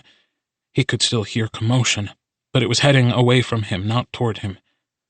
To Icarus's immense reassurance, Helios could walk unassisted, even if he was slow and kind of hunched over. Icarus took the flashlight from the bedside and put it on the floor, then unwrapped the insulation and began stapling it to the wall of the closet until it covered all the wall that he could reach, He pushed the remaining insulation under the crack of the door and pulled out the rest of the supplies. He never checked to see if I was okay afterward. He started leaving food outside my room instead of seeing if I could come downstairs, Helios said at a normal speaking volume. Please be quiet, Icarus hissed. He cracked the closet door open and felt around on the wall outside of it until he found an outlet for the handsaw and plugged it in. Then he grabbed Helios's leg, pushed the tracker up as far as it would go, and started wrapping Helios's ankle in thick rubber. That hurts, Helios whined. Icarus ignored him. He pushed the tracker over the protective rubber sheath and picked up the handsaw. Helios, he whispered, if you move, I swear to God. What? He grabbed Helios by the chin, hard, meeting his hazy eyes. I need you to stay still, or I'll accidentally cut off your fucking ankle. Please, for the love of God, don't flinch, he said, as loud as he dared. Helios swallowed hard and nodded. Icarus braced one knee against Helios's foot and steadied his arm against his thigh. He listened. Mr. Black was still in the yellow wing on the first floor. They had time and distance, but not nearly enough of it. Icarus looked up at the ceiling. Domine, exaudi vocem meum. Fient ores tuae intendentes, in vocem deprecationes meae. Please. Then he turned the handsaw on. Elisi. Icarus tried not to speed up the process out of anxiety. Slow and steady was best. He tried not to think about Helios staring at him, the blood pumping through Helios's veins, his delicate ankles that Helios needed to walk, to run, to dance. The sparks were much brighter in this little dark room, the sound much louder than they had been behind the hardware store parking lot. The whine of steel against steel gave way to another sound, and Icarus turned off the saw immediately. Sweat dripped into his eye, and he wiped it away. There was a narrow band of steel left, with a wire beneath it. On either side of it, the saw had torn into the rubber in deep gouges. But Icarus didn't see any skin. He didn't see any blood. You okay? Helios's face was ashen, but he nodded. Icarus pulled a large pair of bolt cutters from his backpack, hooked them around the remaining metal, and took a steadying breath. You're beautiful like this, Helios said. So serious. We can talk about that later. Icarus was too scared to enjoy it. He sent up another quick prayer, gripped the handles, and forced the bolt cutters shut with all his might. The last piece of steel gave way, and immediately the room filled with a terrible sound. The cuff was alarmed, as he'd known it would be, but that didn't matter. They didn't have the luxury of stealth. They were getting out of here now. Icarus wrenched the closet door open and sprinted across the room. He skidded halfway, reared back, and threw the bolt cutters toward the window. The glass exploded outward, and the bolt cutters sailed into the night. Without hesitating, Icarus whipped the blaring restraint straight through the brand-new hole. They both listened as the alarm got farther and farther away until they heard the cuff bounce on the ground outside. But the noise didn't stop. Far away, elsewhere in the house, there was another alarm, and with it, the sound of footsteps. We have to go. A laundry closet on the third floor with that platform we sat on when I came over before homecoming. We're rappelling off the roof, Icarus said.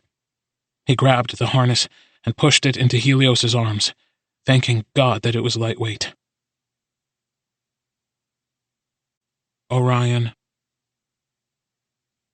Icarus pulled out his baton, zipped his bag, and threw it over his shoulder, and then yanked open the door. Mr. Black was charging up the stairs on one side of the mezzanine, but there was another set of stairs on the other side. Icarus looked back in the room, and Helios had the harness half on. Helios was visibly terrified and still moving way too slow. They weren't going to make it. We have to get to the roof, Icarus said urgently. I'll catch up, Helios promised. I know where I'm going. Icarus trusted him. Bang, Gus! Get out of my house! Faster than Icarus had thought, Mr. Black was on the second floor. Icarus shook out his baton, then turned and ran. He could feel Mr. Black catching up to him before the noise of it really reached his ears. Mr. Black yanked Icarus back by one of his backpack straps and kicked him behind the knee. Icarus fell forward hard and coughed the air out of his lungs in a wheeze. Helios' father slammed his hand over Icarus' throat and lifted him up. "You're going to fucking prison, you little rat." Icarus scrunched his legs up and stomped Mr. Black in the chest. Mr. Black's nails scratched his neck, scrabbling for him, and Icarus shouted in pain. As Mr. Black fell backward, startled, his face darkened again. Over his shoulder, Icarus saw Helios making his way to the other staircase. He was still too slow. Icarus had to buy him time. "You can't keep him in here, you psychopath," he shouted, hoping it was the right thing to say. Mr. Black lunged at him, singularly focused on violence. Icarus blocked his hands with lashes of the baton, just barely managing to keep himself unscathed. Good fucking Christ. Was this what Helios had been locked up with for the past few months? Angus had said Mr. Black was athletic, but he hadn't said anything about this. Icarus had stupidly assumed that he'd meant back when they were in school, not as a permanent feature. Icarus was a thief. He wasn't a fighter. He left an opening and Mr. Black got lucky. He slammed his fist into Icarus's side and snatched the baton out of his hand, hurling it over the edge of the balcony. Icarus sank to his knees and heaved as his mouth filled with acid. Helios' father grabbed him and tore off his balaclava. He spared a single second to process the shock of seeing Icarus instead of Angus, but he adjusted swiftly. He yanked Icarus up by the hair and pulled his head back, sharp and merciless. "What have we here? Not as valuable, but just as pretty. Sound familiar?" Mr. Black hissed. His face was a twisted mask, Helios's features in bas-relief, red with fury, the same color Helios turned from embarrassment and pleasure. The hysteria of it all made Icarus want to laugh from fright. "For months, I've watched you and your rat of a father drain my fortune, scuttling around my home like vermin. The amount of investment property you've removed from this home, it was worth it. You'll never see the light of day again." Mr. Black's breath was hot on the front of Icarus's neck, and it made him want to throw up all over again. "And you, in particular." He shook Icarus sharply, tearing out strands of his hair. "You think you can come in here and steal my art? Fine. Walk my hallways, eat my food, fuck my son." Icarus hoped Helios was far away. He didn't need to hear this. "I didn't want to take any of your shit. Did you think I fucking taught myself? I'm just a kid," Icarus yelled. "I do what I'm told." Mr. Black didn't need to let go to backhand Icarus so hard his teeth rattled. "Did your father tell you to destroy my wife's workshop?" Icarus groped behind him so he could figure out just how far he was from the stairs. "That was an accident. I'm sorry.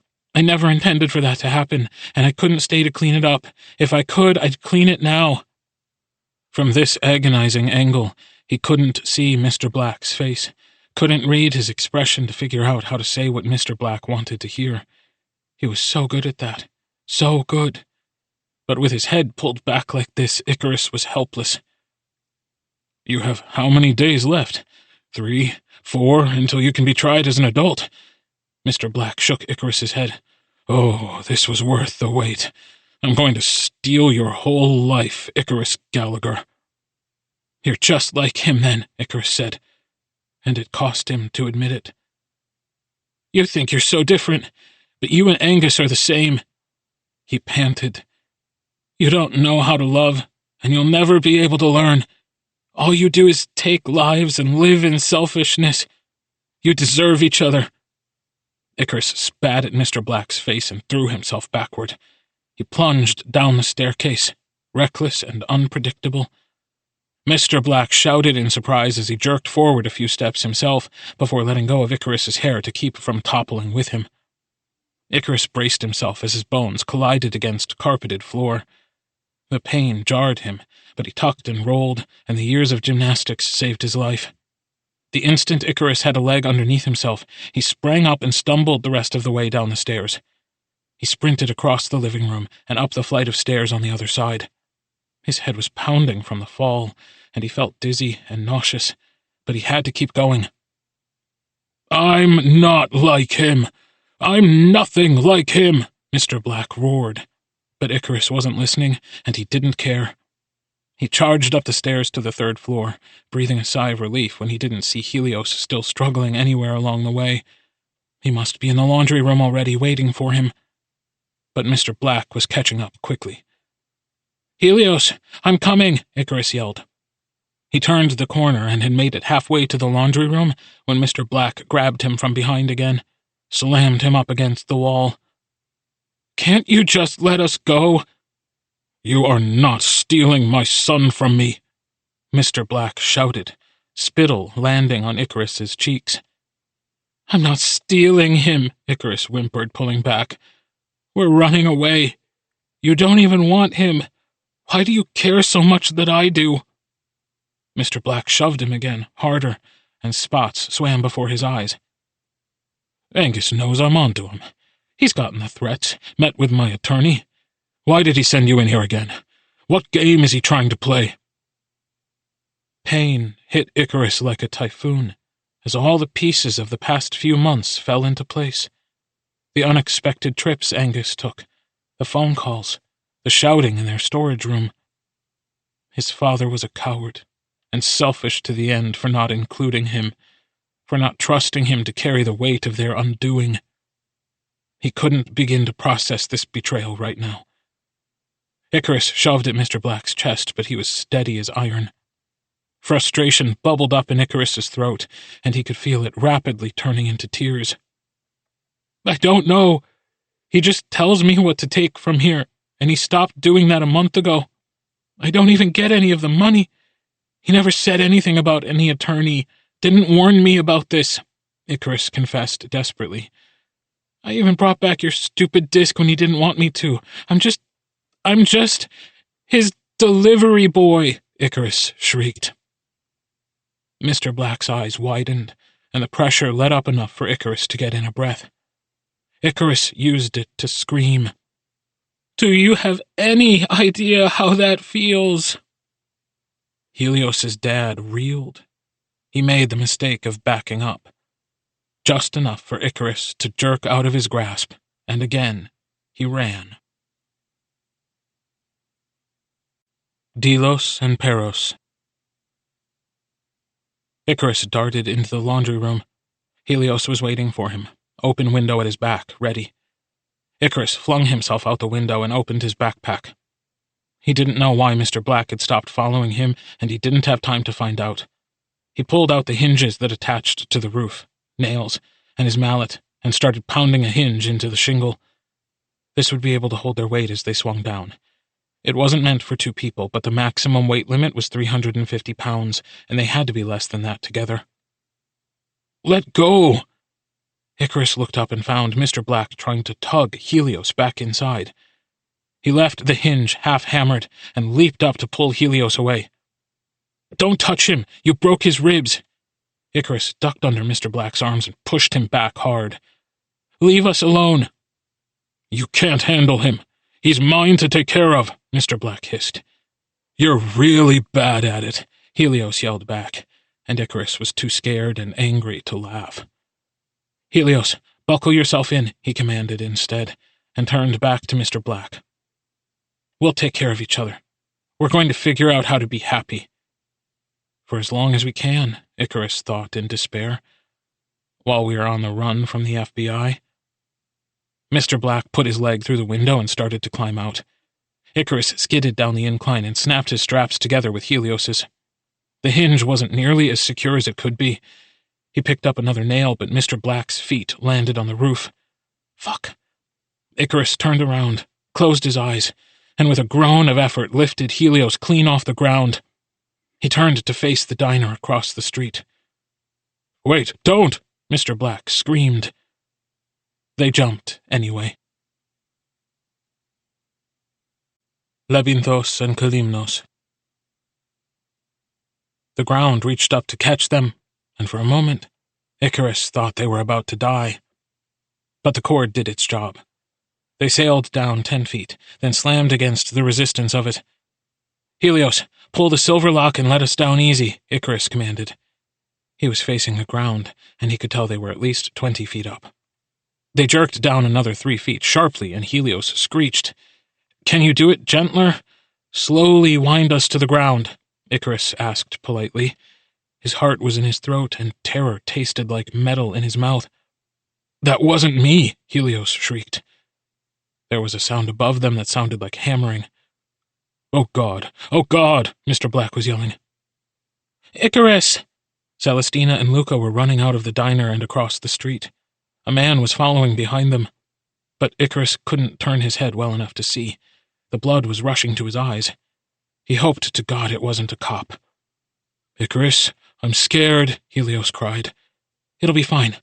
Just pull the release and we'll be—" There was a crack. The rope snapped like a whip in the air, and his stomach lurched as they plummeted like a comet. Icaria. Icarus felt the grass on his face before anything else.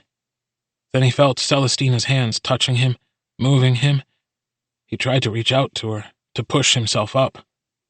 Then, agony, bright and red. "Oh fuck, I can see his bones." Luca was talking. He could hear someone crying, too. Celestina, maybe? Or Helios? "I'll go get my car. Try not to move him too much." He remembered that voice. The diner owner, not the police. Thank God. At bare minimum, the weight of Helios had been taken off his back. "His ribs are cracked," Icarus murmured. "I got him out, but his ribs are cracked." There was a sound of a car door and feet scrabbling.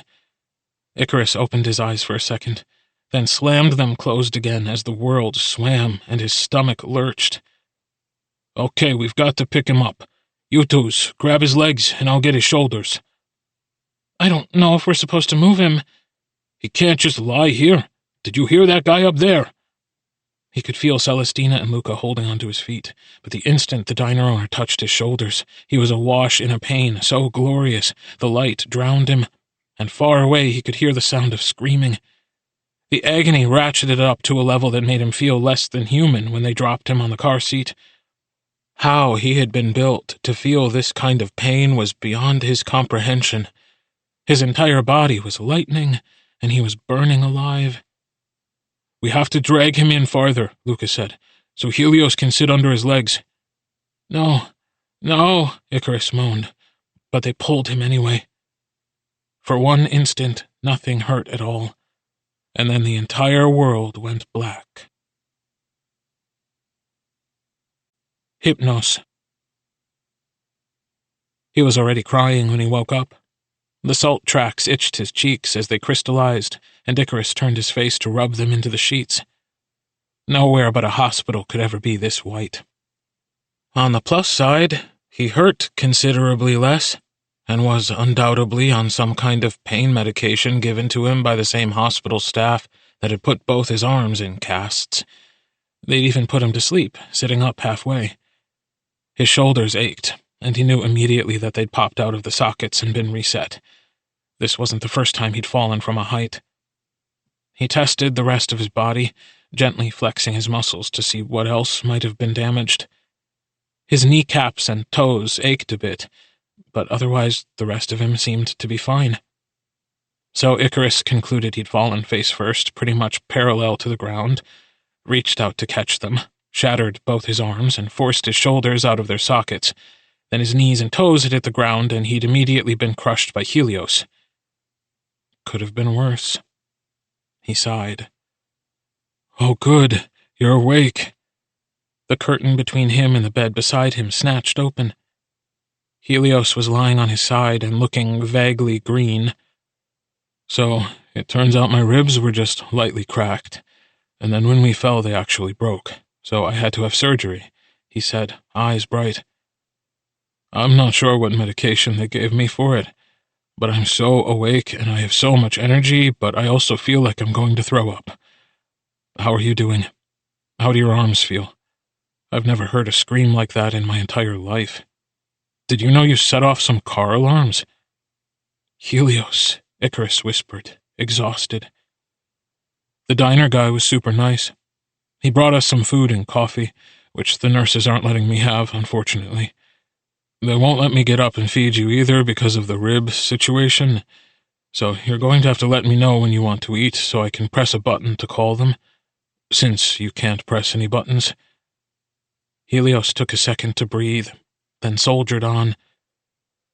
Anyway, your friends are really worried, but they had to go home because it's not visiting hours and they're not family. I think they called your dad, and I told them not to call my dad, but I'm worried they didn't listen. Helios got quiet then. Hey, it's okay. We'll figure this out, Icarus said. He could feel another wave of sleepiness washing over him. Can you come a bit closer? Helios looked thoughtful. Then he curled his ankle around the rung at the bottom of his gurney and reached over with one arm and pulled himself closer using the curtain. He paused, breathing fast through the pain. Then he managed to snag the edge of Icarus's bed and pulled himself even closer until the tops of their gurneys were touching. He wrapped a wrist around his IV and slowly dragged his saline over until the line wasn't stretched tight.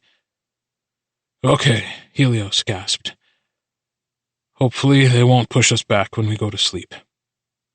Icarus smiled softly. Hopefully. Can I use your phone to call my mom? Helios asked. It's in my clothes, wherever they are. Call a nurse and they'll get it for you. Icarus could feel himself fading fast. I'm glad you're all right, he mumbled before the dark took him. I missed you. Fly. When Icarus woke up again, Helios wasn't in his room anymore. There was a post-it note on his chest with a text facing him that said, Getting moved to a different room. They'll come for you too in a bit. Later. He smiled. Helios's handwriting was terrible. Unlike the first time he'd opened his eyes here, Icarus felt fully alert. He took a good look around the room. His clothes were in a neat stack on the chair by the window, and they had left his bags and harnesses there for him too. Icarus kicked the blanket off his feet to check if he was cuffed to the bed, and he wasn't, which was a relief. The food the diner owner had brought was on the nightstand next to him and probably stone cold. The clock next to it said it was 4:03 a.m., but it was still dark out. He closed his eyes again, even though he wasn't sleepy anymore. Son? Icarus kept his eyes closed for a moment longer, before facing his father. He looked at Angus and didn't say a word, just studied him as he was, crouched in the hospital window, gloves, braces, harness, and socks, dressed for stealing, silent as a predator. Angus stepped down into the room and closed the window behind him. Did you know we have Ehlers-Danlos syndrome? Icarus mentioned, looking at the extra gear his father wore when climbing. It's why our joints hurt. Helios taught me that. Angus didn't reply. As he got closer to the bed, Icarus desperately wished he could push him back hard again. Icarus, I'm sorry, Angus said. There was no apology this man could give him that would suffice, so Icarus ignored it. He was so angry that it had tipped over into exhaustion. He didn't even have the energy left in him to yell. You should probably be fleeing the country right now, Icarus said. What are you doing here? Angus swallowed. This is the last time we'll see each other, I think. There are some important things I need to tell you before that happens. Icarus closed his eyes again. Important to me, or important to you? He was sure he was about to hear some kind of lecture about Orpheus's disc, or about how reckless he'd been. Angus never spared an opportunity for that sort of thing. Angus pulled a chair away from the window and settled into it. He leaned forward, elbows on his knees, hands steepled in front of his face. The house is in your name. The whole thing, all the units.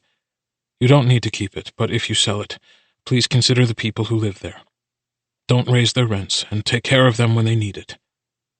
What? Icarus had spent his entire life thinking they were renting. That was ridiculous. They didn't even have the biggest unit in the building.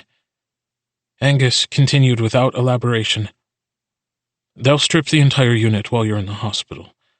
They're taking everything, and they're freezing all my accounts. Yours should be fine. I had separate accounts for the money from our work at the Black House, and the money I earned from restoration. That account is under review, but it should be available to you in a few months. They're gonna take my stuff, too, Icarus insisted. Mr. Black said he was waiting for me to turn 18 so he could prosecute me, too. Angus was shaking his head.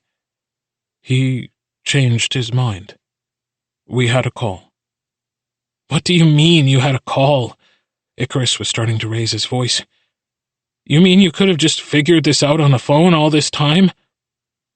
Icarus, you know as well as I do that Mr. Black wasn't taking my call.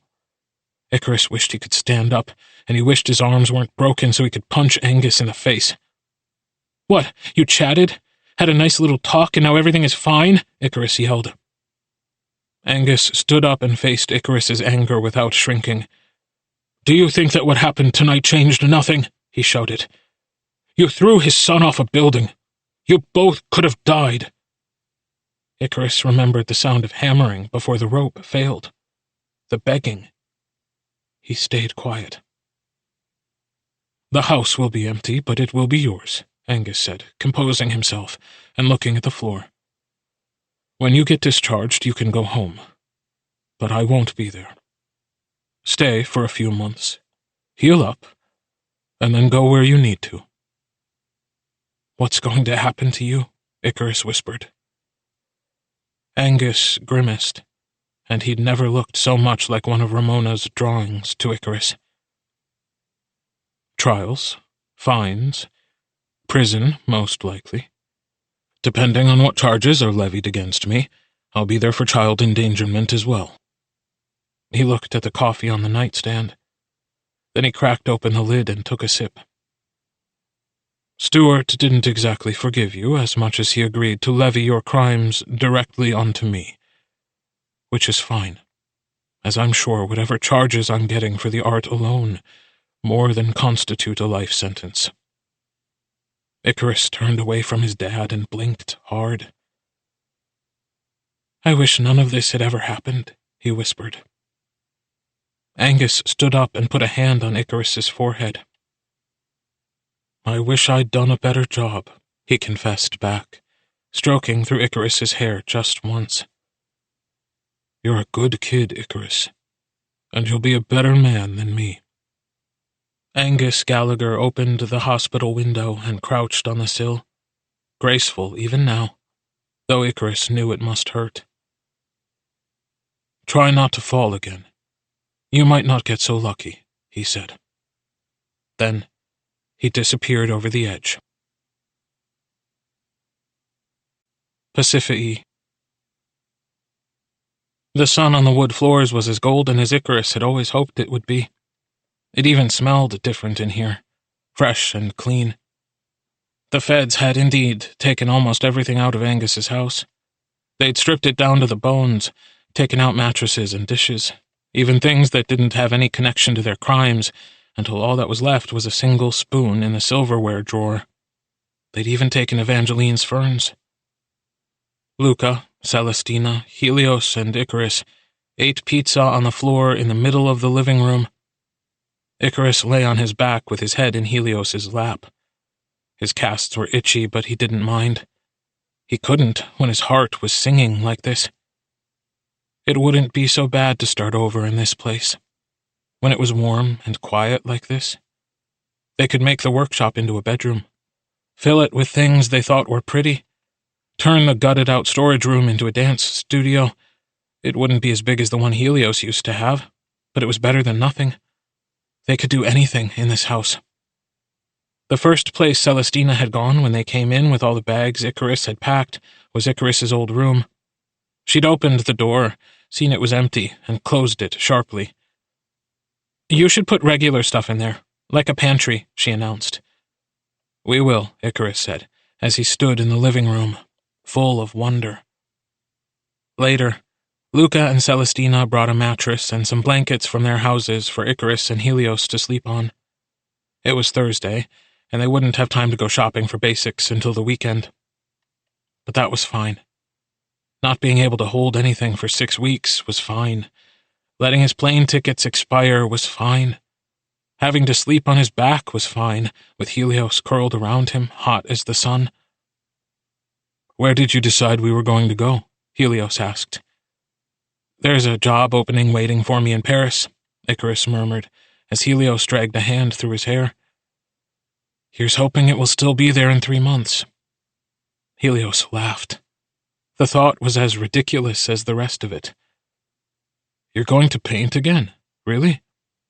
Icarus huffed, pleased at the question. "As soon as I am able.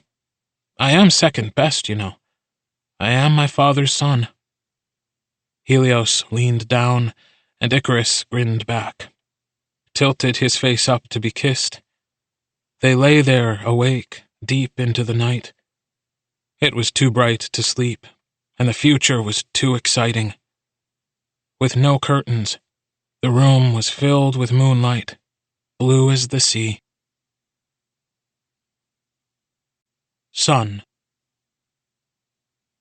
He delivered him rules for flying, and fitted the untried wings to his shoulders.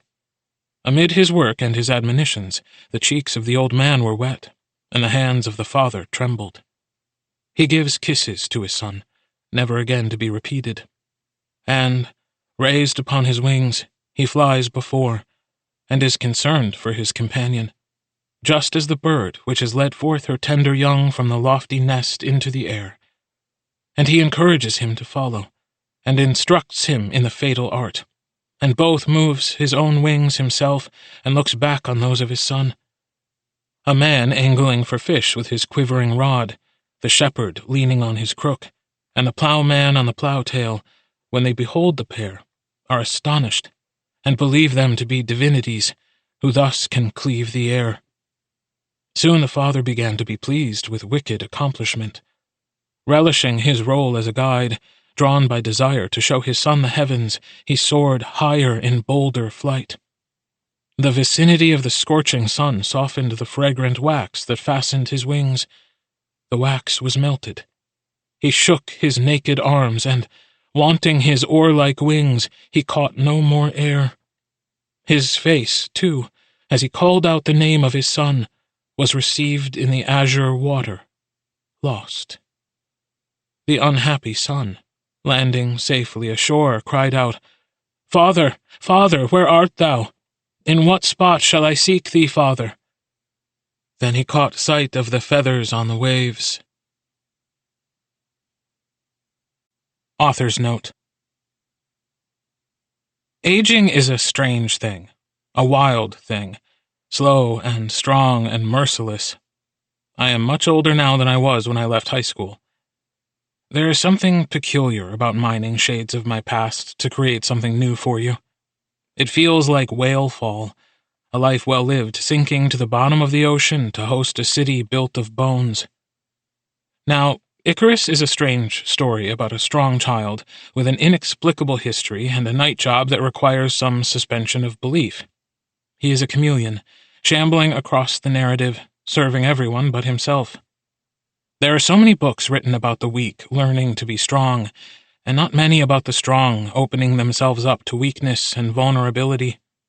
Hardening yourself to survive has a cost, and it takes incredible bravery to begin removing that protection to allow yourself to grow. Icarus is so good at everything. It's not a mistake or an oversight. Real teenagers can be too. He's smart, he's athletic, he's cautious, he's guarded. He does his best and succeeds even when it breaks him. A younger me knew a girl who got straight A's, worked a night waitress job, parented a child, and got into Cornell at 17. A boy who worked construction with his dad from 4 a.m. until 7 a.m., was on the honor roll, played football after school, and was so funny that everyone loved him, loved him, loved him. But he slept through his lunch break every day in his best friend's car. Because other teenagers always notice. They're the first to see the bruises under their friends' eyes and catch them nodding off in class. To notice they seem absent-minded and figure out they aren't joking when they laugh about being tired. the first to open their arms for a hug when someone's eyes ask for it before their mouth manages to. They are the first to help. Icarus and Helios are mirroring each other. Icarus notices what Helios refuses to say, like Luca and Celestina notice Icarus. Icarus tries to save Helios, without knowing a rescue mission was brewing for him, too.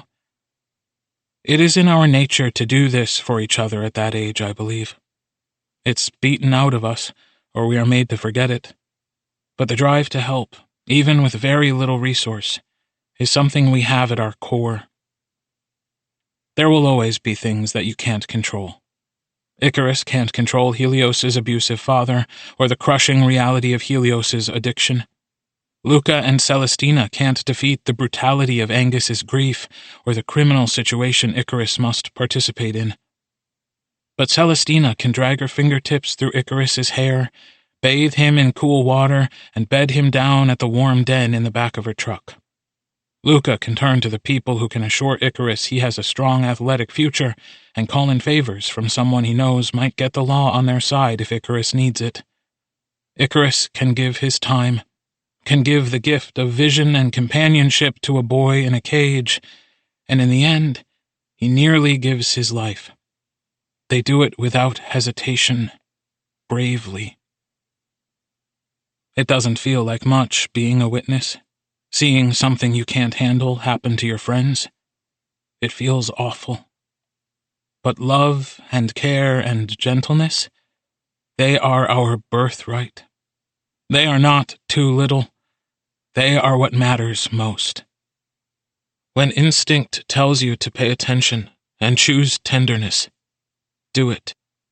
Community is humanity's greatest strength, and community at its core is just love. Work motivated by that love, comforts created out of love, bonds fed by love, or at least for the desire of it.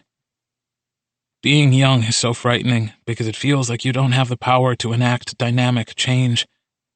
In cases like this, in stories like this, where what is happening is so inexplicable and out of control that all you can do is try to give the strong person in your life the pleasure of your time, or the snack from your lunch tray, or a hug in the morning, or the warmth and privacy of your car during their lunch hour.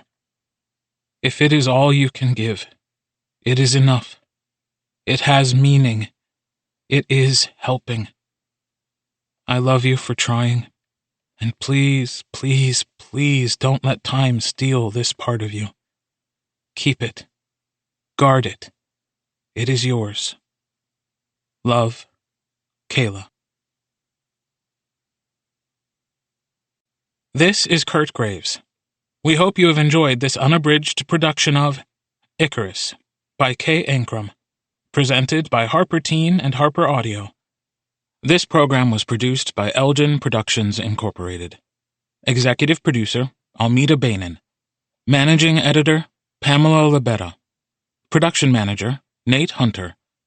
Text copyright 2024 by K. Ancrum. Production copyright 2024 by HarperCollins Publishers. All rights reserved. Thank you for listening.